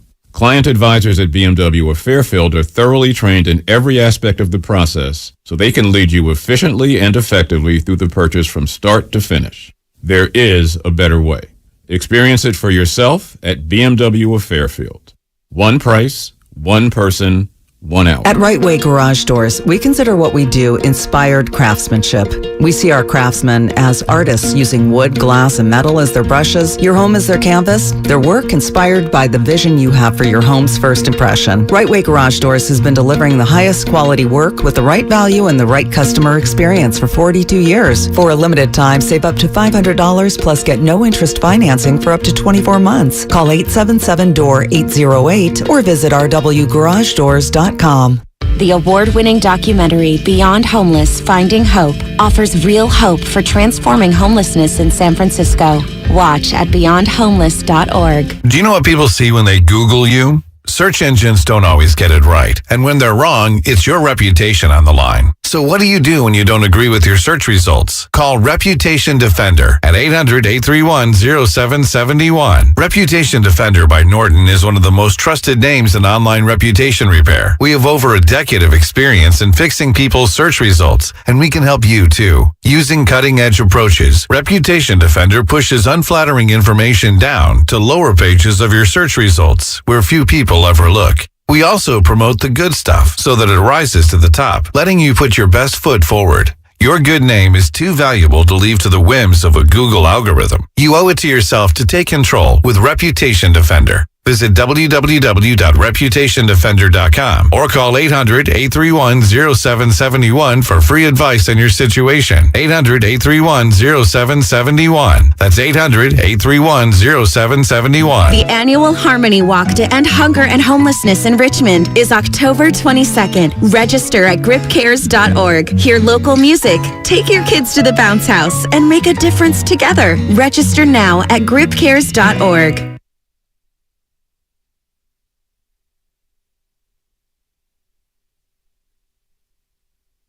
Be better at your job. Now, back to Steiny and Guru on 95.7 The Game. You're telling me that right before we go on the air? Oh, dude, I thought it went on. Like, you got to be careful. I can't. Ask me what's on my hoodie after you do what you do. After I do what I do? Read it to the people. Oh, I do have to do one thing, and it's this. You know where we're going to be Monday, live at Chase Center. I love it! Tune in as we get you ready for Warriors regular season. It starts on Tuesday against the Lakers. We're going to have interviews with players and coaches, and we'll have a bunch of stuff to give away, including autographs and a Steph Curry jersey. And I've already let the organization know that you know how when what's it called when like the Rolling Stones in their dressing room and they have that request, then they're like, give me 7 bags of Skittles. What's it called? Yeah, I need a rider for Monday. So somebody tell Raymond Ritter I would like that's interesting. Some coffee to start up. Latte. And then we'll probably progress to some water. And then obviously at 3 o'clock, I'm going to want some lager beer. Chicken sandwiches I would like, but not too much mayo. Look at you. Because they took care of us last time. We were M&Ms. presidential. So on my rider, it's taking everything out to text Raymond. Do I bring my sneakers? Give us some shots, you and me. This is where I really don't like No, you. seriously, it's like, do I? And I haven't seen it This yet. is where like, this is one of the most asked questions Raymond, I get you're asked like, off let's the get up air. a few. Like this, they go, "Hey, Steiny, does Guru really think?" Yes. I didn't say yes. Well, now I can get you mad. I'm gonna poke the bear. Does he really? Does Last Guru time really we think shot, he sir, can? I beat you in your backyard in front of your family. Dude, does Guru really? Does he think he can beat Jordan Poole and score or Jordan Bell? Yes, I he believe does. that to my I know core. you do. Yeah. That's Not why in it's a so game. sad. I could get a bucket, but the you highlights. couldn't. You couldn't. You really couldn't. I didn't send it to Raymond though, but send what to Raymond? If we could, you and me get up some shots, maybe after. I don't do that. But you're doing the give me the latte. Well, that's different. My boy AP from Hayward. Here we go. Yeah, no, he's not on your Mount Rushmore, by the way. No, he is. No, he's not. I'm putting him on. You can't have 7 Mount Rushmore. We used to walk to school together, 3rd grade. Anyway, he tuned in yesterday. I wasn't there. He's like, where you at?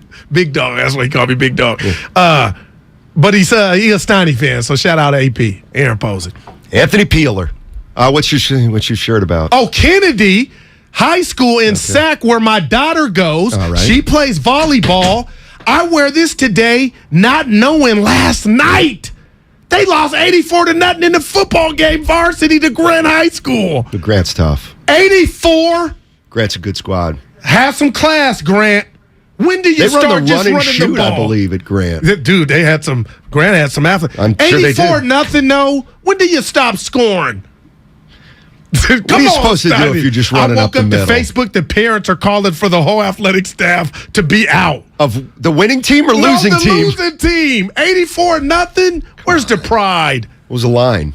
I don't know. Sounds like they didn't have a pretty good line. Well, it doesn't sound like you get covered. 84-0. When do you stop scoring? It was homecoming for what Grant. are you supposed to do? Take a knee?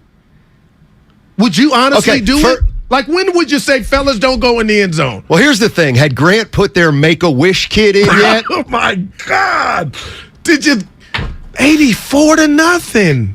If Grant had already played its Make-A-Wish kid and the Make-A-Wish kid had scored to make it like 80, then you do have to take a knee after that. Man, that's bad.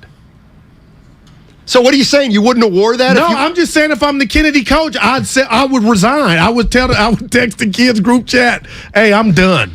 49ers Stu. What's up, 49ers Stu? Hello? Hey, man. Hey. Hey, how you doing? Can I comment on Draymond Green real quick? By all Take means. your time. Hey, I'll tell you something. When I was a kid, I find out now I was kind of jealous of my cousin, my first cousin, because he was the only child, and my family, we had 3 boys and 3 girls, and he used to have everything. So we went over for a birthday party, and I cheap shot him and pushed him down, and my mother could have done 3 things right there. She could have made me apologize in front of everybody, right?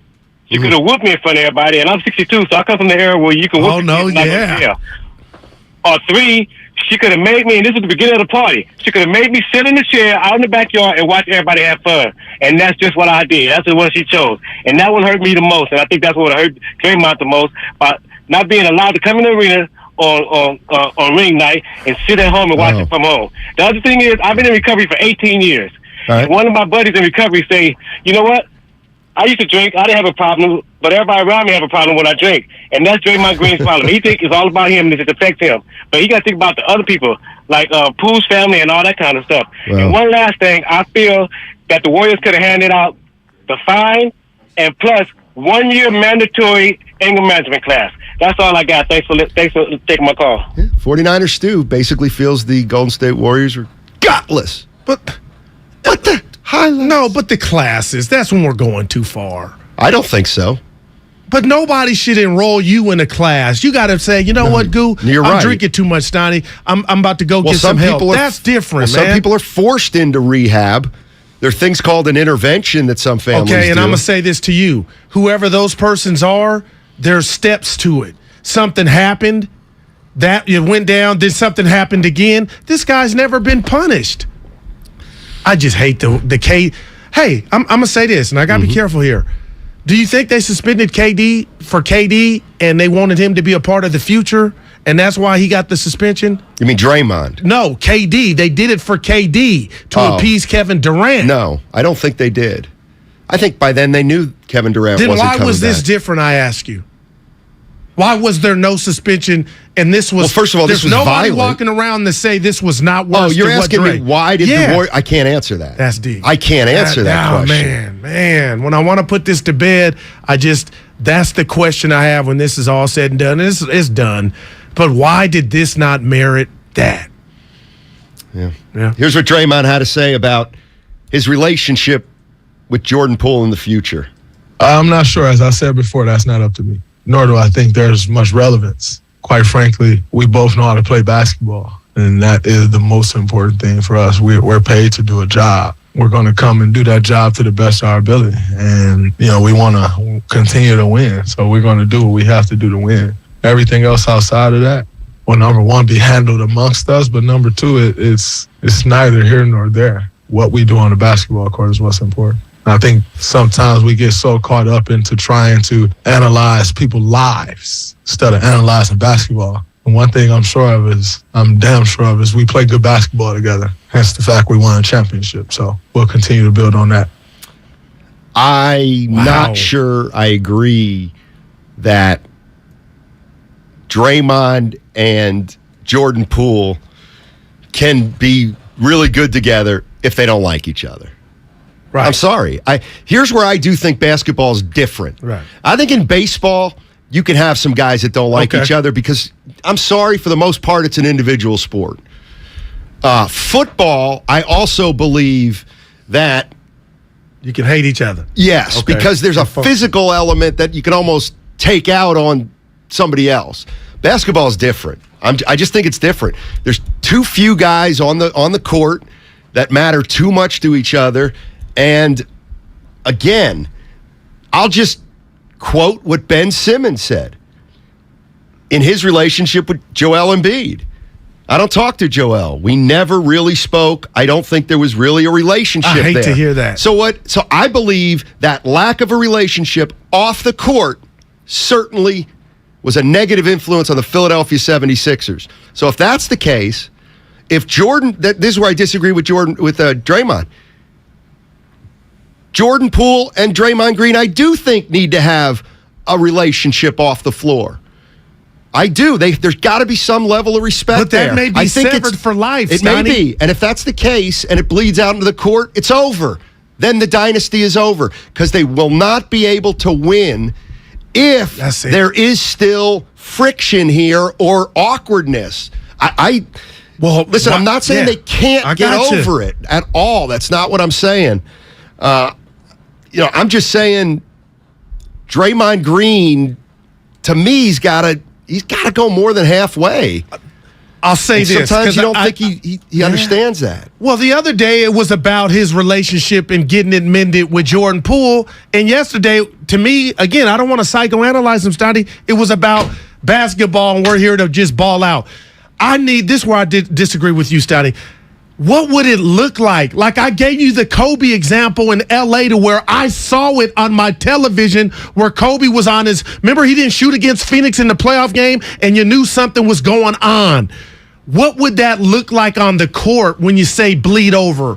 Because losses. That's where I don't think that's Draymond what look like. and Poole, losses. We would be able to say, oh, you lost 110-98 to Phoenix. Why? Because I don't think they would it wouldn't get to that. Like, what would that look like? That would look like a team not reaching its potential. If you're asking me something tangible at this moment, I cannot give it to you. But what I do know is if the situation is not truly resolved, and by the way Draymond Green spoke yesterday, it's clear he apologized to Poole, and now it almost feels like a cursory apology. And if Jordan Poole is truly not ready to let it go, even though he said he is, and I got to tell you, I can picture a scenario in which you put me in Jordan Poole's position in a workplace. They're like, "Hey, are you okay?" I'm like, "I'm fine, man. I'm fine. Just let me alone. Can you play? Yeah, just let me alone. I'm fine." Well, you're better man than me. But deep inside, you're not fine. Oh man. So we'll see if that's it. Yeah. That's something. But they chose to go this road. You're absolutely right. You're absolutely And the positively last thing about right. Ben Simmons, yeah. When you talk to me or anybody about how it ended, and I think about what was going on, the issues Ben, I believe, was having had nothing to do with his relationship with Ben. It was him not getting better or working on his craft. I think he kind of self-imploded and didn't, pick up. He didn't do his part. I don't believe. So Embiid didn't either. 50-50. But is Embiid responsible for Simmons getting a little bit of lemon booty or, being at the free throw sign? I'm just talking about their relationship. Oh, all right. See, I'm talking about the performance. I don't think you could. Okay, well, there it is. Okay, if you want something tangible, Ben Simmons against the Atlanta Hawks was a result of him not being into it. For whatever reason, he had no relationship with Embiid. The fans were starting to bother him. He was done with Doc, whatever it was. Yeah. And let me, 415 says, Steiny, if Guru said the dynasty was over if they can't fix their relationship, you'd be all over him for making an assumption. I'll say it again. If they cannot forge this relationship back, they aren't going to win it. But they got to believe they can. Not those two, the org. Exactly. Yeah. I mean, but what I'm saying is it will resurface. It has to if it doesn't get fixed. Do you mean there could be another squabble between these two in practice?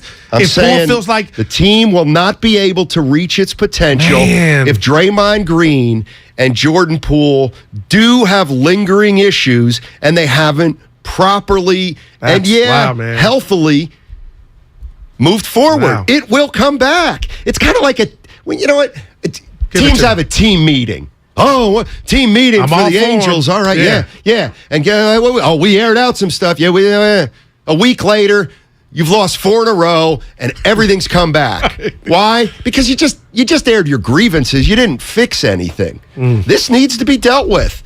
And from Draymond's comments yesterday, it feels like his teammates might think it's a bigger deal than he does. I'm just my ears. Steiny, that was a man that feels like, okay, I'm in the fourth quarter now, on the third. I'm getting a bit agitated. Let's move on. That's what he's saying. And they didn't suspend me. Y'all MFs can't be more mad than me. And I've said that he has some of that. And do I dare say he has a point? But we'll find out tonight when they go from Saginaw, Michigan, Draymond Green, if the fans want to just use one time Calipari. This is like the one and done. If they just let it out and then they move on. Oh, you didn't hear what I said yesterday. Oh, no. And I even had John Dickinson, maybe something he hadn't thought about. Oh. And I'll say this to Warrior fans. You better be careful. Well, Stephen A. Smith said that. I know, but I kind of like it. No, it's his. It's not mine. What did you say? Yeah. Huh? What did you say? Be careful about booing Draymond Green. You better be careful. Be careful about booing Draymond Green. What's behind door You're going to number have one? a player on the home team getting booed? Really? Night in and night out at Chase Center? I'm not 90. I'm just this one and done. Okay. For me. I think there are fans out there that are done with Draymond. Now, whether that means they're going to boo him, I don't know. But Draymond's going to get... If Draymond gets booed tonight or at ring night, that means something. I'm sorry. You know my Wi-Fi, my little computer I got in my head, Steiny? What if somebody asked Dre, hey, if you hear some boos, do you think he'd be like middle finger to that person or those fans, or they ain't real? He acknowledged that the Boston fans got to him. Well, what side? That's like a gang. Well, this would be worse. Wear green. These are your fans booing you. I wonder what he would respond to being asked that question. I don't know. And maybe after the game, if it does happen, and again, I'm a guy that I'm not saying I want it to happen, how would he respond? But what if he's over? He's on a one-game losing streak when it comes to trash talk. He's 0-1. He's lost his last game. That's your score you have. It's a fact. Lost his composure, and he acknowledged he's lost his composure in Memphis. He said he lost his composure. Where was it, in Boston? Yeah, I don't think Drake can be he's the gonna old lose it Drake again. If what Looney said, he's on notice about the trust. Like if I say, hey, Dre, what did you think of the few fans that were booing you? If he really wanted to go off and go, oh, Dre, I believe what Looney said is like he's on not a tryout, but you're going to be tested. Here's the one that's got everybody scratching their head. Everyone says like build trust as a team. I don't really quite understand that. Oh. You know, what's trust? Is it trust that you're going to make the right play? I think I always make the right play. I mean, to the best of my ability. I don't always make the right play, but to the best of my ability. So is it that? Is it what is that? I think, you know, what we do have to do is make sure we're together, you know, make sure we're doing the necessary things that it takes to win a championship, make sure we got each other's back. But I think of so many different things when I hear the word trust that I'm not always certain that that is the most fitting word for what people are trying to say. I think it always sounds good and everyone kind of has this idea of what that means, but yet, you know, what does that truly mean? I don't quite know. Okay, so I'm going to thank Mark Willard because I didn't put the connection together that, you know, a lot of the Warriors players, or some of them, use the word trust. Yeah. And I hadn't made that connection. I was just thinking, I thought he was kind of using trust as a little, everybody uses trust, but he doesn't know what it means. Well, the reality is Curry used it, Looney used it, and Kerr used it. So when he gets up there and says, I don't really know what trust means. Oh, man. Okay, well then, why don't you just go ask Steph Curry, who talked about it? Like, ask him what trust is to him. Like, it's I think it's all about trust. Man, oh man. And again, nobody is Drake can be Daryl who? But wouldn't you know, like, I'm going Prince Rogers Nelson. I don't know what that is. Sign of the Times. I listened to that album yesterday. Wouldn't you have sense enough to not say that about trust? Wouldn't you just know that's the theme that my coach, my dog Looney, Steph the chef, they said it. So I'm going to play it off like it's about, there's none of that. Like he's slowly morphing back into, slowly. That was agitating. It took a week. It took a week. I'm laughing, but I'm not laughing. No doubt. I mean, he's going to go out on the floor tonight like Curry did in Portland and say, I'm back. I'm back. Yeah. Yeah. It's an unusual situation.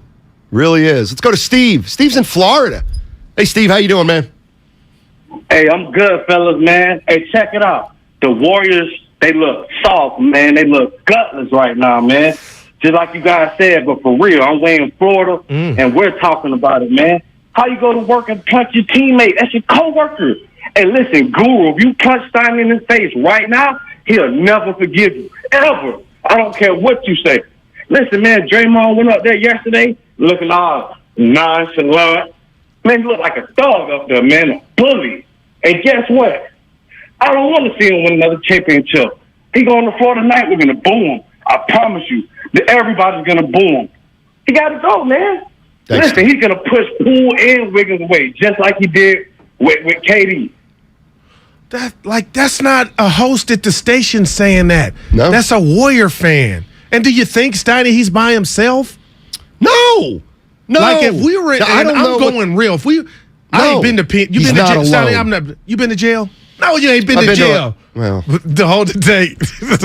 I've been. Geez, why did you do that? Yeah, you better be careful. Your statute of limitation. But no, does a holding cell count? No, I've been handcuffed. But me too. But yeah, and then I've been. You ain't had a uniform. What do you mean? Where they come, you got to go to your cell and sleep, and then wake up and go on the yard.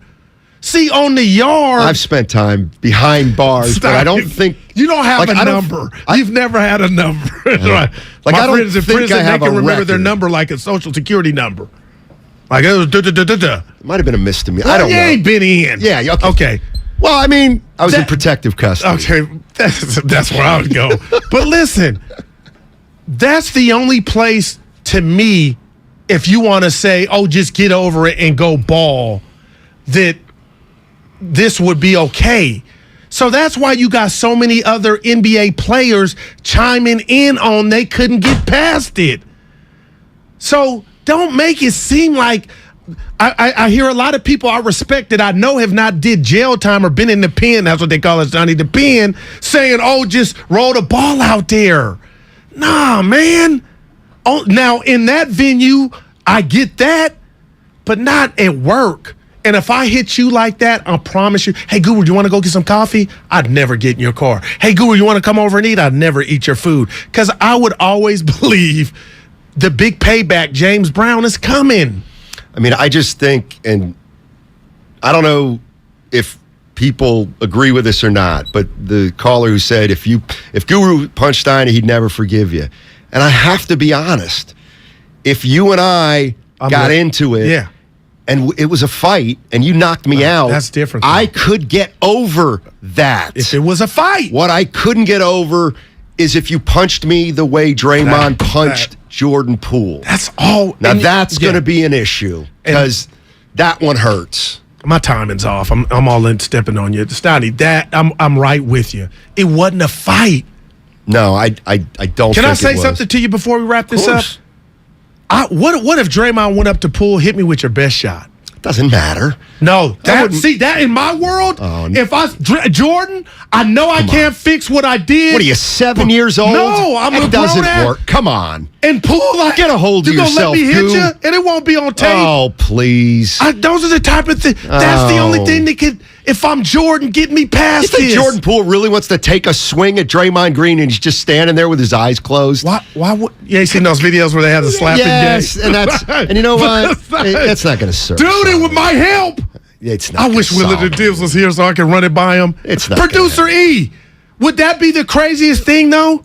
Yes, it'd be the craziest thing. Yes, and it wouldn't work. Jordan wouldn't want to do it. Nice job, Goo. Yeah, I don't know. I can't speak for Jordan Poole, but his mom and dad probably would want to. Oh, by the way, we'll get that Stephen A. Smith sound too. Man. Another dimension that we hadn't thought about that may leak into the Golden State Warriors season. Dub Nation, season begins now. Be there for Champion Ring Night presented by Chase Freedom on Tuesday, October 18th as the Warriors host the LA Lakers live at Chase Center. Get your tickets now at warriors.com or call 888-GSW-HOOP. Representatives, you know what they're doing? They're standing by. Everything, our farm, our stand, our pop-up shop. It really all started when we discovered the benefits of local, raw honey for our family. And then we decided to turn it into a business. We were looking for something to help us get up and running. So we got the Chase Business Complete Banking Account. It's more than a bank account. It comes with Quick Accept, which lets us take card payments anytime, anywhere in the U.S. using the Chase mobile app. Plus, we get same-day deposits at no extra cost. For us, it's more than honey. It's about sharing a little sweetness with the world. Get the Chase Business Complete Banking Account with the essentials you need to help get your business going. Learn more at chase.com/business-complete-banking. Chase for business. Make more of what's yours.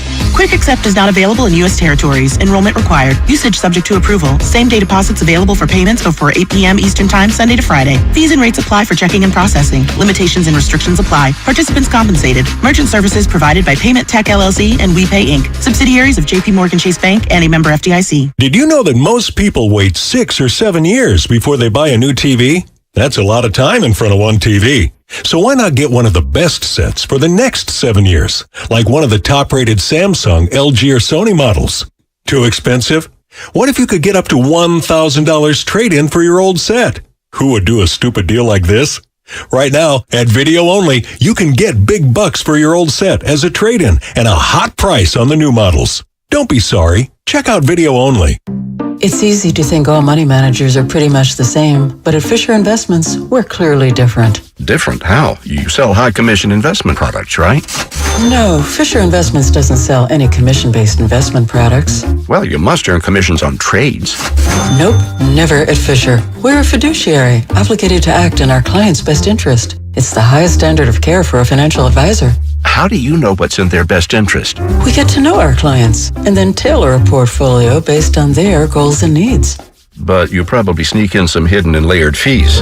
No, we have one transparent management fee structured so we do better when our clients do better. Wow, you really do look out for your clients. That's because our top priority is helping them achieve a comfortable retirement. It might be why most of our clients come from other money managers. Visit FisherInvestments.com to find out why investors like you switch to us. Fisher Investments. Clearly different money management.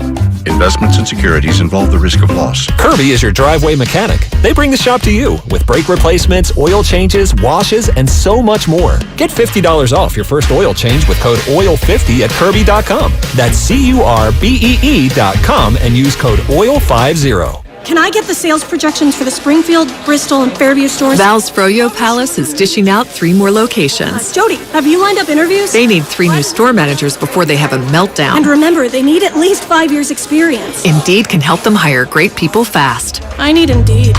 Indeed you do. We instantly connect you with quality candidates whose resumes on Indeed match your job description. Visit Indeed.com/credit and get $75 towards your first sponsored job. Terms and conditions apply.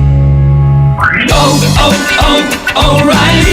It's Superstart Battery Month at O'Reilly Auto Parts. Get up to a $25 gift card after a mail-in rebate with the purchase of select Superstart batteries. For power, performance, and reliability, choose Superstart batteries. We also have battery solutions for many hybrid and electric vehicles. Stop by your local O'Reilly Auto Parts today. O'Reilly Auto Parts. Today's Throwback Thought is brought to you by Kentucky Fried Chicken. Let's take some callers. Tony from Houston. Any throwbacks for us? Yeah, hi. I remember when you could get a whole meal for just $6. But now? You still can with KFC's 2-piece drum and thigh combo. Crispy chicken, mashed potatoes, a biscuit, and a drink for just $6. Is this an ad? Thanks, Tony. Order KFC's 2-piece drum and thigh combo on the KFC app for just $6. That's finger looking good. Price and participation may vary. Limited time offer. Tax extra. What's your retirement look like? With Fidelity Income Planning, a dedicated advisor can help you create a flexible income strategy to grow and protect your wealth so you can stop worrying about the future and enjoy whatever comes next. Investment minimums apply. Fidelity Brokerage Services member NYSE SIPC.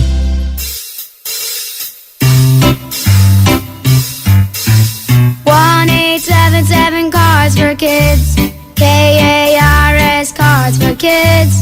1-877 Cards for Kids. Donate your card today. 1-877 Cars for Kids. KARS Cars for Kids. 1-877 Cars for Kids. Donate your car today. Donate your car today at carsforkids.org.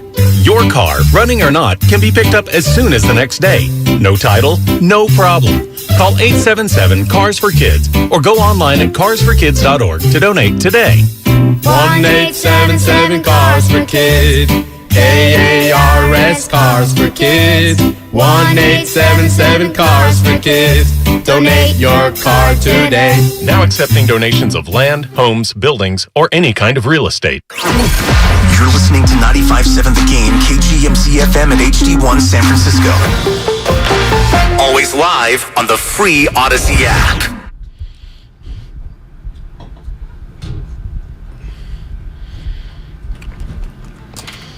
That's a problem. Now, back to Steiny and Guru on 95.7 The Game. All right, Matt Steinmetz, Darryl the Guru Johnson with you. Anybody got an open spot in a foursome tomorrow? I'm hooping tomorrow, 8:30. I kind of want to play, but I don't have anything going tomorrow. Are you begging? No, it's not begging. It's beneath I've never heard begging. you say it like this. I know. I don't usually do it. Well, you told Shasky Olympic Club, like, if you're my best friend, if you can get me in there. Yeah. Fine. Yeah. Sure. The new Steiny. If somebody out there has 3 and they're looking for a 4th. Wow. People not liking my letting Draymond hit him. Letting Jordan hit him. Well, it's infantile. No, it's grown man stuff. No, it's actually the opposite of grown man stuff. It is. If I said Steiny here, just lay one on me. I would have no interest. I can see you winding up with everything in your mind. Let's go to. Oh, Badger Brian in the house. What's up? There you go. What's up, man? Hey, gentlemen, it's been a while. Yeah. Hey.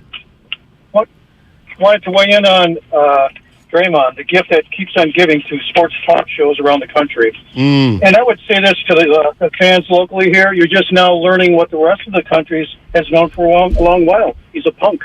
I mean, with a capital P. When I decided he was a punk was when, remember the season where he was continually kicking guys in the groin and trying to trip them intentionally? And to me, that's when he should have been reprimanded extensively. And he wasn't. He was coddled. He's been coddled ever since. He's a punk. He's a cancer on the team, I believe. And although I'm not a huge Warriors fan, my children are. So that makes me concerned for the team and their image as much as it does for them. I think he needs to go. Sooner he goes, the better the team will be. And when I say team, I mean front office as well as the guys on the floor. He's got to go. I'm telling you guys, he's just a cancer. Thanks, Badger Brian. You were asking last segment, Steiny, you really think they're fans that think? Well, that's yes. two. Yeah, that's two. But again, you talked about the greatest leader in sports, Bob, taking from us. We'll talk to him Monday. Bob who? Myers, when he was on TV saying. I think it's Thursday. Oh, Thursday. But my point being. Can somebody give Bob some credit? My point, that's great. Why is it great? Why is that great? He was giving his GM some love. But the F word is gratuitous in front of 2 million people. We didn't hear it there. Many of whom were children. Look at you. You're literal. You got the two. Shout out. I've been talking to your mom on Facebook. We're great. But listen, if Steph is going to ride for this man, he doesn't feel the way. He knows more about the real Draymond Green than all of us. So my question to you is, you dubbed him that, no pun intended, Steph Curry, the greatest leader in sports. No, so face of a franchise. Okay, if he's going to give Draymond the benefit of the doubt, Coach Kerr a doubt, how can we have because we've decided, not me, but I'm just saying, because we've decided, certain members of the fan base have now decided, irrespective of what Kerr did, that this ain't right anymore. All right. Like you can acknowledge both things. Yep, Curry wants this thing. Curry's trying to fix it, and it looks like they're going to go through with it, and da-da-da-da. But as a fan, you can say, that's too much for me. It's over now. I don't know what that means. I don't know how you can root for the Warriors and not root for Draymond. I mean, what does that mean? I got you. This is going to be, and it's kind of curious, there's been no podcast from Dre. So I wonder when that kicks back up. My question to you, what about our guy, Joey Lightyears? And I know he doesn't do a podcast. Are you shocked that we haven't heard from him? No, what I'm shocked at, but now it's starting to make sense. No podcast? No. What I'm doing? Yeah. What am I doing? You call for Jed York many times during a crisis. Okay. But because it's Joe Lacob, it's just great how he stays out of things. Usually you'd be like, we need to hear from Joe I'm bringing Lacob. it up now. That's what I'm asking but you're not passionate. Oh, no. Your heart's not in it. Your heart's not in it because there's a little bit, just a little bit of hypocrisy. I don't do that type of stuff, Steiny. My thing is the Niners are on like chapter 29. This is chapter 1 before the season even tips. That's all.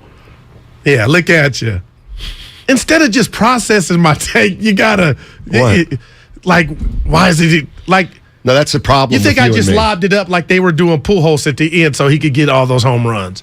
Pitchers were doing that to me. I don't know. I know. I don't get the analogy. Softballs. They were just throwing it down the pipe to Albert Pujols. The machine. So you think I would do that to Joe Lacob, but go at our guy York? I don't do that. Yeah. No. Essentially, that's what you're doing. Stop. No. You know I come with the heat. You come with the heat. Yeah, Guru gripes for a reason. That's heat. Yeah, but those are harmless. You know what I mean? You don't really go after people. You never go I've been in a good mood lately. Well, no, you haven't. You've been worried all week. But that ain't a in bad. Fact, Oh, whoa. In fact, JD and I were down at the cafeteria yesterday saying, tell me. Yeah, Goo, he's just a little something. Not on his game. People on air couldn't tell. That's right. You know why? Because I had your back. I look at you. A little better than Draymond has pools, too. Mm-hmm. Bernard. Bernard's in Antioch. What's up, Bernard? Hey, how you guys doing? All right. Hey, I just want to comment on say something. First, Draymond Green is my favorite player.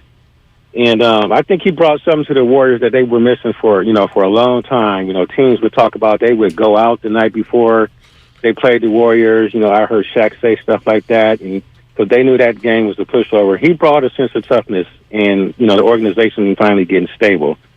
I've been hit in the face before, not looking, by a friend, a neighborhood friend. It was when I was younger, and like Guru, I think, said it wasn't a fight. If it was a fight, I think we would look at this totally different. Right. Especially with them being teammates. And it's just hitting somebody when they're not looking, man. It's just not cool. And that happened when I was about 14 or 15 years old. I harbored those feelings until I was probably like in my late 20s. I was like, if I ever see that dude again, right?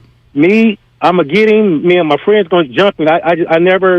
It took me a long time to get rid of that resentment for somebody doing that. And another thing, he was like Draymond. He was bigger than me. He was older than me. I think I was like a freshman. He was in like the 11th grade or so. If he wanted to just fight me, and if he beat me up that way, I would just okay. He beat me, but you don't hit a man, anybody when they're not looking. And I think that's the thing that's just hurting people. I agree so much. And they can say what they want about Jordan Poole. He's never going to look at Draymond the same, And the teammates, when they saying the trust thing, yeah, he don't know about trust. They gonna always think about that. If I say something, he might hit me. So everybody's going to always have that. As much as they want to push that to the side, and Curry, the diplomat that he is just, I think it's going to be too much, and it's always going to be awkwardness. Thanks, Bernard. No, you're right on the money. That was a good call. He said diplomat. Yeah, that was that. Well, that was my college nickname.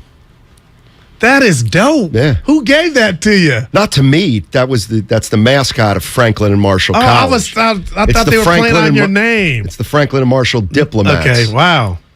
They got a rap group. Some people called us the Dips.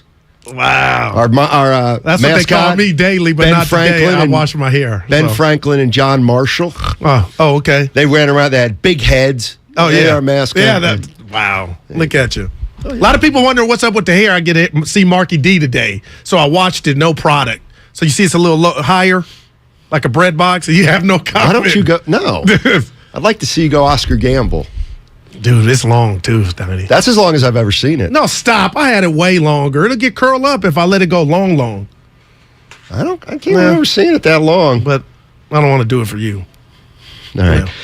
Hey, Draymond, does it matter that a lot of fans think you should have been penalized more harshly? Quite frankly, I don't think that's everyone's business. The conversations that I've had with people in this organization, with my teammates, the conversation that other people has had with my teammates, the conversations that teammates has had amongst each other, those are the conversations that matter. And ultimately, if we all have conversations and we decide that we think that's best, then at the end of the day, that's what matters, not what someone else's opinion is at the end of the day. It's about what we feel in this organization is best together, not what someone else thinks. I'm pretty certain Jordan had input, Steph had input, Looney had input, Andre had input, Clay had input. And ultimately, you come to what you think the best decision is and taking all of that into account. And we've all had those conversations. So if I'm being quite honest, I don't really care what other people think. I don't wake up and come to practice with other people. I don't go to bed at night wondering what the hell the people who think it should be longer is doing, or longer, or whatever someone may think. That's really not quite my worry or care. My care is what guys in this locker room think, what people in this organization think. Outside of that, I can really care less what someone has to say. I don't necessarily have a problem with that, but here's my thing. It's about his family. But hold on a minute. On balance, wouldn't you prefer people like you? Well, that's why you do your podcast, right? So that's already, you know what I mean? You really do care. Because you're a good dude when you do your podcast, wonder if he does. And you care about you care about the medium to where you dub it the new media. You want to be like, it's natural. There's nothing wrong with that. If he truly wants to be liked, he would change his behavior. I think that's the way I look at it. I want to say now that the dust is settled, he's kind of embarrassed about his behavior. But hearing that soundbite, he's not. I thought you were going to say he looks like, no. No, but I love what he said about all I care, my teammates, and, when you do something he like really you cared did, about Jordan Poole a week ago. Man. And how could you say you love him? Dre's got a player option at the end of the year. Where you going when it comes to the contract situation, D? I don't like to let contract drama linger, especially when it's involving me. Quite frankly, what other people do with their contracts, or if you're going to let a contract situation linger, then you better be damn sure that you're willing to handle all the effects of a contract lingering that it can have on the team. And quite frankly, everybody don't do that. We've seen LeBron James have contract situations. We've seen Steph Curry have contract situation, and they handle it, and they handle it the way it's supposed to be handled. Can't say that for everyone. And so if you're going to let a contract situation linger, you better be ready to deal with what comes with that every single day and the effects that it can have from a day-to-day situation. Sometimes it's good, sometimes it's bad. And quite frankly, I'm not willing to deal with that every day. So my contract is what it is. I have 2 years left on my deal, including this year. And I am a Golden State Warrior trying to win another championship in this organization. That's what it is for me. That's not something that I'm going to harp on all year. What do you think he meant? What was he talking about? Contract. What did you hear? That his future in flux or not knowing the uncertainty could bother him on a daily basis, or a weaker-minded player. Right. We get that. But what if you sucker punch, or you get sucker punched by your teammate, the leader of the team, and you got to see him? If you're telling me the contract can put you through that ringer, what can that do? And I think that's the washing machine that you and other people are talking about, that maybe, you could say you're trying to come back from as a whole, but you can't. If you're telling me, Draymond, the great Draymond Green, Thor, the junkyard dog, that your contract and your future can send you through that, what about this?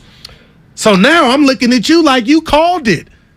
Well, this is huger than I think it is, than them just saying, we can move on. Well, I think part of this has to do with Durant and how his contract lingering, because Kevin Durant only took 1-year deals, messed up that last year. Once again, to me, what he's saying is KD's contract, you better be ready every day. You better be ready every day to deal with it. And then what ends up happening is Draymond takes it upon himself to get into it with Kevin Durant. And Draymond was part of the reason that season got messed up. But the way he's remembered it now, it feels like he's blaming it all on Durant. Let me throw a theory at you. Yeah. And I'll admit this is a theory. Yeah, it's like it might even be a little bit of a stretch. Brandon Belt. Not bad.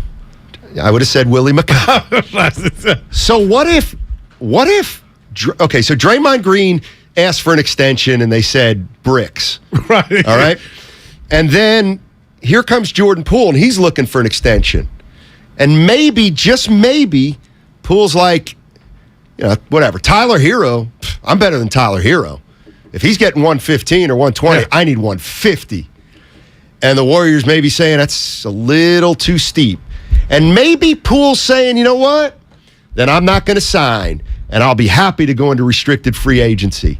Well, then that would be Poole entering this year with a cloud over his contract. So what I thought was, I wonder if they know Poole's not going to take that contract, that he's not going to sign right now, and Draymond's telling a cautionary tale of, hey, you're going to do that, you better be ready. Poole, you better be ready to deal with it every single day. That's wow. Maybe. And that can mess up a season. Okay. I'm going to take it one step further. No, that was your theory. I got one, too. I'm not saying that was great. No.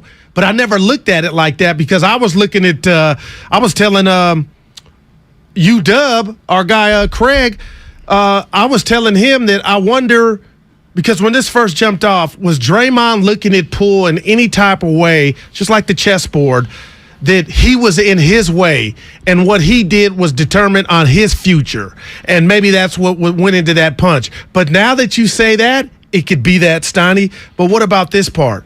What about the fact that I know all Warrior fans, and I'm one of them, I think Jordan Poole is a 1 or a 2 in this league, Steiny. I forgot to get it Dibs today and John Dickinson because I think it was Dibs the other day that compared Poole to what's my guy on the Hornets? He's now on the Knicks. Kemba Walker. Oh, my God. He's just waved. Yeah, what's he just He's doing nothing. I think that's the insult to Jordan Should the Warriors Poole. go out and get Kemba Walker? No, not at all. He's better than that. I think his future's better than that. My thing was, man, if Jordan signs this 115 to 120 or whatever it is, I got to give the youngster credit for knowing he'll be third or fourth fiddle. You just that, and that may not mean nothing to him, but to me, it means everything. Because when we went out there, there's a shark in those eyes when we looked at him. Like he could go somewhere. He's got his hardware. He could go to SAC. He could go somewhere else. And I feel like the Jordan Poole I know, where, hey, let me get 25 to 30 shots a night. I don't care where we end up. I'm not calling him a non-winner. That's a young Kobe to me. That's what is going to entice Jordan Poole. So now that you have that theory, that would be like Jordan said, I'm going to test it. I ain't just coming back to come off the bench. That may not, because that was my initial theory was he ain't trying to bat 6th or 7th when he thinks he should bat 3 or 4. So it'll be interesting this week to find if Jordan's going to put his John Hancock on that. And it could be offered, and he can do what you just said. And I could be totally wrong. But now Dre could have swung again, not going Dr. Phil, because he don't want to be, he knows hey, I ain't taking nothing right now. I'm cool. Maybe. Man. I don't know. I'm going to give you an 8 on that one.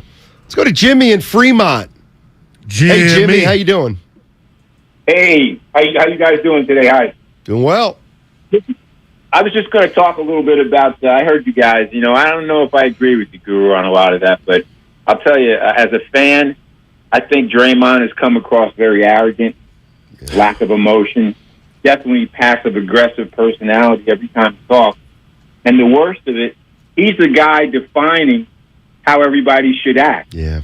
And I think it's just gotten out of control. And I think it's a bit steep, asking him to, take a punch. But if you did want to go old school, maybe you should cut off his finger. What did I miss? Nothing.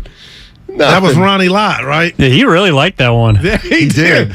A good comedian, I'm not one, never laughs at his own material. Well, I was actually laughing at his laugh more than the joke because he was amused. Right. He was very self-amused.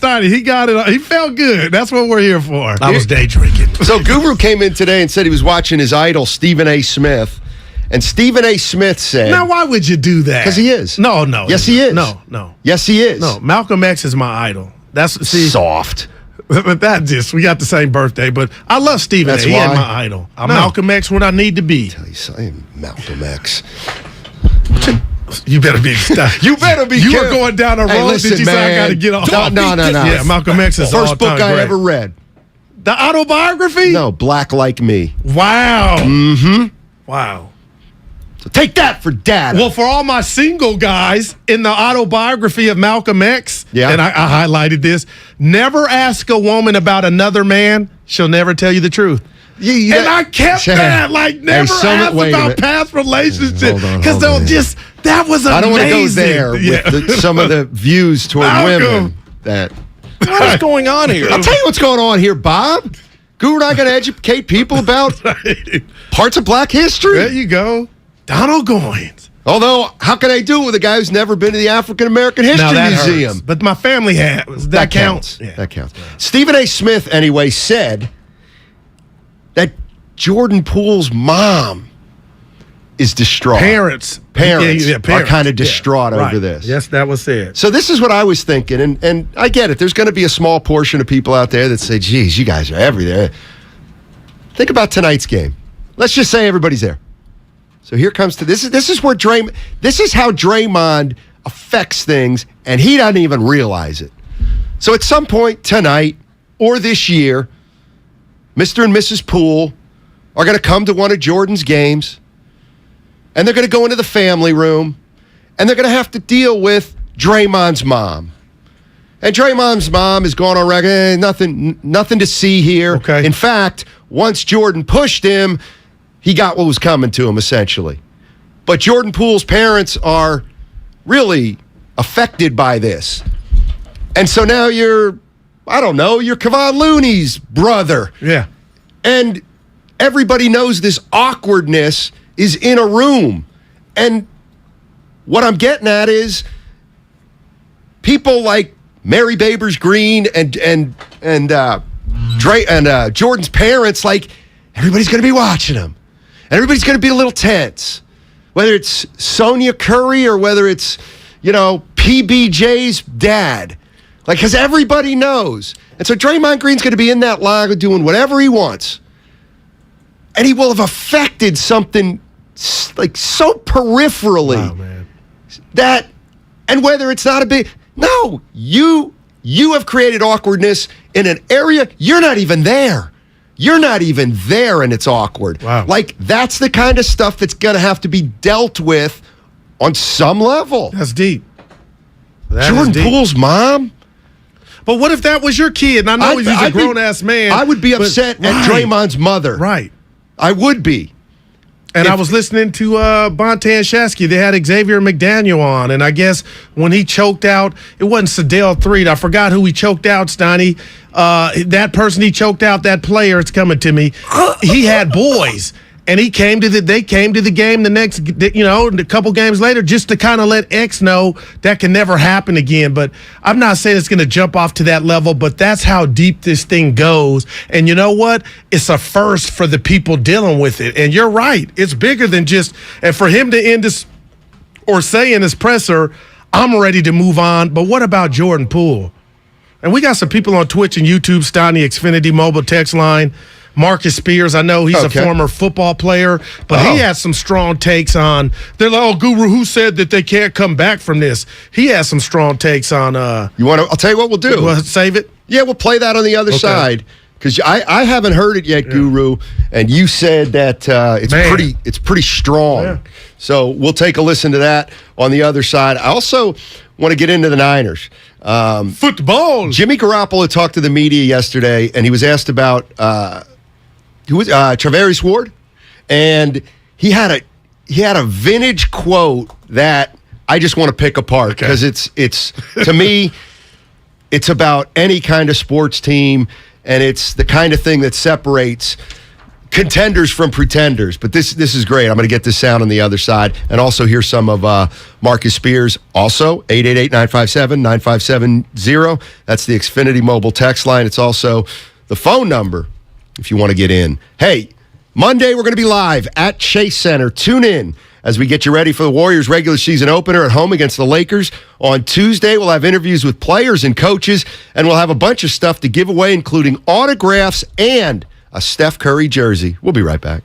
If you own a business, this has been a bumpy ride. From pandemic to inflation, I'm sure you could use a break. If your business has 5 or more employees and survived COVID, you might be eligible to receive a payroll tax refund of up to $26,000 per employee. The challenge is getting your hands on it. Hi, I'm Howard Mackler, and that's why I founded GetRefunds.com to cut through the red tape and get you the money. The team of tax attorneys we have put together are highly trained in this little-known payroll tax refund program. We do all the work, charge not a dime up front, and simply share a percentage of the cash that we get for you. Businesses of all types can qualify, including those that took PPP, nonprofits, and even those that had increases in sales. We have helped return over $1 billion to businesses, and we can help you too. Just go to getrefunds.com/sports, click on Qualify Me, and answer a few questions. This payroll tax refund is only available for a limited period of time. Don't lose out on up to $26,000 per employee. Go to getrefunds.com/sports. That's getrefunds.com/sports. Hey, Becky, what about this beat for your next song? It's cool, but I'm into faster stuff lately. Like Xfinity that gives me beyond gig speeds. Got it. What about this then? It sounds powerful, just like Xfinity. Because its supersonic Wi-Fi has 3 times the bandwidth, you can connect hundreds of devices at once. That's what I call power. Unbeatable internet from Xfinity. Made to do anything so you can do anything. Get the Xfinity Supersonic Bundle with unlimited gig speed internet, Wi-Fi equipment included, and a free 4K streaming box. All for $50 a month with a 2-year internet rate guarantee and no annual contract when you add Xfinity Mobile with unlimited data at regular rates. Go to Xfinity.com Xfinity.com/gig, call 1-800-XFINITY, or visit a store today. Limited time offer. Restrictions apply. Requires paperless billing and autopay. New Gigabit Extra Internet customers only. Taxes and fees extra and subject to change. Xfinity Mobile requires post-pay Xfinity Internet. Reduced speeds after 20 gigabytes wireless usage. After 24 months, regular rates apply. Requires compatible Xfinity Gateway. Goody Nation is a nonprofit that connects small, diverse companies to big money. At one point, we had to send millions of dollars to 76 companies overnight, tracking every penny all on paper. I know, right? We don't do that anymore. Now we've got Bill. It knows where the money's going. Once we automated that process, we got more time back with our community. Bill is accurate, and that gives us confidence. Automate your finances with Bill. Learn more at Bill.com. California, you deserve more. And with United Healthcare, you'll get more. Annual enrollment is October 15th through December 7th. So call United Healthcare today. With the United Healthcare Medicare Advantage Plan, you get more from your Medicare dollar, now including better than ever dental, vision, over-the-counter, and prescription drug coverage. Call United Healthcare at 1-888-CALL-UHC today and speak with a licensed sales agent. Benefits, features, and/or devices vary by plan and area. Limitations and exclusions apply. The following is an attorney advertisement. If you get sidelined by a workplace injury, the workers' compensation attorneys at Boxer & Gerson can help get you back in the game. Our team of skilled attorneys will fight by your side for the treatment and compensation you deserve. We care about justice for injured workers. That's what makes us Northern California's premier workers' comp law firm. Call Boxer & Gerson at 510-345-2341 or visit boxerlaw.com for a free consultation. Boxer & Gerson, your life is worth the fight. From abortion to inflation, the issues in elections across the country have far-reaching implications for the Bay Area. We're breaking them down on The Home Stretch, Odyssey's new original political podcast. I'm KCBS political reporter Doug Sovereign. Each week, I'll talk with a range of experts to give you a no-fuss 15-minute download of the most pressing issues on this year's ballots. KCBS delivers all news all the time on the Odyssey app. And listen to The Home Stretch on the Odyssey app or wherever you get your podcasts. We're all on this planet together, so join Odyssey and find your one thing. After Halloween, your used jack-o'-lantern and other gourds are great additions to any compost pile. Join Odyssey, and together, each of us doing one thing makes a greener tomorrow. What's your one thing? Let me guess. Unknown caller? You could reduce the number of unwanted calls and emails with online privacy protection. The latest innovation from Discover will help regularly remove your personal info, like your name and address, from 10 popular people search websites that could sell your data. And we'll do it for free. Activate in the Discover app. See terms and learn more at discover.com/online privacy protection. Okay, 3 more climbers, 7 loggers. Ted's sustainably sourced logging company is growing a new branch. What about truck driver contracts? Which means a new HR manager will be the first hire to fall. Then we'll need to staff up the warehouse. Indeed can help him hire great people fast. I need Indeed. Indeed you do. You can schedule and conduct virtual interviews all from your employer dashboard. Visit Indeed.com/credit and get $75 towards your first sponsored job. Terms and conditions apply. Get in zone, AutoZone. Welcome to AutoZone. What are you working on today? Thinking about gas mileage. You know, an oil change with full synthetic oil like Valvoline Advance can help your engine get more miles.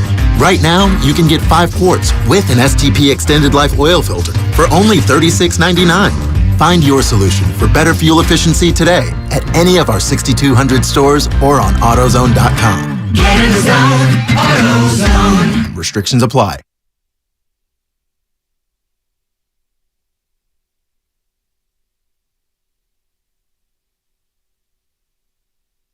Choke artist. Now, back to Steiny and Guru on 95.7 The Game. All right, Steiny and Guru with you. I'm having a good day. I know you are. Guru, just clean bill of health. Yeah. You could fall out in 10 minutes, but you just the middle part of it. That's all right. Yeah. But it's a day at a time. Yep. All right. What you smiling at? Here's how I got to start this. All right, so every once in a, guys like me who just chat, chirp, chirp, chirp, chirp, chirp. There's like many, many times you got to acknowledge that, like Kyle Shanahan. Okay, we're critical of Kyle Shanahan, but obviously, infinitely more football than us. Oh, right? No doubt. And most of the pro coaches and GM, they know more than us.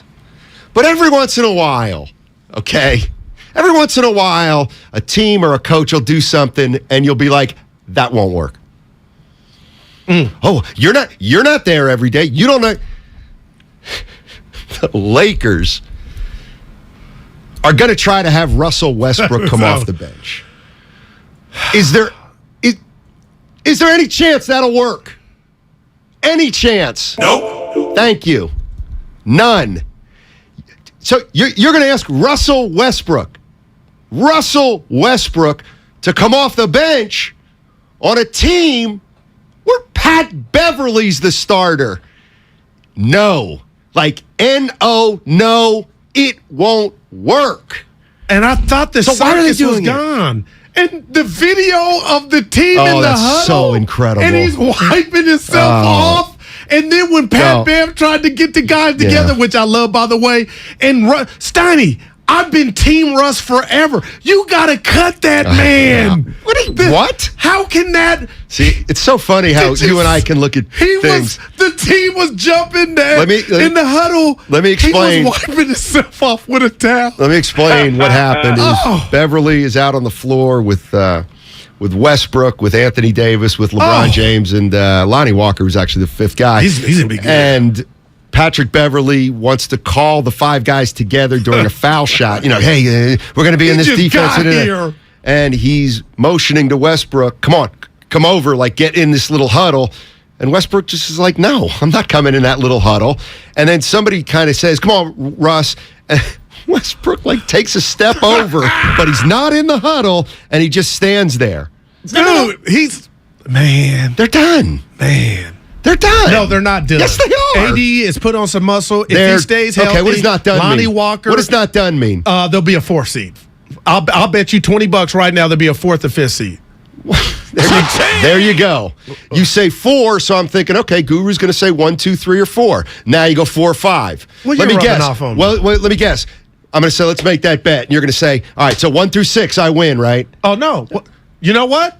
Billy Badass, 4.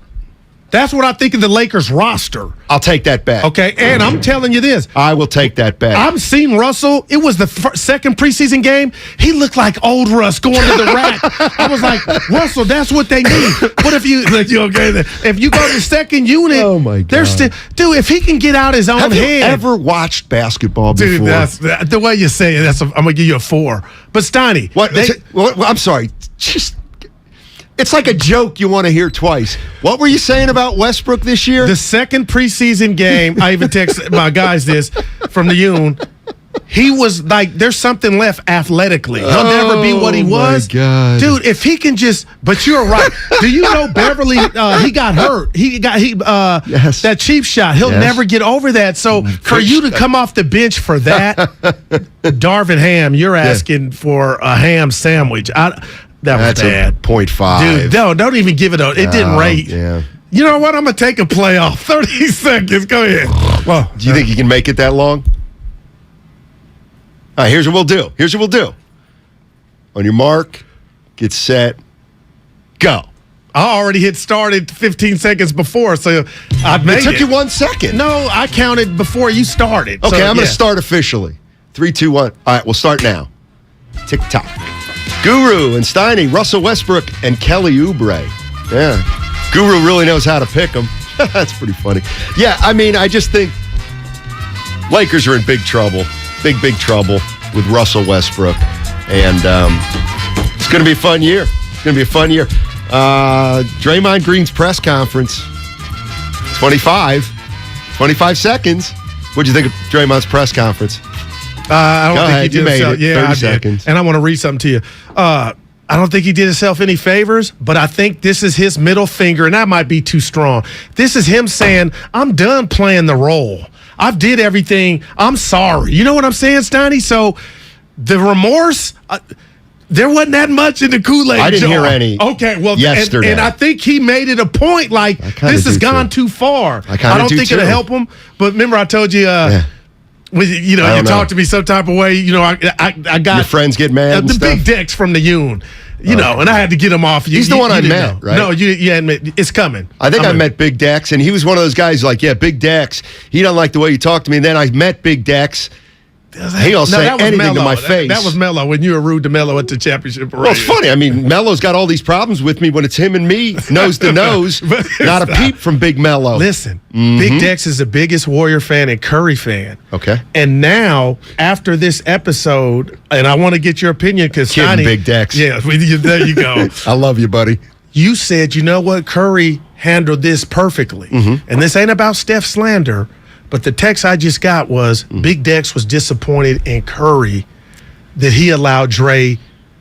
There was no punishment, and now Dre is telling us, if we're correct, people's ears, they don't hear remorse. You say what to that after 3 days? I'd say, Big Dex, I love you, buddy. Yeah. I love you. Right.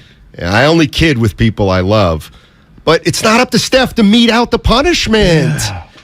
That's not his job. His job is to try to keep it together, hold it together. But what about let Dre know you got to go? We don't know he did. You got to go Robert De Niro on acting or selling your I'll tell you, I'm going to be honest. Steph Curry probably knows Draymond Green well enough to say, hey, listen, when you go meet the media, be contrite. All right. Although, here's Steve in the city, and he better be careful. Uh-oh. Because that's one Steph Curry slander, and that's one too many. And Steve, I don't know where you're going. I'll take a listen. What's up? Steiny, stick with me for a second. Does anything at this point, any big decision in the Warrior organization get made without Steph's either blessing or basically dictation? I wouldn't make any big decision without Steph Curry. No doubt. My answer, too. So, yes. Yeah, the answer is absolutely not. Right. Steph dictates what goes on in this organization now. And I'm with Dex. I've never thought even the slightest negative thing about Steph. But I'll tell you what, man, the last couple of weeks, the fact that he didn't, I don't know why, but it seems like he's scared of Draymond or something. Why couldn't Steph have said, Dre, you're sitting down for 5 games. We don't play like that in this organization. Thanks, Steve. No, that's my guy. I don't know. You're right, though. He doesn't hand down the punishment, but... I mean, what I would say, how I would answer that in support of Steph, which I would do anyway, is, yes, I do think Steph has input, but I think as we've learned over the years, he doesn't have final say. He's just a guy. Remember when Joe Lacob said, these guys are just players? I'll never forget it. He said it on the show station. So there have been times when Steph Curry has wanted things and not gotten them. He wanted the Warriors to keep Avery Bradley. They kept Gary Payton II. There was another thing, just the mere fact that Joe Lacob, the first set of go-round with negotiations, he didn't offer Steph a max contract. That was his first offer was not a max contract. So what I'm getting at is we don't know. Maybe Steph said, you know what? Whatever you guys decide. I mean, I'm just a player. Here's the way I feel. Franchise. I'm not. But he's not. Okay. He's not Bob Myers, Steve Kerr, Joe Lacob. Okay. Hell, he's not Mike Dunleavy Jr. I'm moving past Steph, and I need you to talk to me right here and the people. So you've laughed at me more than once when I always say, you know what, Steiny, if I were a GM, you say, Goo, these great organizations or organizations at all, they don't listen to the fans. And the ones that do, they're a laughing stock. But in an instance like this where I think there was PR needed, like the White House, you got all the people, hey, Mr. President, this what do you think the fact that they didn't lay down an injunction on Dre or a suspension felt like that was a bad look? And they know that. Was that the right decision? Now that you got Dre at the mic barking like he did yesterday, basically showing no remorse. Do you think they thought he would show remorse? You lose guys like Union City Dex, the guy that just called, not done with anybody, but there's a bit of sourness of this wasn't handled right to the regular folk. Do you think that will mean any dent in Joe Lacob's bottom line? Hell no. Well, then it doesn't matter. Hell no. Hell to then the it no. does not matter. Yep. Draymond's got all year to try to win the fans back. How or do you certain do fit. that? Okay. no, this is Looney, where you how get. This is where you get me upset. Tell me how Draymond, just on the Looney thing, how do you win back trust? Day by day. But you don't sleep together. You don't go home and eat. Day by day what, Stein? No, break it down. By day by day. You're mature. You're grown up. You don't lose your temper. You don't denigrate people. You don't be a detriment to your team. You try to change your attitude, your behavior, the way you talk to people. You realize that you've been divisive and you want to try to bring people together day after day after day after day. And maybe down the line, a few months down the line, you will have won back all that trust from each player on an individual basis that you needed to. It's nothing he's going to say. Right. He said it all, and it's never meant crap. Day by day, he's going to have to prove he's trying to become less of a D. Wow. Esteban, Oakland. What's up, my man? How you doing? Good. How you guys doing, man? Doing well. Steiny, I agree with you, man. I don't think this is something that's over with. Like, I'm thinking, what's going to happen when Draymond's in street clothes on the sidelines screaming at Jordan Poole because he wasn't standing where he was supposed to be, and then think about it on the timeout when the team gathers up and they're barking at each other. Like, what if Jordan Poole is waiting for it on national TV to get back at Draymond? Like, we don't know what the guy. Yeah, I don't know about that. Yeah. I mean, that ain't. I hear you. I'll go with his point that we still don't know anything about the way Jordan Poole feels, and I'm not sure we'll know the whole story after he talks. I'm with you because he could skip all this. It's just, what do you mean? Like he could just get the bag and not even bring this up at all. I'm happy to be a Warrior. I'm gonna be here. Okay, what happened with Draymond? I don't want to talk about it. Are you and Draymond good? That's my teammate. He probably. I know. That's a great question. And to win a championship, usually you guys all need to be on the same page. Is his team on the same page? Who told you that? Most teams that win a title usually have really good chemistry. Well, Kobe and Shaq won 3 in a row. And they, how that. Come on. Well, they were able to overcome it. Do you think you'll be able to overcome your hatred for Draymond Green? You know what, Mr. Steinmetz? I don't know right now. Thank you. So you're going into the season with a lot of unknowns. You just answered my question. And this is big as You're a young basketball. guy. Yeah, I'm not listening to you anymore. You're just a punk. Who's your boss? 23 years old. What outfit you from? Roy in San Leandro. What outfit? What's up, Roy? Hey, how's it going, fellas? Hey, Roy. I'm in the minority. I just think that the Warriors should try to get whatever they can for Draymond. I mean, because the man is a cancer, and he's not going to change. But the second thing I wanted to say was that when Kansas City come to San Francisco and play the 49ers, do you think the 49ers got a good enough team this time to beat them? Oh, absolutely. There's no doubt. Thanks, No Roy. doubt. Absolutely. With Jimmy Garoppolo back at quarterback, I like their chances. And I'm going to say this. I know you're going to laugh, Steiny. The Raiders they did something that first half against Kansas City. They didn't do it in the second, but that was a blueprint. And for all the people running around town thinking this new thing with the Chiefs, we do it by committee and you don't miss Tyreek Hill, the cheat code, that's coming back to bite you in the tail. But I'm telling you, I feel like this Niner defense can have their way with Mahomes. It ain't going to be easy, but Jimmy, even with Bosa, got a little groin. Well, you just told me earlier it wasn't no big deal. Well, he's going to play, but you better be careful with the groin. You lost to Chicago. They were just, they stink. But you can't just go in because I want to say, my lock of the week, take this to the bank, if we can get the lock sound, is Niners -5.5, with or without Bosa, even if it's on the road. Niners are going to win that game. See, and this is it. And you've done it again. This guessing that you try to do. So when the 49ers win 24-20, mark my words, Bay Area, mark my words. No matter what happens, if the 49ers do not cover that number, whatever it is, Guru will come in here on Monday and rip this organization to shreds, top to bottom.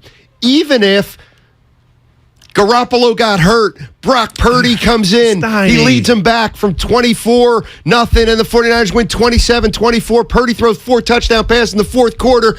You're going to kill them because they didn't cover your $22 bet. I know that's pretty funny. I've been losing money my whole life. I know how to differentiate this stuff. Come on, Steiny. I come down because you shouldn't have lost to the Bears. But again, this is what's our boss You're going to be saying that in January. Money. This, like when he says he's got a sure thing, he calls it get the mattress money. I always love that. Keep your money under your mattress. Oh, and then that's like liquidate all assets. Okay, and then you get that money when you got a sure thing. Yeah. Okay, so you got money under your bed, and you're not putting it into the bank. Yeah, the mattress. But now you got a lock. So it's a mattress bet because now you go get that money under the mattress. Yeah, the kids' college fund. Yeah. I got you. Yeah, all that stuff. Hey, well, you should really get that into some kind of money market account. This is that. No, seriously, because you want to act. I mean, you don't. Seriously. I am so lost. You don't do that, do you? Oh, yeah. Oh, no, my wife does that. That's her form of gambling. Wait, what were we on again? Stocks, 401k, bonds, and then you said put it in a money mark.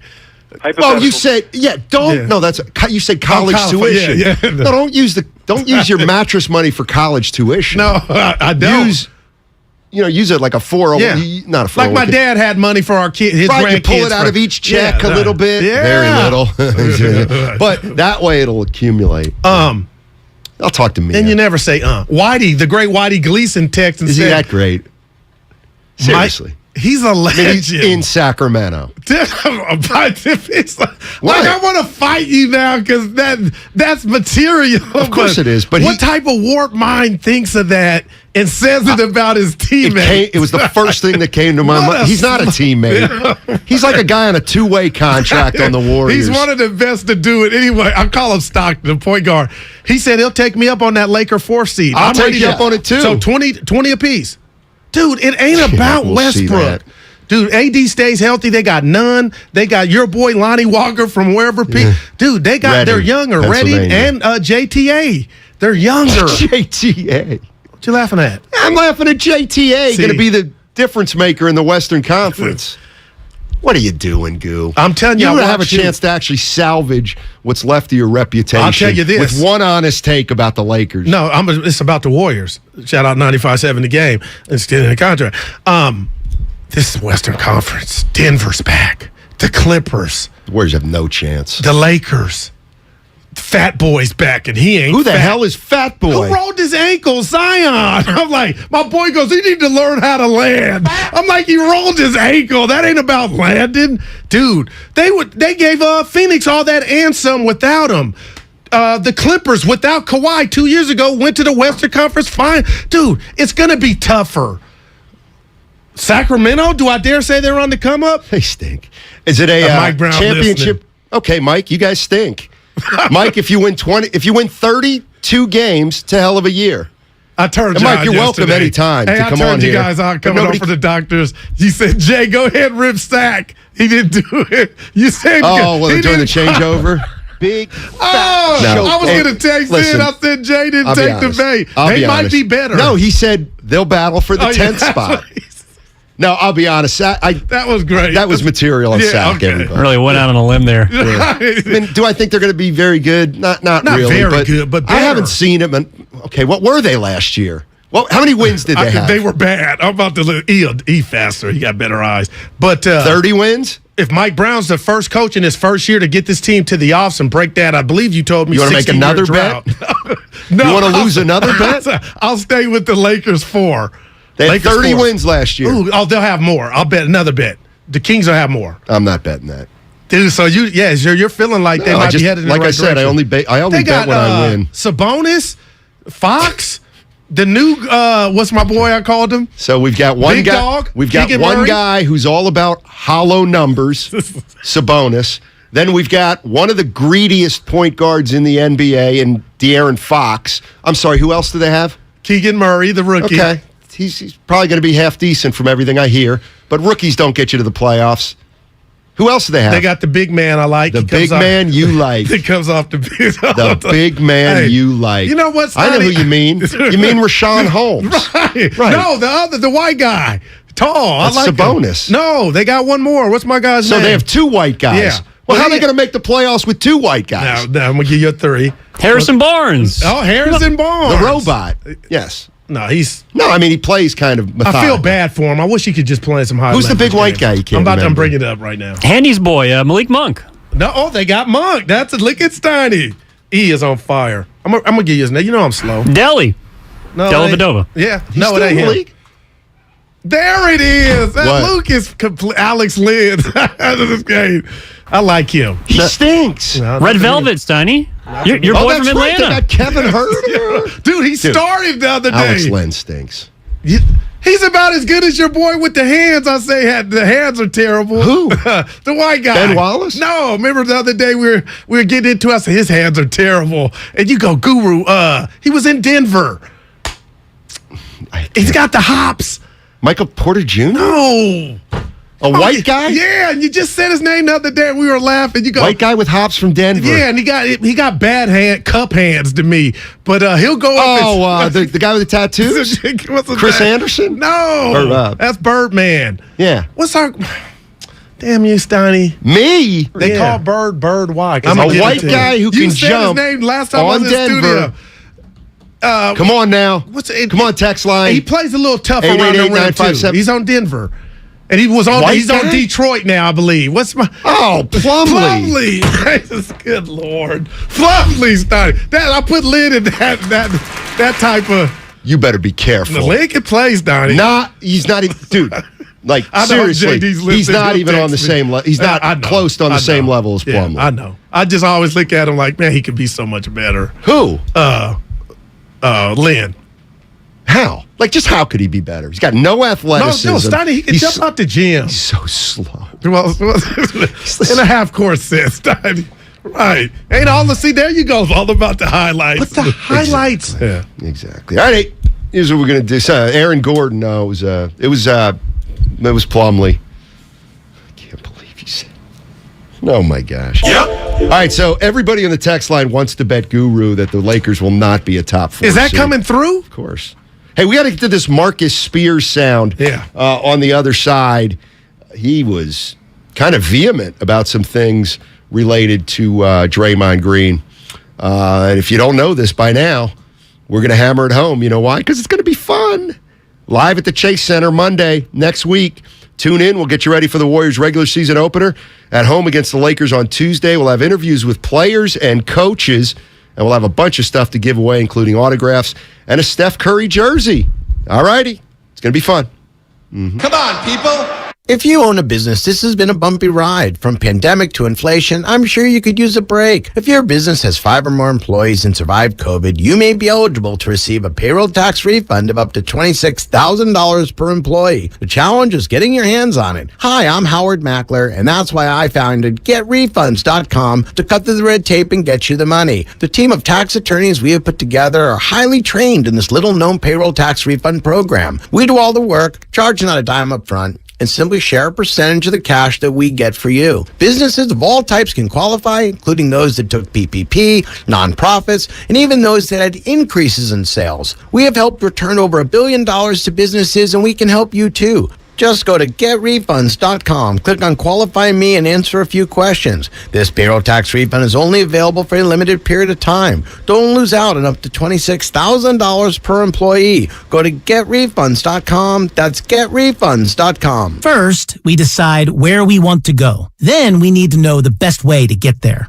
Hi, my name's Adam Barata. I'm the owner of Advantage Gold. We're the highest rated precious metals firm in the country. We teach people how to own physical gold and silver. Now, we've won the Best of TrustLink Award 4 years in a row because we educate our clients on how to buy gold and silver the right way. We don't pay celebrity spokespeople millions of dollars. We'd rather pass that value on to you. Call 800-900-8000 and speak with one of our experts. We'll send you a free gold kit along with my latest #1 national best-selling book, The Great Devaluation. Call 800-900-8000. That's 800-900-8000. Get the best information, the best process, the best service, the best value. Call Advantage Gold at 800-900-8000. Call 800-900-8000. Advantage Gold is not an investment advisor or a tax advisor. Consult with your financial advisor before investing. Wildfire is coming. Get set by knowing what to take and where to go. If you need to evacuate, go early to protect your family and community. Wildfire is coming. Do you have a plan? Learn more at readyforwildfire.org. We're on a journey to make healthcare more accessible and more equitable, to treat the most complex diseases and offer hope where often there is little, to provide better care to more people across the Bay Area. We are more than a hospital, more than a university, beyond science and technology. We are the people of UCSF. UCSF Health, redefining possible. At Harris Ranch, we do beef, just like we've done for over 50 years. Beef that's raised locally right here in California. Tender steaks, awesome burgers, and California classics like tri-tip roast. The flavor you crave, the quality you trust time after delicious time. Come on, it's time to get out and grill. Harris Ranch, we do beef. Legendary beef, legendary quality. Kirby is your driveway mechanic. They bring the shop to you with brake replacements, oil changes, washes, and so much more. Get $50 off your first oil change with code OIL50 at Kirby.com. That's CURBEE.com and use code OIL50. Prescription products require an online consultation with a healthcare provider who will determine if a prescription is appropriate. Restrictions apply. See website for full details and important safety information. Subscription required. Refund available for 60 days after purchase. Hey guys, did you know there's a generic form of Viagra that works just the same but is 90% cheaper? And you can get it online? Just go to 4hims.com/joy. You'll get a free medical consultation, discreet shipping if prescribed, a 100% online process, and trusted generic alternatives to the biggest brands at 90% off. That's right, get generic for Viagra, the same active ingredient as brand name Viagra, but 90% cheaper. It's the same medication you get from your doctor, but with zero copay, no expensive appointments, and no awkward face-to-face conversations. Results are guaranteed or your money back. To start your free online visit, you need to go to this exclusive address, 4hims.com/joy. That's 4hims.com/joy for your free online visit. FORHIMS.com/JOY. What's your retirement look like? With Fidelity Income Planning, a dedicated advisor can help you create a flexible income strategy to grow and protect your wealth so you can stop worrying about the future and enjoy whatever comes next. Investment minimums apply. Fidelity Brokerage Services member NYSE SIPC. Do you have 3 ex-wives and your current trophy wife wants a life insurance policy 3 times the size of the policies you had to purchase for your previous mistakes? If so, you need to call Big Lou at Term Provider, 800-200-1966. Big Lou is intimately familiar with your problems, and if you're 50 or 60 years old and in reasonably good health, a $1 million policy should only cost about $100 to $200 per month. Big Lou may have a solution for your previous policies as well. You may even save enough money to lighten the load on your new $1 million policy. Remember, call Big Lou. He's like you, except he's only on number 2. Call Term Provider at 800-200-1966. That's 800-200-1966 for $1 million in term life insurance that you can live with. Call Big Lou at 800-200-1966. 800-200-1966. You're listening to 95.7 The Game, KGMC FM at HD1 San Francisco. Always live on the free Odyssey app.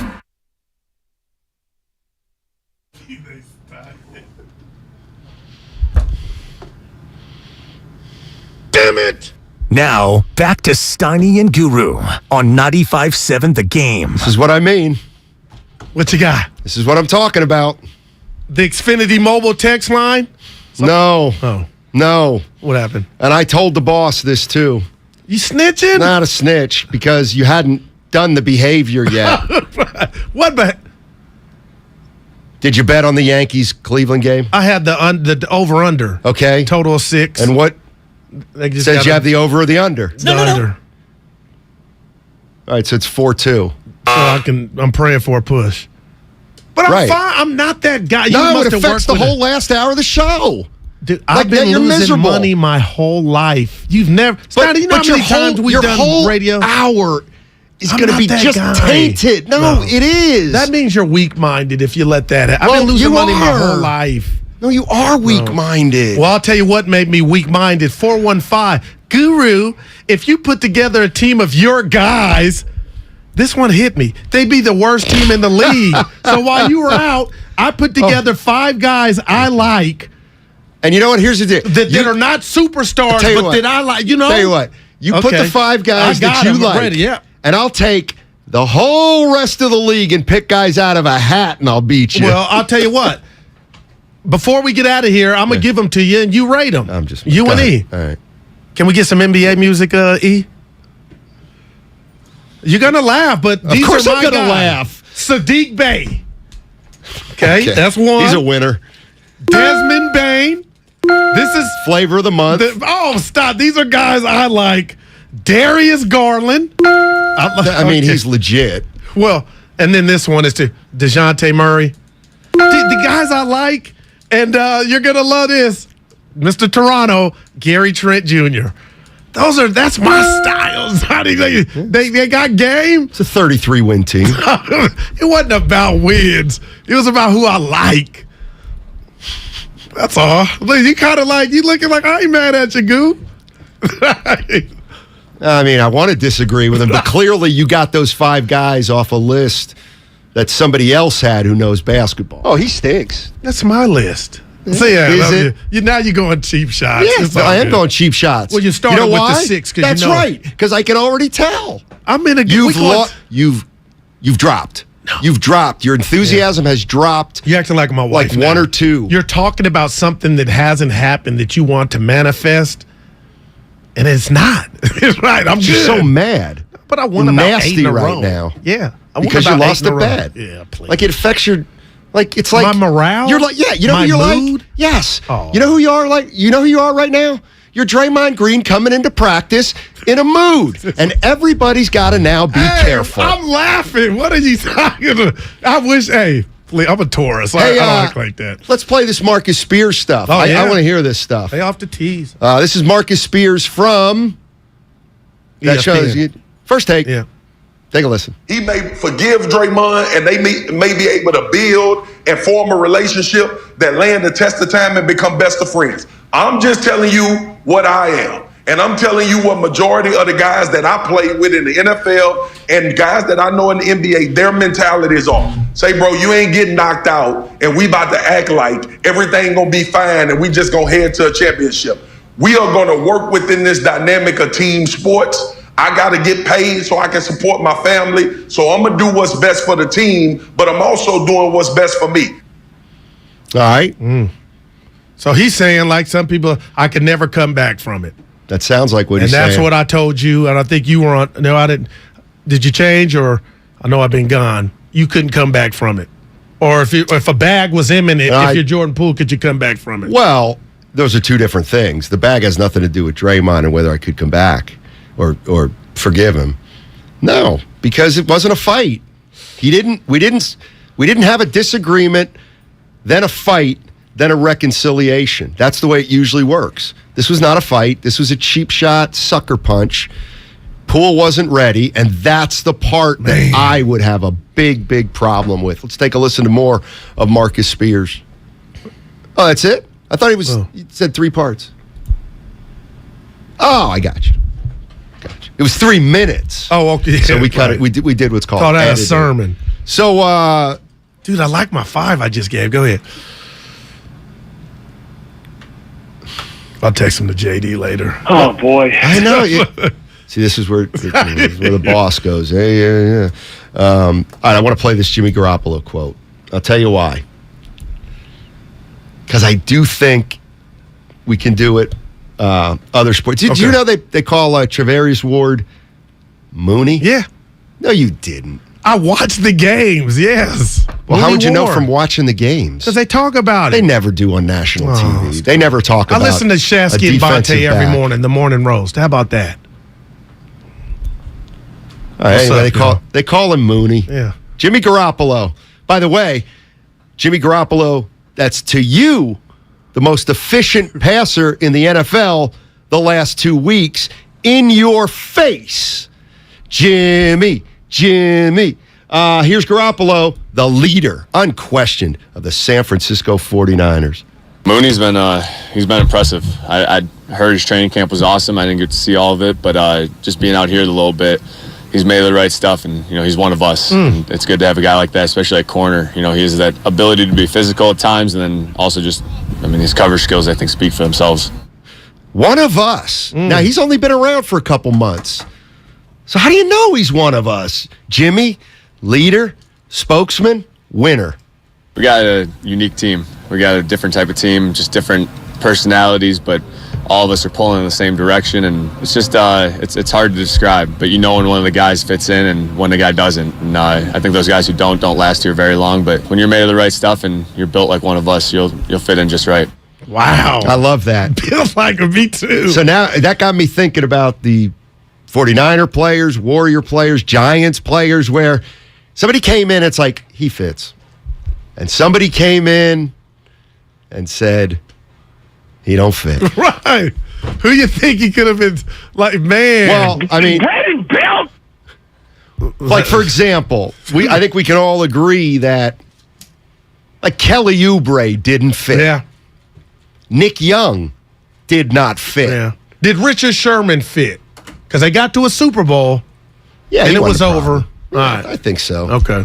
I'm talking about, like, Otto Porter Jr. was a great fit. I just can't believe still ain't here, Steiny. I'm looking at the San Francisco Giants. Like, Hunter Pence was a great fit, and we knew it early. Chris Bryant, not a great fit. Okay, I'll take you one further with the Giants. Jock Peterson. A lot of people, his surfer, dude, where's my car style kind of rubbed some diehards wrong, but some said they loved him. Damon and I didn't. Oh, well, then Speaking of which, we got D today. Friday with Damon. You didn't even think of that. I didn't. Right. You're right, I forgot. Carlos Beltran, good one. The guy we saw last night, Pettis. Yeah. Yeah, Pettis. But the coach thought he would fit. You mean Jim Harbaugh? Yeah. No, you're right. I was getting ready to go with Kyle. I know. Harbaugh's another guy. Jimmy Harbaugh, I can't criticize him. Never made a wrong decision in the Bay Area. Dude, whatever manual of the book you got, the chapter, that little thing you do like that, it works. the wisdom study. Just know I know. I like it. Let me tell you something. I got a tough game tomorrow to root for. Give it to us. Maybe my two least favorite colleges on the planet, Michigan versus Penn State. Give me the 0-0 tie with. No. But the uniform scheme of that means nothing. Dude, it'll give you chills. No, it won't. If Penn State's in there what gives all you chills white, is when the Nittany Lions are playing a home game in Happy Valley and it's -7 degrees. And it's snowing. That's what they got a poster of that too. I forget who they're playing. I think it's Notre Dame and Penn State. I was at that game. Serious? The Tim Brown game when he won the Heisman. The year he won the Heisman, Penn State beat Notre Dame. And the weather was it was one of the coldest days I've ever. I'm so random. And I think Tim Brown had like 5 catches for 70 I'm so yards. random. Who did you go with? Some guys, like guys who had season tickets and pools that I used to be friends with. How? You see, that's what I'm saying. You've been there. Oh, I got like. Well, Joe Paul was coaching in. Like, it's really weird. A bunch of my friends belong to country clubs. A bunch of my friends have pools. A bunch of my friends have season tickets that I use. Wonder how that works. You know the owner to the Warriors? Yeah, but I can't even get him on the show. I don't want him on the show. That would bother me. What would bother you? If I did a show and we couldn't, we love the station and the other shows, but you kind of that's our guy. Hey, Joe, do me a solid. Come in, Goo and I. I don't like to be a sycophant. Look it up. I already know what He's just a man. Oh, like man. you and me. He's got 4 rings. He does have 4 rings. And got booed. Long time ago. Yeah.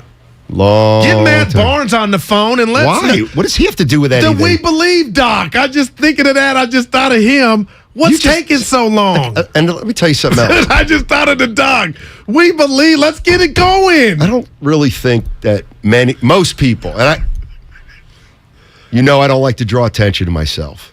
Did you do it yesterday with JD? Because I don't like to do that. You changed this week. Go ahead. You've been fat mouthing. I don't like to do that. Yeah. But I'm not sure people really have an appreciation for how tough my job is and how good I am at it. He's gutless. Oh, you dude, are the most unpredictable human being No, it's Friday, I have ever known. payday. Not in radio, You know? not in TV, Steiny, not in newspapers. I'm never in You moods, are the though. most You know what you're getting Monday through unpredictable, Friday.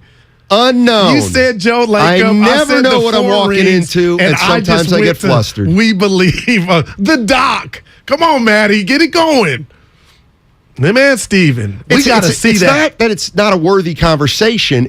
I get you. Where did it come from? What is going on here? Matt Barnes was so far from this conversation. Oh, you're talking about Joe Lacob and his 4 rings, and you're like, let's get Matt Barnes in here. If you really want to Like, know, for what? I Like, thought what? about Jackson first and his comments on this. Then I went to, I downshifted to Matt Barnes, and then the doc was Warrior. People are waiting on it. That's all. Come on, Maddie. Yeah, no, Get you're her a done. regular. You're a black James Joyce. I was gonna say a jukebox. Joe and Vallejo. Just what do we got? How much time we got? Hello. Hey. Hi. Hey, thanks for having me. Hey. In a minute, I just want to say about the fight or whatever you want to call it. I truly believe it was totally staged. There's been bickering in practice the whole time, and Oh, I'm sorry. What do you? Kirk got a little of that zen in him, and I believe if you can see the way that was shot, it was somebody. That is they started early. Mina said, "Oh shit! I have heard everything." Hey Jordan, we need you to what? Just act like you got hit in the mouth.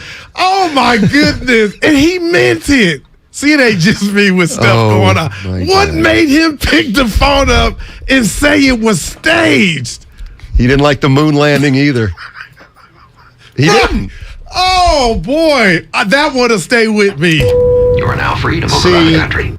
I just say no. That was great. Staged. That punch was I think not it's time. staged, fella. That was put it to rest. Hey, I'm not making fun of this. We talked about it. Okay. Honestly, Steiny and I went Rudy Tomjanovich and her. That was one of the most wickedest punches I've seen land. Most wicked or wickedest. But you shouldn't say most wickedest. All right. So say the either, wickedest. Yeah. There you go. And it's up there, right? Yeah. Let's keep going. No, I'm playing. You said you wanted that. Yeah, but Steiny, that man called it and said it was staged. What part? And then he said the part that was edited. Jordan didn't have a bruise on the video game. Have you seen the 2K update? I have not. Jordan Poole has a black eye. I think that was foul because he really didn't have one. What was that? Was that a drop? He really didn't have one? Did that come over the air? Something's happening to you. No. So Lucas is just in my ear? Right. Did he come over the air? No, I didn't hear him. We didn't hear him. It's trash. That's the one thing that about this job that's always, like, if somebody's in my ear, I cannot tell if they're on the air or they're just in my ear. See, yeah. Hey, since when did there no ties in college football? That's a new rule, right? You ain't a big fan of the 3-4 OTs? That's a new rule. No. They instituted that, before the season? It's been around for a while. Look, fellas, I apologize. I love Belichick. I really do. Let's go. Oh, we don't have anybody to go to. I thought there was somebody on the line. Give me your prediction for the 49ers this week. You're good. I'm going to shock you. The 49ers cover. Yeah. Oh, no, that's take that to the house. All right. Niners 35. They continue to put up points. Atlanta, Mariota, 17. Niners win by How the 18. touchdowns come? 5 Ayuk gets in the end zone. Because it's been Debo. Okay. All right. So 1 for Ayuk. Jeff Wilson Jr. Of course, that's 2. I'm going 2 for Ayuk. Okay. 1 for Kittle. Okay. And 1 for Debo. That's a 4-touchdown day for Jimmy G, baby. Look at him. 4 touchdown throws. And then the other guy's going to have a lot of tugs. Such a dumb word. You know what? I can read you. I know you better than you think. You miss fantasy. That's why you break down the touchdowns. Fantasy Island? No, Tattoo the Plane. I'm talking about playing fantasy the football. song by Earth, Wind, and Fire? I remember, but I can't, I couldn't say a verse to it right now. Come and see. Now I'm losing my black card. Wow. Want you to see. Something like that. I think it was somebody No on way Twitter. Atlanta touches 17, says the 19. Yeah, it could be on to something. Well, if Bosa goes. You've assured us he's playing. I haven't. They got to be careful, they said. Dude, then they got Mahomes. That'll be their big test. I came in today, and Evan's usually upbeat, but he goes, you know what? Niners lose to the Falcons. They're going to be 3-5. Because they're going to lose the Chiefs, and then the Rams are going to want to get revenge. Oh, but who's blocking? Have they got their guys back? OBJ tweeting. They need man. They let Woods go, Steiny. That was a bad one. And brought in Allen Robinson. It ain't happening right now. It's still early, but yeah. We talked about Allen Robinson yesterday, and he said they don't have any weapons. I said, man, I don't like the fact that they throw to Cooper Kupp 20 times a game. He's like, oh, they don't have any weapons. And I said, about my guy Robinson. And he gave, here's what JD does. I love him. Go ahead. He goes, what about Allen Robinson? Yeah. Okay. I get you. But he won't go all the way with me with Allen Robinson. No doubt. He'll only meet me halfway. Hey, they don't have any weapons. What about my guy Higbee? Yeah. What about Higbee's Squironic? on my fantasy. What about Squironic? Hey, if your boy can get time, Stafford, any change in my demeanor? Game over. Push, baby. Which feels like a win. I know. When they have a runner and that's on even second worse. with no out. That's even worse because then you I don't get like me happy. Then I get I don't like the erratic guru. Please. The mood I swing never was guru. down. I'm up. Concerned. Please. You didn't shut up about this game through 7 innings because it was like 1-0. Now all of a sudden they're stringing together a rally in the 9th. Your boy you feeling get good. miserable. Yeah. You assume you've lost. You live to the next. Yeah. Who we got coming up next? This is why I root against you. I'm just being serious. But it ruins the show. It ruins the show. There's other things I could put before that. Just me winning in general. It had nothing to do with gambling. Psychologically, I think you have an issue with me happy. People have said it. We've talked. I could give a rat's ass if you're happy or not. No, I don't believe that. But what do I care? Just do your job. The better do mood your I'm job. in, the easier for you. Right. So quit betting. I'm apologizing. Because the you days I should. come in here, I'm overbearing, hogging the mic. Thank you. Stepping on you. All over me. Dropping names. I'm saying all the stuff you do, but go ahead, Stoney. Choke artist. All right. Here's what we're going to do. We're going to talk San Francisco 49ers football. We're going to talk Jimmy Garoppolo. Seriously, if the way Jimmy Garoppolo has played last 2 weeks, can they win the Super Bowl with that quarterbacking? Or does it still need to go one more notch up? Steiny, I'm all in right now. Jimmy is in shape or the arm is not barking. And and I won't go against that question. For the people out there that are wondering, we've seen this movie. We saw it in 19. We saw it last year, even though it was 3-5. Bottom line is they got to the NFC Championship by beating Dallas on the road, by beating Green Bay on the road. And that's why I kept telling you in the masses, it's Super Bowl or bust. So this is, would I like to see Kittle be more involved in IU? Yeah, but bottom line is they went on the road last week, put up points. They're going to do it again against Atlanta. They're going to be 4-2 with the showdown against a team in Kansas City that can be had. Nothing is surprising me. No, I'll take that back. Rewind. The defense is better than I thought it would be. So far. They got to play. time. They got to play somebody. But don't you hate that? They're playing who's on their schedule. I know they are, and I'm not. And they lost to the Bears. I don't Bears. hold it against them, but I'm just waiting for them to start playing somebody. But it does matter. They haven't beaten anybody yet. Again, I get it. It's not their fault. Like they don't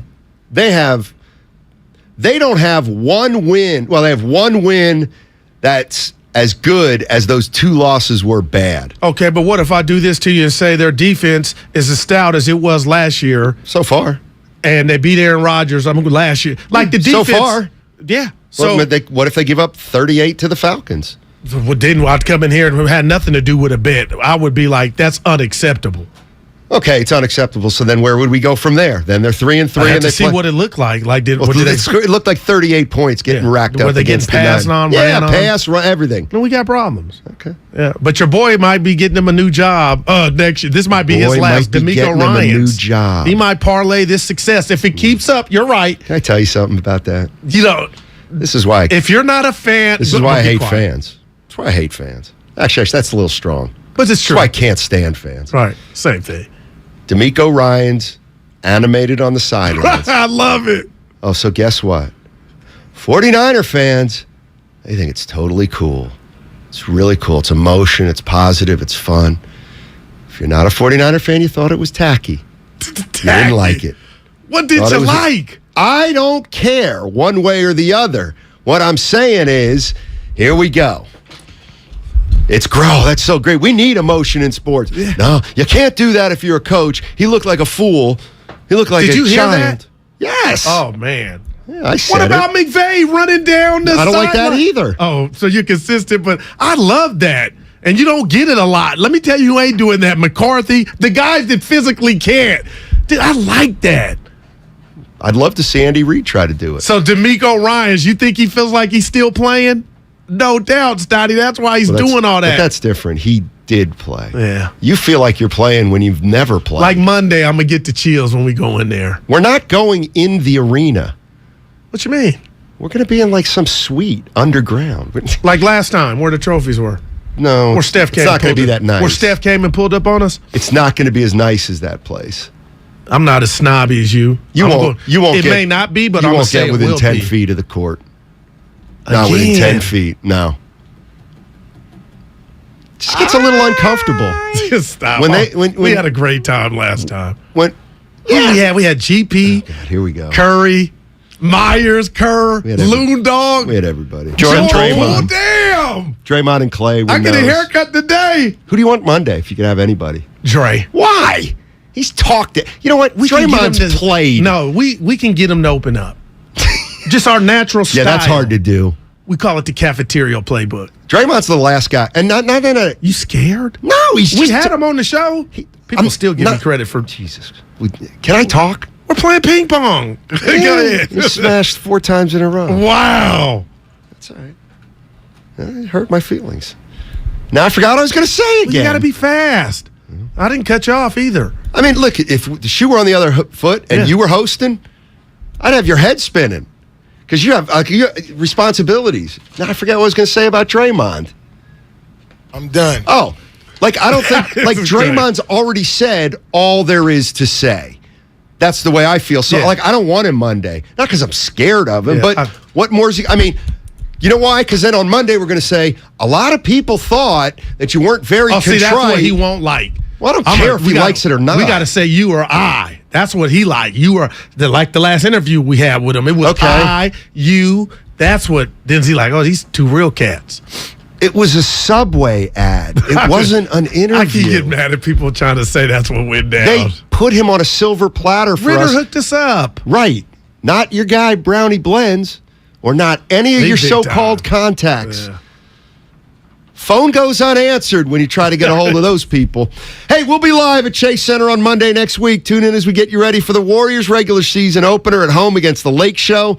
We're going to have interviews with the Lakers. Oh, my gosh, are they in for a long year? We'll have interviews with players and coaches, and we'll have a bunch of stuff to give away. We're going to have an autographed Klay Thompson jersey and an autographed Steph Curry jersey. We're going to give those 2 out during our show and the previous show, Willard and Dibs. That's right, an autographed Steph Curry jersey. We'll Curry's been the best thing to happen to my career. Nah. Do you think all premium fuels are the same? Well, your engine doesn't. Shell V-Power Nitro Plus helps keep your engine running like new because it's engineered to defend against 4 main engine threats: gunk, wear, corrosion, and friction. So next time, choose Shell's most advanced fuel ever. It's fuel for thought. In engines that continuously use Shell V-Power Nitro Plus premium gasoline. Dr. Trudy Fleer here with the 5G Home Recovery Podcast. Let's discuss a very real existential threat to internet speed. It's a big one. Ready? T-Mobile Home Internet. It lags. Ugh. Now, what is lag? Lag is a delay in data being transmitted across the internet. For example, you're hitting that hot drop, the parachute cuts out, you've got an unsuspecting bot in your sights, and lag! You were actually eliminated 10 seconds ago. Nobody deserves that. So stop letting T-Mobile Home Internet ruin everything and switch to Xfinity. Learn more at xfinity.com/TMOFax. Get an amazing value on Xfinity Internet with unlimited data included. Switch for $55 a month for 2 full years with no annual contract required and no equipment fees for 24 months. Go to xfinity.com/TMOFax, call 1-800-XFINITY, or visit a store to learn more. Requires paperless billing and autopay. Ends 10/17/22. Restrictions apply. New fast internet and xFi Complete customers only. xFi Gateway required. Taxes and fees extra and subject to change. After 24 months, regular rates apply to all services and devices. California, you deserve more. And with United Healthcare, you'll get more. Annual enrollment is October 15th through December 7th. So call United Healthcare today. With the United Healthcare Medicare Advantage Plan, you get more from your Medicare dollar, now including better than ever dental, vision, over-the-counter, and prescription drug coverage. Call United Healthcare at 1-888-CALL-UHC today and speak with a licensed sales agent. Benefits, features, and/or devices vary by plan and area. Limitations and exclusions apply. Attention, guys. By now, you should know that when it comes to meal enhancement pills, most of these contain the same ingredients that are repackaged over and over again. Why take the same old when you can perform in the bedroom with confidence at the highest level? That's why Noxitril needs to be on your bedstand. If you thought that the little blue pill works well, wait till you try Noxitril. It's like Viagra on steroids. Thousands of men each week have switched from that prescription blue pill to Noxitril. That's because Noxitril is automatic. No need to worry anymore. When it's time to perform, we've got this. Explosive results you can count on with no side effects, no stuffy nose. We want every man to try Noxitril, so call now and take advantage of our special free bottle offer today. Oh, and as a reminder, please use the Noxitril dose as directed. It's that strong. Call right now and get your free supply. Call 800-486-1608. That's 800-486-1608. It's like Viagra on steroids. Improve your sex life with your free supply. Call 800-486-1608. That's 1-800-486-1608. Elise and Carl's Bakery needed a small business loan fast, but instead of going to On Deck, Carl called Lone Falcon! Really? Carl? There's a better way to get a fast small business loan. Go to OnDeck.com. And if approved, get your loan as soon as the same day. Your loan is on deck.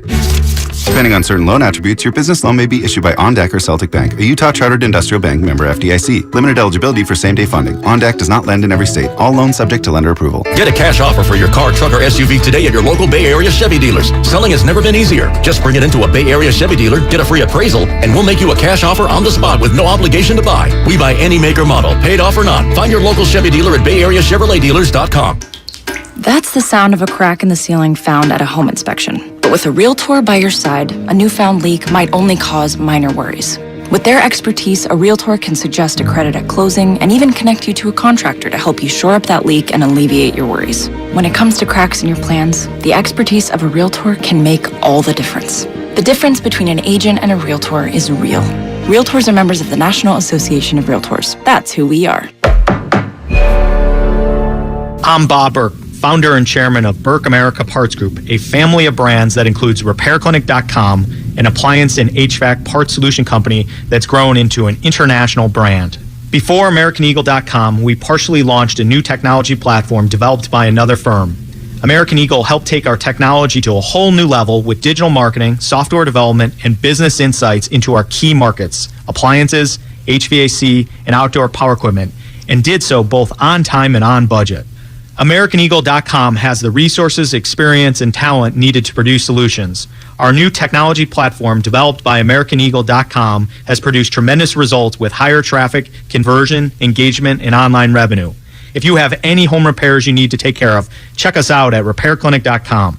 If you need a world-class website or technology project, then I would highly recommend AmericanEagle.com. Call AmericanEagle.com at 773-NETWORK. That's AmericanEagle.com, 773-NETWORK. Some sunshine today and a high of 61 in San Francisco. Weather brought to you by one thing. Install a low-flow shower head and keep water off when brushing teeth or shaving to save water every day. Join Odyssey, and together each of us doing one thing makes a greener tomorrow.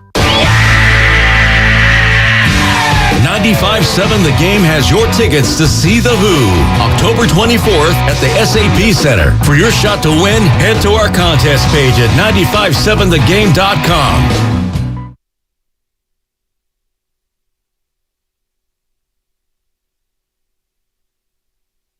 Guru, you're like the U.S. Constitution. You're from the people, by the people, and for the people. Now, back to Steiny and Guru on 95.7 The Game. Yeah, shout out Andre Nicotina. Look at Steiny.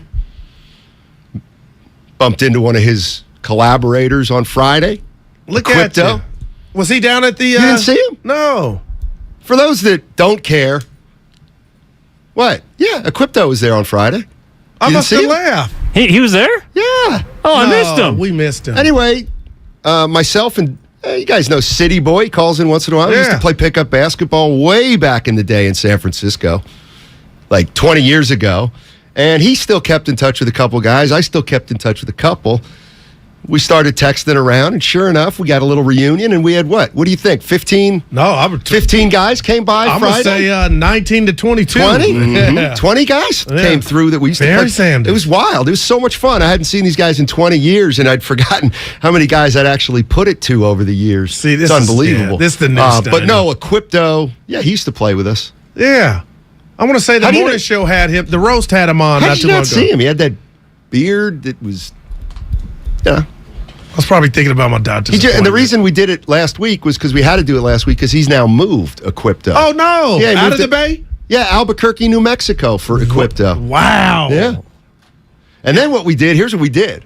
His car's safe. The 15 or 20 of us, I brought out a notebook and put it on a table and said, let's see if we can come up with a bunch of guys that we don't remember. You know what I mean? Yeah, like that weren't there. Yeah, so like somebody would be like, well, remember Kevin, the painter? And it'd be like, oh, that's right. He was about 6'3", nice game. Stuff, nice game. He was kind of wiry. Who was the tall brother? Alex. Yeah, Alex you and introduced me to him. I said he might have been a problem on the block. No, not really. D3. Now, what if he's listening? He knows. Right. He's more of a face-up. He's a face-up 20-foot guy. Wayman Tisdale? No, he had a good shot. He's a good player. Yeah. Wayman was. We always had it. If he and I were in a game, all right, 10 guys at the pickup court, and Alex is one of them, and I'm another, we always had to split up. We could. Every once in a while, Goo, I'd be at a pickup court, and Alex would be there, and I'd look around, and I'm like, you know what? It's about 4 guys, 5 guys who don't know who I am or Alex. Look at Alex. Wow. Then you play with Alex. So he had some game. Night. Oh, yeah, okay. That's what I'm saying. He does have game. Okay. But then the 2 best players were playing on the same team when he and I played together, and that's a night. I'm trying to get you out of retirement. Yeah, you're not gonna. Because you know what? A lot of dudes in there look like they Go look at my tape. It's all there. Yeah. It's all on tape. I'll pass. Nothing easy. I want to play Are you serious? Monday. Steiny drops in nicotine. Oh, yeah.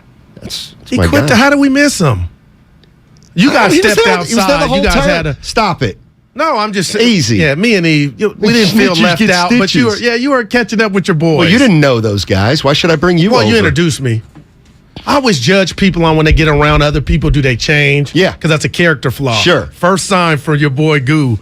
I don't, but you didn't. So but you were in your element. I'm a horse's ass in any environment.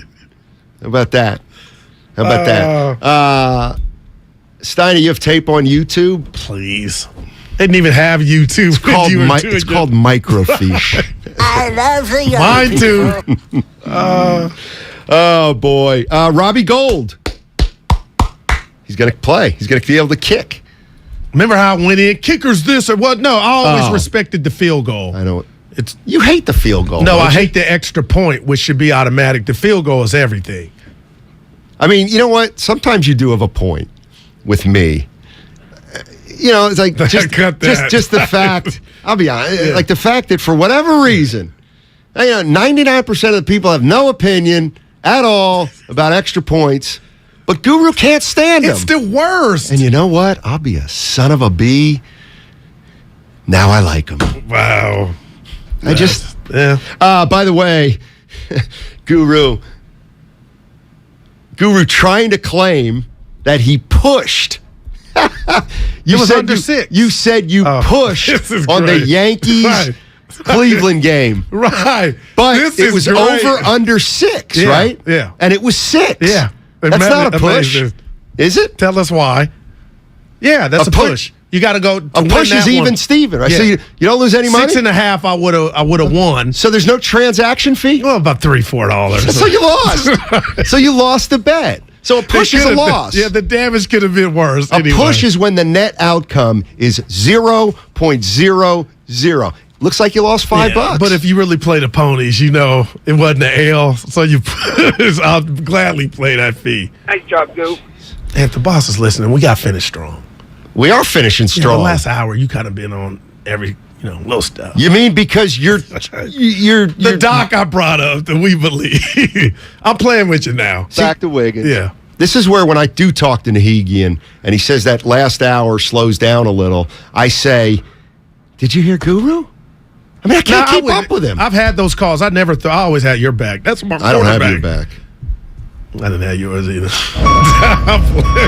I'm like, call him. The boss would be like, what was that? I was like, call him. About what? You. If he ever called me about a show. What are you talking about?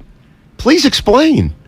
I think I stepped in it. I have no idea what you're talking about now. Nothing. You started the You show. can't do this. Yeah. See, this is what you do. Yeah. You just get to not talk, and then because I've all never the not onus talked is unless on I'm me. stepped on. So now we're both talking. Okay, you talk. I brought talk. up, what if the boss were to call us after a show and say, what was that? Right. So you did your version on how that conversation goes. I go, I always have your back. You go, I don't have yours. Correct. So then I went into my role playing of what a conversation of me and the boss having to where I roll the bus over you, and then you went dark. But you don't do that. You know why? Because you're soft.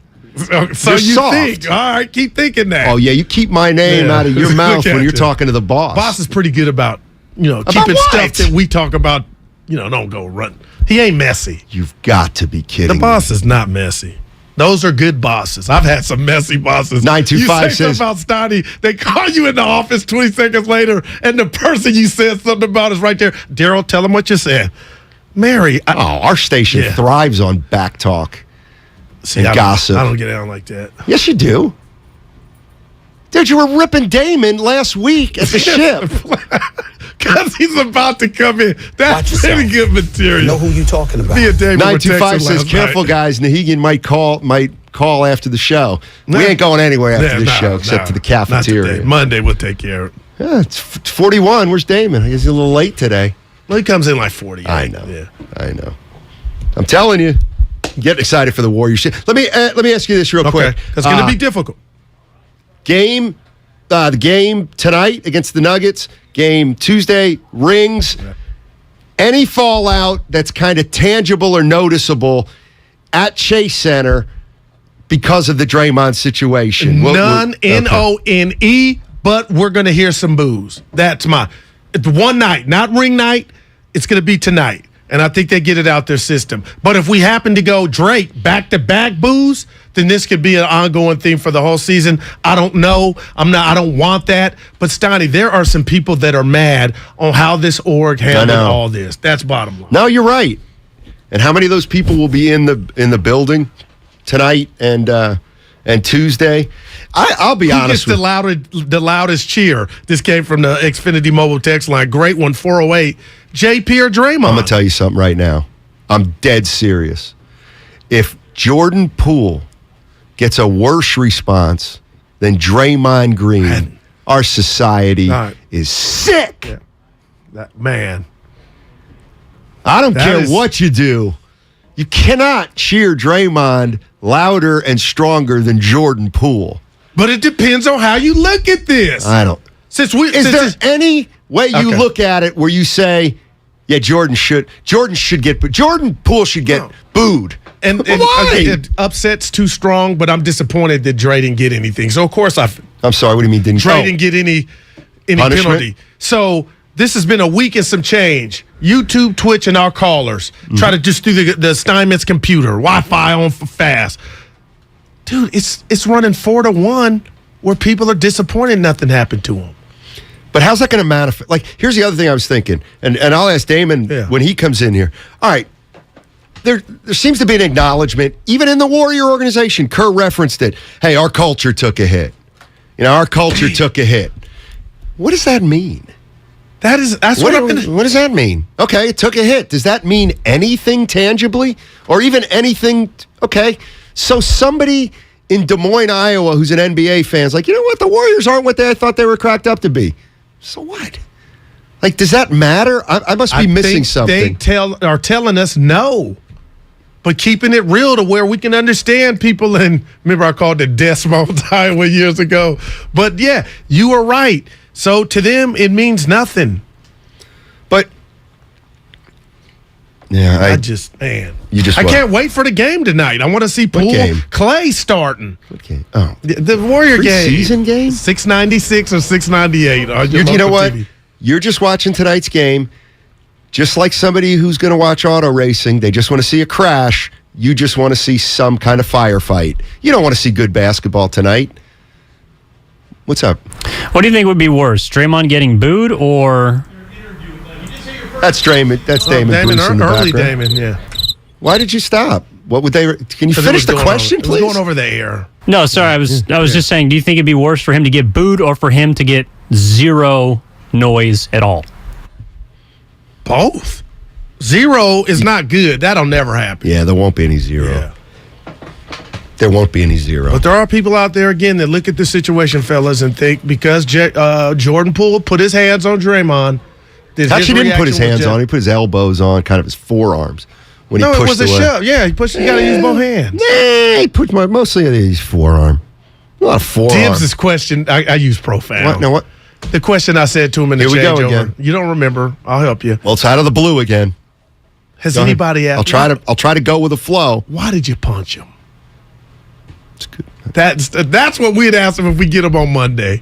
And he'll say, we might get. He'll say, oh shoot, I thought I had. He'd say, who cares? And he don't. It's none of your business. It's none of your business. Why would you even ask me something so stupid? Nah, that Draymond's over. Yeah. No, seriously, Steiny. Yeah, okay. Sure. Okay, no, yeah. That Draymond has gone away. Right. That's how you regain trust, composure. Come on, go. How long till Damon comes in here? We've never looked forward to it like this. Why don't you say it in front of his face? No, I said we've never looked forward to it. Me and Damon. He said he's never looked forward to it. Damon coming in here. He at Abanyas' party like you too good. What? Anyway, what up, D? We broke bread. The lovely Jillian and my wife Mia. Let me tell you something. Me? Oh, he did. No. Yeah, he did. Listen, you weren't anything to do with us. Look at us like we were the. God, like, look at my guy. You wouldn't even know we do. Here's the bottom line. The bottom line is this: we go to this party. Damon's there. Guru's there. Was anybody else there from our station?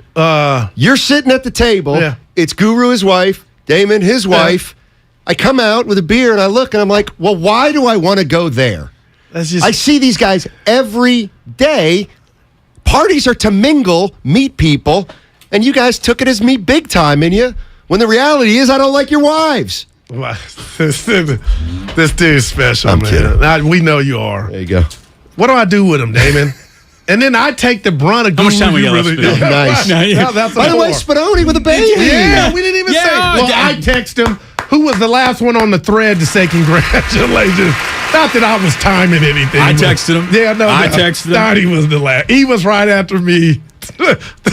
Captain Kirk comes in about 20. Congrats. I just took it as congrats, Tony. You know what? Spinoni comes from a family of, I think, 9 or 10 kids.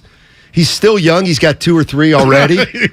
I don't even think congratulations are in order anymore. We expected this much of you, Spadoni. I'll tell you what. I was talking to Dickinson about this. There is nobody more unfazed by fatherhood than Joe Spadoni. Like when you come from a big family and now it's just no big deal. It's nothing. Whatever. He's like ice. He's like even Steven. Is this his second? He's incredible. This is his second. You got Benny, and now Benny has a sister. Right. Yeah. And her name is Nora. Yeah. Nora. Look at my boy. That's a teammate. Yeah. Yeah, I went for that name everybody's using it. Let's cut to the chase. Is it very fashionable now? Lots of Noras? You know what? I think about 10 years. Remember Nora Jones, the singer from about 10, 15 years ago? She was Ravi Shankar's daughter, I believe. Look at you guys. Boy. Wow. I believe. Yeah. Of course, Ravi Shankar did a lot of work with Cat Stevens. Okay. I think the Beatles, too. All right. John Supreme, Lennon. What else you wanna know, sitar player. I want to know, Damon, do you expect any booze tonight? And I said it was Calipari, recycling material. It'll be one and done if we do hear it. It'll hit like this won't be an ongoing theme, but I'm going to sit down tonight thinking, I listen to you guys. I listen to this show morning, Willard and Dibs, everybody. People are not offended, Damon, is that too strong? But they're blown away that the Warriors let this ride. They're mad. Yeah, we see some people that are like, tonight. this is a joke. Do we hear some There's some people who wanted a pound of flesh out of this moment, and they didn't get it. All right. I wonder, a smattering, yes. Overwhelming, no. No, okay. But there's going to be one or two people who are just unhappy with the outcome of this, who are going to boo. And look, you buy the ticket, take the ride, do whatever you want. But at the same time, what are you there for? Are you there because you want Draymond Green to, point the moral compass north for you and your whole family? Like, all I want out of Draymond is all that I think the Warriors want out of Draymond. This is not about friendship. Yeah. This isn't about leadership. This is about go play basketball. That's it. I mean, it didn't. Well, you sound like Dre. From all the sound, it sounded like there is no more romance between Draymond being a Warrior, ending his career with the Warriors. Like, this sounded like it is now straight up a business arrangement. The Last Dance type of feel for him and the Dubs. Yeah, it really does. I'll get it to you, Steiny. That's what you've been calling. But that did sound like the end was near. I just think and Curry alluded to it before any of this happened, talking about the things that are going on with the team. One is, he said, contracts. All right, we know what that means. But he also said, we've got young players wanting to make a name for themselves in this league. We've got, there is a lot going on, and they're going to have to manage it, and it's just going to be really hard. Well, and this is, look, I hate to keep, repeating myself. Sports are fragile. Locker rooms are fragile. Coaching staffs are fragile. Players are fragile. The egos on these guys can be rattled by the smallest things that you'd think would roll off their back. There is a fragile balance beam act that the Warriors have done a great job of never even wobbling on. This week, they wobbled. Yeah. Yep. It was a wobbly week for the Warriors. The nice thing is, the best thing to save this franchise is basketball games. No doubt. And they're around the corner. And I can't wait for them to start. And if I feel that way, I'm guessing they can't wait for them to start. No doubt, Damon. And I told Steiny and I heard Dibs tell Willard this, and I can't shake it. And you're going to say, Goo, I have no earthly idea, but I want to hear from you. And nobody's asked Draymond, D, what do you think? Why do you think he hit Poole like that? So just ask Draymond, why did you punch him? Draymond, why did you? And Stephen A. Smith, and I love you to death. Draymond has stuff going, insinuating stuff off there. It still don't justify me taking off on you and dropping that is one of the most fiercest punches, and I told you this. Most fierce I've ever seen, D. He wants me to do that. No. It is. Look, why, Draymond, why did you do that? To me, and this has been brewing since the three-point contest in Japan, Draymond thinks that Jordan Poole now fancies himself part of the locker room, that Draymond has not given him full permission to join yet. You think so? No yes, doubt. That's what this is. This is part of it. It's not the knuckle sandwich was the membership or what? No, I mean, I don't even think it was that. I think that more than anything, he thinks that Poole is too big for his britches. Man, I agree. And he was the guy who was going to make sure his britches were still too tight or too loose. But that's how this real quick. That's how this story started. We had the Chris Haynes report, and I was lightweight believing it. Oh, that he's out there. But then we heard Curry and Myers say that was erroneous. Jordan hasn't changed anything. Yeah. So shouldn't that dispel that? Well, not totally. That's the thing. And I don't know. Draymond is like one of the ultimate maybe dish it out, can't take it guys. You know, I know that he keeps on saying that, you know, why are we analyzing personalities when we should be analyzing basketball? Man, you got a podcast and all you do is talk about personality clashes. He tells everyone in the media, you don't know basketball, and then goes on his podcast and doesn't talk basketball. Isn't out there trying to, you know, if he thought talking basketball was the way to get people to listen to you, he'd talk basketball. He loves the drama. He can't get enough of it. He serves it up, but boy, he can't take it. That's all I'm saying, man. I just that man. Well, that's and I don't think a lot of people think this is a big deal. It might not be a big deal, but Draymond took an L. He took a trash-talking L in the biggest possible way. You stand by and that, he's vulnerable now, and he's susceptible, and the whole league knows it. Oh, they're going to be in his kitchen. And I get it. You could say, oh, he's not going to care. He might not care game 1, and he might not care game 3. But it was a long, long season. They're going to be standing, Poole and Draymond are going to be standing next to each other at the foul line, and the opponent's going to look at him and laugh. That's 82 games and into the offs. Oh, you can never put that back in the box. And wait until you see the first Monday morning micro-analyzing on-court body language. Yeah. We're going to have like a high five counter. You know, how many times did they high five this year through 24 games? Or a blessing. Look, does it even feel like they're defending champs? Nope. Does it even feel like they're the defending NBA champions? The reason I said blessing is because they still could salvage this. It's possible. Yeah. Absolutely. Possible. You going old shit? Yeah, cafeteria. Oh, yeah. Yeah. I love D. That's it. Bye, everybody. I'm Matt Steiny saying thanks. Thanks very much for tuning in to Steiny and Guru today on 95.7 The Game.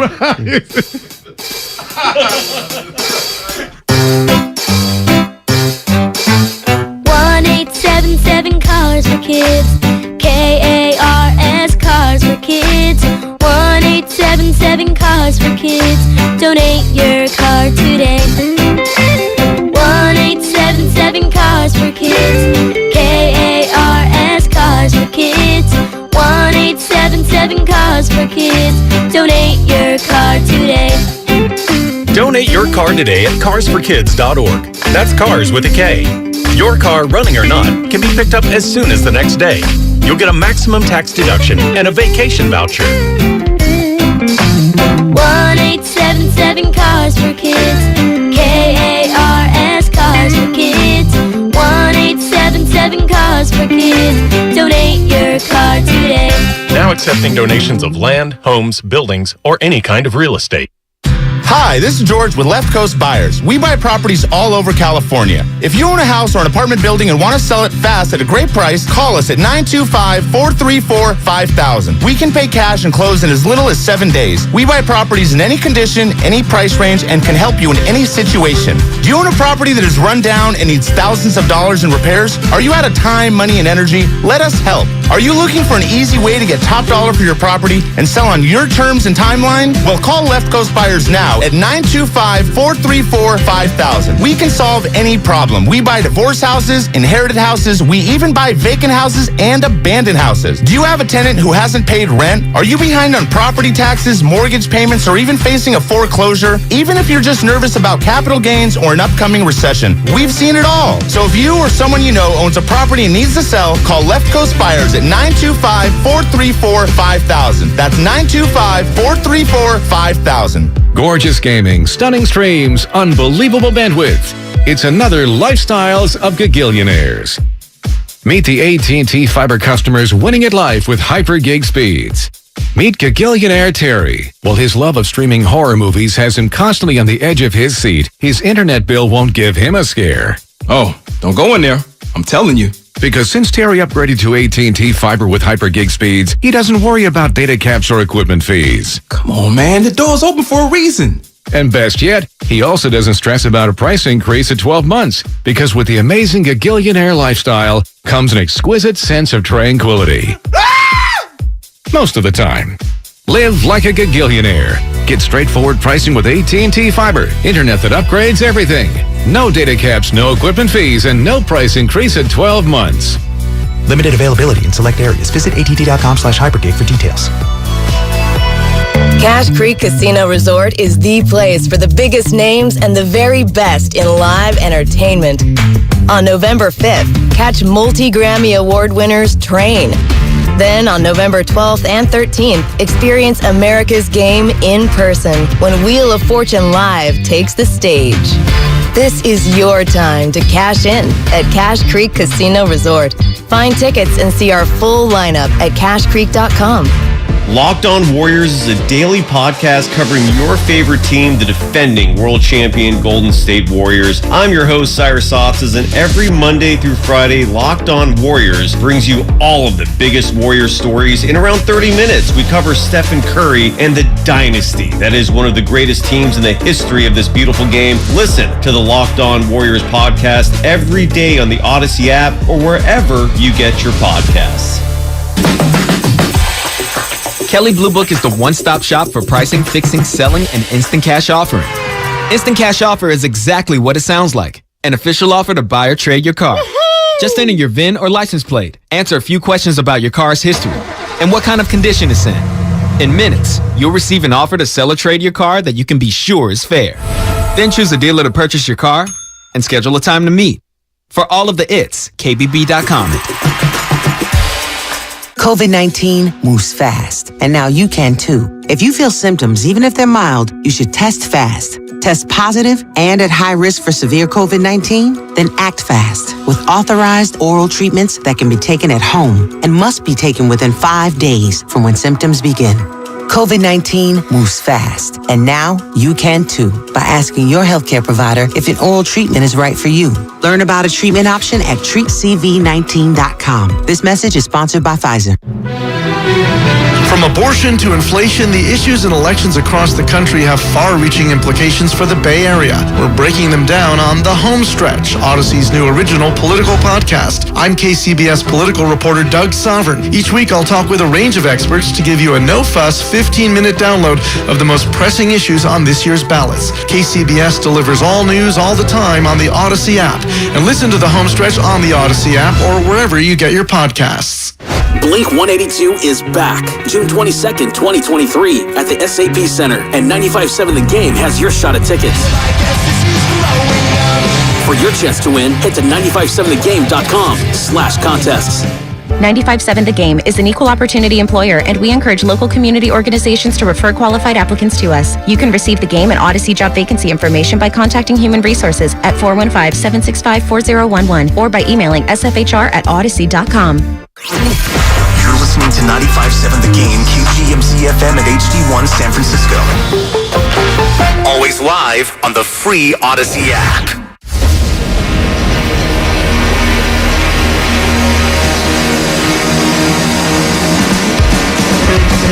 Live from the corner of Broadway and Battery, you're listening to Damon Bruce and Ray Ratto on 95.7 The Game, brought to you by BMW Fairfield.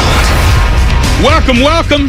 Little Fade the Public Friday here on 95.7 The Game. Which way's the world leaning? We're going to lean the other way. 2-0, baby. Official gambling segment here on Damon and Ratto, but it's not officially Damon and Ratto. No, not today. It's not. Larry Krueger back in once again. Hey. Good to see you, man. You seriously saved your Maryland shirt for the day before they kick off against Indiana. Go Terps! Oh, you're the worst. Go Terps! We got a great show today. The Niners are obviously in Atlanta, and between practice punches and everything else going on this week, we really have not talked about this game very much. So today we certainly will, and we got a couple of great guests to sort of talk us through what 49ers Falcons should look like, the way it might play out. Dave Archer, who is a former NFL quarterback and current Falcons color commentator on the radio and friend of Larry Krueger's. He's going to be joining us today at 3:45, so a little bit later on this hour. And then one of our absolute favorites, the man breaking it all down, the best chalk talk available on the internet, Brian Baldinger, will be joining us at 4:15. And I think one of the things we're going to get into with him is that even though the Falcons are a bird, they're not here to fly. No. They're there to run. This is a bird that's got its wings clipped, and they are going to run. I saw a couple of trends here on them, Larry, where they're committed to the run about maybe even more than the 49ers are in terms of them being down. They were down 21-0 against Tampa Bay last week, third quarter.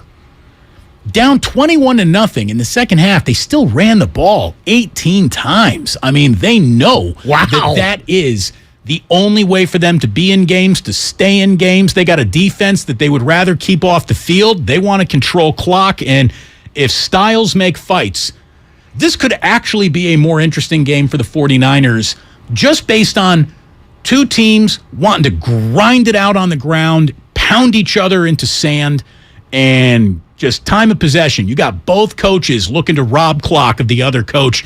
So styles make fights. These two teams have very similar styles. Yeah. A Shanahan likes to say ice bag game. This is an ice bag game. Yeah. Because Atlanta's gone for 150 plus on the ground in every game but one this year. And they got two pretty good running backs. Nobody knows the names, but Algier played for BYU. It's a rookie. Big power back, 225 pounds, very strong. Caleb Huntley is another really strong 220-pound back, and they're going to run it. They're going to, as you said, they're going to commit to the run. There is no Cordero Patterson. There is no Kyle Pitts. So they're going to run it, and they're going to run it, and they're going to run it. And the Niners don't have Kinlaw, don't have Armstead. They're both ruled out. Bosa's questionable. So they're going to run it largely at the Niners' backup D-line. We'll see how it goes. It's going to be a big day for your theory that the Niners have two starting defensive lines. Yeah. We're going to find out this weekend. Yeah, we are. If your theory holds water. I really think it might. I mean, I really do. I am blown away by the depth. But my question is, if you're down 3-4 across that front line, what happens in the fourth quarter when guys start getting tired? If there's one thing that I'm guessing that they are really working on at the Greenbrier all this past week, it's just the conditioning for the reps. I mean, if you're used to about 35 defensive reps, you better get used to about 55 this week. You know, you're going to be in the game, and there's no real chance to take you out of it. Well, it's going to be about, like, what kind of game is it? Because if the 49ers have a big lead in the second half, we're going to see against Atlanta what we saw last week, which was the 4 defensive end alignment with Charles Omenihu and Drake Jackson basically standing up at defensive tackle, and then the ends playing the ends. So you may see a combination of Ebukam, Bosa if he goes, Drake Jackson, Charles Omenihu, a lot of Kerry Hyder. So we'll see. Atlanta's going to try to run it. They're going to try to stay with the run. But if the 49ers can get up on the scoreboard, then they won't be able to stay with the run. So it's, I think it's going to be one of the more interesting games and a homecoming for Shanahan as well. And you also have the fact that there's nowhere to go but up in the NFL this week, because last night's game was about as stripped down and ugly as the NFL gets. Now, here's the real power of the NFL. You can watch a game that everyone universally agrees is an absolute dog, and any conversation on social media is about how bad this game is. Not a person turned it off.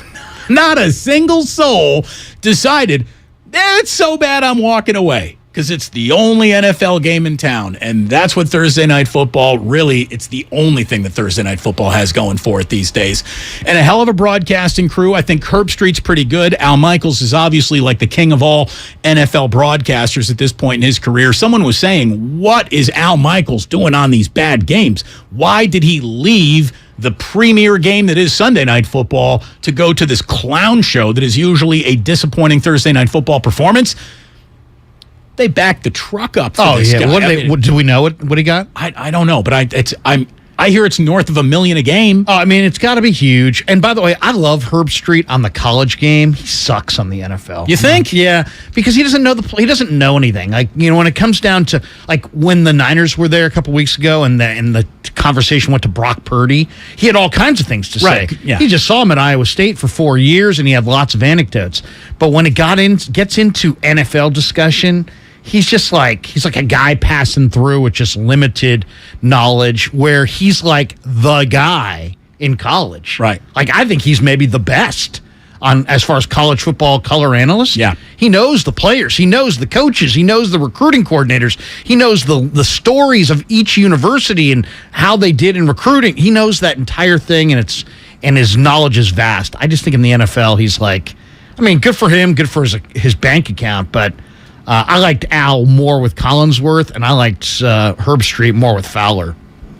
I'll say this about Kirk Herbstreit. He's good on the rookies because that's the group of players he knows the most about. Right. Totally. And he's a good guy. I've interviewed him before. Kirk's a good guy, but I just don't like him on the NFL right now. Maybe in 2 years when he knows the league better, but right now he's like a college guy dabbling in the NFL, and it sounds like it. Bit of a prima donna, actually. Is he? Yeah. Anyways. Well, you probably do know him from Columbus, right? Yeah. That glorious month we worked together. We're brought to you by BMW Fairfield, opening the Fairfield Auto Mall, the top-rated BMW dealer in the Bay Area. Go find out why. Book a visit at bmwfairfield.com today to again, book your visit. Did you see the news that Bruce Bochy I did see that just a minute ago. booked a visit Competitor. with the Texas Rangers? Ken Rosenthal said that Bochy met with the Rangers general manager Chris Young yesterday. Obviously, Texas is looking for its next manager. Bochy with the Rangers. Like, I mean, anything that means Bruce Bochy is back where he wants to be, but man, it feels like he passed up a lot of primo opportunities to wait around to go to one of the baseball's routine underachievers. You know what? I think more than anything, when it gets to when you're at this point where Boch is at, you want to. It's about who you're working for. It's not about what team, what league, what division, what's your talent level. It's about who's your boss. And Chris Young, I think, isn't Chris Young the former 6'10" righty who used to play for him? I think he pitched for Bruce. Is he already that high up in the Rangers organization? Where he's the GM already? I think he is. I think that's the same Chris Young, the big 6'10" Ivy Leaguer who pitched for the Padres once upon a time. Was an All-Star the year the All-Star game was at Oracle. It is the same guy. So there's a familiarity there. So, I mean, like, Boch, could work for Sabes. To me, that is the key relationship in baseball is your GM, or I guess your head of baseball ops now, because now the GM's seriously the assistant GM. Giants, just hired a GM. Nobody knows who he is. They just got rid of their GM who went to Detroit. Nobody knew who he was. The GM name is now kind of like the assistant GM. Now, the old guy who used to be the GM is now the head of baseball ops. Right. So that's Farhan. Right. GM used to mean I run the show. Now it means I'm underneath the guy who really runs the show. Right, exactly. The GM used to be like the buck stops with me. Now it's like I do all the work for the guy the buck stops for. Anyways, it'd be impossible to not root for Boch, no matter where he goes, unless, of course, his interests are butting up against yours, Giants fans. He's a competitor. So we will see what happens in that story. If it develops, I can tell you we got some interesting developments around playoff baseball today. The Guardians even things up with the Yankees. The Yankees turned into a Little League team for an inning or two there, and we're kicking the ball all around. It is a 6-0 lead for the Phillies over the Braves as that crowd was just going nuts. Half an inning ago, you had Bryce Harper go yard, the second home run of that inning. So it is a drunken Friday afternoon in the city of Philadelphia. That place is roaring right now. And we are just getting underway. It is really good to have everyone here. Again, an awesome football conversation coming up later this hour with Dave Archer, who knows the league as a former player and knows the Falcons as a current broadcaster. Your friend, my friend, our friend, Brian Baldinger. He joins us at 4:15 today. And otherwise, it's me, it's Larry. We got a food report. A very important food report to get to today. We will also be fading the public before it's all said and done, and some very interesting gambling trends. Why not? I mean, this isn't even like you're a big gambler, interesting gambling trends, but we're deep enough into the year now where a few things are popping up that even the guy who doesn't bet would think, all right, that's kind of interesting. Do you wager? Not much. I hit a 6-team teaser in college last week. A 16 or 6-team? 6-team. Because 16 means, what are you doing here? You should be a multi-millionaire. Yeah, exactly. Yeah. You should be in Aruba. I hit a 16-teamer, and I've got a second home now. And right. No, I hit a 6-team, 7.5-point teaser last week in college. Is there anything better than sitting on that last leg, and you're just like, come on home, baby? Well, guess what the last leg was? It was Stanford, Oregon State, and I was dead, except for Oregon State scored a touchdown on the last play of the game. Beavers! At like 11 o'clock at night. That's a Beaver win. I'm sitting there as Dave Shaw, my good friend's walking off the field going, take that, Dave. Take that. Beavers. We got a great one for you this Friday afternoon. It's good to have you here. Damon and Ratto with Larry and for Ray. Again, we are streaming on Twitch, on YouTube. We'll say hi to all you YouTubers and Twitchers and message boarders in just a moment. It'll be like Romper Room. Hello, everybody. Hello, kids. So stick around. All that's happening this Friday afternoon here on 95.7 The Game. Hey, Becky, what about this beat for your next song? It's cool, but I'm into faster stuff lately. Like Xfinity that gives me beyond gig speeds. Got it. What about this then? It sounds powerful, just like Xfinity. Because its supersonic Wi-Fi has 3 times the bandwidth, you can connect hundreds of devices at once. That's what I call power. Unbeatable internet from Xfinity. Made to do anything so you can do anything. Get the Xfinity Supersonic Bundle with unlimited gig speed internet, Wi-Fi equipment included, and a free 4K streaming box. All for $50 a month with a 2-year internet rate guarantee and no annual contract when you add Xfinity Mobile with unlimited data at regular rates. Go to Xfinity.com/gig, call 1-800-XFINITY, or visit a store today. Limited time offer. Restrictions apply. Requires paperless billing and autopay. New Gigabit Extra internet customers only. Taxes and fees extra and subject to change. Xfinity Mobile requires post-pay Xfinity internet. Reduced speeds after 20 gigabytes wireless usage. After 24 months, regular rates apply. Requires compatible Xfinity gateway.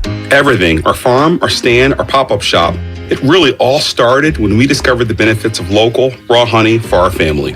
And then we decided to turn it into a business. We were looking for something to help us get up and running. So we got the Chase Business Complete Banking Account. It's more than a bank account. It comes with Quick Accept, which lets us take card payments anytime, anywhere in the U.S. using the Chase mobile app. Plus, we get same-day deposits at no extra cost. For us, it's more than honey. It's about sharing a little sweetness with the world.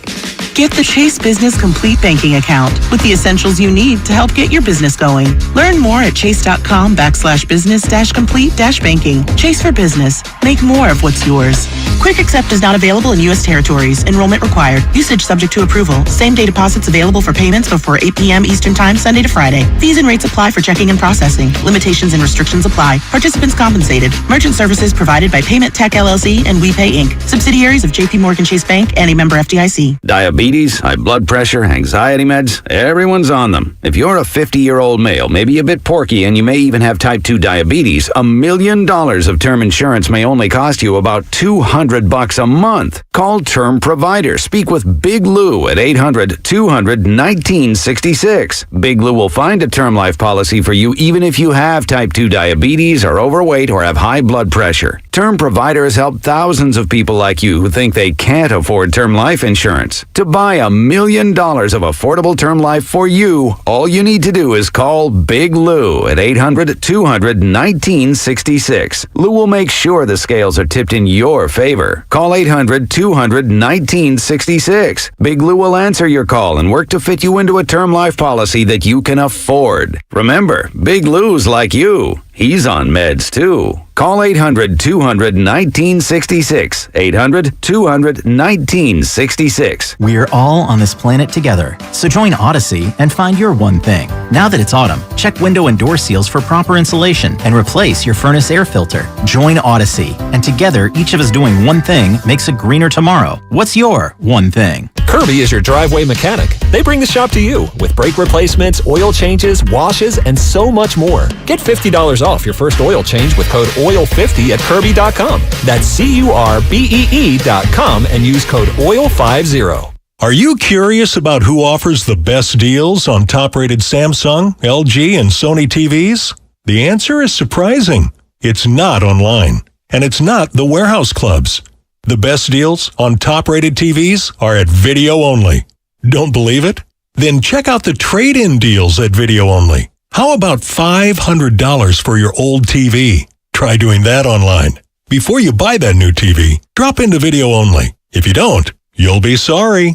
Chest up, engage your core, dig At deep. Misty's gym, boot camp gets pretty close to the real thing. Stack those plates like She you're wants to making- spot a personal trainer with a military background. I can cover this week's boot camp, but we need someone stacked. Isn't your cousin a Marine? Indeed can help her hire great people fast. I need Indeed. Indeed you do. We instantly connect you with quality candidates whose resumes on Indeed match your job description. Visit Indeed.com/credit and get $75 towards your first sponsored job. Terms and conditions apply. By now, you know that sound. It's the sound of the Home Depot.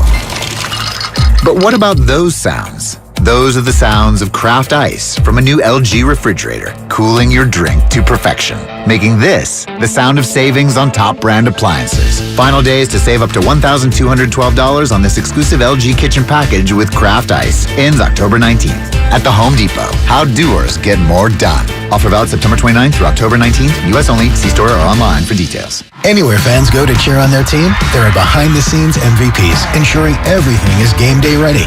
We see you, Joe, fixing seats so every fan can enjoy every game. And Allie, who keeps her stadium running smoothly from the moment the first game starts to the last play of the season.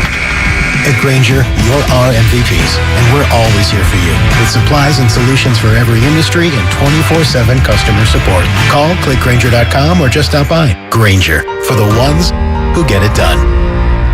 What's your retirement look like? With Fidelity Income Planning, a dedicated advisor can help you create a flexible income strategy to grow and protect your wealth so you can stop worrying about the future and enjoy whatever comes next. Investment minimums apply. Fidelity Brokerage Services, member NYSE SIPC.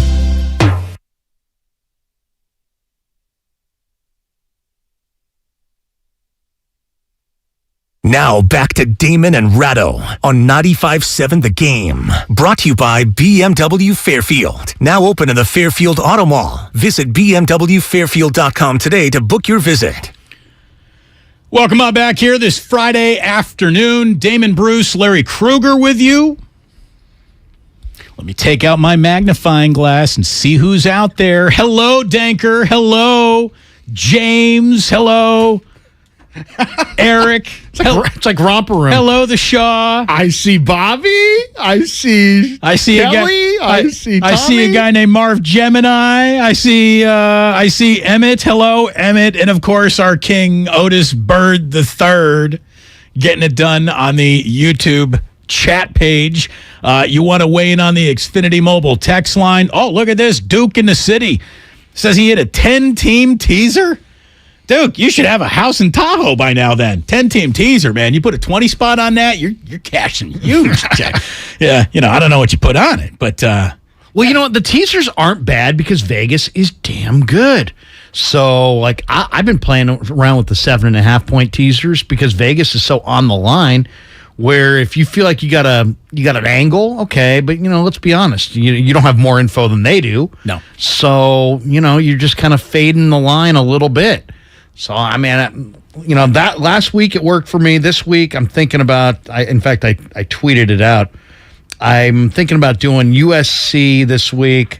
I got less teams. I like Utah against USC. That's so fight on, Lucas. Yeah, that's going to be smart side. That's going to be I'm nervous. You should be. That's the biggest game of the year for USC. Is Utah going to lose back-to-back games? They lost to UCLA last week, but I kind of like teasing Michigan, Bama, Iowa State, Utah this week. So we'll see. All right. Well, hit the Krug Show on YouTube to find out. There you go. Someone, by the way, there's a guy here on the YouTube chat who wants to know how they can get their hands on a Krug Show T-shirt. So you go. Little commerce to do with Larry Krueger before the day is over.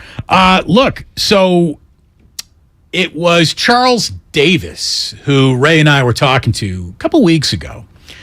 And we were just talking about broadcasting in the NFL now and how cognizant broadcasters are now allowed to be over subjects that were totally taboo, especially the subject of gambling, right? And we asked Charles Davis if he and I and Eagle would ever be like, this game is, there's still plenty of time left, but it's officially over. All the old right. Brent Musburger, Al Michaels was a huge Boys in the Desert, type of broadcaster. And that was when it was forbidden.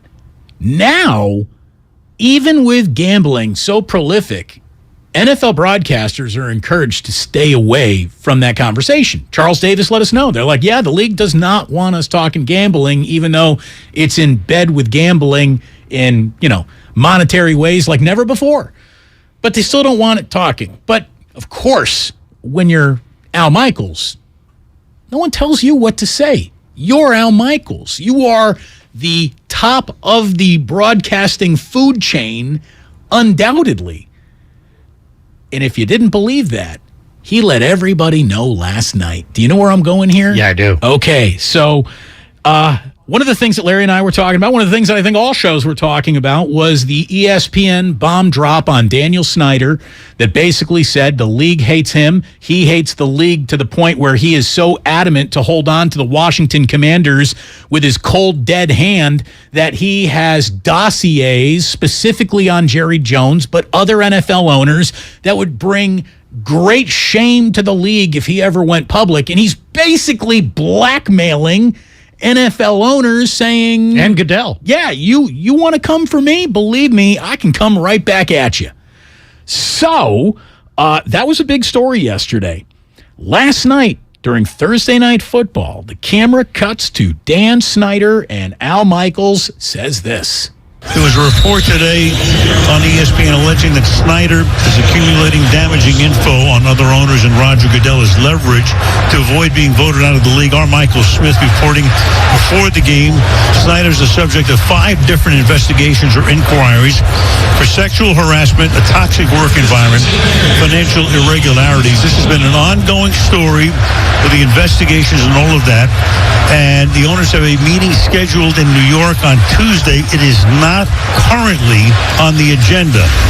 Just my feeling, I think what the league would love is for Snyder to sell the team. Not have to go to a vote, but just sell the team, because it's become a major problem around the league, obviously. Both barrels just got unloaded by Al Michaels, who Randy Mueller on Twitter pointed out. Good friend of mine. Really? Yeah. Former NFL Executive of the Year with the 2000 New Orleans Saints, Randy Mueller? Yeah, was just on the Krug Show 2 weeks ago. Look at you, just dropping names like dollar bills. He says Al Michaels is wired at the top of the NFL. And for him to say the league would like for Snyder to sell, that is not a premise. He is delivering a message. Yep. So there you go. Somebody told Al Michaels that, a subject that you would normally avoid, you can drive this broadcast straight into it. And he did. Al Michaels just unloaded there. I mean, he wasn't just saying, there's this story in ESPN and then gloss over the details. He put it all out there on Front Street. He really did. So it felt like that was not just Al riffing. It was fed to him, clearly. Clearly delivering a message. Yeah. I mean, just the nature of how serious the topic matter is, you knew that if he was going to comment on it with anything with concrete data, that he could voice it as his quote-unquote opinion, but this is his informed opinion. And since Al Michaels knew he was doing this game with Washington and Chicago, I don't think for a second that his informed opinion did not get informed within the last, let's say, 3 or 4 days. Exactly. And there's not a coincidence that story came out on a night where Washington was going to have a stage all to itself.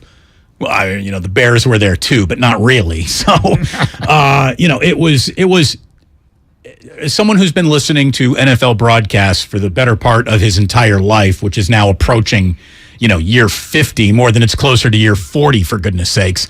That is, I think, the single most pointed bit of criticism I've ever heard offered up by a guy doing a national game for any league. On an owner. Exactly. On an owner. Players getting criticized, sure. GMs, officials, coaches. a team specifically, but an owner. That is a road that you never see guys walk down. Ever. They might as well be the commissioner, because the commissioner technically works for the owners. But yeah, what Dan Snyder threw out there was like he dropped the gauntlet. And you know what? Come for me, I'm coming for you. Oh, really? You want to play super hardball? We'll play super hardball. We'll use everything in our power to color this the way we want to color this, and it's on. So I can't wait to see where this goes. This is like the juiciest NFL story in a while, really, because you don't see owners banished. You don't see them knocked from their perch. Nobody is forced to sell, ever. Snyder bought the Washington franchise for what, like about $440 million, right? It was almost like what Lacob paid for the Warriors. It's in that neighborhood. It's probably worth $4 billion right now, right? Well, and if it's worth $4 billion conceptually on this page of Forbes, the minute you actually put it on the open market, I can promise you, Washington would go for $5.5 to $6 billion, because these are assets that no one's making more of, and there is a global interest in acquiring assets like this. I was talking about safest investment in the world. Really is. I mean, it's a huge buy-in price, but there's nowhere to go but up. And I remember when a story in Forbes came about how Jerry Jones, like if he wanted to sell the Dallas Cowboys, could probably get like $7 billion. They're north of 10, Larry. I've been told $750 million is what Schneider bought the. Washington. $750 million? Okay, so more than like double what Lacob. Okay, well, it's an NFL team at the time. Yeah. And the thing is, when Lacob bought the Warriors, he paid the most amount of money ever for an NBA team, but they were no asset with any reputation like Washington had when Daniel Snyder bought them. Well, they had a bad reputation is what they had. Exactly. And Washington, who, might have had a mascot that might have been controversial even all the way back then, but not really, because America wasn't that, politically correct about anything in the early 90s when he actually bought the team. That football franchise was, a really big deal. Now, I don't know how of a big deal it was to everyone who was growing up on the West Coast, but on the East Coast, there was no team bigger. And there was no team bigger. And they were that market's biggest team by far. And that market occupied about 3-4 different states. You know, I mean, it was exactly that whole region. Yes. That whole region they weren't Bullets fans or Terps fans or Capitals fans. Capitals fans. They may be Capitals fans now, but they were. Everybody was a Washington football team before that Redskins fan. Yeah, it was a once mighty franchise that, like, literally you can follow the bar graph. Once Daniel Snyder bought it, just a depreciation in every conceivable way, from importance, record, attendance, gate revenue. It went from number 1 to no lower than number 5 in the league in any category to dead last or second to last in every single conceivable category on this guy's watch. You said he spent $750 million, whatever it was, $770, whatever you said it was, at less than $1 billion. He can flip that sucker for $6 right now. Danny, just get out. Just get out. I mean, stadium's eroding. It's now one of the worst stadiums in the entire league. Just get out. Go sit on a beach or a yacht. Go buy 5 yachts and bungee cord them all together and spend 1 day a week on each yacht. I mean, like, do whatever you want. You got enough money to buy heaven and earth at that point. Go ahead. I mean, why would you want to be in a club that you were sure of everyone in this club hated you? Because it's an identity. But it isn't even that for him anymore. He can't even publicly identity. He can't even step in front of a microphone. He won't. He and his wife will not address the media, the public. They speak through a law firm. I know, but you know what? When you're 60-something or 70-something and you've got, billions of dollars, you're just another rich guy. When you own a team, right? You've got an identity. People care about you. You're discussed. You're relevant. So I've never done the deep psychological evaluation of billionaires and multimillionaires, but I got to think that that's a big part of it, right? Because why would you, if you had money? I mean, even Bruce Bochy. What do you think Bruce Bochy's made in his career? What do you think he's got in the bank? I mean, he's got to be north of 10, 15 million. He's got kids. He's got grandkids. He's got a Traeger. What is he? What is he? He's got everything anybody could ever want. A great barbecue and grandkids. But for him, he's a competitor. Get a beer. Yeah. No, but I mean, why would you why wouldn't you just enjoy your family? The average, what's the average life expectancy? 77, 78? If you're in your late 60s, you got a decade. If you got money in the bank, why would you want some writer asking you a bunch of questions about some middle reliever? If you're Dan Snyder, why deal with all this? If you sell, you're just down the road. Nobody cares anymore. It's one thing to be beloved.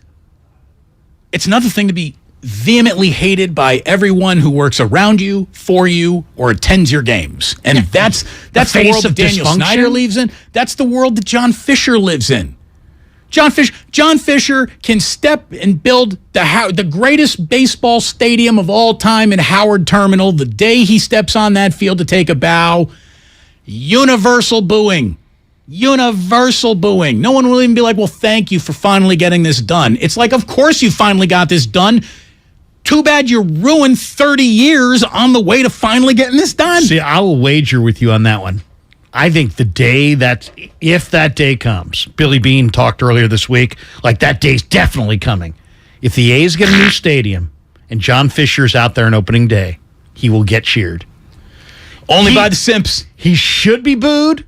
You and I will be sitting there going, what? What are you people doing? Why are you cheering a guy who basically held your franchise hostage for multiple decades while he's like single-handedly the richest owner in the market and one of the richest owners of a sports franchise in our country, and easily could have done all these things and built the stadium himself, but leaned on taxpayer dollars? But the people will be so happy. The A's fans will be so happy that they have a stadium that they'll give him the golf clap. Oh, John, thank you. Thank you. Thank you for not stripping us of our dignity to the point we're bare naked. Thank you, John. Thank you so much. Seriously, I saw him in a Warriors playoff game. I wanted to walk up to him and throw my drink in his face. Good thing that you didn't. You shouldn't even be allowed in any place that's actually having a competition. How can you even claim to appreciate competition? The amazing thing about John Fisher to me, we don't want to get into a side note on John Fisher, but he was part of the Giants ownership group. He saw the template of what Larry Baer, Peter McGowan, and the other 30 owners did to take the Giants from Candlestick to the biggest real estate deal in the history of the city of San Francisco, which is going to be basically, generational wealth for the next 5 generations of everybody connected to anybody who owns the team. And he still left the Giants, went to the A's, and basically ran it like a dollar store. So, you said you didn't want to go psychoanalyzing owners, what their motivations were. There's been a ton of psychoanalyzing, Draymond Green, and what his apology was in yesterday's press conference. And we had the sound roll in very late in yesterday's show. We didn't get too much time with it, but we'll get back into it a little bit later on, but let me just say that I've thought about it. I thought about it overnight, and to me, where Draymond, kind of got this wrong again, is that every single person in this organization who matters stepped to a microphone. This is Steph, this is Steve Kerr, this is Bob Myers, Kevon Looney, who is part of the leadership group. There's no doubt about it. And they said implicitly that Draymond Green needs to work on trust. He needs to work on rebuilding our trust. And Draymond returns from his incredibly short suspension. It didn't take him out of an actual game. Just gave him a few days off during a run-up to an NBA season is really all it did. Paid too, right? Paid vacation? Well, I don't know that. I don't know what they fined him. I don't know what they were allowed to, what the max was. So I don't know what the monetary penalty was. Is that all stays private? I don't have the numbers. I've looked for the numbers. I haven't seen them. I have called a couple people. No one's been able to get them. I'm sure it stays private. Look, I'm not in the guy's pocket. I really don't care.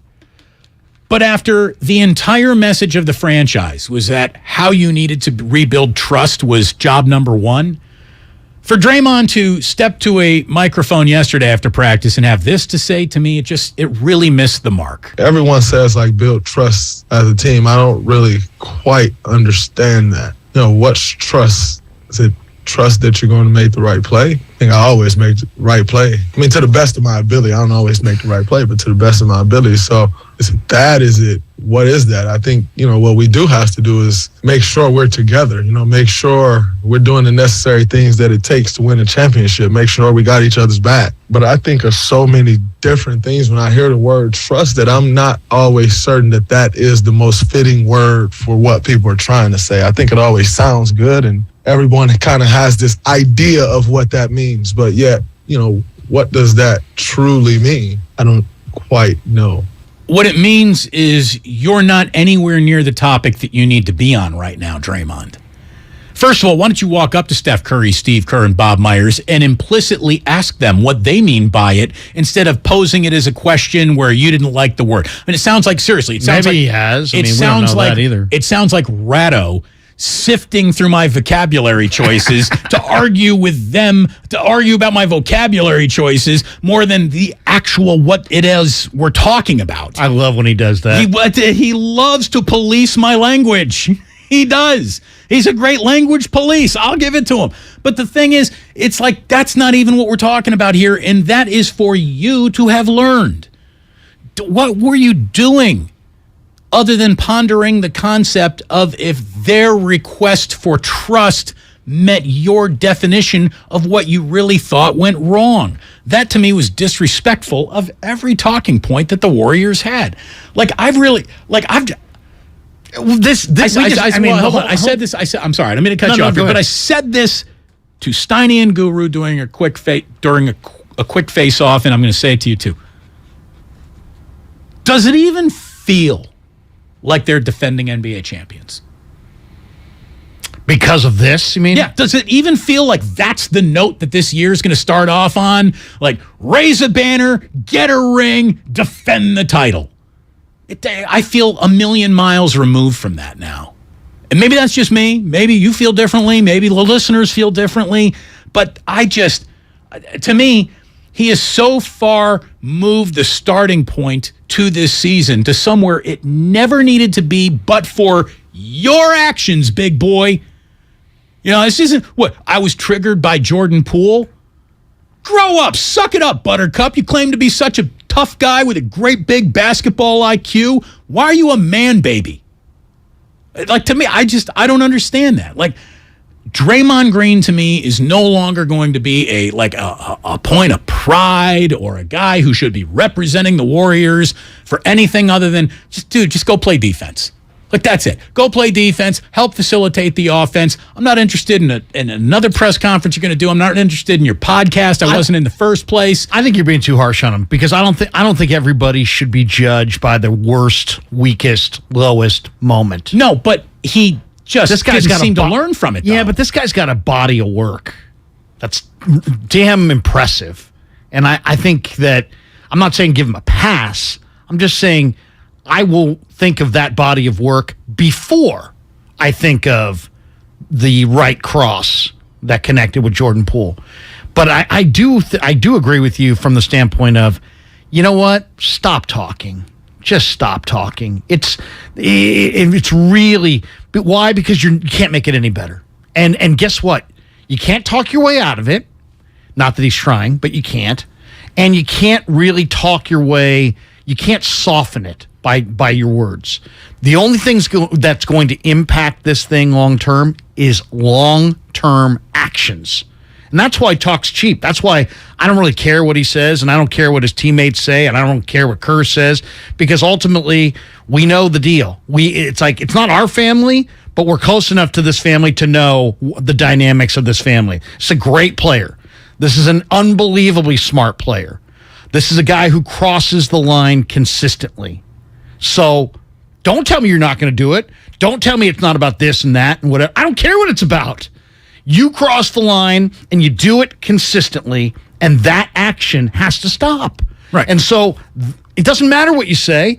All that matters is what you do. Look, you've been today, tomorrow, and going forward. He's been a great teammate, but I'm not going to crush him on who he is as a man and all that kind of stuff, because I just feel like this was obviously a bad moment for him, one that he's going to try to get beyond. It should not define him, because he's got a body of work, and his body of work's impressive. He's a great teammate who helps stuff the trophy case for sure. I would also say he is also been the premier self-saboteur that maybe this franchise has ever had. He's done an awful lot to help them win, and he sabotages them. He crosses the line. All the time. And he's done it before. The other day, we played Name That Incident. We had like 15 different apologies to sort through. I was playing it, people randomly calling in, trying to guess what apology that came from. Good. I like that. And you had people bringing up stuff that we had forgotten about. Like, oh, that was from Snapchatting his wiener. No, that was from punching Steven Adams in the groin. That was like things that we weren't even thinking of, had forgotten about, because there's such little footnotes compared to the big heaps of trouble he's brought. So I mean, if he's going to talk on topics, I'd like to hear him talk on why he consistently vaults over the line, because he's a smart guy. Yeah. You know it, I know it, we all know it. He's not a guy who's not smart. He's smart. He might be one of the smartest basketball players I've ever seen. But this I'm crossing the line at all times has to end, and I won't believe it's going to end based on anything he says. He's going to have to show me. we're talking 49ers and Falcons coming up next. We're not going to go drown the Draymond Green rabbit hole again this week, but I just thought about it a little last night, wanted to get it off my chest, and when we come on back, Niners in Atlanta, and a man who is the color commentator for the Falcons, Dave Archer, former NFL quarterback. He joins us next here. Damon and Ratto with Larry in today here on 95.7 The Game. We're brought to you by Fremont Bank, full-service banking, no compromises. Great cars and great customer experience are what define a great dealership. At BMW of Fairfield, we deliver on both counts. BMW of Fairfield is the top-rated BMW dealership in the Bay Area, according to Google reviews. We love selling the ultimate driving machines, but our success rests on the outstanding experience we provide our customers. It's a better way to buy and own a vehicle. Experience it for yourself at BMW of Fairfield. One price, one person, 1 hour. First, we decide where we want to go. Then we need to know the best way to get there. Hi, my name's Adam Barada. I'm the owner of Advantage Gold. We're the highest rated precious metals firm in the country. We teach people how to own physical gold and silver. Now, we've won the Best of TrustLink Award 4 years in a row because we educate our clients on how to buy gold and silver the right way. We don't pay celebrity spokespeople millions of dollars. We'd rather pass that value on to you. Call 800-900-8000 and speak with one of our experts. We'll send you a free gold kit along with my latest #1 national best-selling book, The Great Devaluation. Call 800-900-8000. That's 800-900-8000. Get the best information, the best process, the best service, the best value. Call Advantage Gold at 800-900-8000. Call 800-900-8000. Advantage Gold is not an investment advisor or a tax advisor. Consult with your financial advisor before investing. Do you think all premium fuels are the same? Well, your engine doesn't. Shell V-Power Nitro Plus helps keep your engine running like new because it's engineered to defend against 4 main engine threats: gunk, wear, corrosion, and friction. So next time, choose Shell's most advanced fuel ever. It's fuel for thought. In engines that continuously use Shell V-Power Nitro Plus premium gasoline.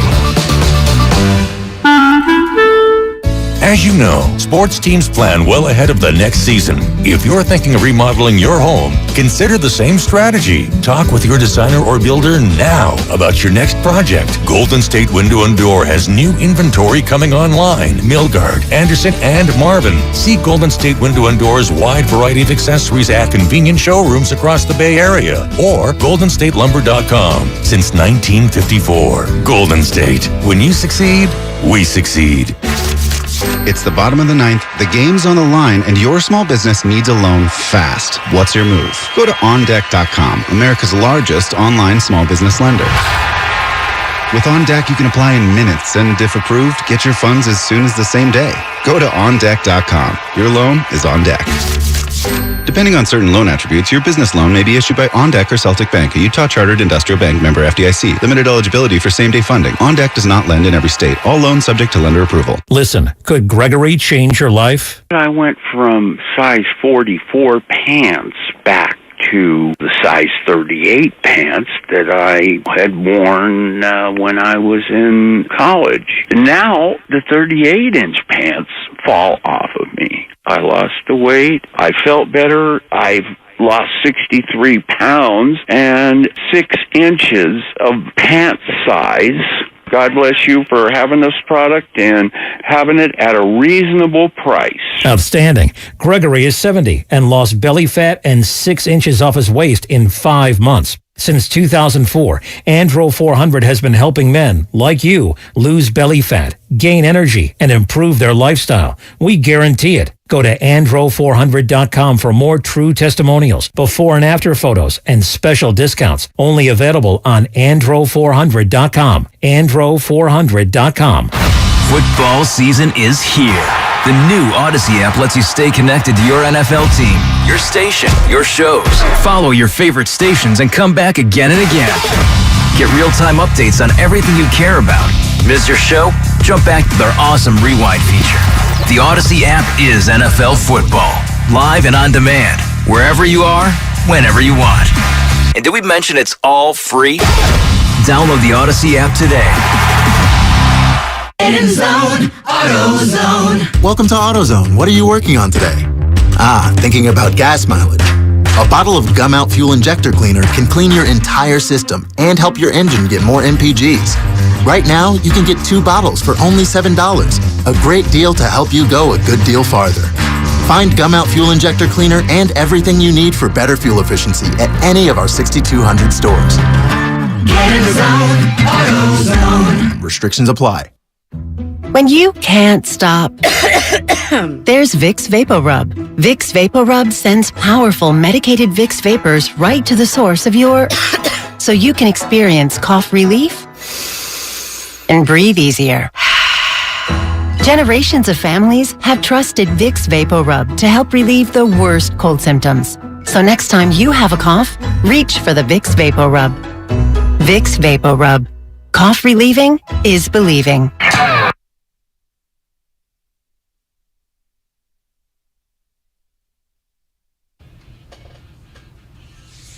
Now back to Damon and Ratto, brought to you by BMW Fairfield on 95.7 The Game. Welcome to you. It's great to have you here on a Friday. Again, we're getting closer and closer to 49ers and Falcons in Atlanta.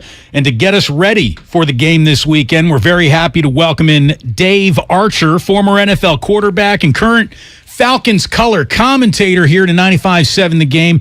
Dave, my name's Damon Bruce, and I know that you know Larry Krueger very well. He is filling in for my normal co-host, Ray Ratto, today. So thank you so much for joining us. Really appreciate it. And we were just told that, your normal broadcasting partner couldn't make it to Tampa, so you did double duty last week? Is that true?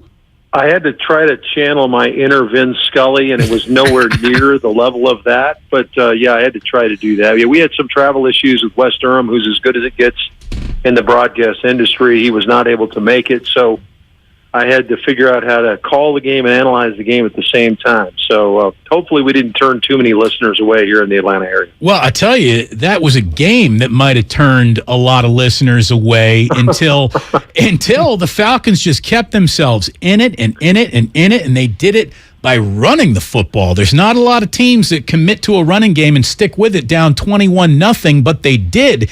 And if not for a terrible roughing against Tom Brady, who knows how that game might have ended. Yeah, I had an opportunity taken away to try to win it. Certainly there's no guarantees you go down and score, but we certainly had some momentum. The defense provided the opportunities. They had 3 consecutive 3-and-outs, which allowed Arthur to continue to run the football. We were able to begin to wear them down up front and figured out some of the things they were doing with their 8-man front, and ultimately put 2 touchdowns on the board and a 2-point conversion.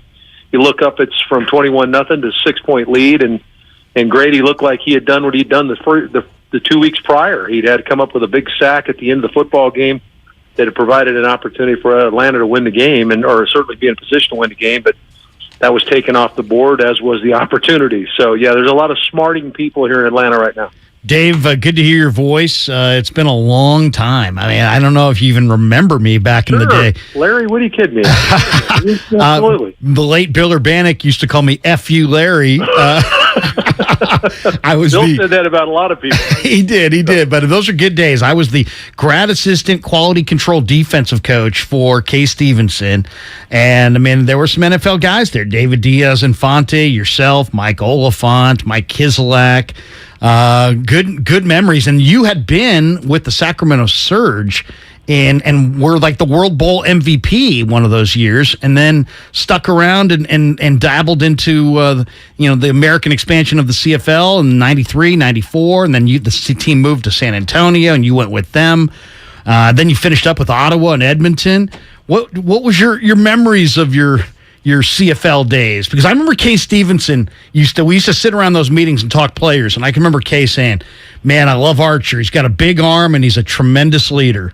What were your memories of those days? Yeah, and good to talk to you, Larry. It's fun to think back to some of that stuff. But the beauty of it was I was coming into a place where they wanted to throw it, right? And when you get in the Canadian League with just 3 downs, you've got 2 to get a first down. So you're going to get a chance to chuck the football, and I got a chance to do that. And we had some good people around me to go catch the football, and that was a lot of fun to do that. And I think it was just a bunch of guys that were looking to play the game. I remember I got a chance to play early in my career in the National Football League here in Atlanta. And then sometimes different philosophies lend a different mindset. And so I ended up being in a backup role, and I got to thinking, why did I get in the game? I got in the game to play it. And so I had an opportunity there in Canada, and we had some fun. We put some points on the board, rang up some numbers, and had a good time. No question. Kerwin Bell was your backup, and great memories. Good to hear from you. And now you've been doing the Falcons with West Durham for years. Huh? How did you fall into that gig? Now your family's always been there in Atlanta since you started with the Falcons in the 80s? Yeah, had a chance to stay here, bought a home here in Atlanta. I did play in some other cities, as you just talked about, certainly some in Canada as well, but always kept my home here in Atlanta. And when I got an opportunity to get back into broadcasting, started at the college level, started doing some college games here in the South, the SEC and the ACC, and then had an opportunity to audition about 19 years ago or 20 years ago for the Falcon gig, and evidently they liked the way it sounded, and fortunately I've been able to fool them for the last 20 years, and I've been able to stick around. So, yeah, it's been fun. Dave, you're a good man, and let's talk a little bit about the Falcon team that you're watching this year.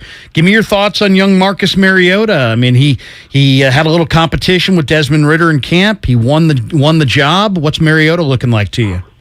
Yeah, it's been fun to watch. He's a good dude, first of all. He's a good person, good man, good teammate. But that's got to translate to the field, right? You got to put some performances together. He had some good early performances in Tennessee. In fact, his second year in Tennessee, he was solid. He came out as one of the top picks of the draft, and he played that way in his second year, and then got a little bit winged, and then maybe lost some of his confidence, and ultimately Tannehill took his gig, and then he's been the backup of the Raiders 2 years previous to coming here, and so not a lot of game tape on him, not a lot of play time the last couple of years, and maybe just kind of getting his mind right. Well, he came in here and really did a nice job in camp. He's been a really good leader for the team. He's got a really good feel for what Arthur wants to do because he did play under Arthur Smith in Tennessee, so he has an opportunity and an idea of what he wants to do from the run game standpoint. He's a big part of the run game. The 49ers will have to defend against him as much as they'll have to defend against Tyler Algier and Caleb Huntley, the two guys that'll be the featured runners in the game Sunday. Mariota's a problem when you come out the backside, and he's a guy that creates some of those running lanes because you are having to stay wide defensively to make sure you defend against bootleg and or quarterback keep.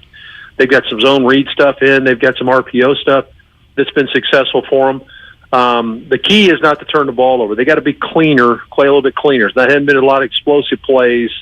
Missing Kyle Pitts last week was a problem. Cordero Patterson's been out for the last couple of weeks, and he will be out for the next couple of weeks with a little bit of a knee thing. So they're leaning on some young dudes, and Mariota is a big part of them having a chance to win. And he's played some winning football for them so far. Dave Archer joining us here on 95.7 The Game, color commentator, part-time play-by-play guy for the for the Atlanta Falcons. Nice enough to join us. So, I mean, as I'm trying to handicap the Falcons, because, look, I honestly don't pay as close attention to them as I do other out-of-market teams, and I really only look at them in the vacuum of how the Niners go about dealing with them. And I would say that Atlanta, and you tell me if this is I'm taking one walk around the car here and telling you what I think it's worth. They're rebuilding with oomph. Is that a good way to say it? That they're not a fully formed team. They got their blind spots. They're not who they want to be defensively. They don't throw the ball the way they want to, but they control the line of scrimmage. And for a team that really shouldn't even have an identity, they definitely do have one. It's a rebuild, but with some oomph. Yeah, I think that's accurate. I think that it began with the mentality of shifting gears from being a finesse team, throwing the football, kind of playing defense that way too, not really rushing the passer that well, but maybe running to the football and getting guys on the ground. But that finesse part of it with Matt Ryan here, throwing the ball over the yard, has changed. And that mentality has changed to a little bit more of a roughneck scenario where you're going to get after people physically, both on the offensive and defensive side. You're willing to hit people. You're going to play for 4 quarters. All that never say die mentality. That was a shift of gears. That's not what this team has been over the years that Ryan was here. They were much more built on making big plays and kind of the splash stuff. This has been a little bit more nuts and bolts, a little bit more brick and mortar attached to this one, and it is still building. They don't have all the pieces here. Offensive line still a little bit of a makeshift operation up front. Is Mariota the answer, or are they going to have to put Ritter in at some point, or is there another quarterback in their future? That's still in the offing as well. Drake London's a nice piece. The kid they drafted at USC has been very good here in the first 5 weeks of the season. Kyle Pitts had 1,000 yards last year, the big tight end. He's a little banged up right now. I'm not sure he goes on Sunday. But they've got some pieces, but it's, again, like you said, you're putting the puzzle together, and it's not quite there. And they've got some chip-on-the-shoulder type guys that, for whatever reason, it didn't work out in their previous stop, whether it's Lorenzo Carter, who was the number 1 pick for the Giants, or Rashaan Evans, who was the number 1 pick for Tennessee at linebacker. Those guys are here. They're young guys at 26 years old, but were they a reach in the draft, or do they have something left to prove? And they're hoping that it's the latter. And to a certain extent, that's been the case so far. That's the mentality they're playing with. The game of musical chairs that the 49ers have gone through at quarterback was dominating all headlines out here. Now the music has ended. It's Jimmy Garoppolo. For whatever reason, he's played very, very well as a former NFL quarterback. I'd love your opinion about the Niners' current NFL quarterback, Jimmy Garoppolo, a man they just cannot get away from. And for very good reason this year. He's been good for them so far. And this is a little bit of a return to Atlanta for Kyle Shanahan. What do you think of him as a play caller? Yeah, I think we got a lot of respect for Kyle, obviously, here. Save a few moments late in Super Bowl 51. I thought he was pretty good throughout his tenure here. And certainly we had one of the best offenses in the league with Ryan and a couple of young running backs and a dynamic set of receivers. And so he had a lot of pieces to play with. Maybe more pieces than he has necessarily to play with in San Francisco, but certainly Kittle is a guy that everybody would like to have on their team, and Deebo Samuel's another guy you'd like to have, and they create flexibility in what you can do from a play call standpoint. It all starts with his group up front. I think he's kind of mixed and matched with his offensive line, and sometimes the quarterback draws the ire of the fan, and maybe there's a few other pieces that aren't quite in place where he's trying to cover up some of those things. I think Jimmy's been pretty good. You don't just happenstance your way to a Super Bowl, and I know they have a really good defense and there's guys around him and stuff, but he had to make a lot of plays to make that happen a few years ago. The thing I think he's continuing to grow with is to try to take care of the ball. That's really been his bugaboo is kind of that weird turnover late in a football game. He seems to have begun to try to figure that out. I think all quarterbacks go through something like that. Marcus Mariota is going through some of that here, to not turn the ball over late in a football game that puts you in a bad spot. We've had a couple of those. We've survived a couple, and we've lost because one. So that's all part of what playing quarterback is all about, is can you make sure that you make the guys around you better, but don't cost your team a game late in a football game. That's a fine line to walk. Are you trying to win it, or are you trying not to lose it? And so a lot of times those can create the opportunity to make a mistake. So Jimmy's played pretty clean from what I can tell, and the little tape that I've watched of the Niners. They're just a rough physical group, and the game within the game is, can we move it offensively against them and make sure that we're not on the field defensively for 35 or 40 minutes of the game, because if we are, then San Francisco grinds you into dust. Dave, let's flip the card and talk a little bit about the defense. Dean Pease is the coordinator. He's been around forever. They got Big Grady Jarrett up front. I like what I'm seeing out of Taquan Graham, the kid from Texas. And Pease is very multiple with his blitz packages. He'll definitely throw in some wrinkles that confuse you. And And A.J. Terrell on the back end is a pretty damn good corner, and I think he travels, from side to side with, he's matched up on Mike Evans most of the time last week. What can you tell us about the Falcons on the defense? Give us your impressions. You're watching them every week. Yeah, I think they're a scrappy group. I think that you're exactly right. Your assessment of what Dean's trying to do. He's trying to find pass rush. They drafted 2 kids. Arnold Ebiketie out of Penn State has shown some flashes, his ability to get to the passer. He had a pretty good year his senior year at Penn State after transferring in from Temple. I think he had right around 9.5, 10 sacks there. They drafted a young kid that's pretty interesting, in D'Angelo Malone, who was out of Western Kentucky, who just racked up the sack after sack. I think he had 34 career sacks as a hilltopper, but he has yet to get to the quarterback yet, but he's got great speed and bend off of the edge. But still, again, like we talked about before, it's a developing process that they're trying to get. They'll play as many as 5 linebackers on the field at the same time. Their draft pick out of Montana State, Troy Anderson, ran 4.4 at the combine, big kid, about 240 pounds, can run and hit.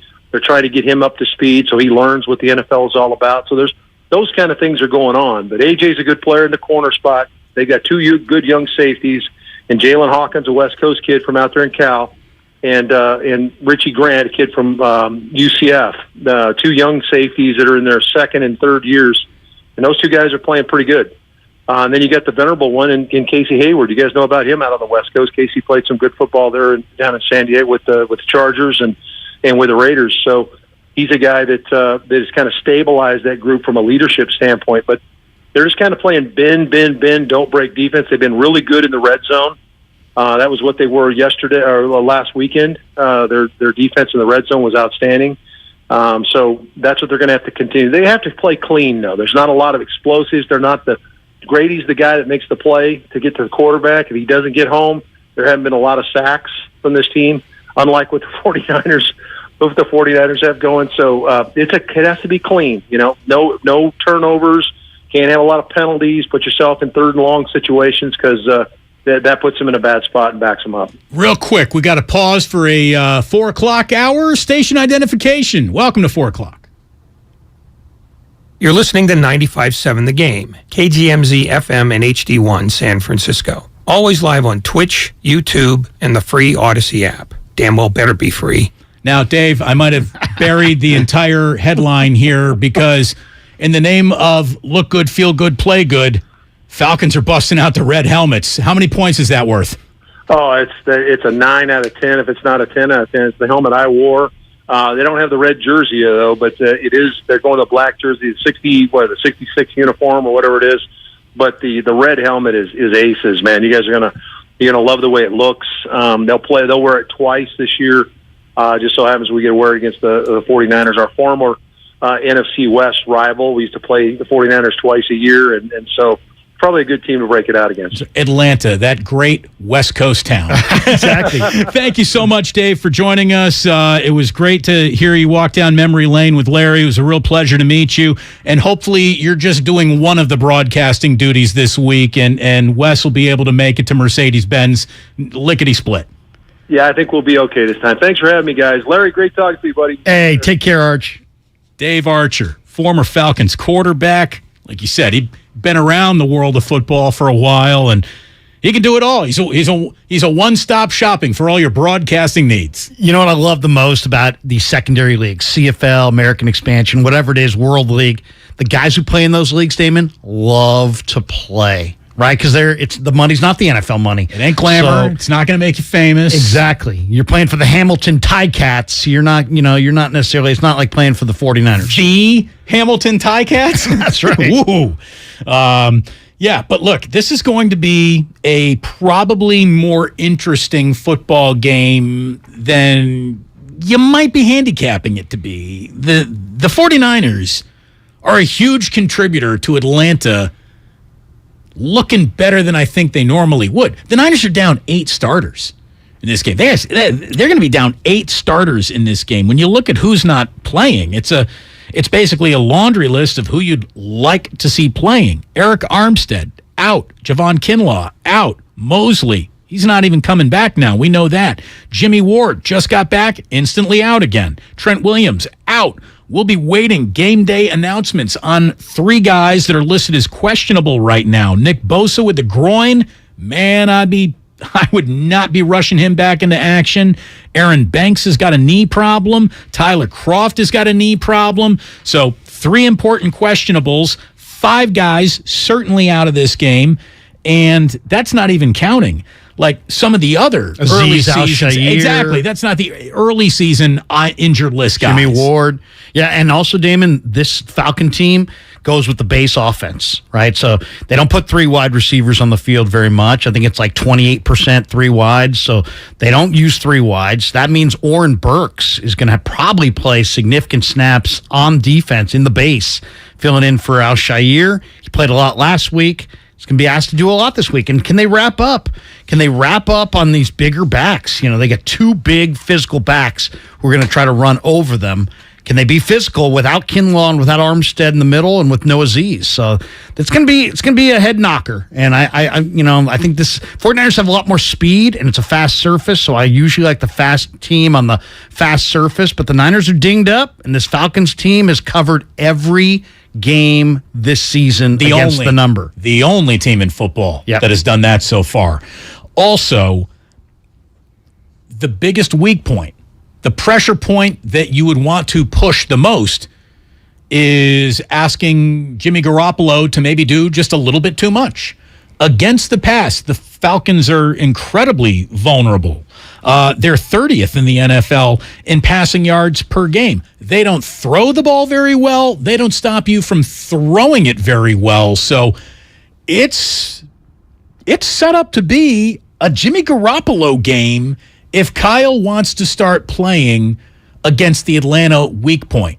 If he wants to get bullish about matching Atlanta's running game with his running prowess, yeah, this is slobber knocker. This is both teams putting 8-9 guys in the box and just daring the other team to throw, and then the other team didn't take that dare.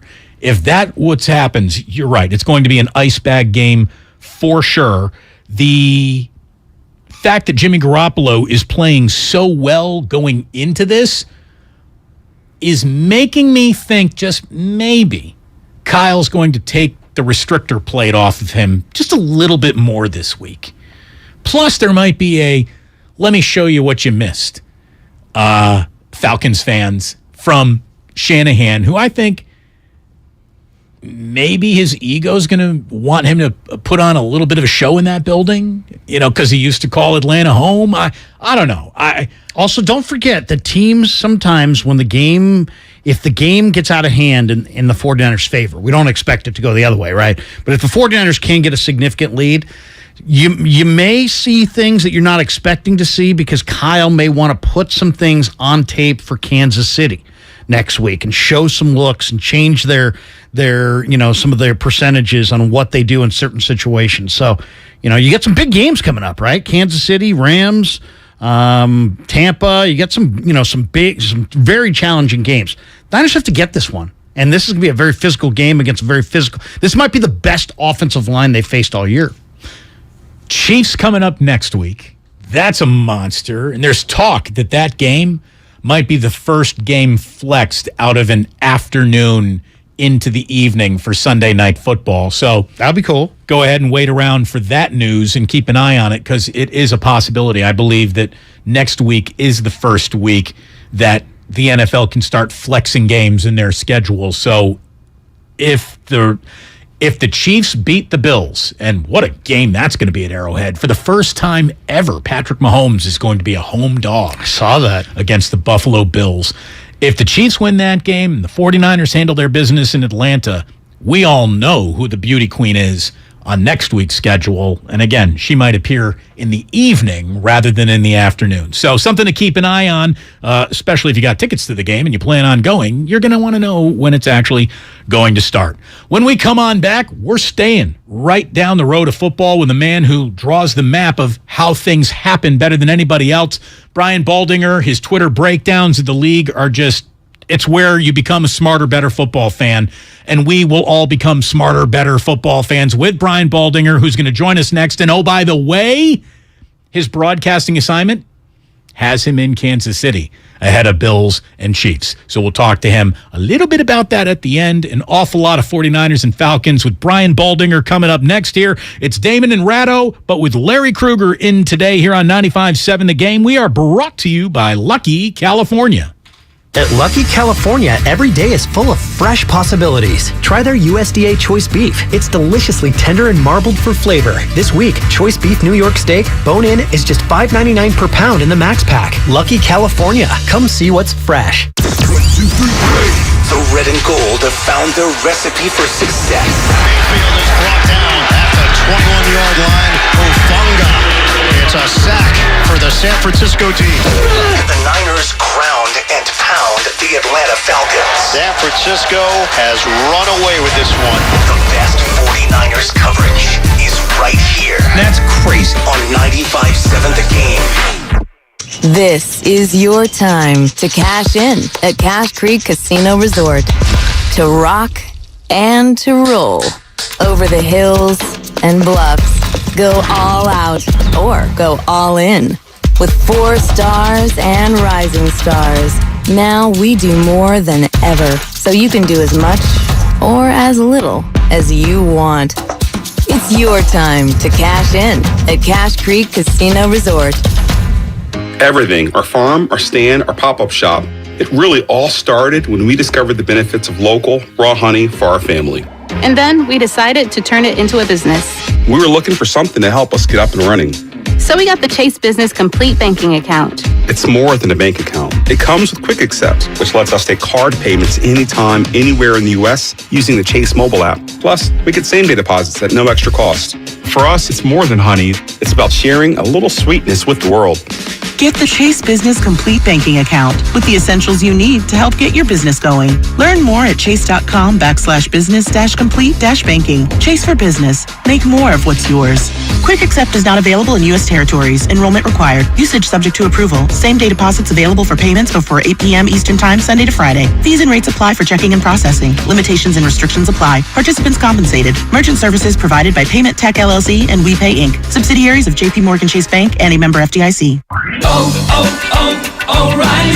O'Reilly Auto Parts specializes in keeping your car on the road. Not sure how much life is left in your battery? Our professional parts people will test it for free.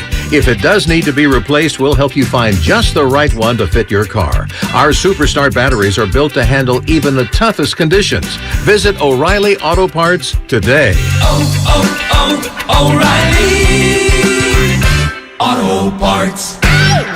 California, you deserve more. And with United Healthcare, you'll get more. Annual enrollment is October 15th through December 7th. So call United Healthcare today. With the United Healthcare Medicare Advantage Plan, you get more from your Medicare dollar, now including better than ever dental, vision, over-the-counter, and prescription drug coverage. Call United Healthcare at 1-888-CALL-UHC today and speak with a licensed sales agent. Benefits, features, and/or devices vary by plan and area. Limitations and exclusions apply.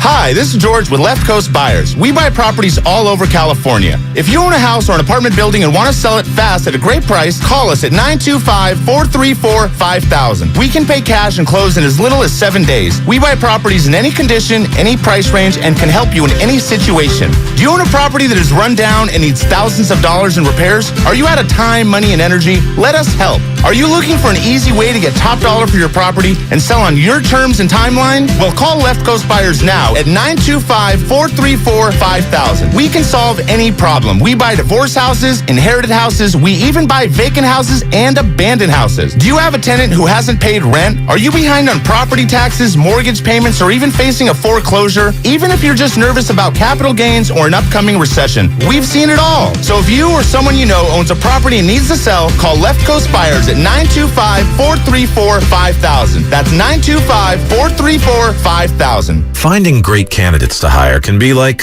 well, trying to find a needle in a haystack, but not with ZipRecruiter. Its powerful technology actively finds and invites qualified candidates to apply to your job. So while other companies might deliver a lot of hay, ZipRecruiter finds you the needle in the haystack. See why 4 out of 5 employers who post a job on ZipRecruiter get a quality candidate within the first day. Try ZipRecruiter for free at ZipRecruiter.com/free. That's ZipRecruiter.com/free. When people have a craving to explore new and traditional Asian cuisines, they head to P.F. Chang's, where scratch-made dishes come from the 2,000-year-old tradition of wok cooking. P.F. Chang's wanted to explore new possibilities for their website. They turned to AmericanEagle.com. AmericanEagle.com re-architected P.F. Chang's website, integrating multiple third-party systems to create a unified digital experience. The results? Improved page speed and performance, personalized content based on users' location, intuitive online ordering, an increase in organic search visibility, and a 40% increase in new users. For scratch-made Asian cuisine, visit your local P.F. Chang's or go to pfchangs.com for website design, development, digital marketing, and hosting that produce efficiency, revenue, and results. Visit AmericanEagle.com. P.F. Chang's and AmericanEagle.com. Another example of the best businesses in the world, turning to the best in the business for websites. Go to AmericanEagle.com or call 877-WEB-NOW1. That's 877-WEB-NOW1. In Daly City, overnight overcast, lows mid-50s. Weather brought to you by one thing. Improve your gas mileage by properly inflating tires and taking your car in for a tune-up. Join Odyssey, and together, each of us doing one thing makes a greener tomorrow.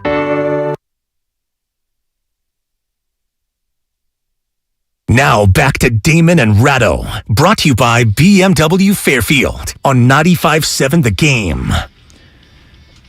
So no Ratto today. We got Larry Krueger in this afternoon, and boy, we're always happy to welcome back the one and only Brian Baldinger to join us here, the man who makes football fans smarter on Twitter and on the radio as well. Baldy, how are you, pal? It's good to see you, and you're even joining us on the Zoom. This is special. Yeah, how about that? I mean, it's technology here, Damon. Larry, it's good to see you guys. Good to see you. Good to be with you. It's Football Friday. I'm here at home in New Jersey right now. I'm heading to Kansas City in the morning.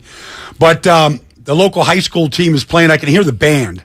There must be a 7:30 kickoff. I can hear the band like inside my house here, man. It's Friday Night Lights. It's fun. I love a high school band. I got a high school band that I can hear from my backyard, and I love the sound of football in the distance. I love the smell of napalm in the morning. I really, I do. Baldy, you are heading to, the prettiest girl in the room is that Buffalo Kansas City game, and we'll get there. But obviously, we want to have you on to talk about the 49ers in Atlanta. And if styles make fights, you're talking about two of the most run on first, second, and third down football teams there are in the NFL right now. It's interesting because, last week, obviously everybody saw the roughing the passer penalty by Grady Jarrett on Tom Brady with just under 4 minutes to go that would have gotten the Falcons off the field. But, they were down 21-0 in that game, and they came back in the game basically running the ball.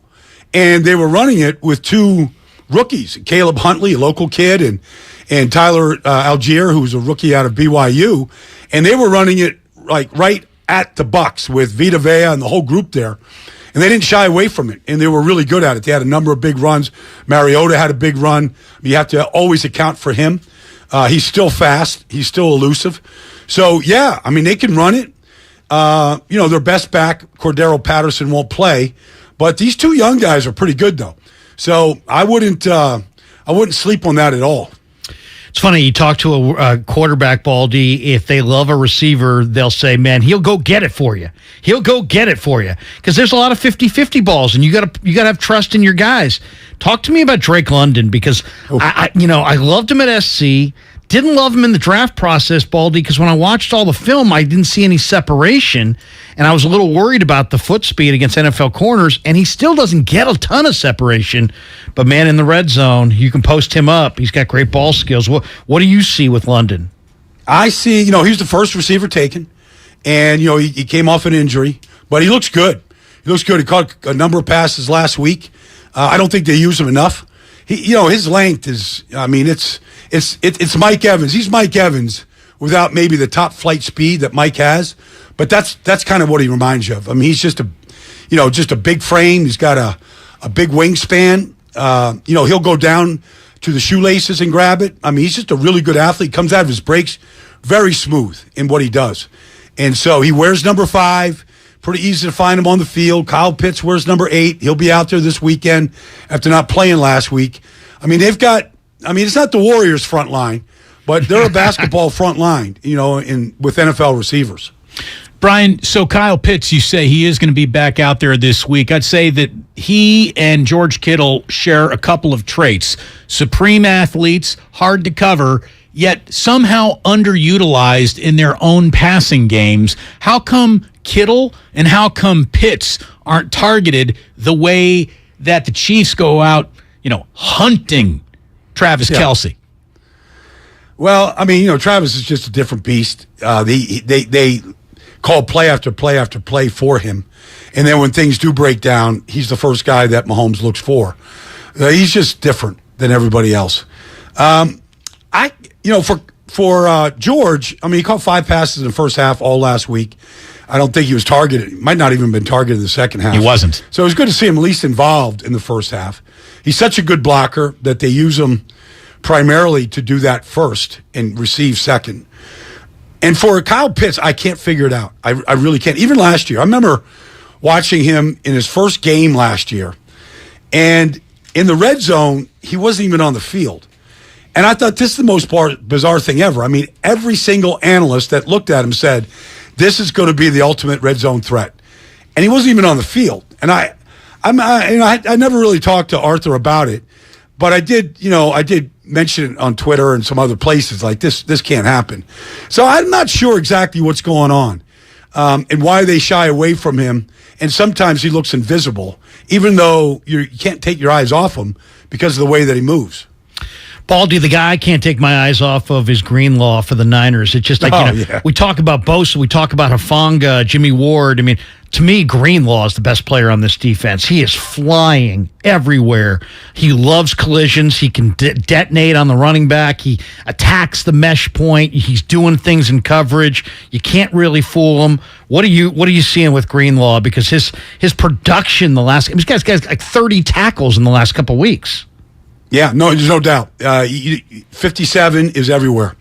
But he also embodies just the way this whole defense is playing. I mean, you could go and look at all the stats, and they're number one in every category, just about.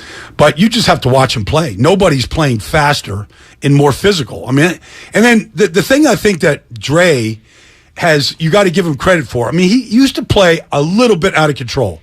He'd be a little late to the party. He'd get the flag thrown. He was, that kind of stuff. And Bad flag in Chicago. Bad flag in Chicago. Yeah. Okay. But that was, I don't see, you're right, but that used to be pretty weakly with him a year ago. I don't see that from him now. I feel like he's playing as fast as ever, seeing things lickety split, but he's not out of control. And so there's a little bit of a fine line there, especially for linebackers, because they want to hit everything that moves. But, everybody's got their flag, in their hands here in this league, so you don't need that coming out. But I'm with you. I think this group plays literally, I mean, that kind of sounds silly, downhill. Where else are you going to go to make a tackle? But they do come after you. The three of them, Freddie and Hufanga and Dre. And when they come after you, they don't miss. You know what I think, Baldy, might be one of the best attributes the 49ers defense has showed us early going here as a parade of roughing the passer flags have come out. As aggressive a defense getting to the quarterback as you're going to find has not drawn many of them. I mean, they really haven't. For a team that gets after the quarterback, they do it within the frame of a rule book, which obviously is up for interpretation by the play. What do you think of the latest round of roughing the passer epidemic that we went through in week 5? And how do you think the 49ers have yet to join this conversation, considering they're so aggressive? Well, I mean, I think it was a complete overreaction last week, whether it was Grady Jarrett or whether it was Chris Jones or even, what Sauce Gardner did, on the opening play against Teddy Bridgewater. I mean, I just think it was a complete overreaction. The rules are in place for what they can do. I've seen, and to the players' credit, and 49ers and Aaron Donald, some of these guys that get to the quarterback, I mean, they've adjusted the way they hit quarterbacks. And that's what kind of bothered me about the Grady Jarrett tackle, is that what's happening now, Bosa does this, Aaron Donald does this, they get to the quarterback, they take him down, but they throw him across their body. So that literally their body isn't the first thing, the quarterback's body is the first thing that hits the ground. They roll them over on the ground over themselves. It's like what you would do to your brother when you're, at summer camp. Like you would, you wouldn't exactly throw him into the Buick. You might just kind of roll him down on the ground, roll him over you. I feel like players have adjusted. They're adjusted. I think there's a way to do it. I think there's a way to, like I saw Max Crosby, hit Patrick Mahomes the other night. I thought I was watching the Pro Bowl. Like he just wrapped him up and whistle blew and they let him go. And I thought that's why they stopped the Pro Bowl, because that's how people were tackling. Like we can't have that. We got to take these guys to the ground. There's too good of athletes that will escape you if you do that. So I feel like the 49ers have been coached to understand the rules. You can't go below the knee. You got to stay off the head. Don't leave at the crown of your helmet. I just feel like they have watched a lot of film. I'm just guessing. I don't know that for a fact. I bet you they've watched a lot of film, a lot of hits have been flagged, and they've learned from it. Because you're right, they're not guilty of those infractions, but I think there's a reason why. Yeah, you can see it. You can absolutely see it. They're thinking about not just getting to the quarterback. It's not a singular mindset. It's a get to the quarterback and don't draw the penalty. The guy that's really amazing to me when I watch him, the way he can contort his body at 250 is Samson Ebukam. Ebukam literally gets parallel to the line to the ground, and he's just a freaky athlete. When you watch Atlanta and Jake Matthews at left tackle and their right tackle is the UW Husky Caleb McGarry, how do you see them standing up? Even if Bosa can't go, let's say, how do you see them standing up against the Niner edge rushers? It's not a great matchup for the Falcons. It just isn't, because what you're describing, Drake Jackson has a lot of it too, is these guys that can their ankles just bend. They're just flexible. Not everybody can do it. I mean, they can literally turn a corner at a 45-degree angle and not face plant. Not every athlete can do it. In fact, some are just really stiff, and that's kind of what I think the two tackles for Atlanta. They're big. Both of them are 6'6", 6'7". They're both big, but I don't think they bend particularly well. And that will be a problem for them when they get guys that can really turn the corner, like a European sports car. When they turn it like that, it gives them problems. And what they have to concern themselves with and not being in a position where it looks like they're taking them to the ground. And that's when the flag could come out on offensive tackles. If he were a European sports car, he wouldn't be a European sports car. He'd be a truck. Brian Braldinger joining us here on 95.7 The Game. So, look, maybe the most interesting thing that happened on Thursday Night Football last night was Al Michaels, taking a shot. Daniel Snyder right in his crosshairs. And it feels like, Al has always had a wider berth than most broadcasters since he's the top of the food chain. But for him to levy the concept of, they don't even really want to vote Daniel Snyder out. They would just like him to sell. It feels like somebody said, Al, you go ahead and you make sure you put that on the broadcast. Do you think there is a slow-moving coup against the Washington Commanders owner? Well, I think they've been going after him for a long time, Damon. What Al did last night, we've never heard a broadcaster do before. About anything in the league. Normally, that's a pretty strong statement that Al made last night, as you referenced. But I feel like this has been going on and on and on. And, Dan Snyder has dug his heels in. And he fought getting the name changed. He's fought, his role with the team. And I don't think this is his lifetime dream. He grew up a Washington fan, watching it with his family. And I don't think that he's going to be pressured into selling. But if they keep coming after him the way they keep coming after him, I don't know that he's going to have a choice. You're going to be doing Buffalo and Kansas City, and I know you're probably partial to Kansas City, but I like Kansas City in this game. I just like the way I just love watching Andy Reid call plays. I just feel like when they need to show up, they do. This is a game they need to show up. But I wanted to ask you specifically about the two quarterbacks. You got Mahomes and you got Allen. If you were building your team, do you see one as better than the other? Are they 1 and 1A? How would you compare the two? Well, I'm a little partial. I think I did Patrick Mahomes' first start at Texas Tech. I was doing Big 12 games back then. I spent a lot of time in Lubbock back in those days. He's my favorite player in the league. I think he's the best player in the league. There's nothing not to absolutely love about Josh Allen. what he did to Pittsburgh last week, I've never seen it. I've never seen an opposing quarterback ever do to Pittsburgh. Like, he just rifled them, making Pittsburgh look like the JV in that game, and that's hard to do to that franchise. But I would take Patrick Mahomes over every player in the league at any position. He's just the best player. Like, nobody. But to their franchise's credits, I think Josh Allen is the perfect fit in Buffalo. He understands the fan base, the city, what they're chasing, the history, and Kansas City is just embraced Mahomes. He's done the same. Like, they're just webbed in the fabric of their communities, and they just know how to act. They don't have to try. They're just perfect fits for what they do. Full slab of baby backs or the pulled pork? What's your first round draft pick? Well, here's the thing, Damon, is I'm getting there early. I'm getting there early. I know that. You want to see Mahomes in the field, like he's down there talking to the trainers and all the equipment people 4 hours before kickoff. You want to say hello to them, you got to get there. But, the tailgaters are there 6 hours before. And I just got to know these tailgaters over the years. So I just go up to them and what's on the grill? Like, I'm sampling. I'm sampling the whole time. Like, nice. I don't have to go to a restaurant. I'm just going to the parking lot. And I'm just going to, just sort of welcome myself. That's the way to do it. And Seriously, I'm sure you're going to be, how cool is it? We're having a tailgate, and here comes Brian Baldinger. What I think we need is a Baldy breakdown on some grilling techniques. Oh, there's no doubt. I mean, some people like the rub. Some people have their sauce. Some people do things differently to the brisket. I mean, there's a lot to break down when it comes to barbecue. Baldy, you are the man, and you're the man to do it. Thank you so very much for joining us. Have a safe trip, brother. See you, Larry. All right, Damon. Enjoy the game this weekend. Thank you so much. One of the best. Good dude. That's the guy right there, Brian Baldinger. Thank you so much for joining us, Brian. Somebody here, Red Eye, on the YouTube chat page says, the new sack method is grabbing a quarterback by the waist.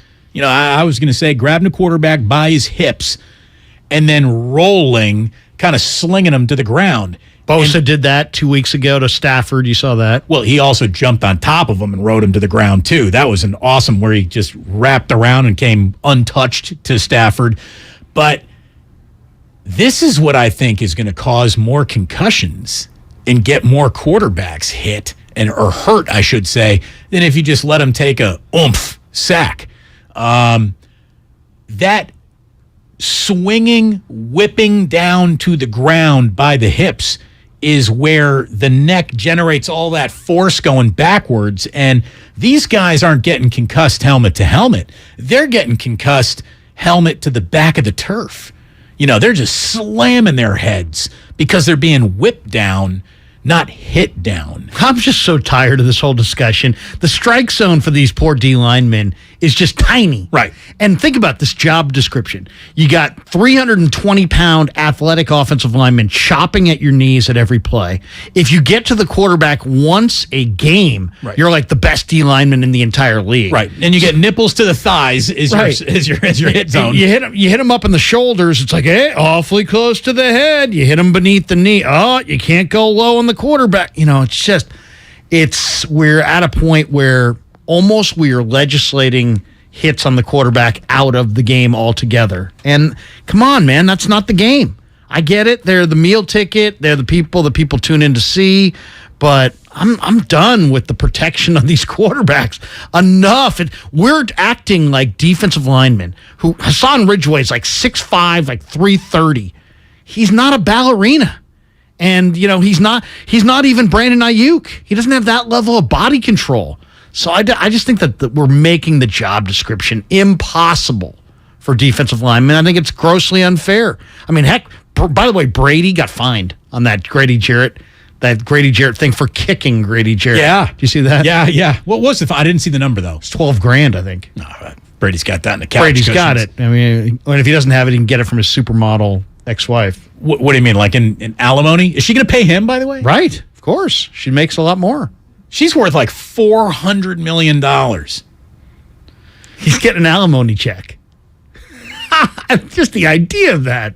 I don't know if it works. I don't know if it works in Florida like that, or if he's still. I don't know, but some goes to DeSantis. Maybe I don't know.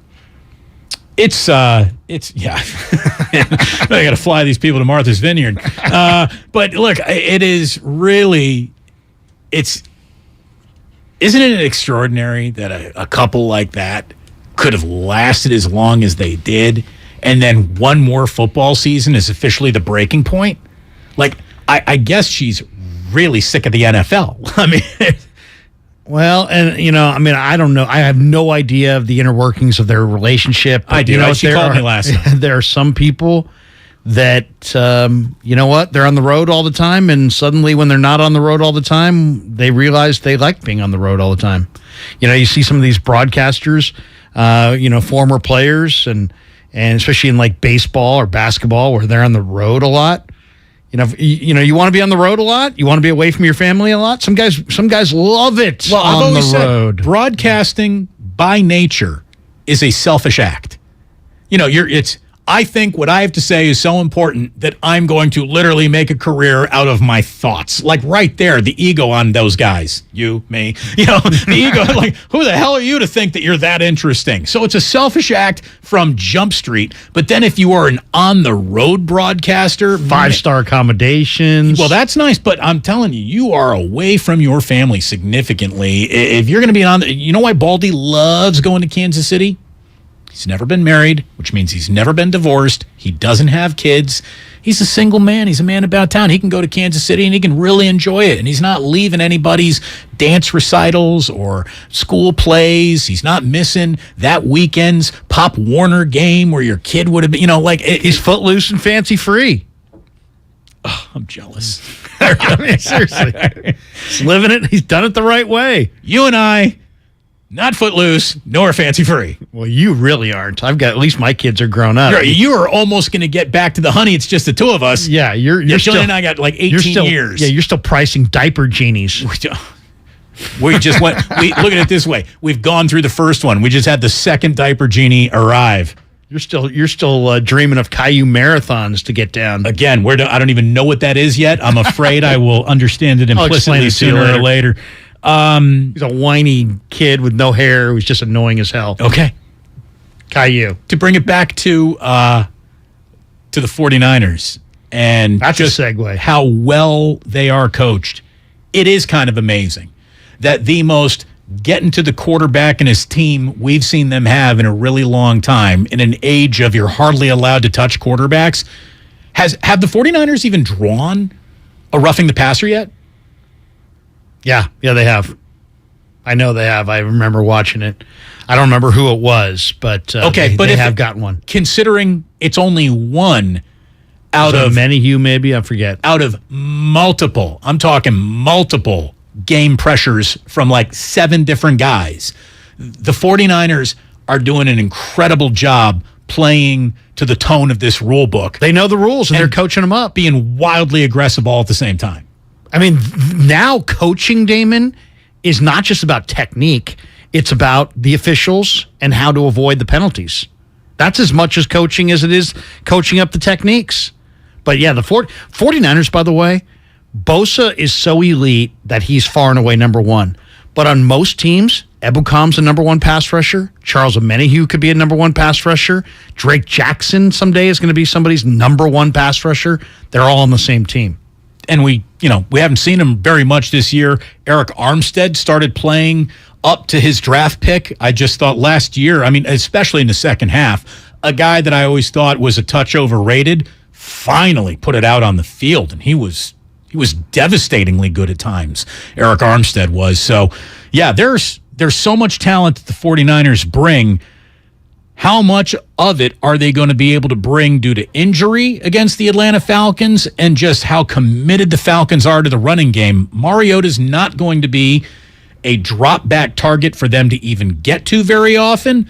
And then when he's back there, he's mobile. So you're not hitting a stationary target. You've got fewer reps at a mobile target just based on the way Atlanta plays. They do not throw the ball very often. So that is going to take away one of the biggest strengths of this defense. And Baldy said Pitts was going to go, but from what I had heard, Pitts wasn't going to go. So maybe we need to look into that. That's a big one. It is big. Kyle Pitts is kind of like a jumbo wide receiver playing tight end. I mean, if he's going, you must account for Kyle Pitts. I mean, he'll bust you down the seam, and if they can get him isolated on a linebacker, heck, the Niner linebackers probably could run with Pitts, but most of the time that's advantage Pitts. See here, Xfinity mobile text line, Larry. What about Coco Melon? Do you know Coco Melon? No. Coco Melon is a nursery rhyme childhood sing-song show that was put on earth by Satan himself. Oh, really? I mean, Satan's snake-forked deviled tongue is Coco Melon. It's the most annoying I say most annoying. I mean, there was Teletubbies. No, this is worse. This is worse because Barney? Remember Barney? It's saturated in just like whiteness. Teletubbies is like, foreign invaders going to take over our planet. I mean, Teletubbies scared the hell out of me. Teletubbies scared the hell out of like the religious South. Remember when you were the purple one's gay? I'm like, what? What? Great. That's all we need. I had no idea. Let's leave the purple Teletubby alone. Seriously. Anyway, we got to talk Caillou Marathon. Seriously. During the commercial break, or should we torture the audience? And I'm going to make sure I recommend my favorite Chinese place in the city for you. And we'll even maybe let Larry drop that on the air before it's all said and done. We need to make sure she's still open because it's been a weird couple of years. We do have room for it because we will have a food report. Nice. We are going to fade the public this Friday, so don't you miss that. And we are coming back with what is nothing short of the longest commercial-free segment of your entire afternoon. So come on back with us here. It's Damon and Ratto with Larry Krueger in this Friday afternoon. It is fantastic to have him here, and we got more coming up on 95.7 The Game, brought to you by Fremont Bank. Full service banking, no compromises. Dr. Trudy Fleer here with the 5G Home Recovery Podcast. Let's discuss a very real existential threat to internet speed. It's a big one. Ready? T-Mobile Home Internet. It lags. Ugh. Now, what is lag? Lag is a delay in data being transmitted across the internet. For example, you're hitting that hot drop, the parachute cuts out, you've got an unsuspecting bot in your sights, and lag! You were actually eliminated 10 seconds ago. Nobody deserves that. So stop letting T-Mobile Home Internet ruin everything and switch to Xfinity. Learn more at xfinity.com/TMOFax. Get an amazing value on Xfinity Internet with unlimited data included. Switch for $55 a month for 2 full years with no annual contract required and no equipment fees for 24 months. Go to xfinity.com/TMOFax, call 1-800-XFINITY, or visit a store to learn more. Requires paperless billing and autopay. Ends 10/17/22. Restrictions apply. New fast internet and XFi Complete customers only. XFi Gateway required. Taxes and fees extra and subject to change. After 24 months, regular rates apply to all services and devices.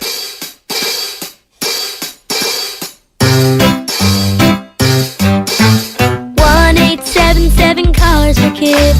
KARS Cars for Kids. 1-877 Cars for Kids. Donate your car today. 1-877 Cars for Kids. KARS Cars for Kids. 1-877 Cars for Kids. Donate your car today. Donate your car today at carsforkids.org. Your car, running or not, can be picked up as soon as the next day. No title, no problem. Call 877-CARS-FOR-KIDS or go online at carsforkids.org to donate today. 1-877 Cars for Kids. KARS Cars for Kids. 1-877 Cars for Kids. Donate your car today. Now accepting donations of land, homes, buildings, or any kind of real estate. If you own a business, this has been a bumpy ride. From pandemic to inflation, I'm sure you could use a break. If your business has 5 or more employees and survived COVID, you may be eligible to receive a payroll tax refund of up to $26,000 per employee. The challenge is getting your hands on it. Hi, I'm Howard Mackler, and that's why I founded GetRefunds.com to cut through the red tape and get you the money. The team of tax attorneys we have put together are highly trained in this little-known payroll tax refund program. We do all the work, charge not a dime up front, and simply share a percentage of the cash that we get for you. Businesses of all types can qualify, including those that took PPP, nonprofits, and even those that had increases in sales. We have helped return over $1 billion to businesses, and we can help you too. Just go to GetRefunds.com, click on Qualify Me, and answer a few questions. This payroll tax refund is only available for a limited period of time. Don't lose out on up to $26,000 per employee. Go to GetRefunds.com. That's GetRefunds.com. Your most valuable asset is your time. So why should buying a car eat up your whole day? At BMW of Fairfield, we value your time as much as you do. So once you've decided on your next car and how you want to buy it, we'll have you behind the wheel of your ultimate driving machine and on your way home within 1 hour. There is a better way.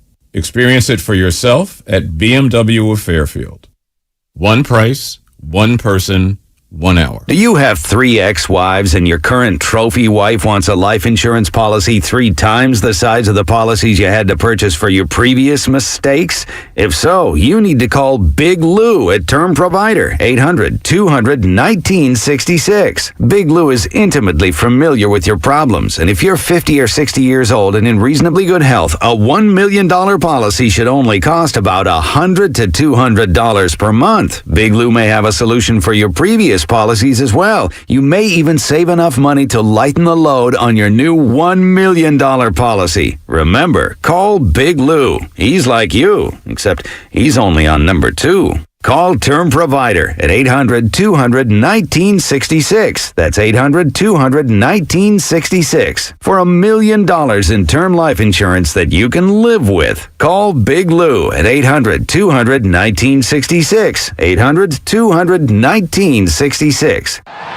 Hey, it's Tiki Barber. When part of your offense isn't firing on all cylinders, it shows. And sometimes the only solution is to replace that part with something new. It's true on a championship team, and it's also true with cars. That's why I love eBay Motors. They have all the right parts at the right prices. 122 million of them. That way, you can get the parts you need to make your car a winner. ebaymotors.com. Let's ride. Are you seeing the telomeres here? Come here, look at the scope. Dr. Ocasio's lab startup just discovered a gene therapy breakthrough. The cells have already doubled. He needs a fleet of research assistants before this breakthrough breaks them. We need lab techs, research assistants. Indeed can help him hire great people fast. I need Indeed. Indeed you do. We instantly connect you with quality candidates whose resumes on Indeed match your job description. Visit Indeed.com/credit and get $75 towards your first sponsored job. Terms and conditions apply.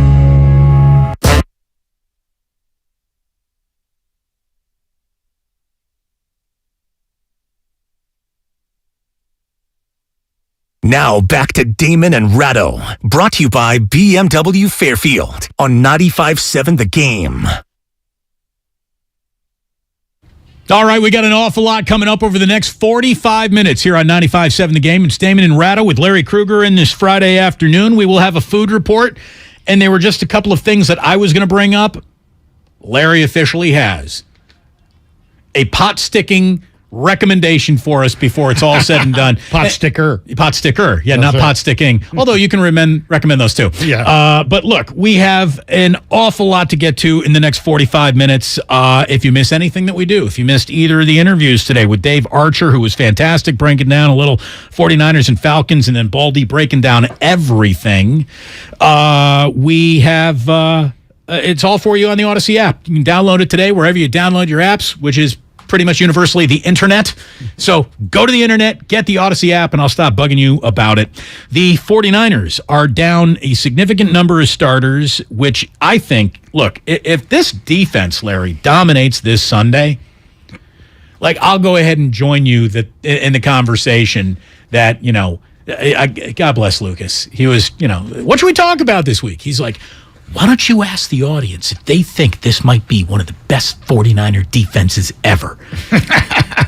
And I'm like, well... Sorry, I made me to laugh. I feel like it's the a audience... great question, honestly. Yeah. What do you guys think? Do you think it is? Well, I think it's week 5. That's the thing. Like, I think we had played 5 weeks to that point, and trying to declare something maybe the best ever in week 6 feels a little premature to me. But you know what? The one thing that needs mentioning, though? It's amazing when you think of like the 85 Bears. They didn't lose anybody. Like the Niners lose somebody every day. Every game they lose somebody. Yeah. 85 Bears, the front four was the front four. The backers were the back. I mean, they lost Jim McMahon for a couple weeks. That was about it. Yeah, it's amazing how guys fall and go down, and now they're never to be heard from again. Where 85 Bears were as physical a defense as I've ever seen. I think the guys that started in week 5 and week 6 were there for the Super Bowl. The 49ers have an epidemic in terms of... here's the one thing I can promise you. someone in Atlanta is playing their final game of the season. There is a season-ending turf. There is a season-ending injury to a Niner every time they play a football game. Yeah, knock on wood. Hopefully, it's not so. Is this wood? I dare them. It's for Micah. That's definitely not from this earth material. I don't know what that is. But look, this is a 49er defense that should they dominate this Sunday, and then, of course, next Sunday against Kansas City is the ultimate, football test of how good your defense may or may not be. No doubt.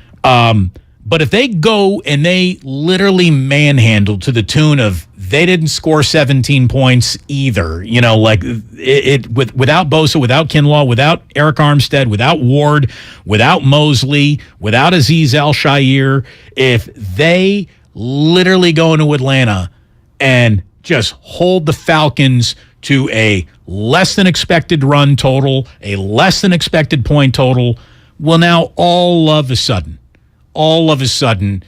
the dominance of this defense, I do think you can start saying you can count on it almost week to week. I'm really eager to see if the Falcons can run the ball.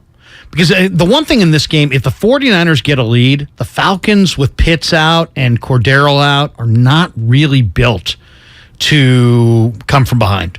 So the Falcons have to keep it close on the scoreboard. If they do, this is going to be a head knocker, a game that I think is far closer than I think the outcome will be if the Falcons can run it for the entire game, that's going to be a problem. But if the 49ers can get up by 10, get up by 2 touchdowns, get up by more, somehow have a big first half, I think this could be a blowout of huge proportion because Atlanta, I don't think, can hold off this Niner front, and I don't think they got the kind of weapons to come from behind in the air. They are running for 165 yards per game, are the Falcons. That is the 4th most in the NFL. I was reading in The Athletic, a guy named Josh Kendall, who covers the Falcons for The Athletic. Talked to him earlier this week. He said that Tampa put 9 in the box. Shout out Krugshop. Thank you. Tampa put 9 in the box, and Atlanta ran it. Being dared to throw, the Falcons ran it. And after the Bucs took a 21-0 lead with 6:09 left in the third quarter, the Falcons still ran the ball 18 more times for 100 yards. The Falcons' first scoring drive of the afternoon was 6 plays, 43 yards, all running plays. Their second scoring drive, which took a leisurely 5:11 off the clock, this is with a 2-score deficit being on the scoreboard, 7 plays out of 12 to reach pay dirt were still running plays. The game plan is right there in front of you. They are going to run the ball, and the game's play-by-play sheet on those runs described all of them as up the middle. They're not looking to go off tackle. They're looking to run tackle to tackle and right at you. The Falcons had the second best rushing EPA, that is expected points added in the second half, at 11.26, which is triple their full game expected run EPA. In other words, they're so committed to the running game that they don't come off it for nothing. And the 49ers better be ready for all of that. Their defensive line is going to be tested and tested again. And when you think, well, of course they're going to start throwing it now, they're not. And look for the run coming off the offensive right side because, you got Drew Dahlman at center, and then at right guard is probably their best lineman, Chris Lindstrom, who played at BC, big, powerful guy, went in first round, and then Caleb McGarry is, those are their 3 best run blockers. So if you're going to, especially in short yardage, they're going to run to the right. That would be the defensive left side. So we shall see. I also think it's going to be a big day for the 49ers. They're a little depleted here without Azeez. Can Oren Burks, step up? He was, thought to be a special teamer, but they play base offense, and that means he's going to be on the field a lot.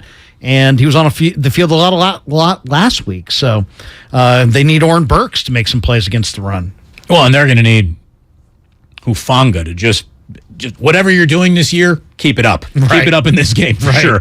The Falcons do have a 3-headed monster, and it's not 3 running backs because Marcus Mariota is part of this 3-headed rushing attack, really. It's Tyler Algier, who is the rookie, who's been promoted to RB1 with the injury to Cordero Patterson. He's getting 4.7 yards per carry.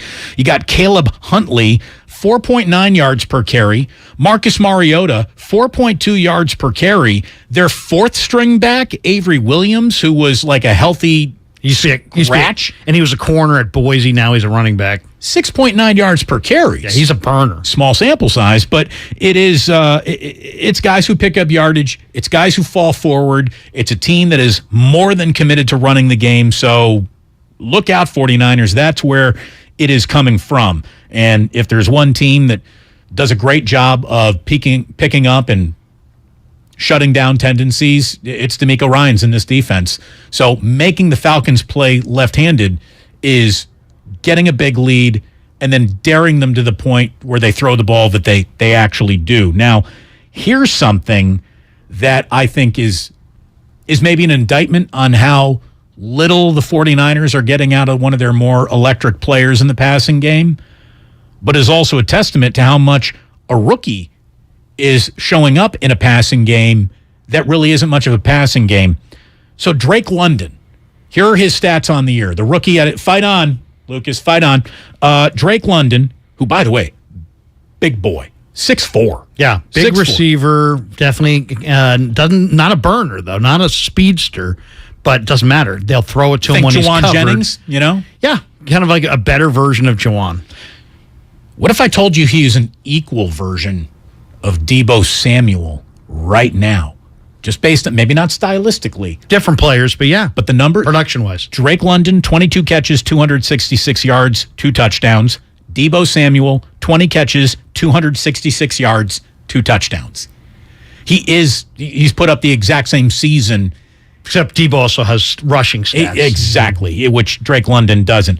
But I wonder how many rushing stats Deebo is going to have this week based on why would you want to put him in position to take more hits if unnecessary. And we all know that Jeff Wilson Jr. is getting the job done. We all know that Ty Davis-Price is going to be available this week, and how much Shanahan turns to a rookie to be that secondary or complementary back, we don't know right now because Tevin Coleman is back in the mix. And to me, I would be milking all three of those cows before I took Deebo and tried to turn him into a bell cow, anything in the backfield. Yeah. Tevin looks terrific, by the way. Yeah. I mean, he really looks good. I mean, his body's healthy. He's fresh. He's rested. Yeah, exactly. And, that makes a huge difference. He's fresh. He's rested. He's tough. He knows the offense. And he might have a little axe to grind in Atlanta. Exactly. Revenge game. He probably does have a little axe to grind, but just talking to him, you can see why Shanahan likes him. I mean, he's tough. He's a tough guy, and Wilson is too. So it's going to be interesting how they run the ball. I'm also interested to see, is Danny Gray going to be up? Because, the 49ers on this fast surface, Jimmy doesn't throw the deep ball like Trey. Trey connected with Danny Gray in the preseason. We've yet to see Jimmy connect with Danny Gray, but Danny Gray has got unbelievable speed, and on a surface like this, we don't even know him yet. Yeah, I mean, this would be the game that I would like to see, him be up, active, and have Garoppolo connect with him down the field. Brandon Ayuk is sitting around talking about the fact that the 49ers are starting to play better, but they're not even close to playing their best yet this year. I think we've always known the answer. It's always. We feel like it's always been us. Whenever we take a loss, we always feel like within the film, like there's stuff that we did, just little things that we got to clean up. And when we've yet to play a perfect game. We talk about in the receiver room, when we play a perfect game, we've yet to play our best game. Offensively, I feel like we feel the same way. Defensively, they're playing great, but I'm sure they'll tell you the same thing. So we're just looking for that as the season goes along to continue to get better and better and better. Look up and be right where we want to be at. By the way, I think a lot of people would just assume that that's an awful lot of cliche. Like, the other team doesn't beat us, we kind of beat ourselves.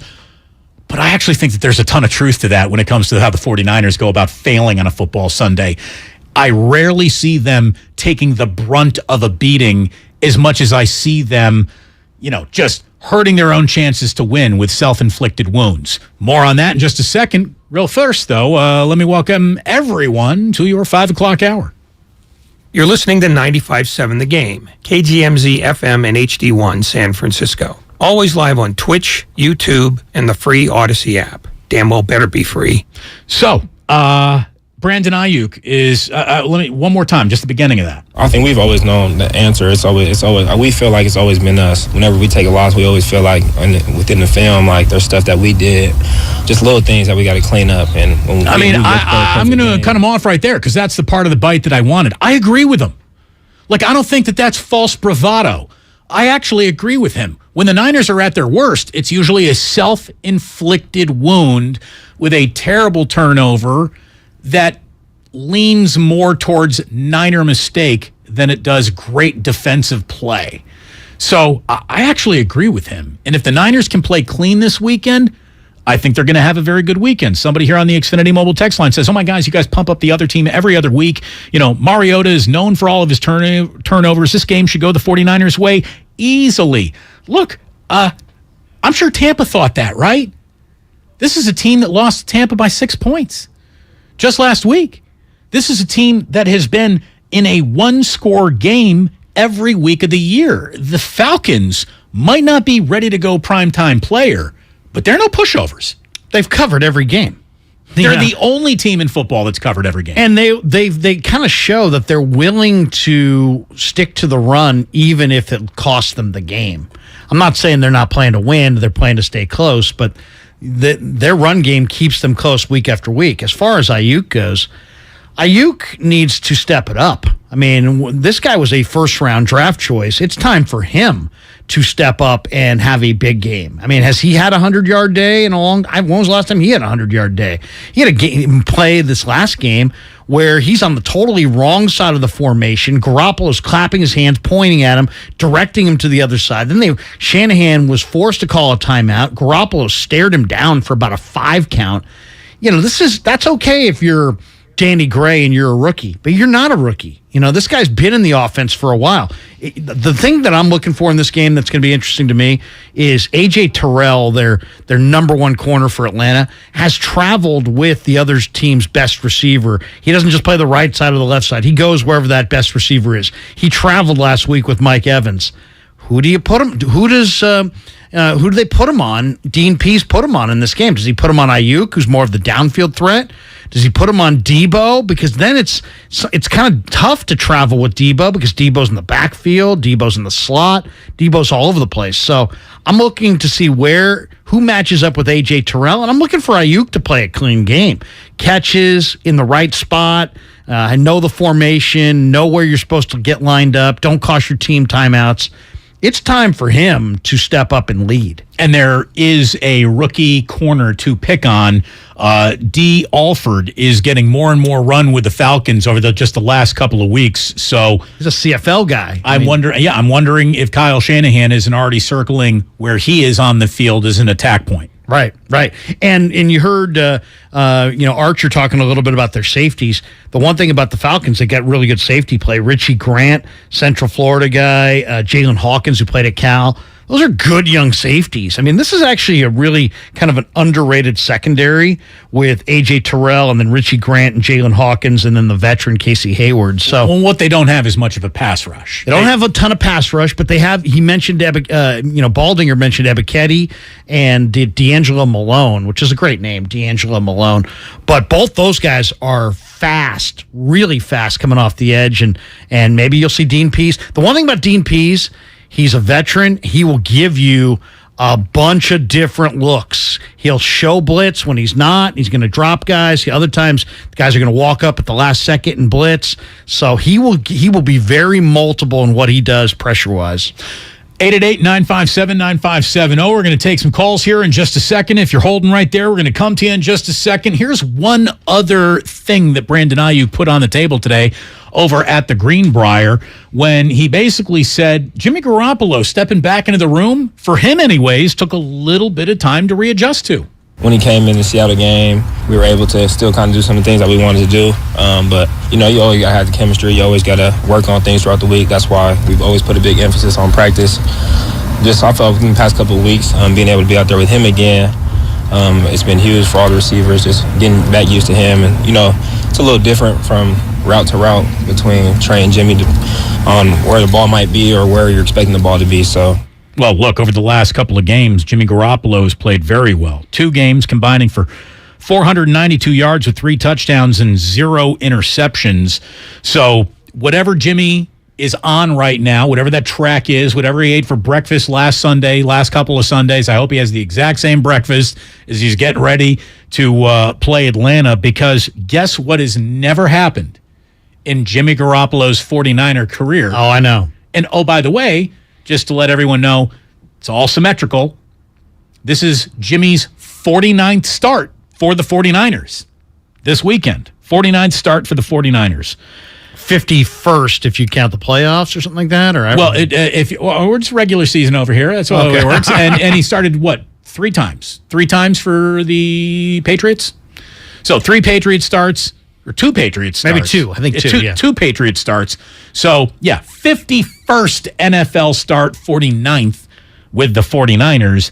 But what he has never done 3 weeks in a row is play a clean game in the same season anyways. Without throwing a pick. Over Jimmy Garoppolo's entire 49er career, he's never gone 3 straight games without an interception in a single season, a total clean sheet. Sunday, should he be interception-free, would be his first 3-game streak without an interception in the same season. He did finish his final game of 2019 without an interception, and then played the first 2 games of the 2020 season without an interception. So he's never gone 4 in a row without an interception, but he's never gone 3 in a row in a single season. There was a wraparound for the only 3-game clean sheet stretch of his entire career.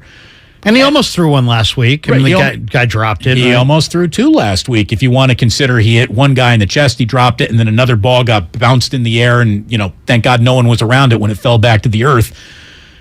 But a clean game out of Jimmy, it almost automatically, that alone, puts the Niners into the win column. Yeah. I think under Shanahan, they're like 19-2 when the Niner quarterback doesn't throw a pick. Something like that. It's a really gaudy record. So the thing with Jimmy is, he is what he is, right? He'll make a play every now and then outside the numbers. He'll make a play every now and then down the field. But for the most part, he operates within the numbers and, within, let's say, 15, 20 yards of the line of scrimmage. He doesn't challenge a lot outside the numbers. He doesn't challenge a lot down the field. And but one thing I've liked about him the last couple of weeks is, man, in these middle of the field throws, he's letting it rip. He's not tentative, and these are difficult throws. These aren't change-ups. These aren't change-ups. Also, there's nothing soft about any of these throws. I mean, the windows are small, and the ball's coming out pretty much on time and with pretty good accuracy. In at least this last game. The game before, he's gotten a little bit more accurate each game that's gone on. That first game against Denver, he was circus. I mean, spraying it everywhere. I don't even know. Even the balls that he completed, they were not accurate. He might have been accurate like 3 balls all night. But since that point, he's gotten a little bit better. But he's not hesitant right now. He's letting it rip in the middle of the field. Yesterday at the Greenbrier, Jimmy was talking about how the shoulder injury maybe is a blessing in disguise for him. Well, it brought him back home to the nut. Without a shoulder injury, he's probably not even here. So there's that element of it. But then he said it was actually an opportunity for him to work on, to basically make every day leg day. Yeah, especially lower body. Got to lift a little more weights in the lower body, more running, drop backs, things like that. And yeah, I think it was kind of a blessing in disguise. Got to beef up a little bit in some areas and make the best of it. And again, maybe that's the oomph that he's putting on these darts that he's throwing in the middle of the field. Well, that's where he operates. And, it'll be interesting to see as do NFL defenses start to adjust, because if you're going to cheat inside or outside, cheat inside. If you're going to cheat deep or short, cheat short, right? Because for the most part, that's where the ball's coming. So we shall see if he can stay mistake-free and take care of the football. I mean, to me, Damon, the one thing about the Niners, we're week 5, but they have their recipe for how they want to win games down. Jimmy doesn't make a crucial error, and they lean on their killer defense. And that's it. Right. Don't screw it up. Control the clock. Play D. Awesome defense. Jimmy, don't screw it up. How do you feel about other Larrys? Do you tend to like other Larrys, or I do, you feel because we're all saddled with a name that has become like a international, it's like male Karen or something. It's, in commercials, people are always beating up Larry. Larry? Plus, my favorite show is Curb Your Enthusiasm, and Larry. Susie, Jeff's wife, the way she Susie says, Essman? the way she says Larry with total disdain. Larry, you're sick. Well, Larry, this is Larry in San Francisco. Hello, Larry. Hey, fellas, I got a question for the both of you, man. First, I love your show, man. I love the combination of you and Larry, man. It's incredible. But my first thought is Jimmy G and Tevin Coleman playing so well, it's because they're playing for a paycheck. The second thing is I want to ask you guys your personal opinion. I think D'Amico Ryans is a way better coach than Saleh. What do you think? Thanks, fellas. Well, thanks, Larry. I mean, I don't know if I'm willing to. I mean, just as in terms of defensive coordinator, I don't know if Saleh ever had as good of a unit as D'Amico has basically stepped into his defensive coordinating career with. But I like D'Amico an awful lot, and it didn't take Robert Saleh more than 2-3 years as the Niners defensive coordinator to put his name on the top of every single NFL head coaching future, projection sheet. D'Amico's going to be there too. To me, it's not, they're equal. I mean, it's not about the X's and the O's. It's about the Jimmy and the Joes, as they say, I mean, the Niners have talent. And when Robert Saleh had great talent, he did well. And when Robert Saleh had lesser talent or when they were injured, he didn't do as well. But I will say this about D'Amico. Right now, Damon, the 49ers have 2 D-lines that are all revved up with starters.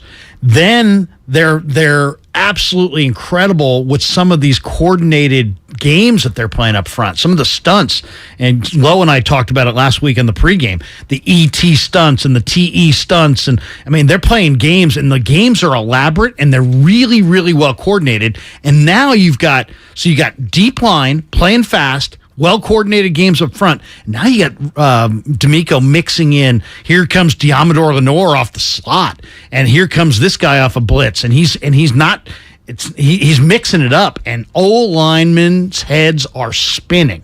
Now, maybe that was the Rams a couple weeks ago. We'll see about this line. It's a much better line, but there's a lot to look at up front if you're an O-lineman. You got guys coming from everywhere, and Saleh you got a lot of talent. All base, almost no blitzing. D'Amico mixes it up more. He's mixing it well. He's mixing it well right now. But I love Saleh too. I think I would say they're equal. But I think D'Amico will be a head coach next year. As Larry asked us, maybe the secret sauce behind the success that Jimmy's having, Tevin Coleman's having, is the fact that they're playing for their reputations. They're playing for where the next paycheck might be coming from. Great. It's human nature. Yeah, look, the power of the walk year is real. It's real. It's real. And not to, in a week that we spent way too much time talking about Draymond Green. When you talk about what could be now the silver lining of this Draymond Green incident is, even though he's not in a walk year, I think for the first time, pondering his future as a forever Warrior absolutely started pinging on his radar. And maybe he does want to go play somewhere someday, and that was going to be a reality anyways. But to me, it feels that, one of the emotional strings that Draymond, who is a very emotional player, is going to be able to pull on this year is let me prove my worth to you beyond me just exercising my player option after this season. Let me show you, I dare you to walk away from a defensive player of the year, and he's going to be playing for that this year. I thought he played exceptional and absolutely maintained total control through the entire last playoff run. I mean, can you point to the moment where he lost it in the last playoff run? You probably could. No, I mean, if anything, his production, felt like he had it reined in. His production ebbed early on in what game was that, 3 or 4 in Boston, where Steve didn't play him a little bit in the fourth. The crowd was just riding him. They were chanting "F you, Draymond," right. And then all of a sudden, classy. It's crunch time, And he goes back to Draymond, who makes 2 key plays to get the Warriors into the win column in a game where he'd basically been an afterthought. Yeah. It's funny, that one game that you're talking about, people were ripping him after that game, and I watched that game again, and I just went through it. I just made a little notation in my notebook as I'm watching. I'm just going to count every time Draymond makes the smart basketball play on either end of the floor. He gets a check. He got a little check mark. It was incredible, the number of smart plays that he made on both ends of the floor in the game that people said was his terrible game. Oh my God, Steve sat him down. He was terrible, and the fans were letting him have it. And people were calling up radio stations saying, he was disappointing.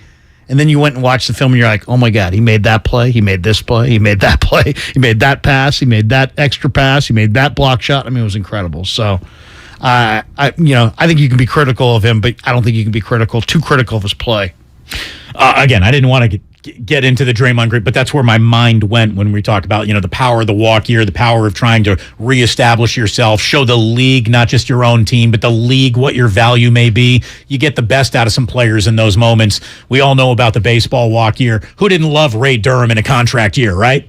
Well, I'll say this. I mean, I've done commission sales before, and if you've ever done commission sales, and I got great respect for people who do it, it gets you out of bed with the right frame of mind. The mind is, guess what? If I'm going to make it happen today, I'm making it happen today.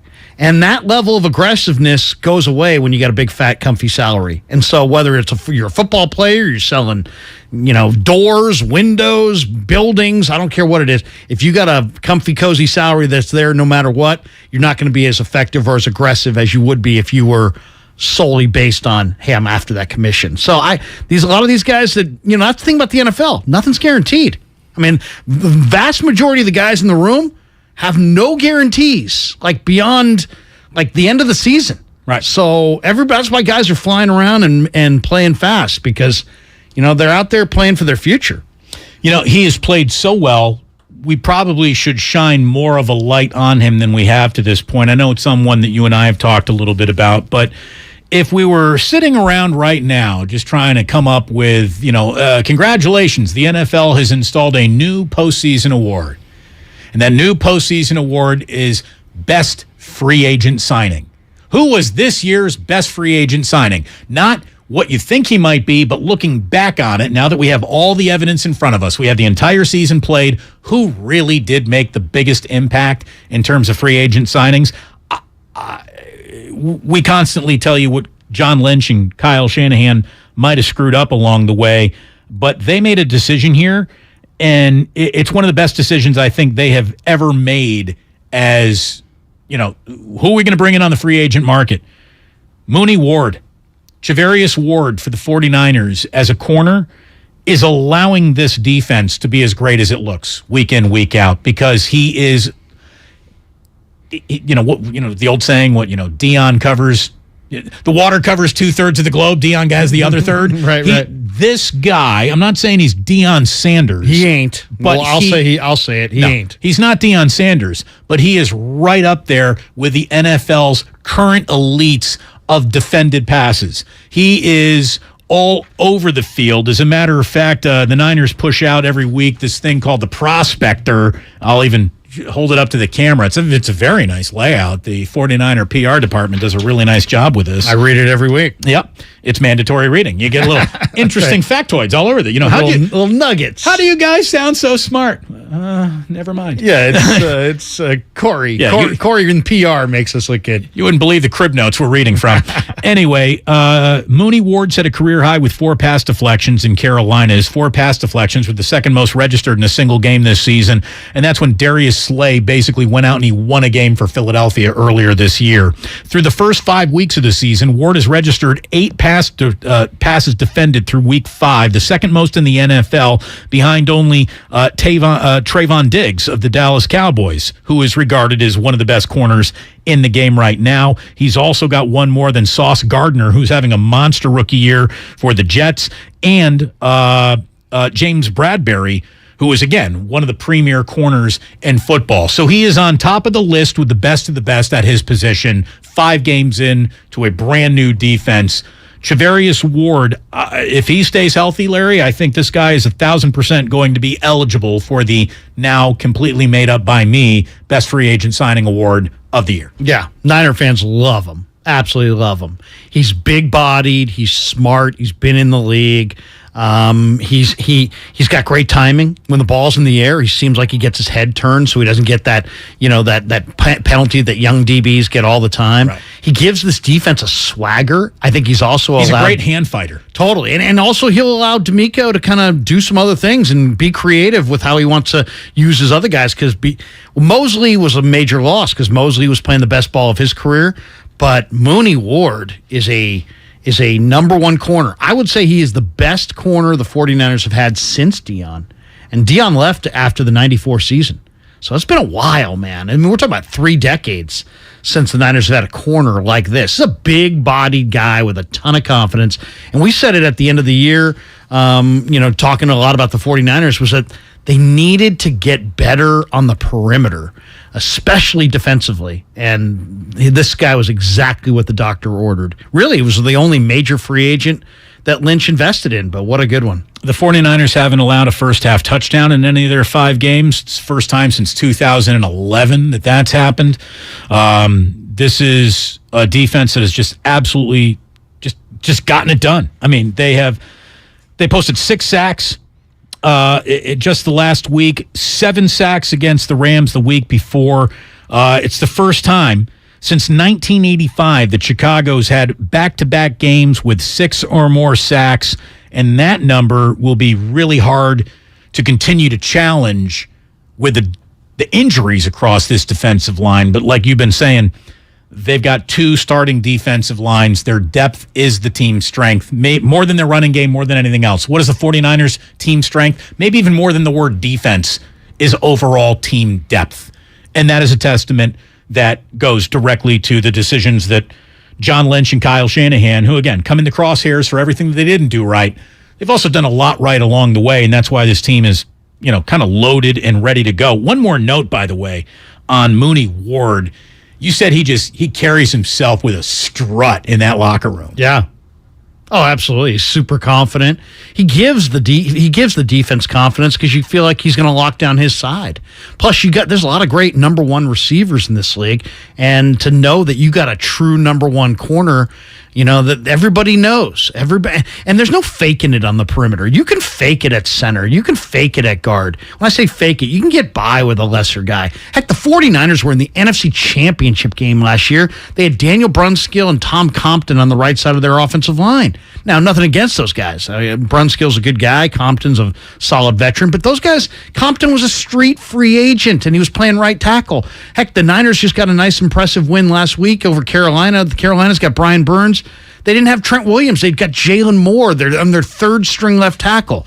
But you can't, the old football coach told me in the CFL years ago, the key to pass coverage is pass coverage. In other words, there is no key to pass coverage. You got to have guys.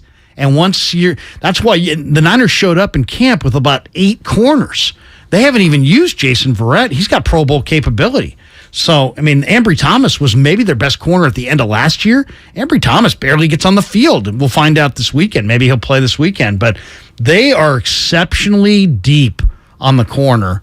And it's a great place to be deep at because when those guys all run out, man, you're a much lesser football team. Let's just say that. Jimmy Garoppolo on Mooney Ward and the impact he's had. Mooney's been impressive. I heard his training camp was awesome. I didn't get to see all of it, but just being out here a little bit, he's made the right stuff, and he's one of us. And it's good to have a guy like that, especially at corner. He has that ability to be physical at times, and then also just, his coverage skills, I think, speak for themselves. And again, the follow-up was, you say one of us. What do you mean by that? We got a unique team. We got a different type of team, just different personalities, but all of us are pulling in the same direction, and it's just it's hard to describe. But when one of the guys fits in and when the guy doesn't, and I think those guys who don't last here very long. But when you're made of the right stuff and you're built like one of us, you'll fit in just right. Again, Dante Pettis, not one of us.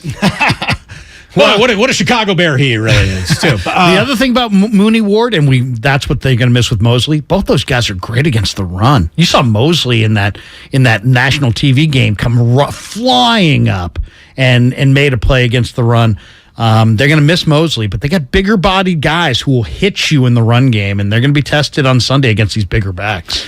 Somebody from the 510, pardon me, on the Xfinity Mobile text line says, of course the 49ers have the best defense. They've played against the worst offenses in the NFL. Fair. Yeah, that is fair. Fair. You can only play who you can play. Exactly. And all I can tell you is that in a league that has seen, I think, more underdogs cover and win through week 5 than we've seen in a really long time, it truly is a any given Sunday league more than ever before. You can only play who's on your schedule, and every single team, as bad as they are, that's still an NFL team. And the gap between the best NFL team and the worst NFL team, I think, represents the smallest gap between the best and worst in any sport we could talk about. Certainly, Major League Baseball is the largest gap between the best and the worst. Maybe the NBA or NHL would be in there, then maybe the NBA. But to me, the difference between the worst team in the league and the best team in the league is nothing more than maybe 2-3 players or 20 plays over an entire season. The Niners lost to the Bears.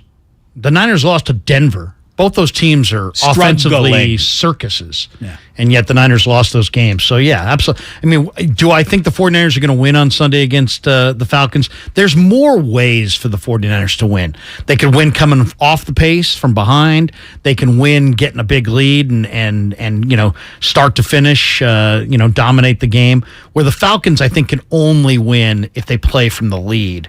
But I still think it's going to be a very competitive, hard-hitting game. Two teams that want a front run. We'll see who gets there and does it first. Again, the 49ers haven't allowed a first-half touchdown yet, so hopefully they're going to be on top of the front running. By the way, one more from Jimmy Garoppolo holding court yesterday at the Greenbrier. Talked about how the reason why the Niners seem to play well as a team is because a lot of these guys have actually been together for a few seasons now, and continuity is hard to find in the NFL these days.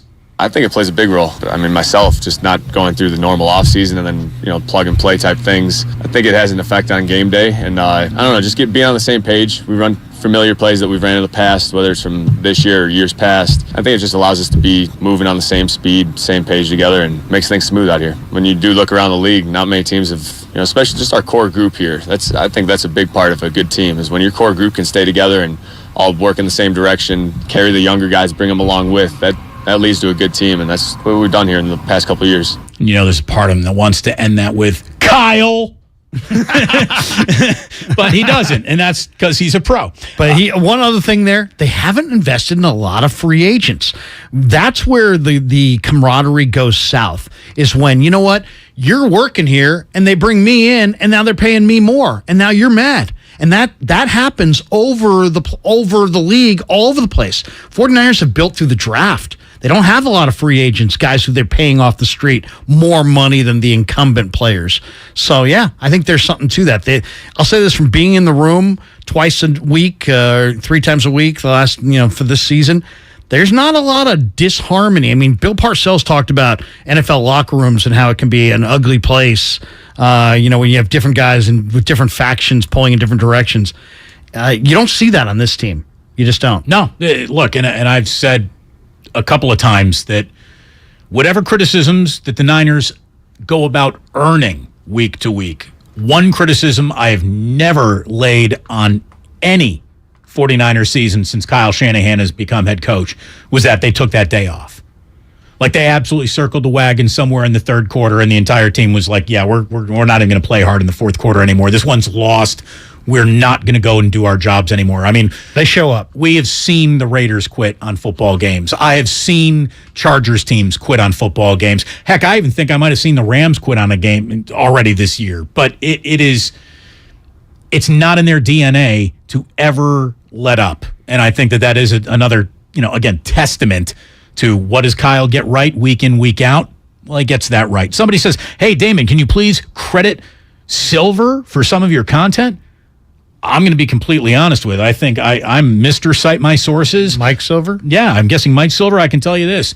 I don't subscribe to the San Francisco Chronicle, so I'm not reading Mike really. And I do see the stuff that he does for Bally's every now and then, but I haven't read Mike in a week or two. Maybe Mike should be crediting the prospector like I just was, maybe we're working off a little shared information right there. If maybe something he wrote and something I just said ring similar.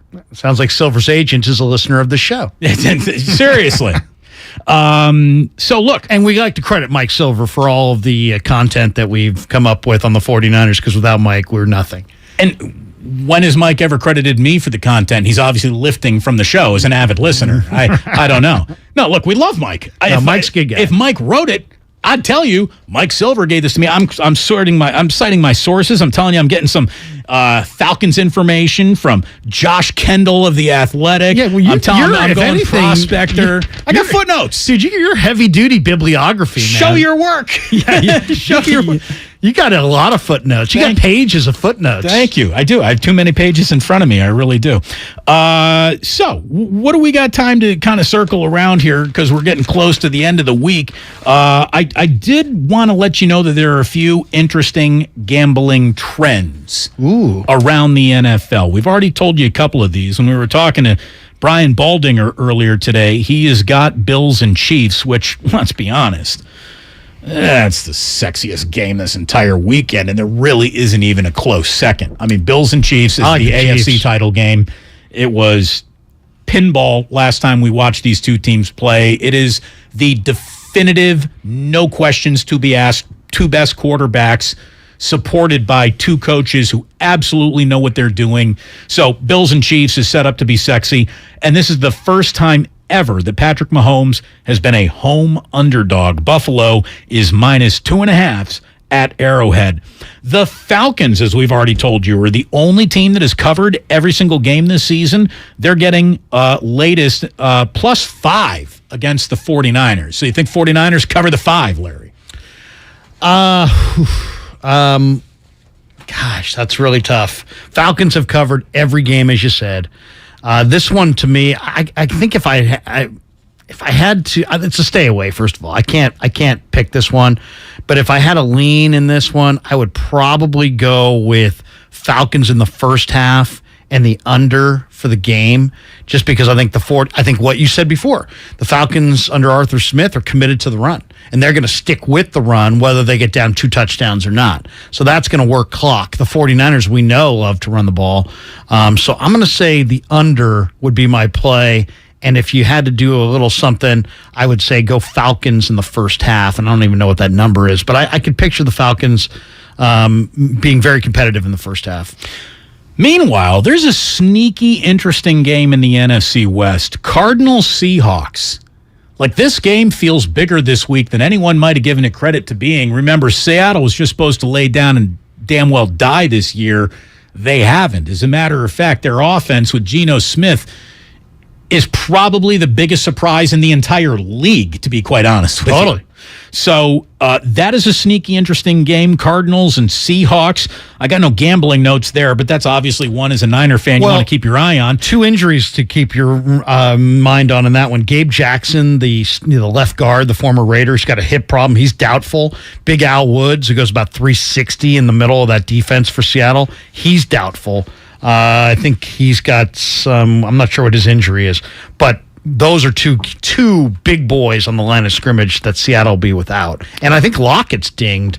I'm not sure his status for that game. But these division games also, I'll tell you, if you want to get burned in the NFL, bet a ton of division games, because these division games are almost always closer than the non-division games. You know what I think we have to is just like definitive now gambling law, since the NFL has so diminished what it's trying to accomplish in its preseason. The first 4 games of any NFL season, you should just be pounding unders and underdogs, because really the first 4 weeks of the regular season are now the official kind of season tune-ups that coaches and players are getting. Especially unders, because of how few guys play in the preseason, and offensive football is about cohesion. Right. And so that cohesion's not there at the beginning of the year. In an offensive league, with offensive coaches occupying more head coaching chairs than defensive coaches, everyone's coming under everyone's got a struggling offense, but for Bills and the Seahawks, surprisingly, and the Kansas City Chiefs, and the public loves betting overs. You got to be fading that right now. The Colts, by the way, have gone under in every single game this season. Jonathan Taylor is questionable in that game. Yeah, what are they? That's huge. Yeah, 42 is the over-under against the Jacksonville Jaguars. So maybe a little note to make there. And Larry, we don't do much of a gambling segment on this show. But we got one. I like the one that you got. This is the least amount of what the broadcaster you're listening to thinks gambling segment you're going to find on the radio. We do not pick the game. We do not pick the line. We do not pick the outcome. It is chosen for us. We fade the public on a Friday afternoon. Well, the heaviest bet team this week, and I'm going to tell you, I live in a world where any single time, Larry, you're going to give me an NFL team and 10 points, I'll take the points. I'll take the points. Well, obviously, that's the way the public thinks, because right now, the Carolina Panthers are plus 10 at the Rams. 93% of the money on this game is on Carolina with the points. The public is betting a classic bounce-back game after their head coach gets fired here. So, maybe Carolina plus the 10. They're coming out feeling, like we're going to circle the wagons this week or just ain't going to happen. Steve Wilkes era begins. We all know for certain the Rams have been underachieving. Why? No one knows for certain yet. Beyond an offensive line that is unproven. P.J. Walker is your starting quarterback for the injured Baker Mayfield.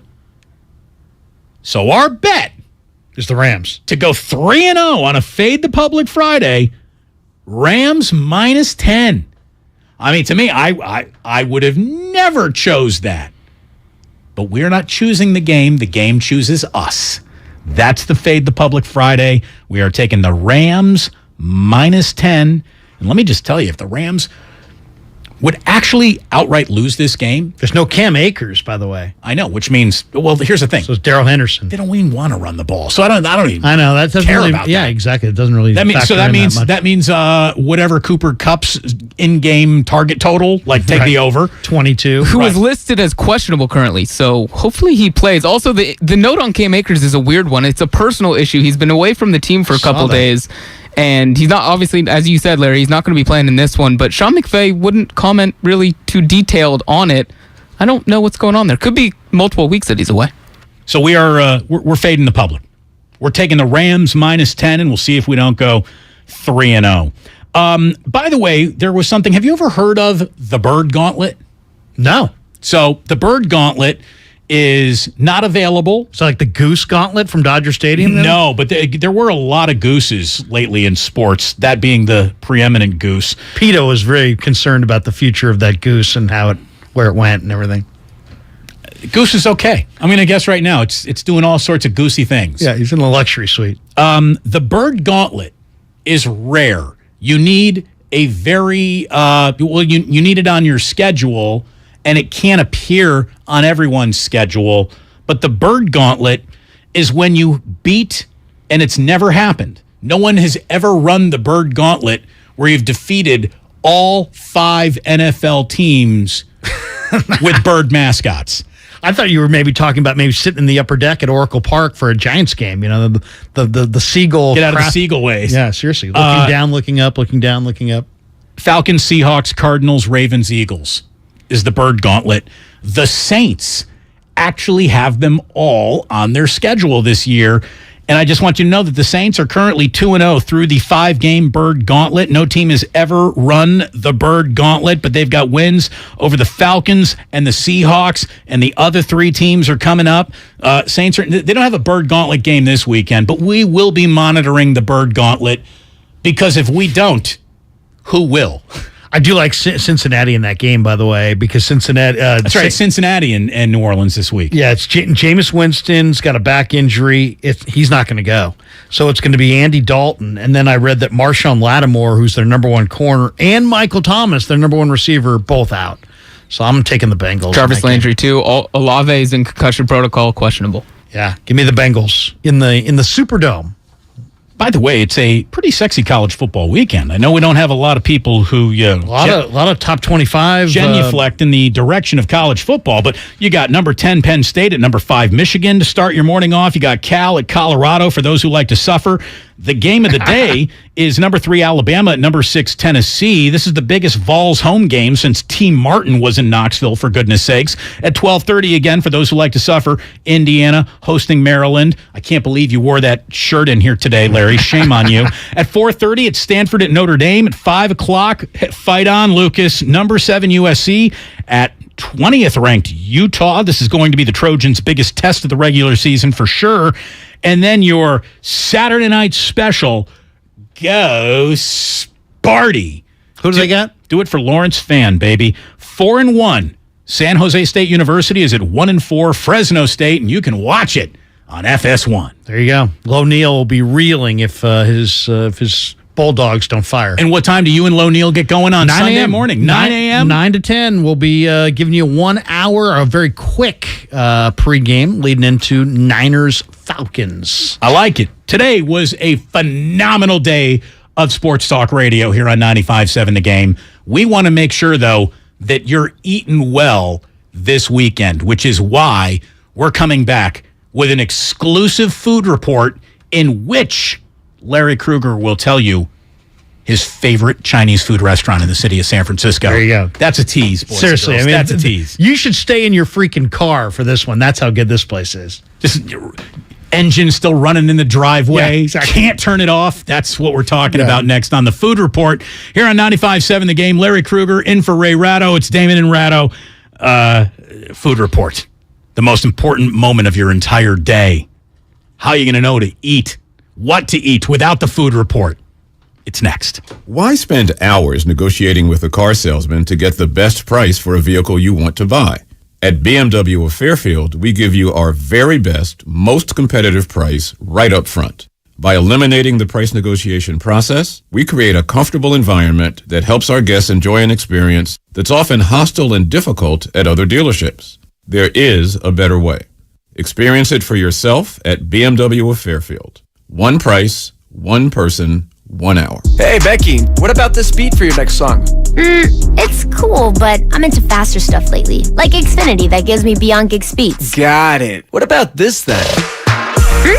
It sounds powerful, just like Xfinity. Because its supersonic Wi-Fi has 3 times the bandwidth, you can connect hundreds of devices at once. That's what I call power. Unbeatable internet from Xfinity. Made to do anything so you can do anything.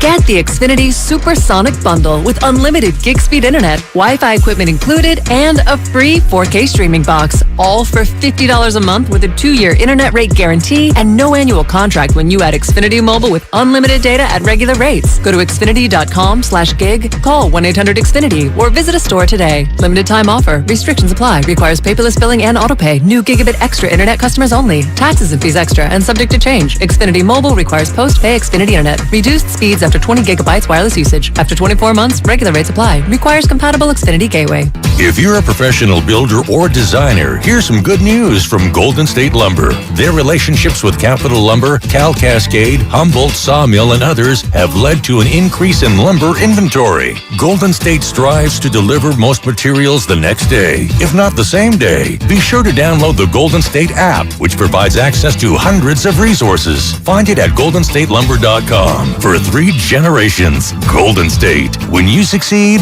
we succeed. Do you think all premium fuels are the same? Well, your engine doesn't.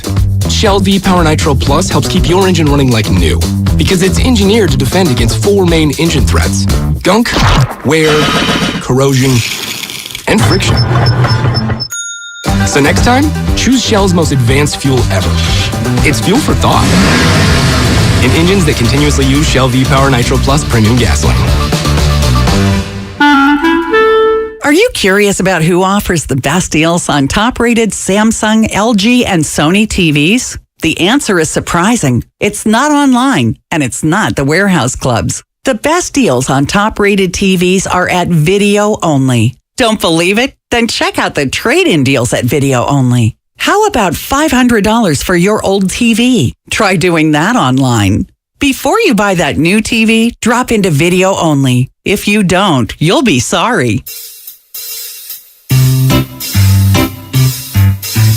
1-877 Cars for Kids. KARS Cards for Kids. 1-877 Cards for Kids. Donate your car today. 1-877 Cars for Kids. KARS Cars for Kids. 1-877 Cars for Kids. Donate your car today. Donate your car today at carsforkids.org. That's cars with a K. Your car, running or not, can be picked up as soon as the next day. You'll get a maximum tax deduction and a vacation voucher. 1-877 Cars for Kids. KARS Cars for Kids. 1-877 Cars for Kids. Donate your car today. Now accepting donations of land, homes, buildings, or any kind of real estate. At Right Way Garage Doors, we consider what we do inspired craftsmanship. We see our craftsmen as artists using wood, glass, and metal as their brushes, your home as their canvas, their work inspired by the vision you have for your home's first impression. Right Way Garage Doors has been delivering the highest quality work with the right value and the right customer experience for 42 years. For a limited time, save up to $500 plus get no interest financing for up to 24 months. Call 877-DOOR-808 or visit rwgaragedoors.com. Get in zone, AutoZone. Welcome to AutoZone. What are you working on today? Thinking about gas mileage. You know, an oil change with full synthetic oil like Valvoline Advance can help your engine get more miles. Right now, you can get 5 quarts with an STP Extended Life oil filter for only $36.99. Find your solution for better fuel efficiency today at any of our 6,200 stores or on AutoZone.com. Get in zone, AutoZone. Restrictions apply. Kansas City Steak Company, another AmericanEagle.com success story. Started in 1932 as a family-owned butcher shop, today they're a leading distributor of superior all-American steaks delivered right to your door, ready for the grill and your taste buds. When it came to their website, an average site wouldn't do. They chose AmericanEagle.com to take their website to the next level. With a dramatic increase in competition and a softening market demand, they had 2 challenges: improve their brand presence and message and produce a positive return. AmericanEagle.com got to work and executed usability studies and detailed audits of site experience, digital assets, and marketing. The result? An integrated digital marketing and customer experience plan, organic traffic increase of 20%, and a long-term roadmap for success. If you love great steaks, go to kansascitysteaks.com for website design, development, and online solutions that bring efficiency and results. Visit AmericanEagle.com. If you need a results-driven website, call the team at AmericanEagle.com at 877-WEB-NOW1. That's 877-WEB-NOW1. You might not have the biggest garage on the block, but with eBay Motors, there's 122 million parts right at your fingertips. Whatever you need, there's something that fits your vehicle. Air filters, tires, seat covers, and more. Get the right parts at the right prices. ebaymotors.com. Let's ride. Here's what happened today on The Game. Presented by the County of Santa Clara. The Morning Roast from 6 to 9. John Morant Company. I'm here for it. They're talking a lot. Absolutely here for it. They are talking a lot. $7 tickets in Memphis. Not sure if you saw that. For opening night, huh? Yeah. Willard and Dibs from 9 to noon. I want to make sure that I do not come off sounding like I would like Draymond to behave the way I would like him to behave. And this is how you behave. You fold your hands when it's dinner time. Steiny and Guru from noon to 3. You know I don't like to draw attention to myself. Did you do it yesterday with JD? Because I don't like to do that. You changed this week. Go ahead. You've been fat-mouthed. And Damon and Ratto from 3 to 6. It's going to be a big day for your theory that the Niners have 2 starting defensive lines. Yeah. We're going to find out this weekend. Yeah, we are. If your theory holds water. I really think it might. The best of the game. Presented by the County of Santa Clara. Book a COVID-19 booster shot now at sccfreevax.org or call 211. Now back to Damon and Ratto. Brought to you by BMW Fairfield on 95.7 The Game. Hungry? What the did you put in that sauce? Oh, yeah. Dry and tasteless. Soft, bland, rubbery. Oh, yeah. Super duper weenie in Connecticut. Cream free, cafeteria free. You've only gone and given me a rancid scallop. It's time for the Damon Bruce Food Report. Cafeteria free. Again, the Open's so good, we haven't even changed it to Damon and Ratto. And had we done that, I'd need to tell you that in for Ray, it's Larry, who's not just in this week. Thanks, by the way, to John Dickinson for slipping on in here on Wednesday afternoon. Larry, you're going to be back on Monday. Look at that. Ray, dropping a 10-day vacay on us. I'm impressed. I didn't know he had it in him. By the way, thanks to Dave Archer and Brian Baldinger for joining us today. And I want to let you know that coming up next, you got a half an hour of Best of the Game, followed by preseason Warrior pregame, and then at 7 o'clock tonight, the final preseason tune-up and the debut of Klay Thompson and the reemergence of Draymond Green. The Warriors are rolling out their starting five. Jordan Poole coming off the bench, 6-man tonight. So it should feel like a Warriors game early on, and then I'm sure, no matter what's happening, you're going to fold the tent here on, at halftime, and it's going to be a lot of depth in the second half. But there you go. So you got Warrior preseason basketball for the final time tonight, and then on Tuesday, it happens for real.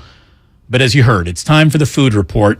Larry, you have your signature Chinese restaurant that you're going to share with us. Let me quickly first give you something obnoxious, something super cool, and a chick I want to party with, and then we'll get to your Chinese food restaurant. Number one, there is now a restaurant in San Francisco that is offering a $75 tasting menu. Hey, sounds fantastic. It's for dogs. No. A $75 tasting menu for dog. The name of the restaurant is called Dogue, D-O-G-U-E. It opened a couple of weeks ago. It's on Valencia. And it's got pastries and cappuccinos that are served during the day and a $75 three-course tasting menu on Sundays for dogs. Passerbyers could easily confuse this for a San Francisco new all-day cafe because the glass case is filled with elegant pastries, rose-shaped cakes filled with wild venison heart and things like that. The only thing I can tell you, if you can't finish it, do you get a person bag? Very good. You like that? Very good. Be here. Tip your waitresses 2-drink minimum. I'll be at the Chuckle Hut in Dayton on the 19th. Seriously, but look, if you have the kind of money to have your dog eat a $75 three-course tasting menu outside of this restaurant should be a charity that you donate the exact same dollar amount to. Because if you got $75 to waste on your dog and you don't have $75 to give to a human, you suck as a human. I'm not going to get between people and their dogs. People send their dogs to camp, to therapy, to I've seen, there's doggy daycares. When we go traveling, we send our dog to Camp Bow Wow. There's doggy hotels. There are, but people love their dogs, and I love my dog too, Penny. She's waiting for me as we speak. But we're talking inflation is crushing people eating ramen. You're getting a dog a $75 tasting menu. I hope you get in a car accident on the way home. This is San Francisco. I was walking through the Tenderloin a couple months ago. There was lines on both sides of the street. One was for St. Anthony's, and the other was for some fusion something restaurant. Soup kitchen across from a 5-star. It's reality. It's our reality in 2022. Sad. Anyways, again, if you're going for the $75 dog tasting menu, donate generously. Guardsman.org, just throwing that out there as a charity option for you. Will you be working the lot, the Christmas tree lot? We're going to be doing a show from the lot. Really? Absolutely. You're very loyal to the Guardsmen. Hey, dude, they've been loyal to me. They've been loyal to the city. We make things right. Anyway, let me tell you about a chick I officially want to meet and party with. And look, I'm a happily married man. Larry, I know you are a happily married man. Yes. But we might have let the one we both should have ended up with get away. Because I want to tell you about a 26-year-old woman, probably a little too young for us, but boy, she is a kindred spirit. She's a San Francisco native. Her name is Kelsey Kowalski. Nice Polish girl. She got the House of Prime Rib logo. I was just there a few weeks ago. The chef in front of the meat Zeppelin, you know. She got the logo tattooed on her leg. She said she is obsessed with the Hopper so much that just a few weeks ago, she decided to go all in, expressing her love. She got a tattoo of the logo depicting a well-dressed meat carver wearing a tall chef's hat, slicing up thick pieces of roast right from the iconic silver push carts, which I call meat zeppelins. Get the Yorkshire pudding, by the way. Always get the King Cut Yorkshire pudding. I did get the King Cut. You have to get the King Cut. You want to know what the real insider tip is? This is once you've done... Boneless King Cut? No, give me the bone. What do you think we are getting King Cut for? I need the bone. The bone can be significant.